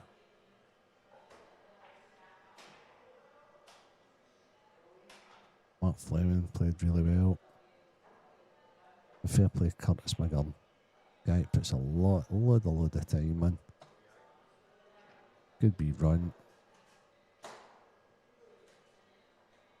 Well, good run getting to the last 16 for Curtis. Hopefully it's the start of many runs. And what I would say here is what Morgan needs desperately is this big break. It's been working all day and he needs to take a nice little dish away.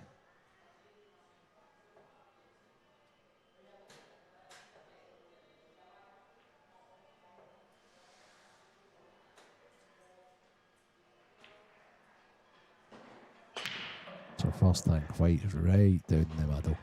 Oh wow, that's a great break. Okay, second thing now is please don't be scrappy. Morgan will be thinking to himself, oh, he's not got one. Oh, wow. So now he won't have to think that to himself, be thinking, I do want them scrappy so Jake can't get them. He creamed them as well. Absolutely creamed them.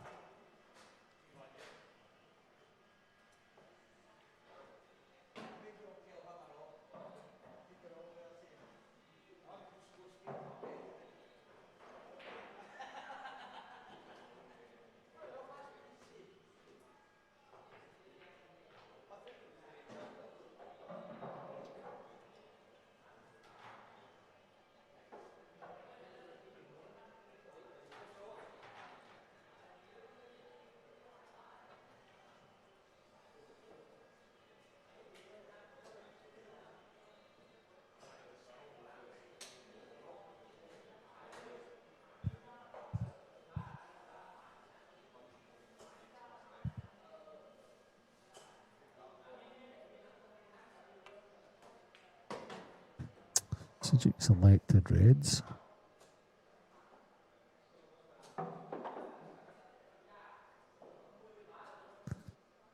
The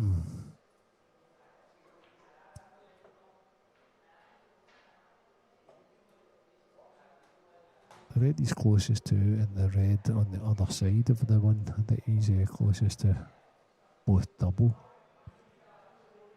He's going to elect a double just now. He's also got a chance of a pot that's lodged downstairs, but he needs to get ready at least one of these ones upstairs. So he's going to play the double. He has. He's now on the pot and move the yellow away. Unless he can creep this one into the right middle. I quite like that observation from Chris Ferrier. I wonder if Morgan will tap the pack if Jake gets further ahead. Highly probable. Are you allowed to? Oh, it's a Saltire. It's played to black ball rules, not IPA rules. Oh, you're kidding me on. Oh, we'll need to change that. We'll need to do a weekendo and just change it. Like it's Someone needs to show a bit of... Listen, see, for me, I believe that you should have to get 5 by the middle, Renzi.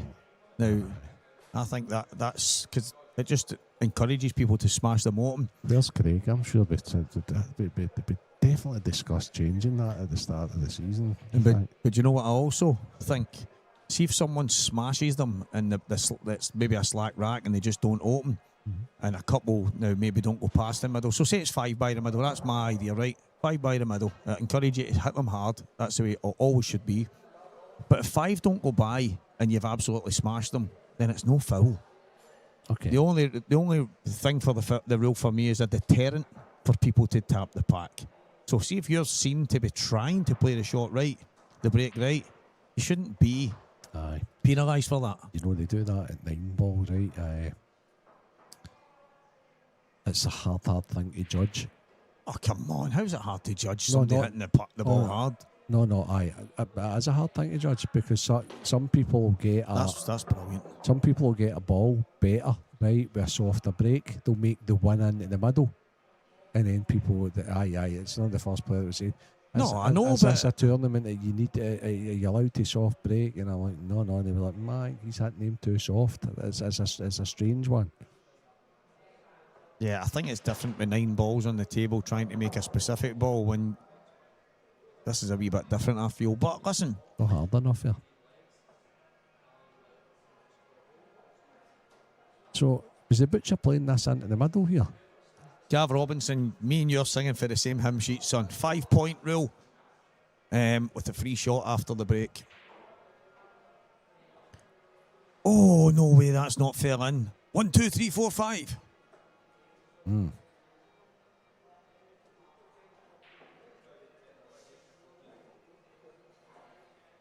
Craigie Martin said I had a speed gun. People, your opponent sitting with a wee secret speed gun like that. I don't think you've got the maximum power in that, my friend. You're only at so many miles per hour, and the torque in your back arm wasn't right. If you try to cheat the speed gun to get a foul, wouldn't you? Aye, that's brilliant. That 5-point rule every day of the week. I've said it for a long time. Encourage the player to smash them open. And whether you pot or whether you don't, you go. That's your advantage on the break. And who adjudicates the 5 points? No, listen, again, just like I said there, just smash the things open. Nobody's going to complain as long as you smash them open.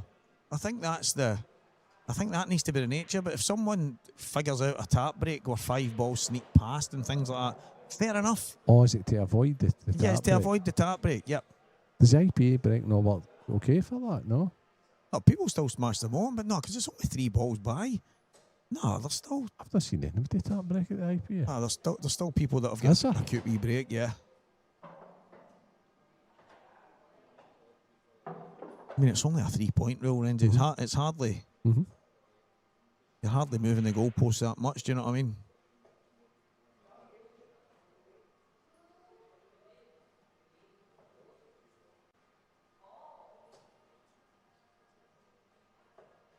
Break and go next, that's it. And if you're not going to allow that... Now, me and you have spoken about it. I spoke about breaker nominates. I prefer that every day of the week. But the only reason I prefer that is because I believe when you break, you should have an advantage. If the breaker gets to go no matter what, as long as you smash them open, 5-point rule, smash them open, you go next whether you get a ball or not. I'm good with that. I think that's the perfect break rule. And then that way, it's on your serve, on your break every time. You make a mistake, it's on you. I like it. I like it, guys. I think if nobody backs us on that, we'll just create our own tour. The 5-point tour. See, the thing is, why does it have to be set in stone? Why can we not have a couple of different tournaments in there with a slightly different break rule, Renzi? Come on, man. I mean, why are we not doing that? Why are we not having the winner breaks in one tournament? Why are we not having nominates? Why are we not having the breaker goes? Why are we not doing this? I can't wrap my head around why these individual tournaments aren't getting used for these. There must be specifics to it. I don't know if there's. I just think it's laziness, mate. No, I don't think so, Stevie. Aye, it is. I think there's people to appease. I think there's organisations and things like that that get in the road to appease, and I just find that if you're going to be inventive and if you want something good, I think you need to create it. Again, listen, we've all got our ideas, and I just thought, see, having a tournament where that was breaker, just or one of the frame keeps breaking, right? With normal brake rule, with the brake rule the way it is, but you could then go on a run of going 5 brakes and dashes in a row, and then you give up the table, and whoever wins the frame breaks. No, I know, but you can have that. No, but that's what I would like. I think that's a true reflection on who the best player is. That's a true reflection on who's got the best break. Is it? No, of course it is. How? With the top guys. But how? Because you've still got to finish them after. That's what I mean. break. With the top guys, it's about who's got the best break. Right, okay. Because the top guys don't really miss. Oh, I think is that knocked that into a position where it might go. But why are they not winning all the time then? Oh, they are. They're not. Of course they are. Top guys are winning all the time. Is Dunstall got the best break? Is he one of them? Not in my opinion, he's not. I just think it's about... No, I'm not saying he's got the best, but he's got a good break. Right, okay. But no, listen, I'll be honest. The 9-ball tournaments where that's a rule, I don't watch. Right, okay. I wouldn't mind that being in one of our tournaments, but that's about it. Because I just know. think it's to make it more interesting. As I say, it's how you doing, Ross? You all right? Oh no. But as I say, I like it for a tournament. Mm-hmm. I just don't like it in the amount of 9-ball tournaments it's in. I think it's the thing that you need to race. A big race is up. You with me? I've watched that in 9-ball and some guys... Big races? A guy got beaten 9-0 and he never had a shot. Big races. I know, but he still never got a shot. How is that right? He's paid a couple of grand to get in a tournament and never got a shot. I don't think anybody would do 9 in a row. I think there should be a special. No. I get that. I'm just meaning like there's just something. And if I was to do a tournament, that's exactly how I'd do it.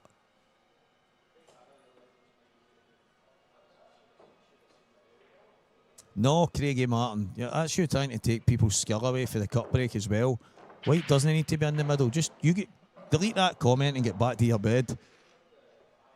That's the way it used to be. The fight in the middle. And no, I used to be a D, Renzi. Aye, that used to be a D. Used to be a D, you know what I mean? No, listen, I don't mind people having inventive breaks. I don't mind people changing it up a wee bit. I don't mind that. I don't think there should be a rule about how you hit the cue ball towards the pack, as long as you smash them. Mm-hmm. That's it. Mm-hmm. That's my only stipulation. As long as you smash them. Because, see, there's a lot of people against the cut break. Why are they not doing it? If it's that good, why is everybody not doing it? I've at the cut break, aye. That's what I mean. It's booming here. There's Geoff. Right, what did I miss with Gav saying? Because Ashton's come on there, a good young player, that boy, and he says, "All right, Gav, what do you mean money matches should be played this way?" What was the point Gav was making on that? I think he's meaning the 5-point rule in the breaker. Why should money matches be played that way? No, he's saying 5-point rule, and when you break, you go no matter what. Yeah, no, but why should money matches have to be played that way? I think all pool should be played that way. All right, okay. I think that I've already said if it's not breaker nominates, then it should be when you break, you go anyway, because you've got no advantage in the break. There's no advantage at all. All you're getting to do is the only thing you get to do in the break that is a small advantage is your tip hits the cue ball. You're still a lot of it. Now down to fortune where the balls land, you might cue them great. Do they land on top of each other? You land with a chance. Renzi, I know the balls don't pot themselves, and I'm not naive in that. I've just always been a big believer in when you break, you should have an advantage. I think the break's what makes the game. I think the... and again, I'm not saying... What's the word I'm looking for here? Because you can't predict the outcome of the way the balls are going to go. The reason... you can't. You're not always going to pot a ball, and then you can go in off. You can get kicked in off. I just think that's what makes the game fascinating. I genuinely think if you start making it too robotic, it's not as good. Yeah, it's. I just think that I'm in a position right now where I'm interviewing a lot of players, and almost every conversation I have is about the break. Yeah, the unpredictability of the break, the fact that they didn't break well. That's what I mean. It's like it's brilliant. The break cost me.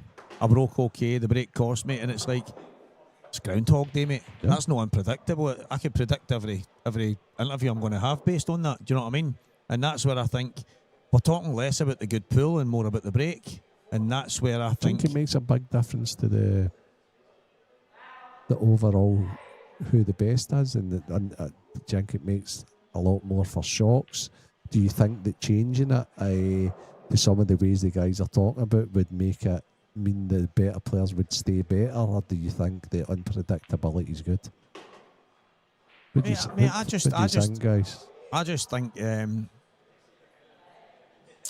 me personally, Breaker Nominates was perfect, and it was changed, and that's fine. But I don't think it was changed for the better.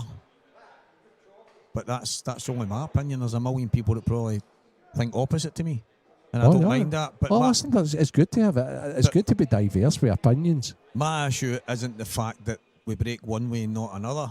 My issue is, why is everything the exact same all the time? Yeah. Why aren't we varying the tournaments ever so slightly like other people do? Why aren't we making subtle changes just to create something a tiny wee bit different from tournament to tournament? That's the robotic thing for me. The robotic thing is continuing to stay the exact same over and over and over and expect something different. That's where it becomes.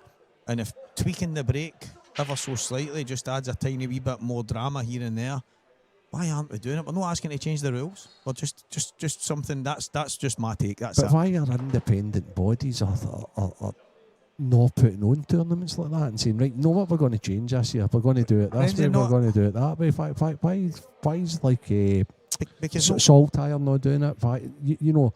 Because maybe you need to be an ideas person, mate. And really? You do. Right. Okay.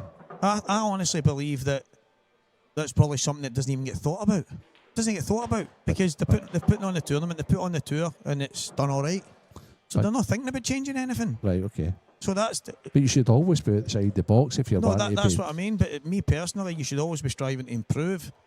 Now, the Saltire is a brilliant, as Goobsy refers to it, as one of Pool's majors, because you often got all the best players coming together for one event. They don't need to qualify; they're already in it.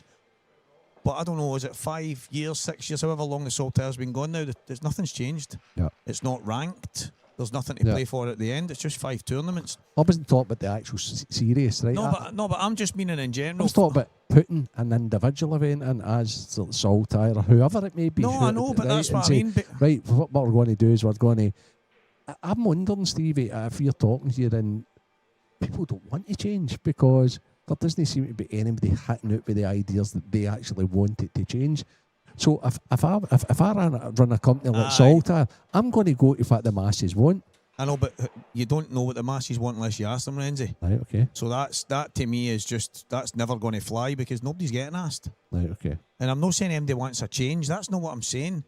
I'm not saying everybody's sitting at home going, this is. That's not what I'm saying at all. But for me, why are we not ranking it in the top 16 at the end of the year, playing off in a some kind of tournament? And this is a great tour. Why are we not trying to enhance it? Why is it just staying? Listen, that's just my opinion. I think everything can be better.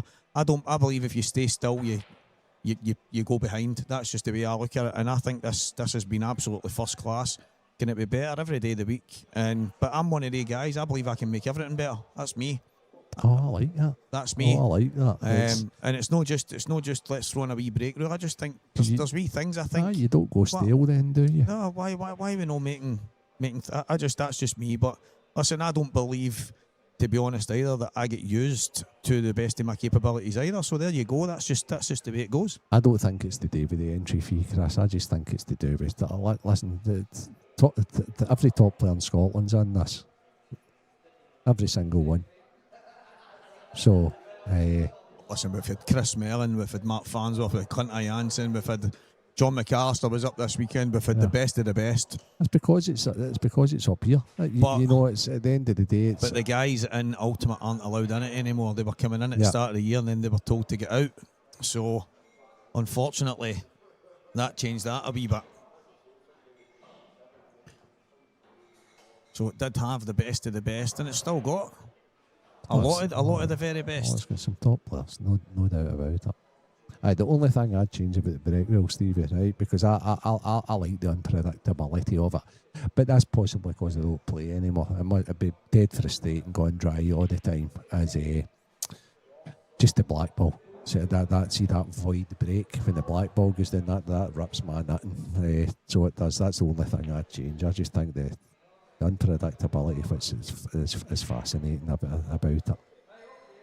But hey ho, it's good to have different opinions. I know Freddie, Mark Guhilly have been big advocates for years now of the shot after the break, regardless of whether you get one or not, still your visit. So that means that you can actually take the finish away, and then it doesn't matter if you get one or not. You know, it's your fault if you get off then. The only thing that would worry me about that, right, is you're not hitting the balls hard enough because you're so scared of getting off to lose you having the next shot. But that's where the 5-point rule. That's where the 5-point rule would come in. You've not got a choice. You've got to smash them. I'll tell you what I do think though. I think they should definitely have a tournament. Mate. Aye, 100%. That's what I mean.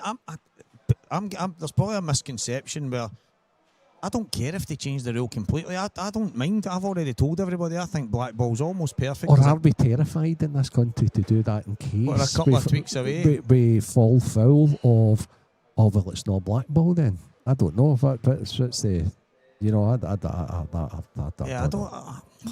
don't know. I mean, I know the IPA years ago had to apply for special dispensation for the 3-point rule.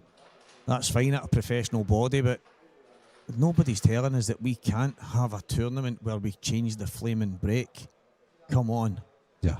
Now, I mean, if that's the case, then maybe we are in a very, very dire state that some people have accused us of being in the past, when you can't hold a tournament to have some fun with a different break, Renzi. Mm-hmm. And again, I'm not asking to change the rules. I'm just saying, why are we not having a wee something different here and there? We've got some of the very best players. Why are we not doing some groups? Why are we not having a top 16? Why are we not? I don't know. Why are we not celebrating the guy that finishes number 1 in the world? Why are we not? I just think there's so many opportunities getting missed. But I mean, I keep saying it. I'm just a daft commentator. What do I know? Aye, but you're the one that's putting it out to the masses. It's good to have ideas. I think I've always been an ideas person. It doesn't mean I'm having the best ideas, but see if you're a guy with no ideas and you think you just know it all. But see, I know that's true. But see, at the end of the day, see the guys that run it, they've got to listen to the ideas and then say, do you know what? I think that's quite a good idea. So that's what they need to do. And then what they need to do is say, we're going to have a poll on this. What do you think about... See, I'm not a poll guy. I don't like that. Well, they need to... No, I like, let's try something and see if it works, it works. If it doesn't, it doesn't. Right, okay. Because, see, if you ask everybody all the time, you're just going to have crazy opinions coming from all over the place. Would you have an individual tournament, or would you have it as part of the series? Why wouldn't you? Because it's only 5 individual tours. There's nothing for it. That's what I'm saying. No, but what I'm saying is, would you have it as like an individual tournament? I would have it as one of these because it's you just... would have it as one of the series? Because it's not a series. It's called a series, but it's just 5 tournaments. There's no anything for it. It's not like at the end that you finish number 1 to 16 and you play in a separate tournament. It's just 5. It's a tour, but it's just 5 tournaments. Why can one of them not be different? Good, that's right. Do you pay for the series? Of course, everybody does anyway. For all the events? Aye. But if you don't like the rule it's getting brought in? That's a nonsense. There's people that don't like the rule now and they're still playing it. Right, okay. That's me. I've played it for years and I don't like the break rule. I'm still playing it. That's why I'd have it as an individual tournament. Almost like a... But because a break's been changed slightly. Come on, Renzi, man. You're overthinking this, man. No, not at all. Not at all. Because you sign up for... Stevie, see if the break rule gets changed to the IPA break rule for 2 balls to past the middle. You might get somebody saying, well, I'm not playing in that because I can do that at some stage. I would very much doubt it. But no, honestly, I don't think... I think you need to let people know. I'm one of the people that would say, fair dues, mate, catch you. Somebody else will take your place. Yeah. I genuinely think that you need... If you're going to introduce new rules to a tournament, that you need to have it as It's a, no new, a prototype. it's no new rules, man. We're not changing the game. They're changing the break rule I know, for a for, tournament. for one of 5 tournaments. What do they do? I'm really surprised that you can't see that how that would people would be shocked with that and say, what do you mean it's that for that?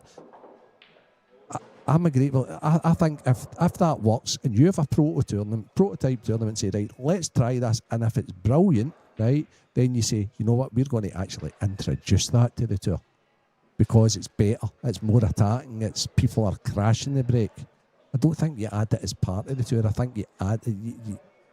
I know what you're saying. I guess it's because I don't really look at this as a tour because it's not ranked. It's just, to me, it's just 5 dates, 5 tournaments. It's called a series and it's 1, 2, 3, 4, 5 because they're in order for the start of the year to the end. There's nothing at the end of it. It's not like, do you know what I mean? But yeah. I just, I don't know, mate. I don't know. I just love it. I love fresh ideas, but I tell you what, I actually think you've hit the nail on the head with one thing. I think Jake would love that break rule, and I think Morgan might be one of the guys that would go, well, wait a minute, because I might want to load up in something different, Renzi. I might want to load up in a tap break, and you've just told me I need to smash the bottom. So I'm not. Oh, what a shot! Oh my word! He's pushed the ball. He's got a bit unlucky. I actually think he's changed tact a bit here, to be honest with you. I think he's went for like that frame to blue, right? The two defensive to more attacking. And more attacking is the way he's got himself into the final, so he is a bit unlucky. Sorry guys if we lost the plot there. It was very, very constructive. It was pretty enjoyable to see different opinions on Oh, listen, the balls aren't exactly. The last couple of frames have been a wee bit scrappy anyway. So aye, of course. Sorry, Andy. Andy Neil. We're back. Wait till I see you. Can't believe Andy's just... What's your opinion of the break rule, Andy?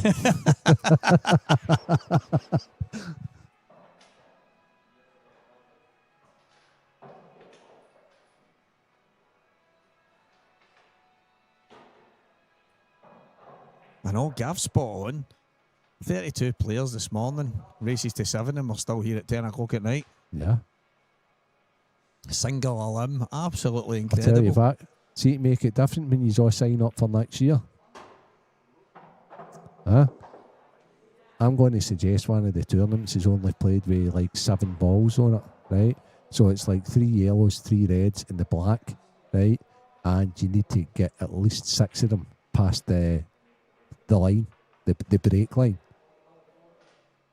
Do you think you'll all sign up for that? If you had that in? Mate, do you know what? Honestly, it wouldn't be. I think we make our own game, right? Yeah. We make our own version of 10 ball. We just put the black at the back. Mind you used to do that with the reds and the colours. and the pool in the snooker table, the reds and the colours, put the black at the back. I think, why we should do that in this table. We gave a English 10 ball.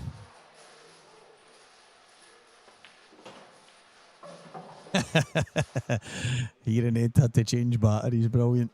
Oh, that's Big Dave. That's aye. Walker, you gonna? Huh?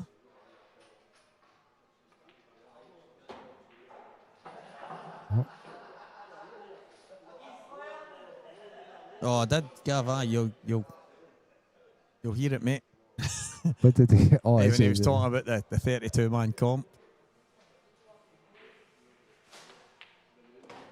Yeah, Jake's been solid. Again, that big bounce off the cushion.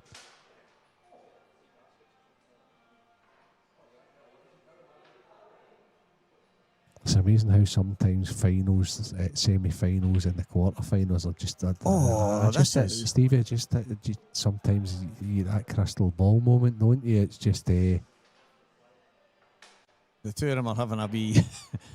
Morgan's just had a wee giggle there. You get tired. All the best stuff's been done to get to the final. Yeah. It's a shame the way it's panned out because Morgan's been at it all day, and obviously Jake's had the big rest, and It's a shame for the punters. But you've got to feel for the lads because they know the public will be watching just now. Not that they'll be caring about that because they're intent to win. Yeah.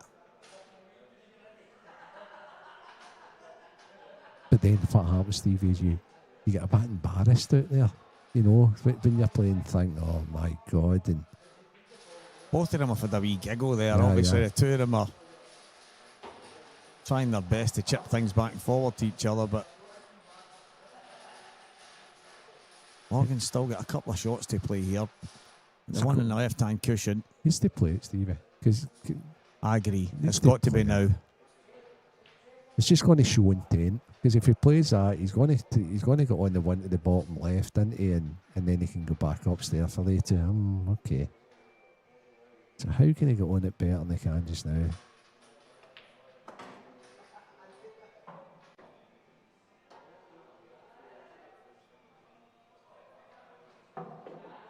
I think the only thing with the 30-minute match is people can just go a couple of frames up and then just mess about. I don't know. I'm not a fan. I don't admit, I like watching some of the other stuff, you know, the international stuff and what have you. I'm not a fan of the shot clock at all. Needs to drop. Good shot. Good shot. I'm not a fan of it at all, mate. To win a match on, on time or, nah. Playing the clock, nah. I don't like it. Gav's at you again, Steve, if it's...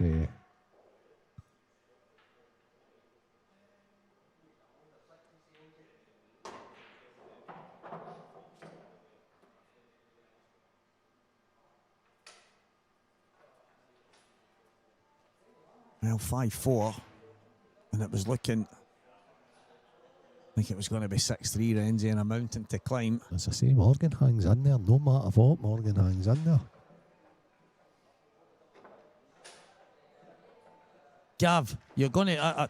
Gav Robinson, please post what you put, mate, because I can't find it. I can't find anything there, mate.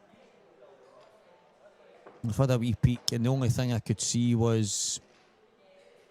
What was it again? What was I saying? I don't know. Something to do with the There was 32 that much, players. there was that I much know. going on there. You'll need to tell us again, Gav. I can't see it. It's not just the players that get tired, don't forget, Stevie. it's not. That's the truth, that is. I hit them all there at one stage. And do you know what? That actually, all the break stuff is... like he's still saying it. Is he winding you up, Stevie? It's... wind up.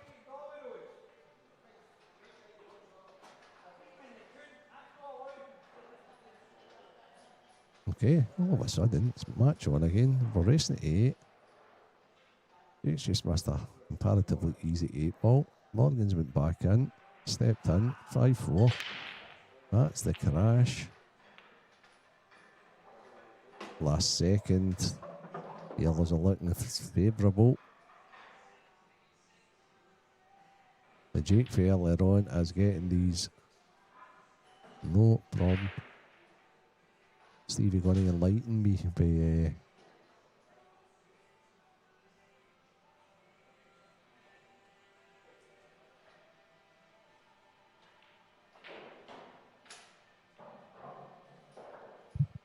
So were you answering Gav privately there? Still answer. Now you want to pause. So is Gav answering his own questions? I don't know. What's going on, Gav?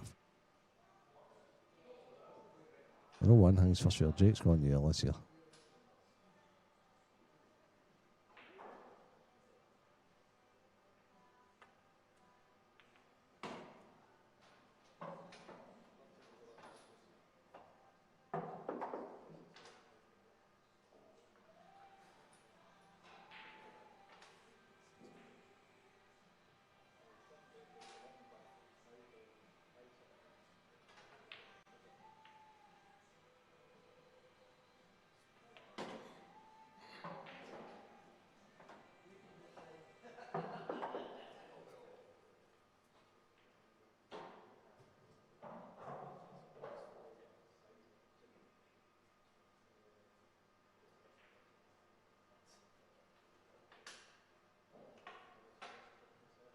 How did we miss all that, Stevie? There was some amount of points there, wasn't there? But as Gav saying, the reason for that is because both players will get equal amount of chances. So in a money match, I think that's what he's meaning. When he was saying in a money match, that should be used because both players are guaranteed equal amounts of chances. I think that's what he's talking about. Right, I think anyway. It's the only thing I can see there that I've maybe missed. Who knows? Gav, you're going to need to send a carrier pigeon or something to tell us what it is. I've scrolled up, Andy. We've done more, but you're the one that told us to concentrate in this final. Now you're getting involved, Andy Neil. Come on, be better. I think that Stuart Bowie, I like that. I think you were into that sort of stuff, Stevie, wouldn't you? I think like a Ryder Cup, a Moscone Cup event would be a good thing between certain players and certain... We've already got it up and running. Yeah. We've got the IPA Fantasy Draft League. We've had to call it that because legally I think the WPA prohibit the IPA from having team events. But it's not actually team events. It's just a kind of format where players play individually and get points for their team. And at the grand final, we're going to have a Moscone type finale. So yeah. Okay. There's been that many points here, and people are answered the other points, and I just Ian finds it awfully straightforward in comparison, freakishly. What does he find extremely straightforward, Flembo? Staying razor sharp all day, even when you get tired. And yeah you're right, Mark. You're absolutely spot on, mate. I don't know how the guy does it. He's absolute freak of nature.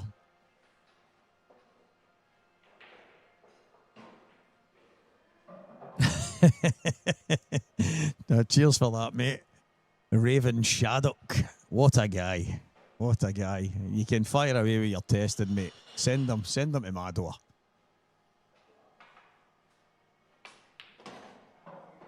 Mate, it should already be up, and if Andy Betts hasn't put it up, then I'm going to have serious words with him because he's had all the information for nearly a week. Actually, that's actually shocked me that it's not up. That you've just said that to me. I'm going to have to check that. Right, Mark. No. He is. He's incredible at that. It's just sometimes at the IPAs and things like that, though, he gets a wee shock result. He gets a when he's maybe won the pro event, which is an incredible thing to say. But now and again he'll lose maybe a wee game in the early rounds of the Sunday morning against a guy that he's big favourite, and listen, fatigue gets to absolutely everybody.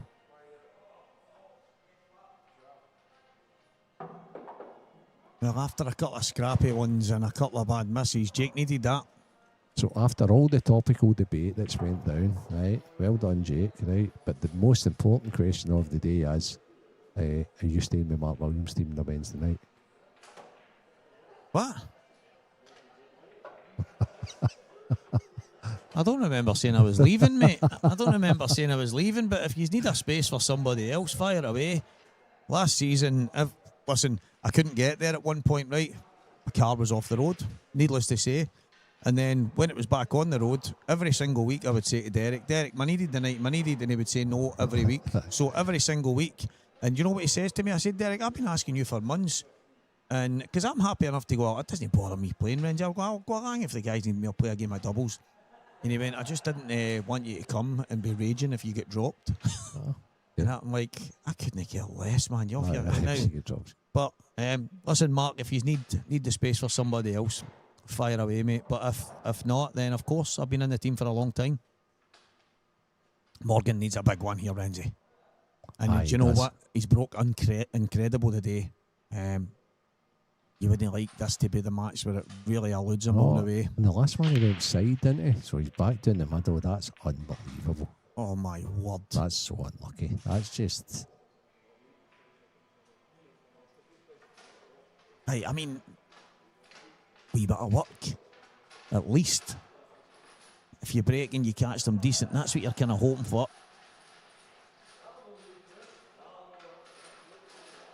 Yeah, that's right.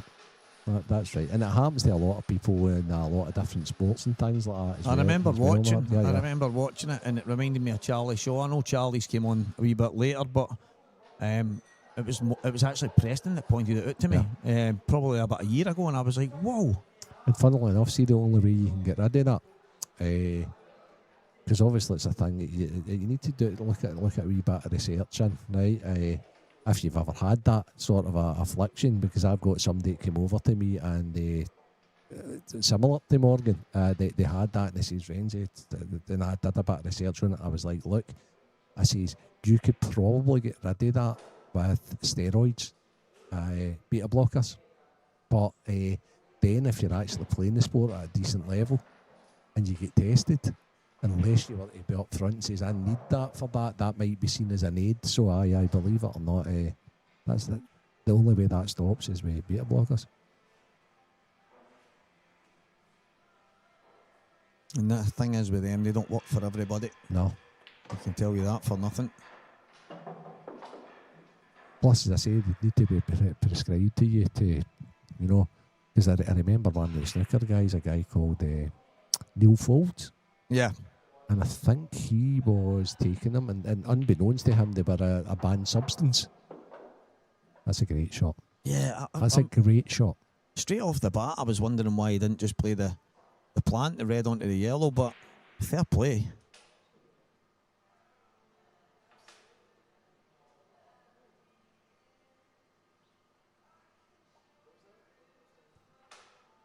Yeah, it's a horrible thing, Jamie.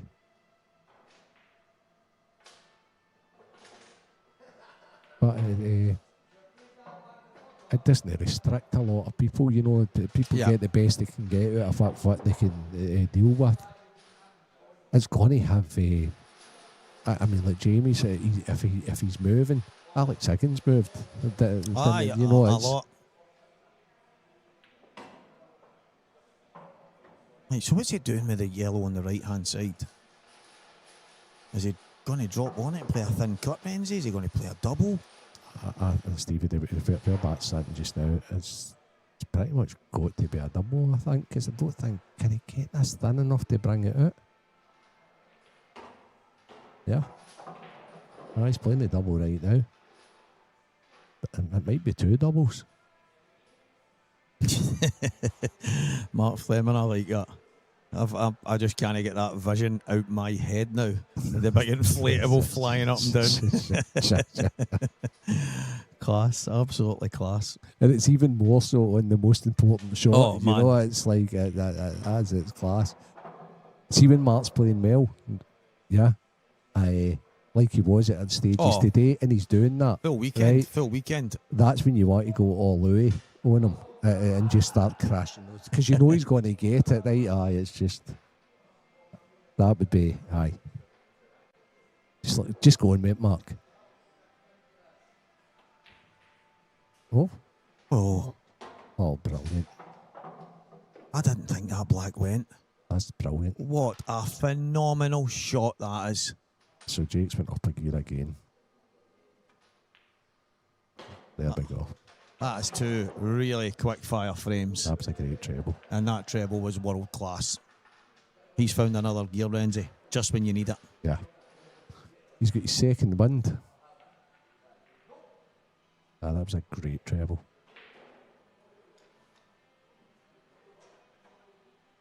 Absolutely sensational.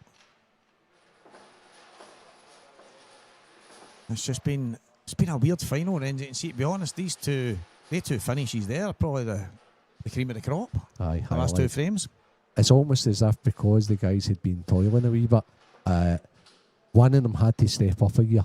Yeah. And Jake's just done it at the right time.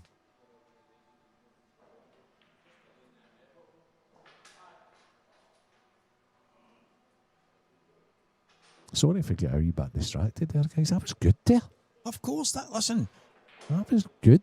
For me, the big winner all the time has got to be pool, and the fact that it's on here. But engagement, there's over 500 people on a quiet Sunday night tuning in, and the engagement has been unbelievable. See, for Craig's page in particular, that engagement's huge. Yeah, sure. We've probably made him a couple of £100 tonight. What? I don't expect him to give us £1. Don't worry about it. But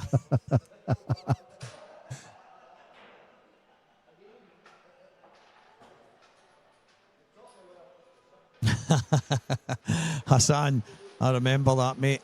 Jake should have been a world champ, and he just didn't want to turn pro at the time. He was enjoying the easy money in the amateurs.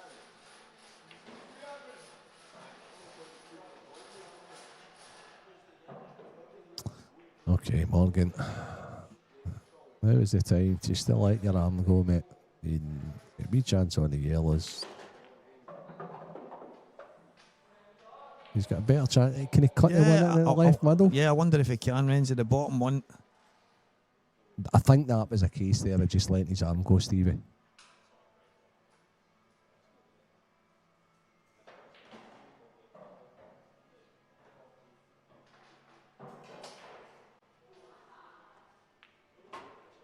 Lee, all the time on, mate. Any time, every time. There's like guys like yourself, Lee, Andy Neal, Paul Unsworth. There's just so many guys. Sebastian Coleridge, who's in South Africa. The boy Martins that was on today. There's a nucleus, Renzi, the same guys that are on every time. Spanner Austin, and they're always on here. Listen, guys, cheers for the stream. Thanks, Craig. Thanks, guys. Now the comms is great. To have a loyal kind of group of people following that are always there, and then obviously all the pool guys that you already know, it's absolutely brilliant. But this is exactly what you're talking about, Renzi. Oh, no. He's hard done by, I feel. He's got a big bounce again. But he's hard done by there. Listen, this is one of the ones that his fight's not particularly picture perfect, right? But he's letting his arm go. He knows it's all or nothing. Oh, this is a key shot here. This doesn't go. My suggestion is the match is over. I like the fact he's attacked it that way, though. Yeah. And thought, you know what? I've had a good day at the office. And Renzi, see if you're going to go out. You Found might as well a go bit out of form. fighting. Aye, Morgan's not been in the greatest form recently, so he found a bit of form. He'll be gutted if Jake finishes this and he does lose the final. But you've got to take your positives, Stevie. You've always got to take your positives.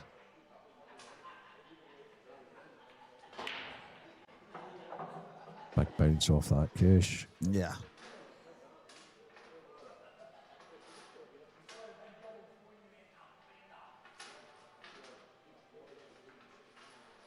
And that's the thing. Mark Fleming, who's obviously tuning in right now and engaging us again, he spoke about the form he's been in. 3 semi-finals in quick succession. He's also maybe, and by his standards right now, he'll be feeling that he's maybe underachieved a wee bit. That's a bad miss from Jake. I cannot believe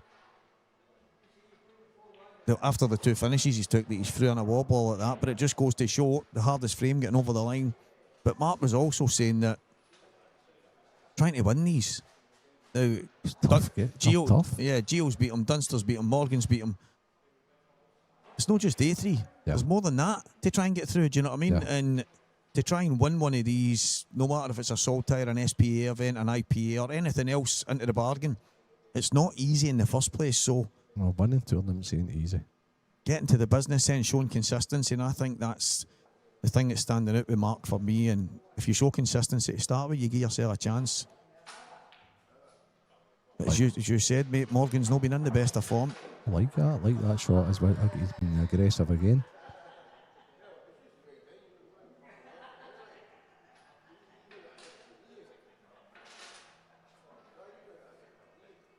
It's not a straightforward plant. No, because you can't control where the other yellow's gone, the yellow that you're playing. I think you would rather be low on it, Renzi. So you can the fact that there's no fallback ball, Stephen. You have to be on the ball you're hitting. I think if you're low on it, you can take the cue ball towards the red and maybe play at a bit better pace and try and get the yellow out. But he's came the opposite way. He's went high on this. I don't like this. I think he need. He's going to have to play this and screw out, isn't he? Well, I was or can he play it soft and run onto the side and play it up a cushion? I was thinking more play it thin and bring the yellow over to Ferry's Q-tips point just now. Right. Is that a bit mad? Right, so he's going to need to play that at a pace Aye, they would need to play it at pace. But I wonder, Renzi, if he can just play it soft and put the yellow to the side cushion and just drop the okay. white Aye, down, okay. and then just pop it in the top right. All will be revealed in 2 or 3 seconds' time, exactly how he plays it. Oh, there we go, Stevie. He's just had it too hard. So he took my option and just played that Edge 5 because he was trying to control the cue ball as well. Yeah, there was so many variables in that. It was, and again, I've never played a bad shot sitting here, mate. That's brilliant. I've never played a bad shot sitting here, I'll tell you that. Neither have I. I've thought of 2 horrible options. See if I can back out of retirement. There's going to be a lot of people expecting me to win every tournament. Yeah. People, that's Stevie Walker, guy's big favourite in this tournament. I get it. Good hit. Probably his last hit of the tournament, but good hit nonetheless. So, summing up, Stevie, what do you take away for the weekend? Is it if Jake gets these, is it the right winner? Do you think for the weekend? To go unbeaten and not come through the back door, and as much as I love a wee back door tournament because, well, there's guys travelling all over the country and paying a lot of money to come and play in these. Everybody should have 2 bites at the cherry. But I would say he's very much a worthy winner, and the performance against Gio was unreal. The mad thing is, I'm sitting here. I spoke to Mark before he left. Mark was arguably my player of the weekend. Yeah. Because of the way he played, the amount of... he did. Not just the amount of dishes, the positive way he was super. well. He was consistent it all just, weekend. And it just... I mean, Jake's just... He's had a few wobblies in this game, right? But his performance against Gio was top-notch. Aye. But I mean, if Jake gets over the line here, then he's by far and away a worthy winner. And I thought he'd already won a Saltire, but according to Craig, this will be a first-time winner. Okay.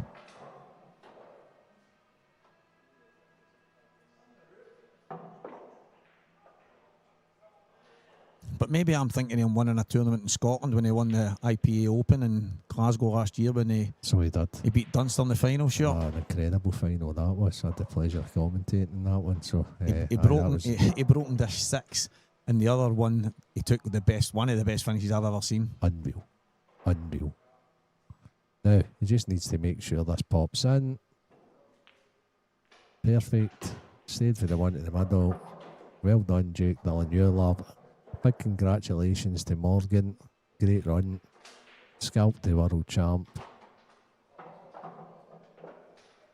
Sorry, the world number 1, I should say. And Stevie, it's been a pleasure, mate. It has been absolutely great, mate. Jake Dillon Newlove is the Saltire Series Event 3 champion. A worthy winner of that, there is no doubt. He's lost in 3 finals. Oh, Mark Fleming, I mean, he's always at the business end. He's so consistent. He's so good. Yeah, he's worthy of winning any tournament, Jake. Class act, class player. But Morgan, just brilliant. Just, I said it earlier, this guy will scratch, he'll claw, he'll fight with the best of them. He just will not go away.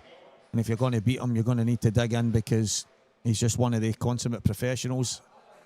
And another step in the right direction for somebody that Renzi mentioned has been a wee bit off the boil. So well done, Morgan, as well.